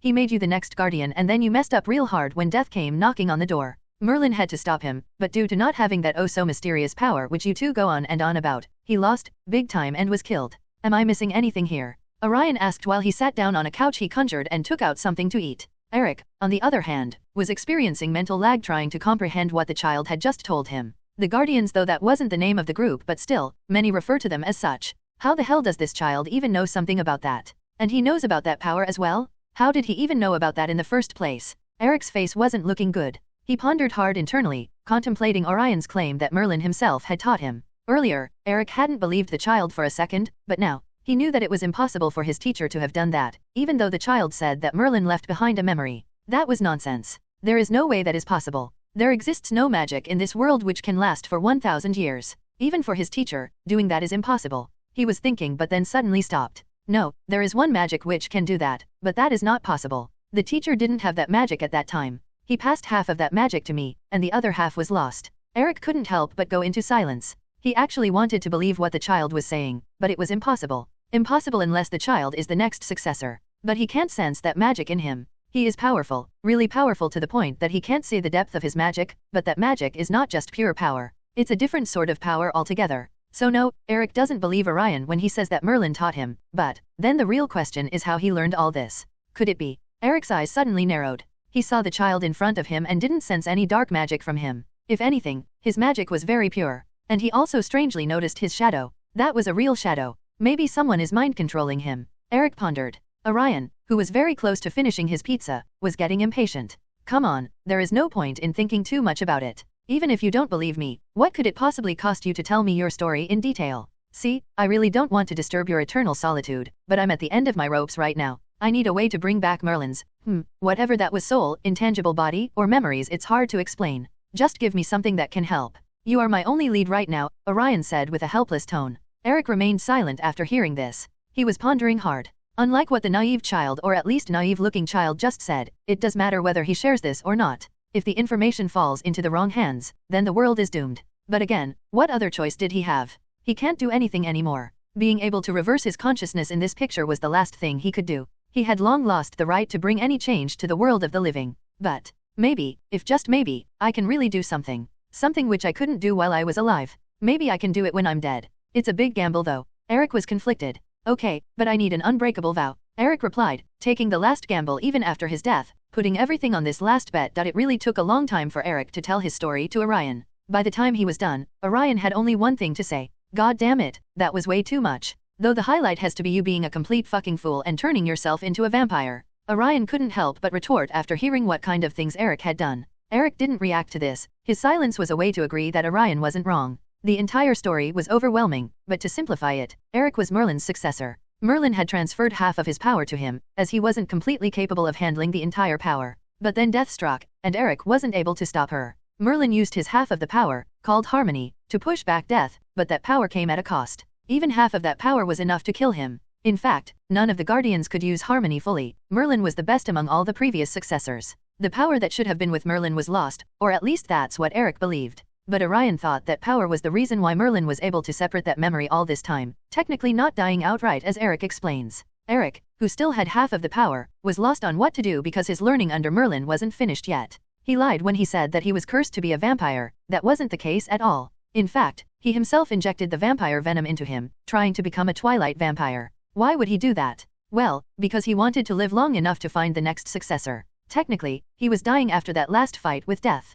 Half of the Guardian power had already disappeared with Merlin. If he too had died back then, nothing could have been done. So he turned himself into a vampire. After all, vampires, at least those born with elder blood, are basically immortal. But there was another problem: vampires can't use magic. He still had that hidden part of the special magic with him, but not being able to use magic meant that he couldn't even pass this magic to the next successor. This was a major issue, because every 1,000 years, the rebirth of magic appears. This phenomenon is a force of nature and older than mankind itself. And this is also the same time when the world is in the most dangerous situation because of death. If she got her hands on that kind of power, then we're all doomed. Guardians are supposed to stop her. But if Eric can't transfer this magic to the next Guardian, then there won't be another Guardian. In fact, there have been multiple Guardian candidates in the last 1,000 years, and he was incapable of passing on his magic. So he had to do experiments, making himself the very first vampire who could use magic. For the last 1,000 years, he had been working hard to develop a way to create a perfect vessel. Orion remembered that vampires were originally created with this very intention to be able to live forever.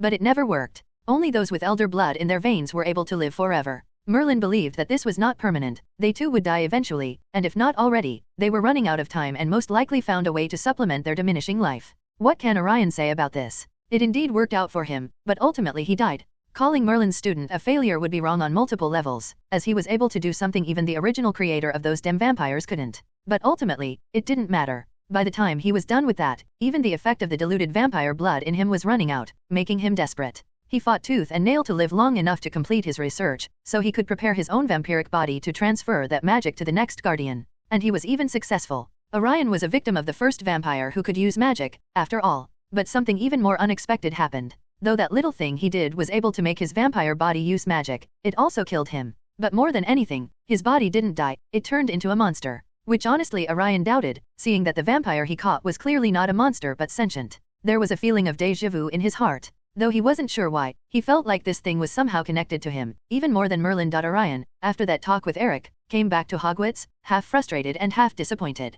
That man isn't even ready to believe that Merlin taught me, let alone help me bring him back. Right now, he just wanted to strangle Eric, but he was already dead. Once again, he found himself in a situation where he couldn't find any way to bring back Merlin. But his visit to Eric wasn't a complete waste. He learned a lot about the past and what this power really is. A few things about vampires as well. He finally knew how exactly Merlin died and also understood the power. This particular so-called power was something he had never heard of before. Merlin never talked about it. It kind of makes sense. The old man lost his power after he died, and the other half was lost when Eric died. He knew that Merlin chose him to fight against death, maybe because he had this power given to him by the system. Maybe he thought that with this power, he could rival death after that power, aka Harmony, was lost. Meaning that even Merlin wasn't sure I could do it. He was just hoping I could. Orion couldn't help but sigh. We all are so doomed. Orion couldn't help but sigh. He wasn't sure whether he could stop someone like death. Yes, he was very strong now, but ultimately he was still human. Not to mention that the person who had any information about death, aka Merlin, was no longer here with him. Whatever, there is no point in wasting time anymore. I need to find another way, Orion muttered to himself, trying to encourage himself. What did you say? Suddenly, the girl sitting beside him asked.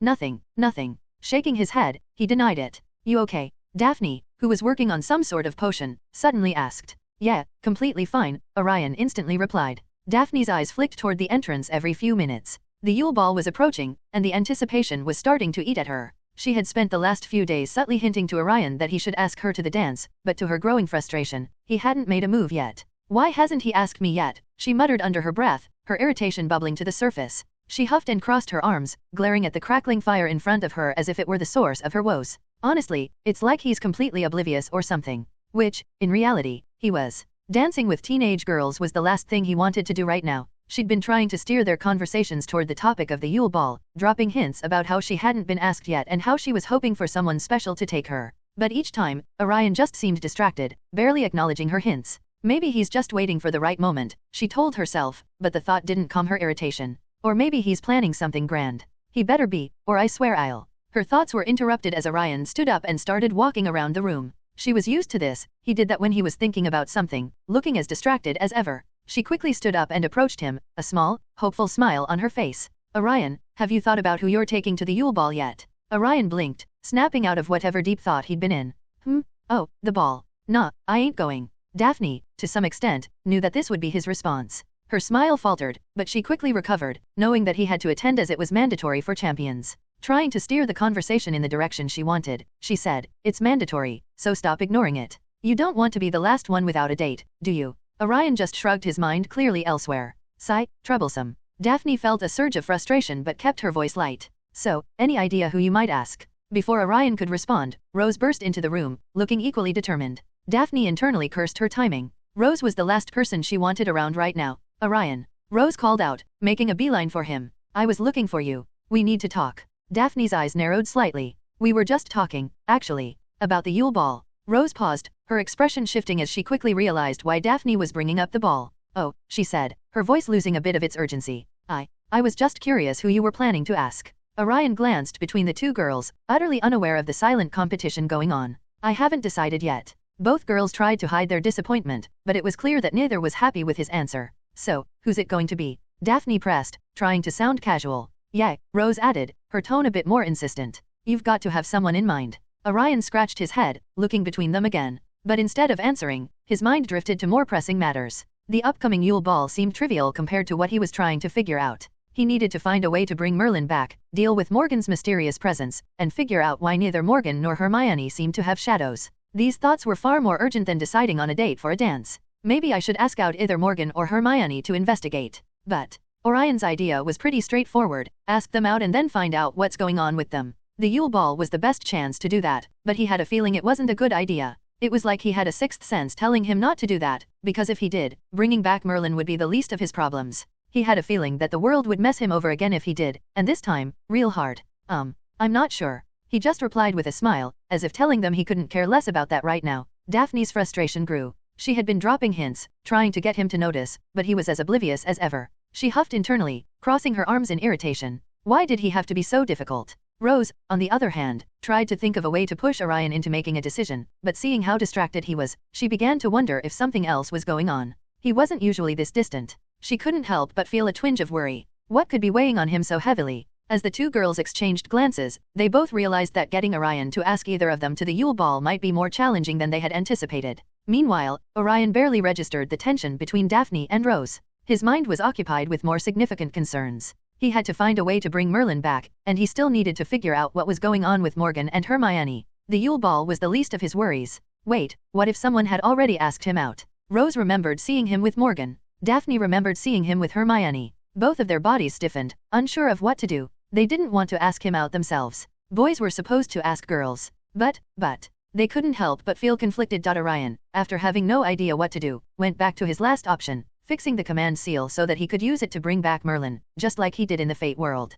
But again, there were problems with that. The first and most obvious problem was that he needed to figure out how to use the Berserker command seal to summon a mage like Merlin. Strangely, he had received 2 command seals when he was in the Fate world. One was the Berserker command seal, which he had on his left hand, while the other seal was used up when he summoned Merlin in the Fate world. That seal he got after he defeated Castor. Castor's seal was best for summoning someone like Merlin. So now he had to modify his current seal to summon a Castor-like character such as Merlin. To do that, he needed to first understand how the seal worked. He had to understand seals in depth. Then there was also the fact that there existed an artifact like the Holy Grail in that world. The ability to summon a servant was definitely linked with the Grail. So he had to find a way to use the command seal without the Grail. And lastly, even if he somehow learned how to use the seal, he needed enough magical power to summon Merlin. After all, in the Fate world, the magic power to summon a servant was provided by the Grail, but here he had to provide the magical power himself. Though this was not a major concern, he was sure that currently, there was no one in the magical world with more magical power than him. In terms of magical power alone, he was the strongest. He was like Yuta Okotsu from Jujutsu Kaisen or Hashirama Senjo from Naruto. Almost boundless magical power, but just having more magical power didn't make one strong. There was a limit to how much he could use that power in one go. His body also had a limit. Sighing, he wholeheartedly started working again on the command seal silently in the room of requirement. Professor McGonagall had been calling for Orion several times that day, but he hadn't shown up. She had sent a message to the Gryffindor common room, another one to the library, and even asked a few students if they had seen him. Yet, there was no sign of Orion anywhere. Eventually, she spotted him in the Great Hall, casually eating his meal, seemingly unaware of all the effort she had put into finding him. She marched straight up to him, her lips pressed into a thin line. "Mr. Ambrosius," she said sternly, standing right beside him. "I've been calling for you." Orion looked up, blinking slowly as if he'd just noticed her. "Oh, Professor, what's up?" McGonagall raised an eyebrow at his casual tone. "What's up? What's up is that you were supposed to come to my office the first time I called for you, not ignore it and carry on with your day." Orion shrugged, shoveling another forkful of food into his mouth. "Oh, sorry I forgot. I was, busy." McGonagall's eyes narrowed. "It is when I'm the one asking. Now, get up and come with me." Realizing he had no choice, Orion sighed and followed her out of the Great Hall. He could still refuse, but he'd rather not. In fact, handling this woman was much harder than handling Dumbledore. After all, unlike other teachers, he still acted like a student in front of McGonagall, mainly because he respected her. As they walked through the corridors, McGonagall continued her reprimand. "Honestly, Mr. Ambrosius, you're a champion in the Triwizard tournament now. You have responsibilities? You can't just ignore professors when they call for you." Orion nodded absent-mindedly, though his mind was elsewhere. He was still thinking about how to bring Merlin back, the different spells and rituals he needed to try, connected with his progress with the command seal and how much time he had left to figure it all out. The Yule Ball and everything else just seemed like a distraction. McGonagall noticed his distant expression and frowned. "Are you even listening to me?" Yeah, I'm listening," Orion said, though it was clear his thoughts were miles away. When they finally reached her office, McGonagall took a deep breath, calming herself before she started speaking again. "Now, Mr. Ambrosius," she began, sitting down behind her desk and motioning for him to take a seat. "The reason I've been trying to get hold of you is the upcoming Yule Ball." Orion internally grimaced but didn't react. He just asked, "The Yule Ball?" "Yes," McGonagall said firmly. "As one of the champions, it is mandatory that you attend. This is a formal event, and it's important that you represent Hogwarts properly." Orion tried to suppress a groan. "Do I really have to go? I'm not much of a dancer, and I don't have anyone to take." McGonagall gave him a stern look. "You most certainly do have to go, Mr. Ambrosius. This is not optional. And as for finding a partner, that's your responsibility. I certainly don't believe that you, of all people, will have a problem getting one." McGonagall's reply made Orion frown internally. "And hey, why is she talking like I'm some sort of playboy? I am famous, yes, but come on, the only girls I talk with are Rose and Daphne and..." "Oh shit, so that's why they were being so noisy." Orion suddenly shut up and didn't say what he was about to say. Orion sighed again, another problem in his mind. Now he was really looking for a way to completely avoid the ball. After all, asking either one would be an issue. "But Professor, I'm really busy with, my next product which I'll be bringing out in the market soon, and I've got other things to worry about. Can't I just skip it?" McGonagall's eyes narrowed further. "You will not skip it, Mr. Ambrosius. In fact, if you don't attend, I'll make sure every reporter in the wizarding world knows exactly where to find you." That caught Orion's attention. He looked at her, realizing she wasn't joking. "You wouldn't." Currently, no one knew where he lived, and that was the reason why he could live without getting distracted by others. But if they were to know, that would be akin to indirectly destroying his peace. Nothing less than the crime of the highest order in his books. "Try me," she said with a small, triumphant smile. "The Daily Prophet has been dying for an interview with you, and I've had to deal with more owls from Witch Weekly than I can count. I'm sure they'd all love to have a nice long chat with you." That's blackmail. "I thought you were better than this, Professor." Blackmailing a student. Orion tried to guilt-trip her, but... "Yes indeed, this is not something a teacher should do, but you, Mr. Ambrosius, are a special case. And it's a teacher's duty to teach a student in the best way he can. I know you like your peace, yes, so now you have to work to earn it." Orion stared at her, realizing he was beaten. Fine, he muttered. "I'll go." "Good," McGonagall said, satisfied. "Now, I expect you to find a suitable partner and be on your best behavior at the ball. This is a formal event, after all." Orion grumbled under his breath but nodded. "All right, I get it. Just you wait, I will bring a porn actress." Orion couldn't help but think of all sorts of ways to get back at her for doing this to him. He was a normal 15-year-old trying to find a way to save the world, but now, thanks to McGonagall, he had to worry about something as mundane as a dance. He shook his head, resigned to his fate. One way or another, he was going to have to find a way to get through this. Orion now had to talk with both Daphne and Rose. He himself wasn't sure what to tell them, he couldn't choose between them. He wanted them both, but this is no third-grade harem anime where all the girls start falling for him left and right. But talk I must, Orion grumbled as he stopped thinking about bringing Merlin back for a second and gave his full attention to this matter. The Yule Ball is in a few days, so he has to decide fast. Man, I didn't have a girlfriend even in the last life. What do I do? Orion muttered with a little irritation on his face as he thought about a plan to talk with both girls. Telling them that he liked both of them would be tricky, so much so that Orion would rather take another otherworldly trip over this. But hey, we don't get to decide what life throws at us, only how we deal with it. Alright, I can't just ask them to meet me in the hall and tell them I like both of them. No matter the result, I should at least put more effort into it. Orion stood up from his study and got ready. Rose and Daphne each received a sudden, unexpected message in their rooms at Hogwarts. The message was simple, almost too simple: dinner at Hogsmeade tonight. Meet me at the entrance. It was from Orion, and that alone was enough to make both girls' hearts race. Neither of them could ask Orion anything more, he was nowhere to be found. So, each of them prepared, feeling a mix of excitement and curiosity. Of course, neither told each other they were going out with Orion. When Rose arrived at the entrance to Hogsmeade, she felt a flutter of anticipation. She had been looking forward to spending some time alone with Orion, especially after everything that had happened recently. But her mood changed slightly when she saw Daphne already there, standing with a similar look of surprise on her face. Suddenly, her mood, which had been flying high, fell hard to the ground. Daphne, Rose greeted, trying to keep her tone neutral, though her mind was racing. Why is she here? Rose, Daphne replied, equally puzzled. She glanced around, as if expecting someone else to explain this strange coincidence. Are you also here to meet Orion? Rose nodded, her confusion growing. Yeah, he invited me to dinner. I didn't know he invited you to. Neither did I, Daphne admitted, her brow furrowing slightly. Both girls stood there awkwardly for a moment, unsure of what to make of the situation. Before either could say more, a sudden rush of wind surrounded them. The world around them blurred, and in an instant, they were no longer standing in Hogsmeade. When the world came back into focus, Rose and Daphne found themselves in an entirely different place. The night sky above them was breathtaking, filled with stars brighter than either of them had ever seen. It felt magical, otherworldly even, as if they had been transported to a dream.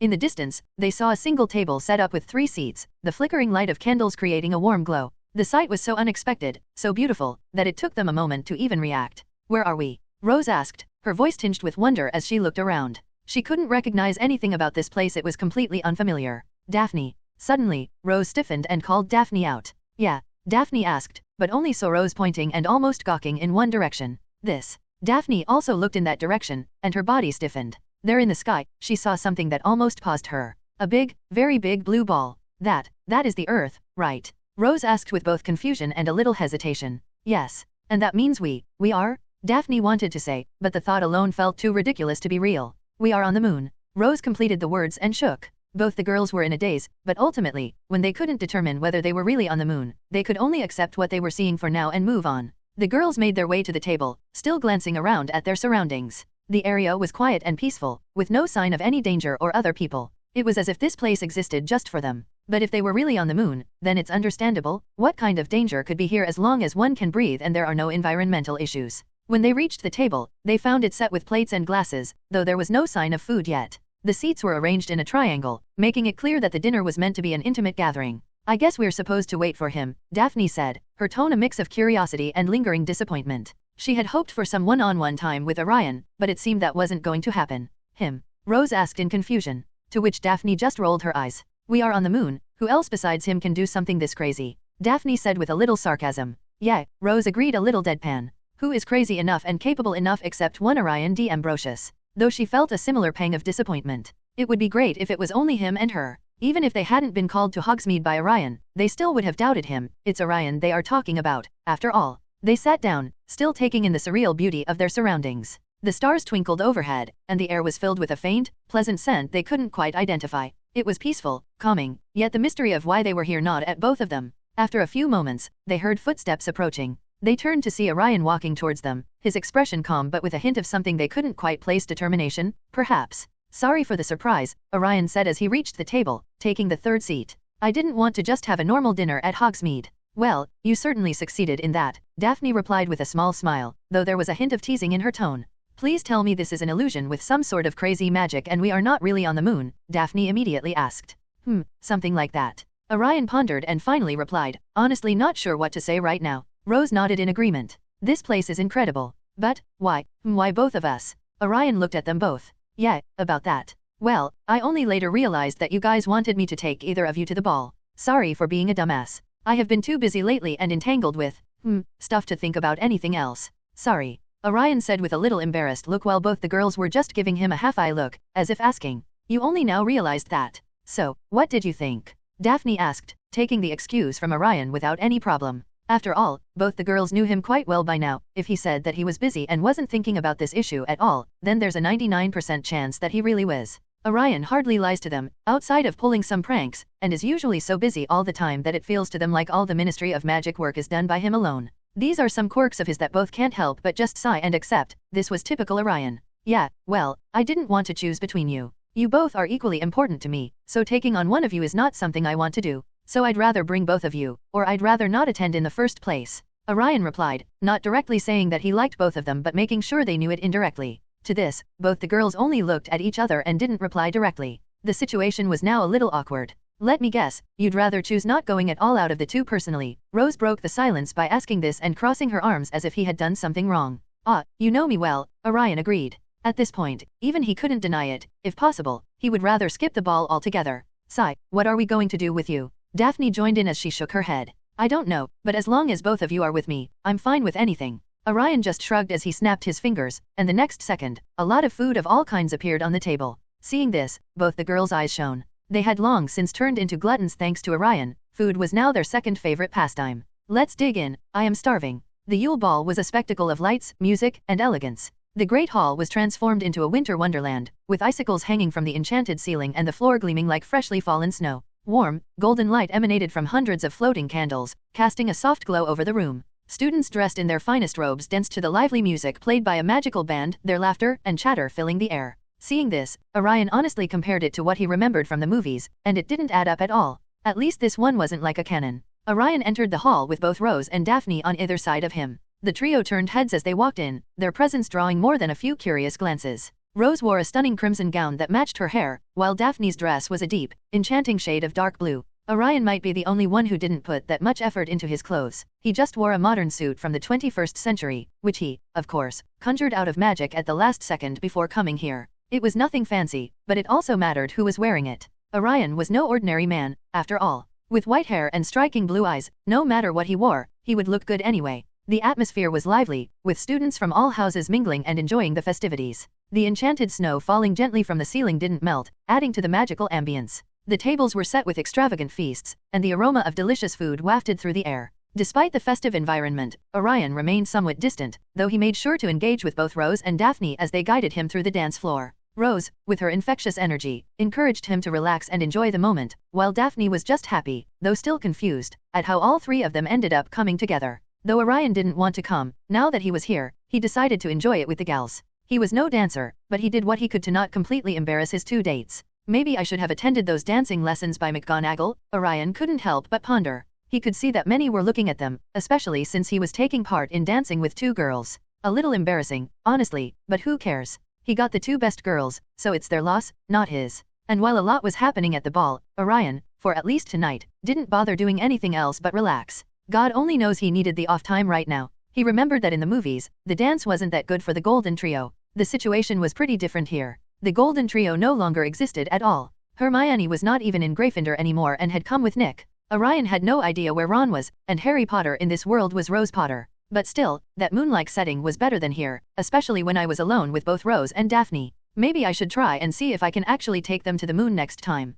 Not sure what kind of crazy magic that will take, but one thing for sure is that it will be a lot easier than bringing back Merlin. Hell, I am just right now coming up with a few ideas to make that happen, Orion thought as he was again pulled by Daphne to dance with her. At first, he had to dance with Rose, both of them being the champions and all, so they had to dance before others. And though Orion decided not to worry about anything else, he couldn't help but look over at both Hermione and Morgan, who were dancing as well. Both of them were looking good, but that was not exactly where he was looking. He was trying to catch their shadow. It was there, but Orion could see through it. It was nothing but magic to make the shadow appear, not the real shadow. This was confusing him. He could, to some degree, understand that this was the situation with Nick, aka the man who delved day and night into dark magic. It's understandable that something strange like this happened with him. But Orion could perfectly see that his shadow was not fake. Nick's shadow was normal and real. Orion did much research about this, but neither in the library nor in the old books he got from Gringotts did he find anything related to the shadow. Maybe Eric might know something? I gotta ask him later when I visit that mansion.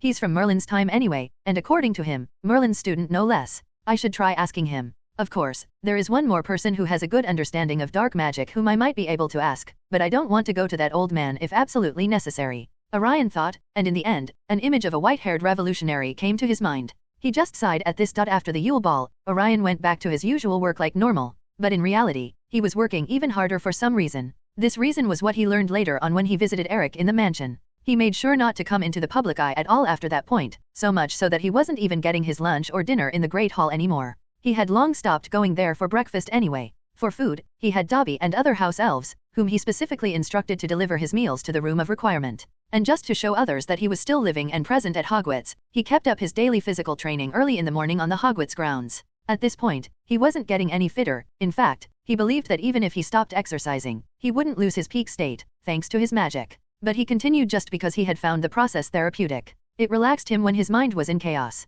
So at least a few early birds knew that he was still around. Time kept passing like this, and soon it was time for the second round of the tournament. All this time, Orion had kept his distance from others, even Rose and Daphne. Not only because he was pressed for time to experiment with the command seal, but also because it was important for him to stay away from a few certain people he would rather not come into contact with if possible. But finally, that all came to an end when the second round was about to start. Orion arrived at the lake just like many others. The assessment was still the same as it was in the books and movies. Go and save the person most important to you. Who was the genius who came up with this round? I really want to give him a visit, Voldemort style. Orion couldn't help but twitch his eyes in irritation. The reason for his irritation and slight anger was who this generation of sheep-minded people chose to tie up at the bottom of the lake, with tons and tons of water pressing down on them and being surrounded by those sirens. Who else but Daphne? Rose is, after all, a champion herself. He could tell because the rings he gave to both Rose and Daphne were not only protective charms but also trackers. Call him a creep if you want, but he would rather do this than keep worrying about both Rose and Daphne all the time.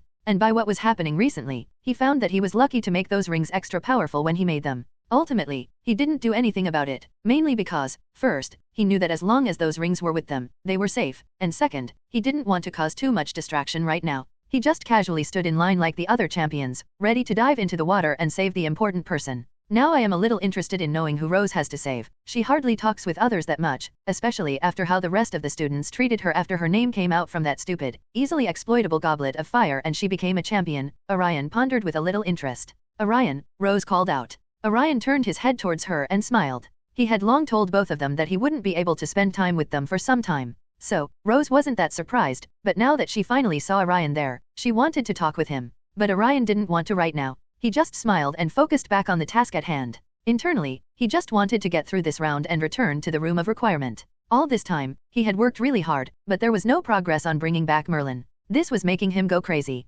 Although his grumpy personality due to lack of sleep and headaches was mostly gone, that didn't mean he was back to what he was previously. In fact, right now he was more irritated and angry at the situation he found himself in. Even with so much power that he practically felt like he could destroy countries, maybe continents, when it came to what he really wanted to do, he felt powerless. No matter what he tried or did, he just couldn't find a way to bring back Merlin. Sensing that he was getting angrier and more out of control after thinking all this, he took a deep breath before finally starting the second round. Start, came the command. And like a detonator blasting inside his head, Orion's reflexes were so fast they could beat the reaction time of a professionally trained Formula 1 racer. While others dove into the water, Orion leaped into the air with pure physical power. Though he didn't go much higher, that powerful jump was enough to cover a 15 to 20 meter distance in an instant, leaving behind a broken platform where he had jumped from, and then dove down, easily leaping over everyone else right from the start. 8 meters is the world record, and that's only with a running start. Orion did that jump while standing in one place. Orion's jump alone caused the wizards' and witches' attention during the second round of the tournament to gasp in disbelief.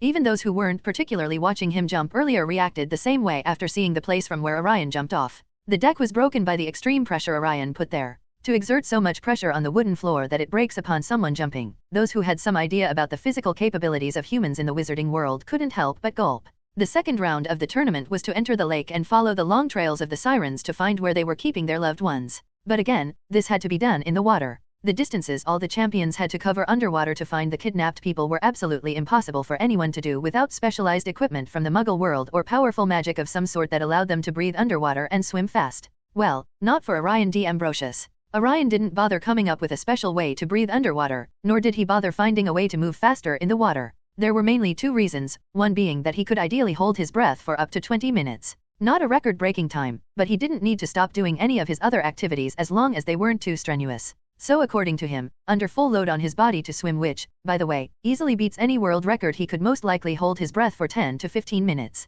That is enough with his speed. The moment he touched the water, it was almost like he turned into a torpedo. He was faster than those who were using specialized magic to either increase their speed or outright transform into sea-based life forms. Rose was one of them. She was using a specialized magical potion to do just that. And so was the case with Kurum. What Morgan was doing was unknown, but she didn't seem to have turned into some kind of fish. Orion only looked for a second when he was underwater before easily leaving all of them behind and rushing to save Daphne. With his speed and senses, he was quickly able to find where Daphne was. It was also good to see that some magical creatures understood the power hierarchy upon seeing a powerful being, unlike wizards and witches. Those sirens or fishmen, whatever they were called, didn't even pretend to be unafraid. Upon his arrival, they just outright abandoned their posts and ran away. Wasn't expecting this, honestly, Orion hummed to himself, feeling like the big bad villain. He snorted and went up to Daphne, who was tied up. Apparently, she was asleep when those people took her. The ring Orion gave her would have acted immediately if she was in danger or felt threatened. But since those people didn't intend to harm her and due to her sleep, she didn't feel threatened, and the ring didn't work. This was a loophole he had to fix just in case someone ended up using it. Making a note to address this and assigning it as one of his priorities, he quickly used his magic to remove the chains holding her. He was quickly running out of oxygen by now. His expectation that he would be able to hold his breath for as long as 10 to 15 minutes, along with becoming a human torpedo, was right but not exactly. He started feeling the lack of oxygen even before 10 minutes, let alone 15 as he was expecting. But that kind of made sense. The human body needs more oxygen when pushing itself to the limit. So after he took Daphne into his arms, he was going to just swim to the surface and then either fly or swim back to the shore. But then he suddenly felt something. Orion was very sensitive to magic, and even his other senses were highly developed. He quickly sensed a change in the water. This shift was mostly silent, but Orion's sixth sense told him it was something big. Or more exactly, what caused this slight shift in the water was something big. He immediately snapped his attention to where he found the source of the disturbance. It was the giant squid that lived in the lake near Hogwarts. Now, usually, this squid didn't do anything to the students most of the time, but Orion felt that there was something strange here. At least to Orion, it didn't feel like the squid was planning on minding its own business. And he was right. The giant squid's body, which was still hidden due to the lack of light underwater, rushed at Orion. Even with his impressive night vision, Orion wasn't able to fully capture the entire body of the giant squid. He had to depend on his sense of presence to understand what was going on around him. Orion could just teleport from here with Daphne, but the other students being held would be in danger. Sigh. Soon, the giant tentacle of the squid came rushing at him. Seeing this, he just scoffed. Just fuck off. Orion's eyes shone at that last minute, and then he extended his hand towards the squid. As the second round of the Triwizard tournament reached its peak, the atmosphere around the Black Lake was tense. Students and professors watched anxiously from the shore as the champions fought to rescue their loved ones from the depths of the lake. In reality, this round, unlike the previous one where people actually had something to see, was pretty boring for the audience. None of them could see what was going on inside the water. Besides the champions, others were suffering from boredom at best. But in a way, this was better because if others could have seen what was going on inside the water, then maybe Orion would have been more careful about what he was doing. And that certainly included manhandling Daphne while fighting with the Kraken and, while at it, making sure she wouldn't get hurt. And how else was one supposed to do that besides hugging her all the time and acting like a hero? Anyway, the real point was fighting the Kraken. Actually, it wasn't a real fight. Orion was just messing with the Kraken at this point. He wanted to end the fight in a few seconds, but then something very soft and warm came in contact with him, making him gulp. That, and him not doing anything but only spending time researching the servant seal on his hand, made it safe to say that he needed a little break. 5 more minutes of this won't hurt anyone, right? So mainly, the world above the water remained pretty much serene, if that world really means anything in this crazy situation. But not for long, as the water around them churned violently as soon as Orion was done playing. With a single, concentrated release of his power, a brilliant, blinding blast of energy erupted from Orion. The force of the explosion shook the entire lake, sending a towering geyser of water skyward. On the shore, students, professors, and even Dumbledore himself stood in shock as the lake's surface erupted. A massive column of water shot into the air, drenching those nearby. The power of the blast was unlike anything they had ever seen. Albus, what happened? McGonagall asked with a worried face, as the explosion was so powerful that it threw gallons of water up into the air, around 30 or 40 meters in height. The reason for her and others' worry was where that explosion took place. It was roughly where the students captured underwater were placed. If only they knew that, just to save those students, no thanks to some idiots deciding to put them in slumber and bind them 15 meters below the water's surface. He attacked in a way that the explosion went upward and not towards those students. As the water settled, gasps and murmurs spread through the crowd. Floating on the surface of the lake were the severed, lifeless tentacles of the Kraken. The once mighty creature had been obliterated, its remains scattered across the water. Merlin's beard. This is that boy, what is he thinking?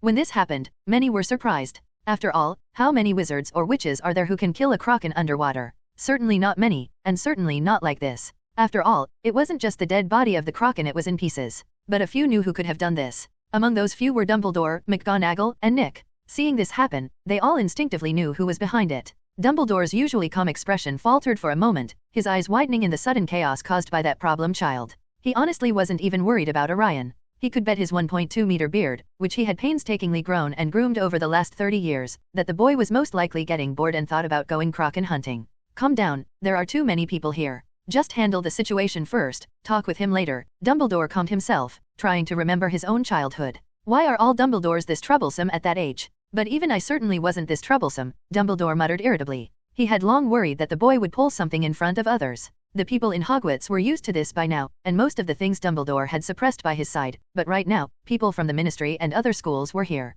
Since the day when Orion's blood test was done in Gringotts, Dumbledore has had a complicated mood. He finally knew that Dumbledore's blood would continue even after him and his brother, otherwise, both he and his brother would have been the last of their blood. So he wanted to protect Orion now. Earlier, this protection was only because he wanted a successor, now, it was more in line with looking after a family. But that boy, why can't he learn some restraint? Dumbledore cursed under his breath and sighed. He knew Orion was powerful, but this display of raw strength was beyond his expectations. Orion finally emerged from the water, carrying Daphne in his arms. As he floated up in front of others, not even bothering to hide that he could fly without brooms from others, the fact that he did this also tied him to the earlier blast. Otherwise, at least there was still a way to hide who did it. Orion, who was floating, didn't think too much about all this. He just looked down where the remains of the kraken were floating and sighed. Did I become a little too strong? At least I have my hair. Orion knew that he might still not be strong enough to actually beat death, but still, he only cast a simple disarmament charm. That was enough to completely blast the entire kraken up into the air and tear its body apart like Sukuna using his shrine. Using the wand right now is more like a necessity to use magic without making a commotion, he thought while sighing, not even realizing that flying while carrying Daphne in a princess style without any broom or other magical artifact was making more of a commotion than the earlier blast. After all, at least earlier people didn't know that he did it. What were you thinking? McGonagall immediately rushed over to where Orion had just descended from the sky while Princess carrying Daphne, making many girls' eyes turn with jealousy. Orion was currently the hottest guy in Hogwarts. With his natural allure due to his magic and presence, he was pretty much like Gojo Satoru, a literally god. So, many girls were looking at Daphne with envy, while the only girl who could legitimately claim to be jealous was still underwater. Honestly, nothing. I was perfectly minding my own business while trying to save this poor little girl, who someone decided to put unconscious and trap 20 meters underwater when that big squid suddenly attacked, Orion replied offhandedly. And you seriously want me to believe that blasting that kraken to oblivion was the only option you had to get Ms. Daphne out of there safe and sound? I was there too, where's the part where you worry about me? To this, the old witch only raised both of her eyebrows, looking at Orion as if to say, really? Orion glared back as if he was hurt by her not looking after him but sighed ultimately. He neither had the time nor energy to play with her anymore. Maybe a few years ago, he would have loved to do that. In fact, he had done it too much, perhaps to the point that she was now immune to it. But now, he was way too busy to waste time on silly things like that. Whatever. I really didn't mean to make that big of a scene, but it's just that I don't have as much control over my magic as before. I was only planning to throw that stupid squid away, but that ended up happening, Orion replied with a sigh, not wanting to make things difficult for either McGonagall or Dumbledore. Hearing this, McGonagall didn't immediately say anything first, not believing what he said, but upon hearing that tired tone and sigh, she believed him. At least she knew that if this wasn't the truth, Orion would never have said it. He could have just said something else or made a stupid joke but not intentionally pointed out that it was his mistake. McGonagall thought that Orion's control over his magic was getting better after all. What happened with that castle wall was still fresh in her mind. But that was the only time when it happened. Even when Orion seemed to be losing control because of his emotional outbursts, he didn't seem to lose control over his magic that much. McGonagall pursed her lips as she pondered over what kind of disaster could happen if something like that occurred while other students were around. Orion, after seeing the kind of face McGonagall was making, immediately understood what she was thinking and replied to ease her worries. Don't worry. Why do you think I'm waving a wand nowadays? Besides some emotional outbursts, the only time I have that problem is when I'm not using the wand. It's basically like I suddenly have too much muscle to be able to handle an egg without breaking it, Orion replied, making McGonagall tilt her head as she tried to understand his strange explanation while still pondering whether the child's strangeness was contagious. Or maybe she was just too used to this that she even understood that last muscle part. Sighing, she just shook her head and ended the conversation there. For the time being, she let the boy be the prince who saved his princess. McGonagall just saw Daphne waking up and, with a little smile on her face, decided to end the conversation there. Daphne opened her eyes only to see the dream she had had too many times to take it any more than it being a dream. But of course, that didn't mean she didn't like it. She saw beautiful blue eyes looking at her while strong arms surrounded her, which made her smile. She didn't even have to see that handsome face to know who he was. Only one person had those flawless white hair and striking blue eyes.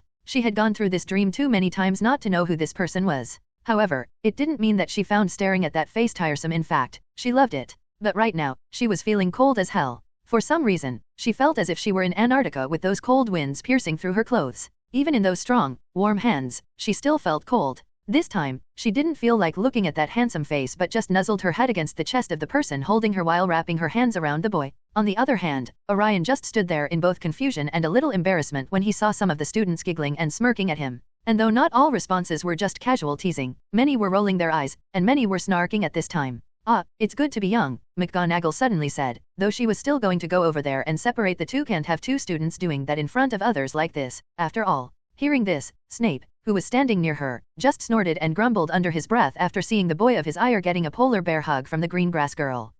Daphne, wake up," Orion said, trying to wake Daphne up, only for her to tighten her grip on him, indeed quite similar to a polar bear. This made Orion sigh. But the real problem had yet to come, and it was none other than Rose. Though on the surface they didn't show it, the competition was there, knowing that it ultimately might come down to this. And although Orion didn't think too much about it, his instincts told him that he better take Daphne out of here as soon as possible. DBBBTVIT Neth plays IIIIBEA Googal. He suddenly heard her mumbling something. He frowned and brought his ear closer to her only to hear this. "Don't bite me there, please. I'll be a good GI. Okay, let's get you back to your room first." Orion suddenly panicked, having a pretty good idea why this was happening. He remembered a long time ago, messing with Daphne's dreams when he wanted to learn more about Nick at that time. Back then, he had left her dorm while leaving a little naughty suggestion for her to have wet dreams about him. He suddenly felt like the FBI was soon going to raid his house after today. "Let's get you out of here." After Orion took Daphne back to the castle and left her in her room, he remembered where it was, as it was the same as Rose's, who had literally taken Hermione's place in there.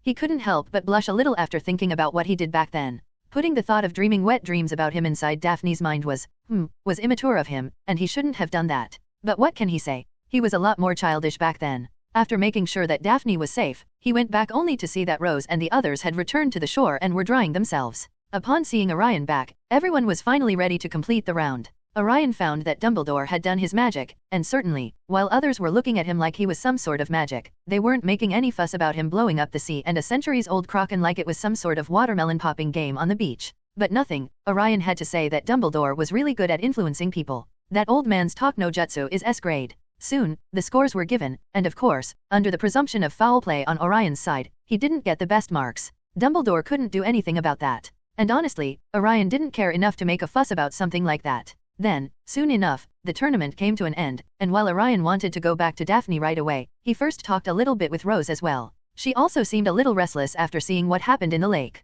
Those outside only saw what happened, but the champions felt the pressure and the blast happening inside the water. While he talked a little with Rose, mostly getting a one-sided nagging from the redhead about what he did and how scared she and the others were when that blast happened, Orion just muttered under his breath, "That was just a normal Expelliarmus," miss," with a helpless expression on his face. He just listened to all that nagging, not only from Rose but also from McGonagall and some other teachers who were looking at him with irritated faces and had a lot to say. After getting an earful, he finally got time to go back and visit Daphne again. But before going back to the castle, he turned to check on both Morgan and Hermione. He had been keeping an eye on both girls for some time now, trying to gather as much information as possible about them. But due to him working almost 24/7 nowadays, he couldn't do much in this regard. Finally, he had this feeling that he couldn't do everything alone. Having limited time was a big problem, honestly. Anyway, before going back to the castle, he checked on both Morgan and Hermione. Though he couldn't find Hermione there for some reason, pondering whether she hadn't attended the second round of the tournament, he found Morgan there, and she was looking bomb. Cough cough. Maybe I really need some rest. He blushed a little but then returned to his normal state, now checking out those curves in her shadow. What? He had to check out the shadow anyway, it's not like he could help it. Anyway, the result was the same. The shadow was still not real but an imitation created by some sort of magic. His eyes took on a steely gaze as he remembered what Eric told him about the shadow and about those who had lost their shadows. Originally, he didn't believe what Eric had to say, but upon seeing that two people in the castle were similar to what Eric had described, he couldn't help but frown. This by no means was good. He had a bad feeling that something was coming, something big, and more than that, something that even made him shiver at the thought. I can now distinguish a fake shadow from a real one only because I am much stronger. I can't tell how strong I am right now, but definitely way beyond level 5 or 6. So the real question was, whether this happened just recently or if there were always people around him with no shadows. I'm surrounded by enemies and didn't even know it. Forget about Morgan, she just came this year. But what about Hermione? How could this happen to her? Even Nick has his shadow, so the real question is she even Hermione? And if not, then when did this happen? A shiver went through his body. The implications of this were making him a little scared. He wasn't scared of facing powerful enemies, he had readily done so many times. What worried and scared him a little was fighting an enemy he couldn't even see. The kind he couldn't see, the kind he couldn't tell apart from friends and foes. The kind who act like friends and backstab you when the time comes. Sigh. This was the time when he really felt like he needed someone like Merlin on his side. Powerful as he may be, when it comes to wisdom, he was nothing compared to Merlin. He just shook his head and then vanished from his place after making sure others couldn't see him, then went back to Daphne. Upon getting there, he saw Daphne was already up by now and was looking at him with curious eyes. Orion, what happened? How come you are here? Daphne asked, to which Orion just sighed. Of course, the girl didn't know that she was captured and trapped underwater. So, after a long description of what had just happened, tactfully not mentioning that she was acting like a baby demanding attention in front of everyone, Orion explained everything to her. But apparently, she seemed to figure things out as her beautiful white face turned into a tomato, and she wasn't even able to look into Orion's eyes anymore. Thank you for saving me. That was the only thing the girl said to him before she rushed out of her own room with embarrassment, leaving him dumbfounded. Seems like days were passing like a breath after a good run. He had lost track of time in his research and work, but before he knew it, a month had passed, and finally, the last round of the tournament was upon him and the others. He honestly felt like he was getting old upon seeing how his entire life was passing in a room, doing nothing but hitting his head against the wall to find a damn way to bring that godforsaken man back. Good morning, Orion. Yeah, happy fucking morning, Orion grumbled as he irritatingly looked at the person who talked to him, a vein popping in his head from not getting any damn result in his research anymore. He honestly just wanted to stop and give up by now, but he couldn't. Not only did he need Merlin, but the world kind of needed him. He was strong, very strong now, but even now, he didn't have much confidence in handling that death face to face. After all, he had gotten stronger, but she had been strong like this for eons. He needed Merlin before that rebirth of magic took place, and he was fighting tooth and nail to bring him back, but no progress whatsoever. This was now getting on his nerves. The boy who greeted him felt like crying. What did I do? Poor boy. As soon as he reached the place where the last round of the tournament was about to take place, he couldn't help but close his ears. The loud music of instruments playing assaulted his ears, making him even more mad. He turned his eyes towards the magically playing and floating instruments, and his eyes glowed for a second before they turned back to their normal state. The next moment, those instruments fell to the ground. Not even a hint of magic was present in them anymore, bringing others' attention to them and making everyone confused about what was going on. Much better, Orion nodded to himself as he made his way towards the starting line, where the race to get to the cup was about to happen. And if he wasn't wrong, then that was when Voldy would make his first appearance. Let's take care of that baldly. I also need a way to let loose and release some frustration. Wouldn't mind that at all. Though I better stop Rose from entering that place. I alone will go there, Orion thought. He saw all the participants ready for the race inside the big maze created out of planes. He looked at Rose, who was also looking at him with a smile on her face, though he could tell that the girl was angry with him for being completely busy with his work and not giving her enough time. She and Daphne both giving an apologetic smile as he knew what awaited him after this. He couldn't help but sigh to himself. Soon, the race started, and that was also when Orion realized that those points they were getting weren't just for show. Those points would determine who would get to enter the maze first. Orion got the second best score, which was news to him honestly. With how well he thought he had done, he believed they should have just given him that damn cup and ended this farce. Well, whatever. Orion just rolled his eyes as he saw Morgan getting inside that maze herself. Even to this day, he felt that he had seen that girl somewhere. Many times, he even thought that she was the same one he met in America, but he was sure that they looked different. He couldn't say anything for certain, honestly. Next, it was him who entered the maze, and he had to say that it sure was peaceful as soon as that wall made out of plants closed up. It immediately isolated the sound, and he let out a breath, feeling the calm. This might be strange, but I honestly prefer this over that much noise. Maybe I should take a stroll before going to the cup. Orion pondered, feeling the little eerie sensation in the place, but it was nothing. Literally treating the trial as a walk in the park. With the help of the law of presence, he was easily able to find his way around the maze. It wasn't like those stupid walls could stop him if he wanted to go through them anyway. But he didn't want to burn them. To others, they might be dangerous and eerie as they did move around and cause much trouble to others, but to him, they were quite good. After all, they were protecting him from those nuisances and noise. Maybe I indeed have started thinking like that old man, sigh. After some time, he finally had his fill and planned to get back to finding the cup. Closing his eyes, he sensed the magic around him. First and foremost, he had to figure out where the other participants were and then look for the... Suddenly, he stopped what he was thinking because he sensed something strange. No, not exactly strange but more in line with something he was not anticipating. Because Rose was very close to the cup right now, it hadn't even been 10 minutes since he entered the place, and Rose was supposed to go in after him with a delay of 3 minutes. So, under just less than 7 minutes, her getting that close to the cup was unnatural. Seems like I have to pick up the pace. Maybe that Boldy was making things easier for Rose to get to the cup, Orion pondered and started picking up speed. He didn't even need to fly or teleport, he could simply bypass those walls by temporarily creating a small hole in them, going directly to Rose. By the time he arrived, he saw Rose was very close to the cup, and to his irritation, she was almost about to touch it. TCH, Orion muttered with clear irritation. He didn't want her to go meet Voldy if possible. But it was too late. Seeing that he was mostly not going to make it by normal means, he teleported to stop her. But to his utter frustration, she touched the cup nonetheless, and to not let her go there alone, he also had to teleport with her. Just my life rap. Both Rose and Orion suddenly found themselves in the graveyard where that rat killed Cedric in the books and movies. Though Orion was sure that there was no way that rat was coming here, he was still on his guard. He looked at Rose with a little irritation, but it wasn't her fault either. Still, knowing how she found that cup so quickly was a question he wanted to ask. So, someone else is going to take Peter's position here to take Rose's blood, right? Orion?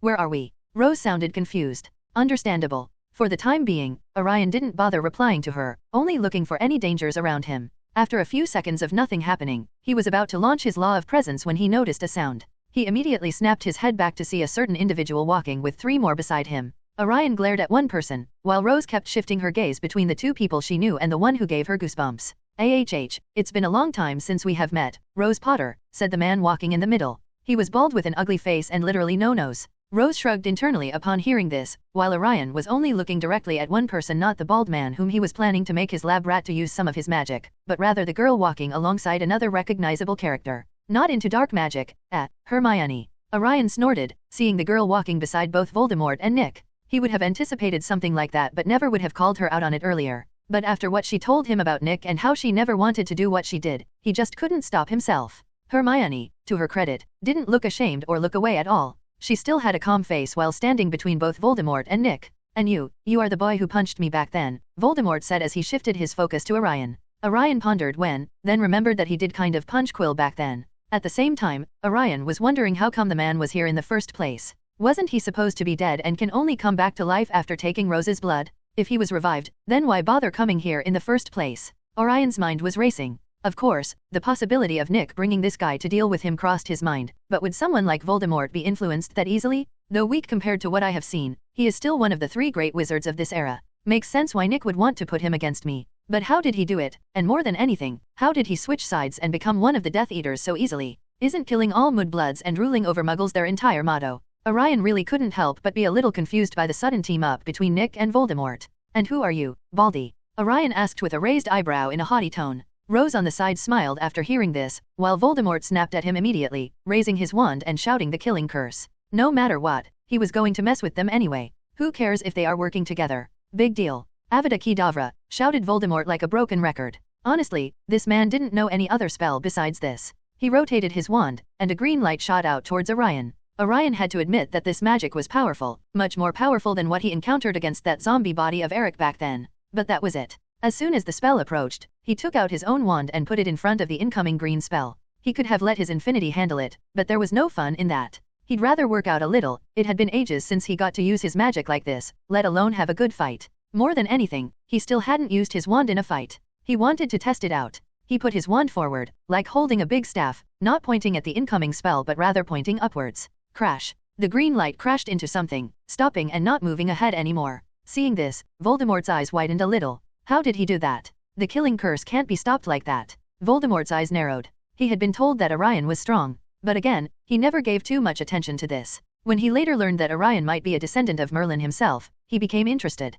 He actually never wanted to kill Orion if it wasn't necessary. Having a descendant of Merlin under him would be very beneficial. But if he didn't pledge his loyalty, the boy was better off dead. Just now, he cast the killing curse as an instinct to kill the guy who annoyed him. This was one of his bad habits, many had died under him like this. But upon seeing the boy able to stop his killing curse, he was surprised. Orion, on the other hand, used his force to stop the spell from reaching him. He knew that the reason no other spell could stop the killing curse was that it was infused with the power of death. It was no longer normal magic, even in the category of dark magic. It was a law attack. And the power of law he knew better than anyone, and he also knew that law could only be handled by another power of law. So, while using the force, he added the law of space power to block the spell. Though this time it was not infinity, it created a powerful shield to stop the attack. Voldemort, seeing this, calmed himself. He remembered that he had to bring the child under him. That was one of the reasons he was here, besides killing Rose Potter, of course. So he calmed himself and was about to offer his hand to give the prudent boy a place beside him. Or at least he tried, as before he could open his mouth,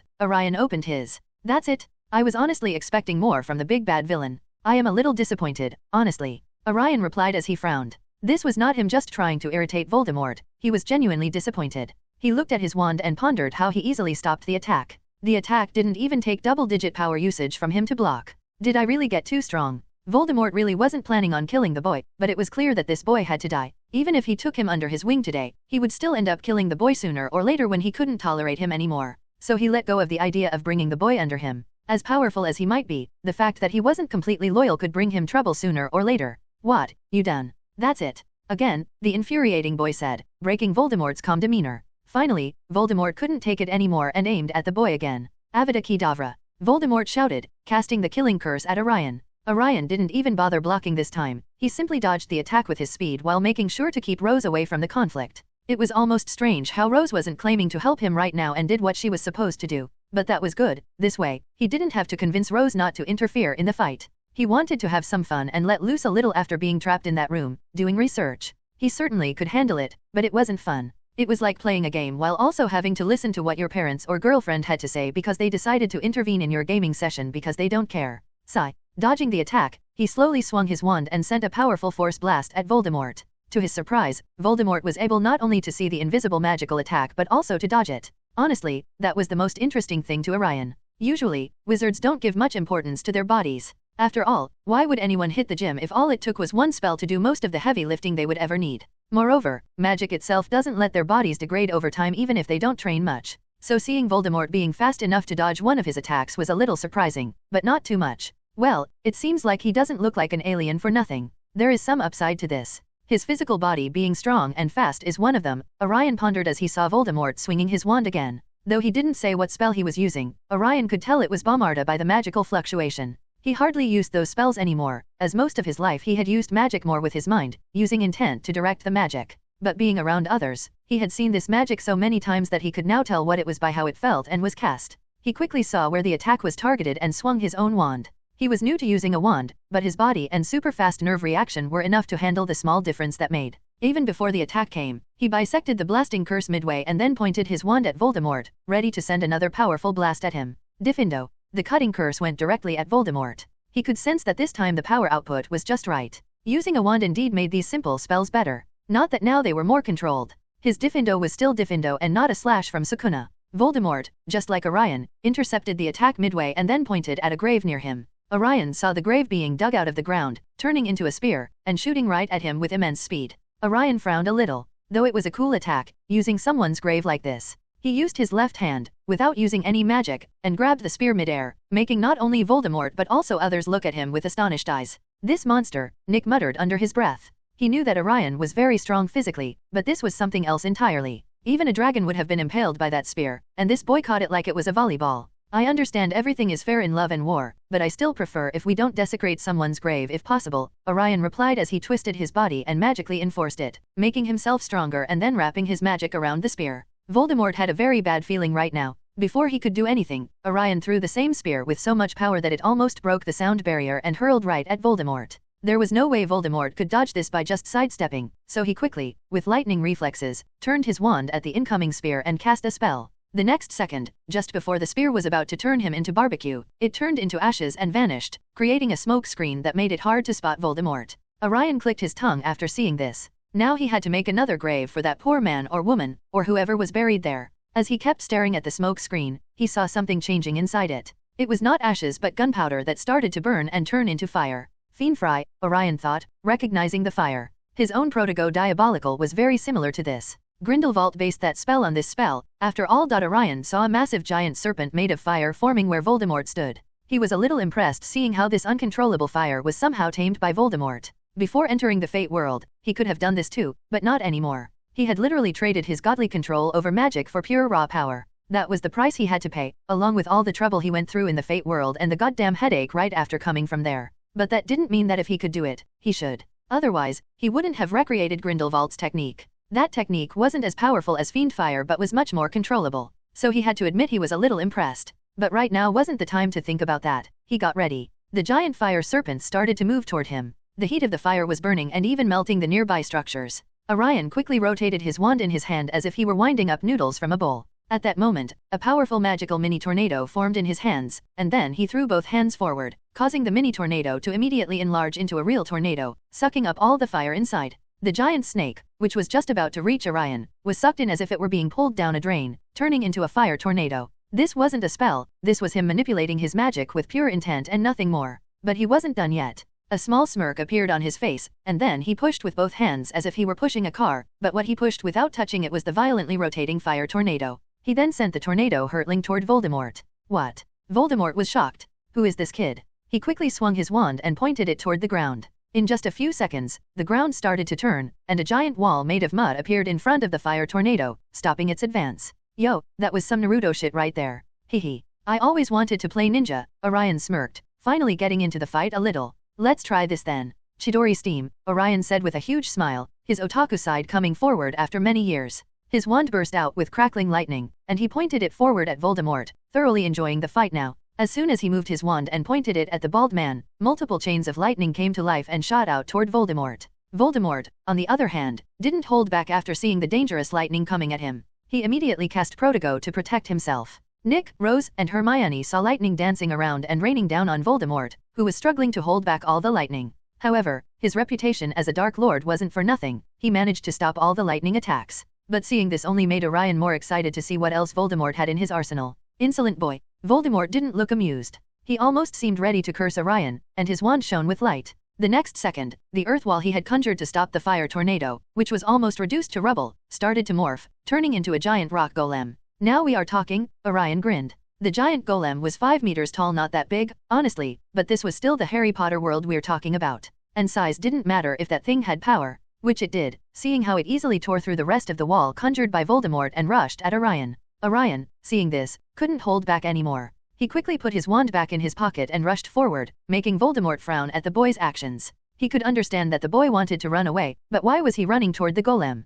This unexpected move stopped Voldemort from making any other move. Orion was unrestrained when it came to his physical capabilities in this fight. He fortified his already superhuman body with magic to make it even stronger. His body slightly glowed with a blue light. This was him using the force on his body. He was now way too powerful. The next second, he vanished from his place. He didn't use teleportation but moved very fast after using force speed. Nick was the only one there who had seen Orion's true speed, but now he didn't even see him move. The next moment, Orion was right in front of the golem, ready to punch the hell out of it. Boom. The power came from his already very powerful body and the force, acting much like Sakura's or Tsunade's chakra-infused punches. He not only knocked back the golem but crushed its upper body into rubble. What? Voldemort was gobsmacked. Magic he understood, but this? What is this? Voldemort, seeing that his golem was destroyed by just one punch, was in a trance. He could accept that happening if the other person was someone like Dumbledore using magic. But this was who he was fighting right now, a boy of merely 15 years old who didn't even have magic, yet a punch destroyed his golem. For a moment, he could do nothing but stare at Orion with a helpless look on his face. Avada Kedavra. Then suddenly, someone shouted this, and a green beam of magic was fired at Orion. This wasn't Voldemort, Nick, or Hermione. This was the fourth person present beside him and Rose. He almost forgot about her while fighting Voldemort. But with his reflexes, even though he wasn't ready for the attack, he moved in a fraction of a second and intercepted it. He used his bare hand to catch the flying magical beam in midair. Just like Avatar could grab fire or lightning midair and use it against the enemy by throwing it back, he started to slow down the velocity of the green light. Acting like a kung fu panda who attends to peace, he not only captured the killing curse but then turned around and brought his hands back in a very iconic pose. Came. Orion muttered slowly under his breath, and gradually the green light between his hands began to change color from green to a bright faint blue. The magical waves released by Orion were enough to bring Voldemort out of his daze, and he immediately became alert. Haim. The light in his hand grew more violent, and the power burst out as if barely contained in his palms. Nick and Hermione felt a shiver go down their spines, but the person who was stunned like a statue was the one who had attacked Orion, the crazy witch Bellatrix Lestrange. Ha! Orion didn't care who it was, he was having fun. He pushed his hands towards Bellatrix, and the terrible magical power contained in his hands erupted with such force that it almost blinded everyone for a moment. Orion tried not to make the attack too powerful. He only put a little of his own magic into it and mainly reused the magic Bellatrix used in her killing curse. But even then, the power of his magical Kamehameha was so great that it created a rift in the air as it rushed towards Bellatrix. Zoo. For a few seconds, which passed by quickly, that was the only sound heard by others. Then, once the blinding light faded, everyone saw that the area where Orion used the attack was obliterated completely. There wasn't even dust left of Bellatrix. This left everyone dazed. All of them were looking at where a powerful dark witch had once stood, now with nothing left. At this time, even someone like Voldemort was shaken. Orion was about to handle Bellatrix and return to his fight with Voldemort. But then he felt a magical fluctuation from Voldemort, and his mood changed. Did you just try to apparate out of here? Orion had long had a plan to end Orochimaru's reign today. Don't bother, space magic won't help you in front of me, Orion replied with a smirk on his face. Though, unlike how he was showcasing right now, he had long lost interest. Earlier, he had enjoyed fighting Voldemort, but no longer. Since he felt that Voldemort wanted to run away, he knew Voldemort wasn't confident about beating him. Well, Orion knew that he couldn't, but now that Voldemort would focus more on not fighting him rather than actually trying to kill him, that was no fun. Well, it seems all fun comes to an end sooner or later. It was fun, though. But let's end this fight. Orion sighed while saying this. Then, before others could understand what he said, Orion vanished from his place. This time, he really used teleportation and not just high-speed movements. Voldemort, who was frantically trying to locate Orion or just get out of there, suddenly felt his body getting stiff, as if he couldn't move anymore. Then he felt someone standing behind him. Protego Diabolica. Orion slowly whispered in Voldemort's ear, and then blue flames came alive. Ha-ha-ha-ha-ha. Voldemort shouted, but he couldn't shake off the blue flame slowly burning away his flesh. Others watched in a daze, seeing how easily Orion was able to handle someone like Voldemort. He practically played with him. Nick might be the only person who knew what Voldemort represented.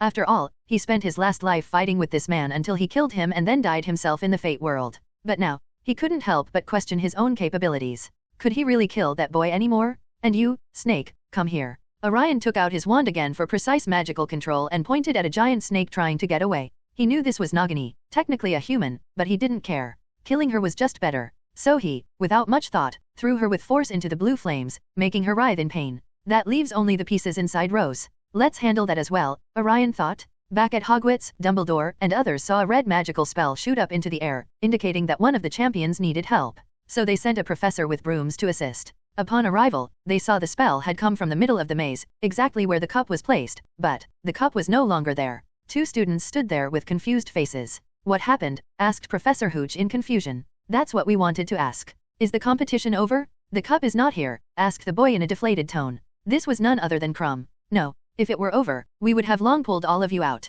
Professor Hooch replied, then thought of something. Ms. Potter, do you know where Mr. Ambrosius is? She then turned to a girl with beautiful red hair. This was, of course, Rose. No, since I entered this place, I have been finding my way around. I met no one, it was almost like I was lost the moment I entered. I don't know where he is. I only just found this place, Rose replied with a hint of confusion. The maze was more complicated to navigate than she had anticipated. Where is Ms. Faye? No idea.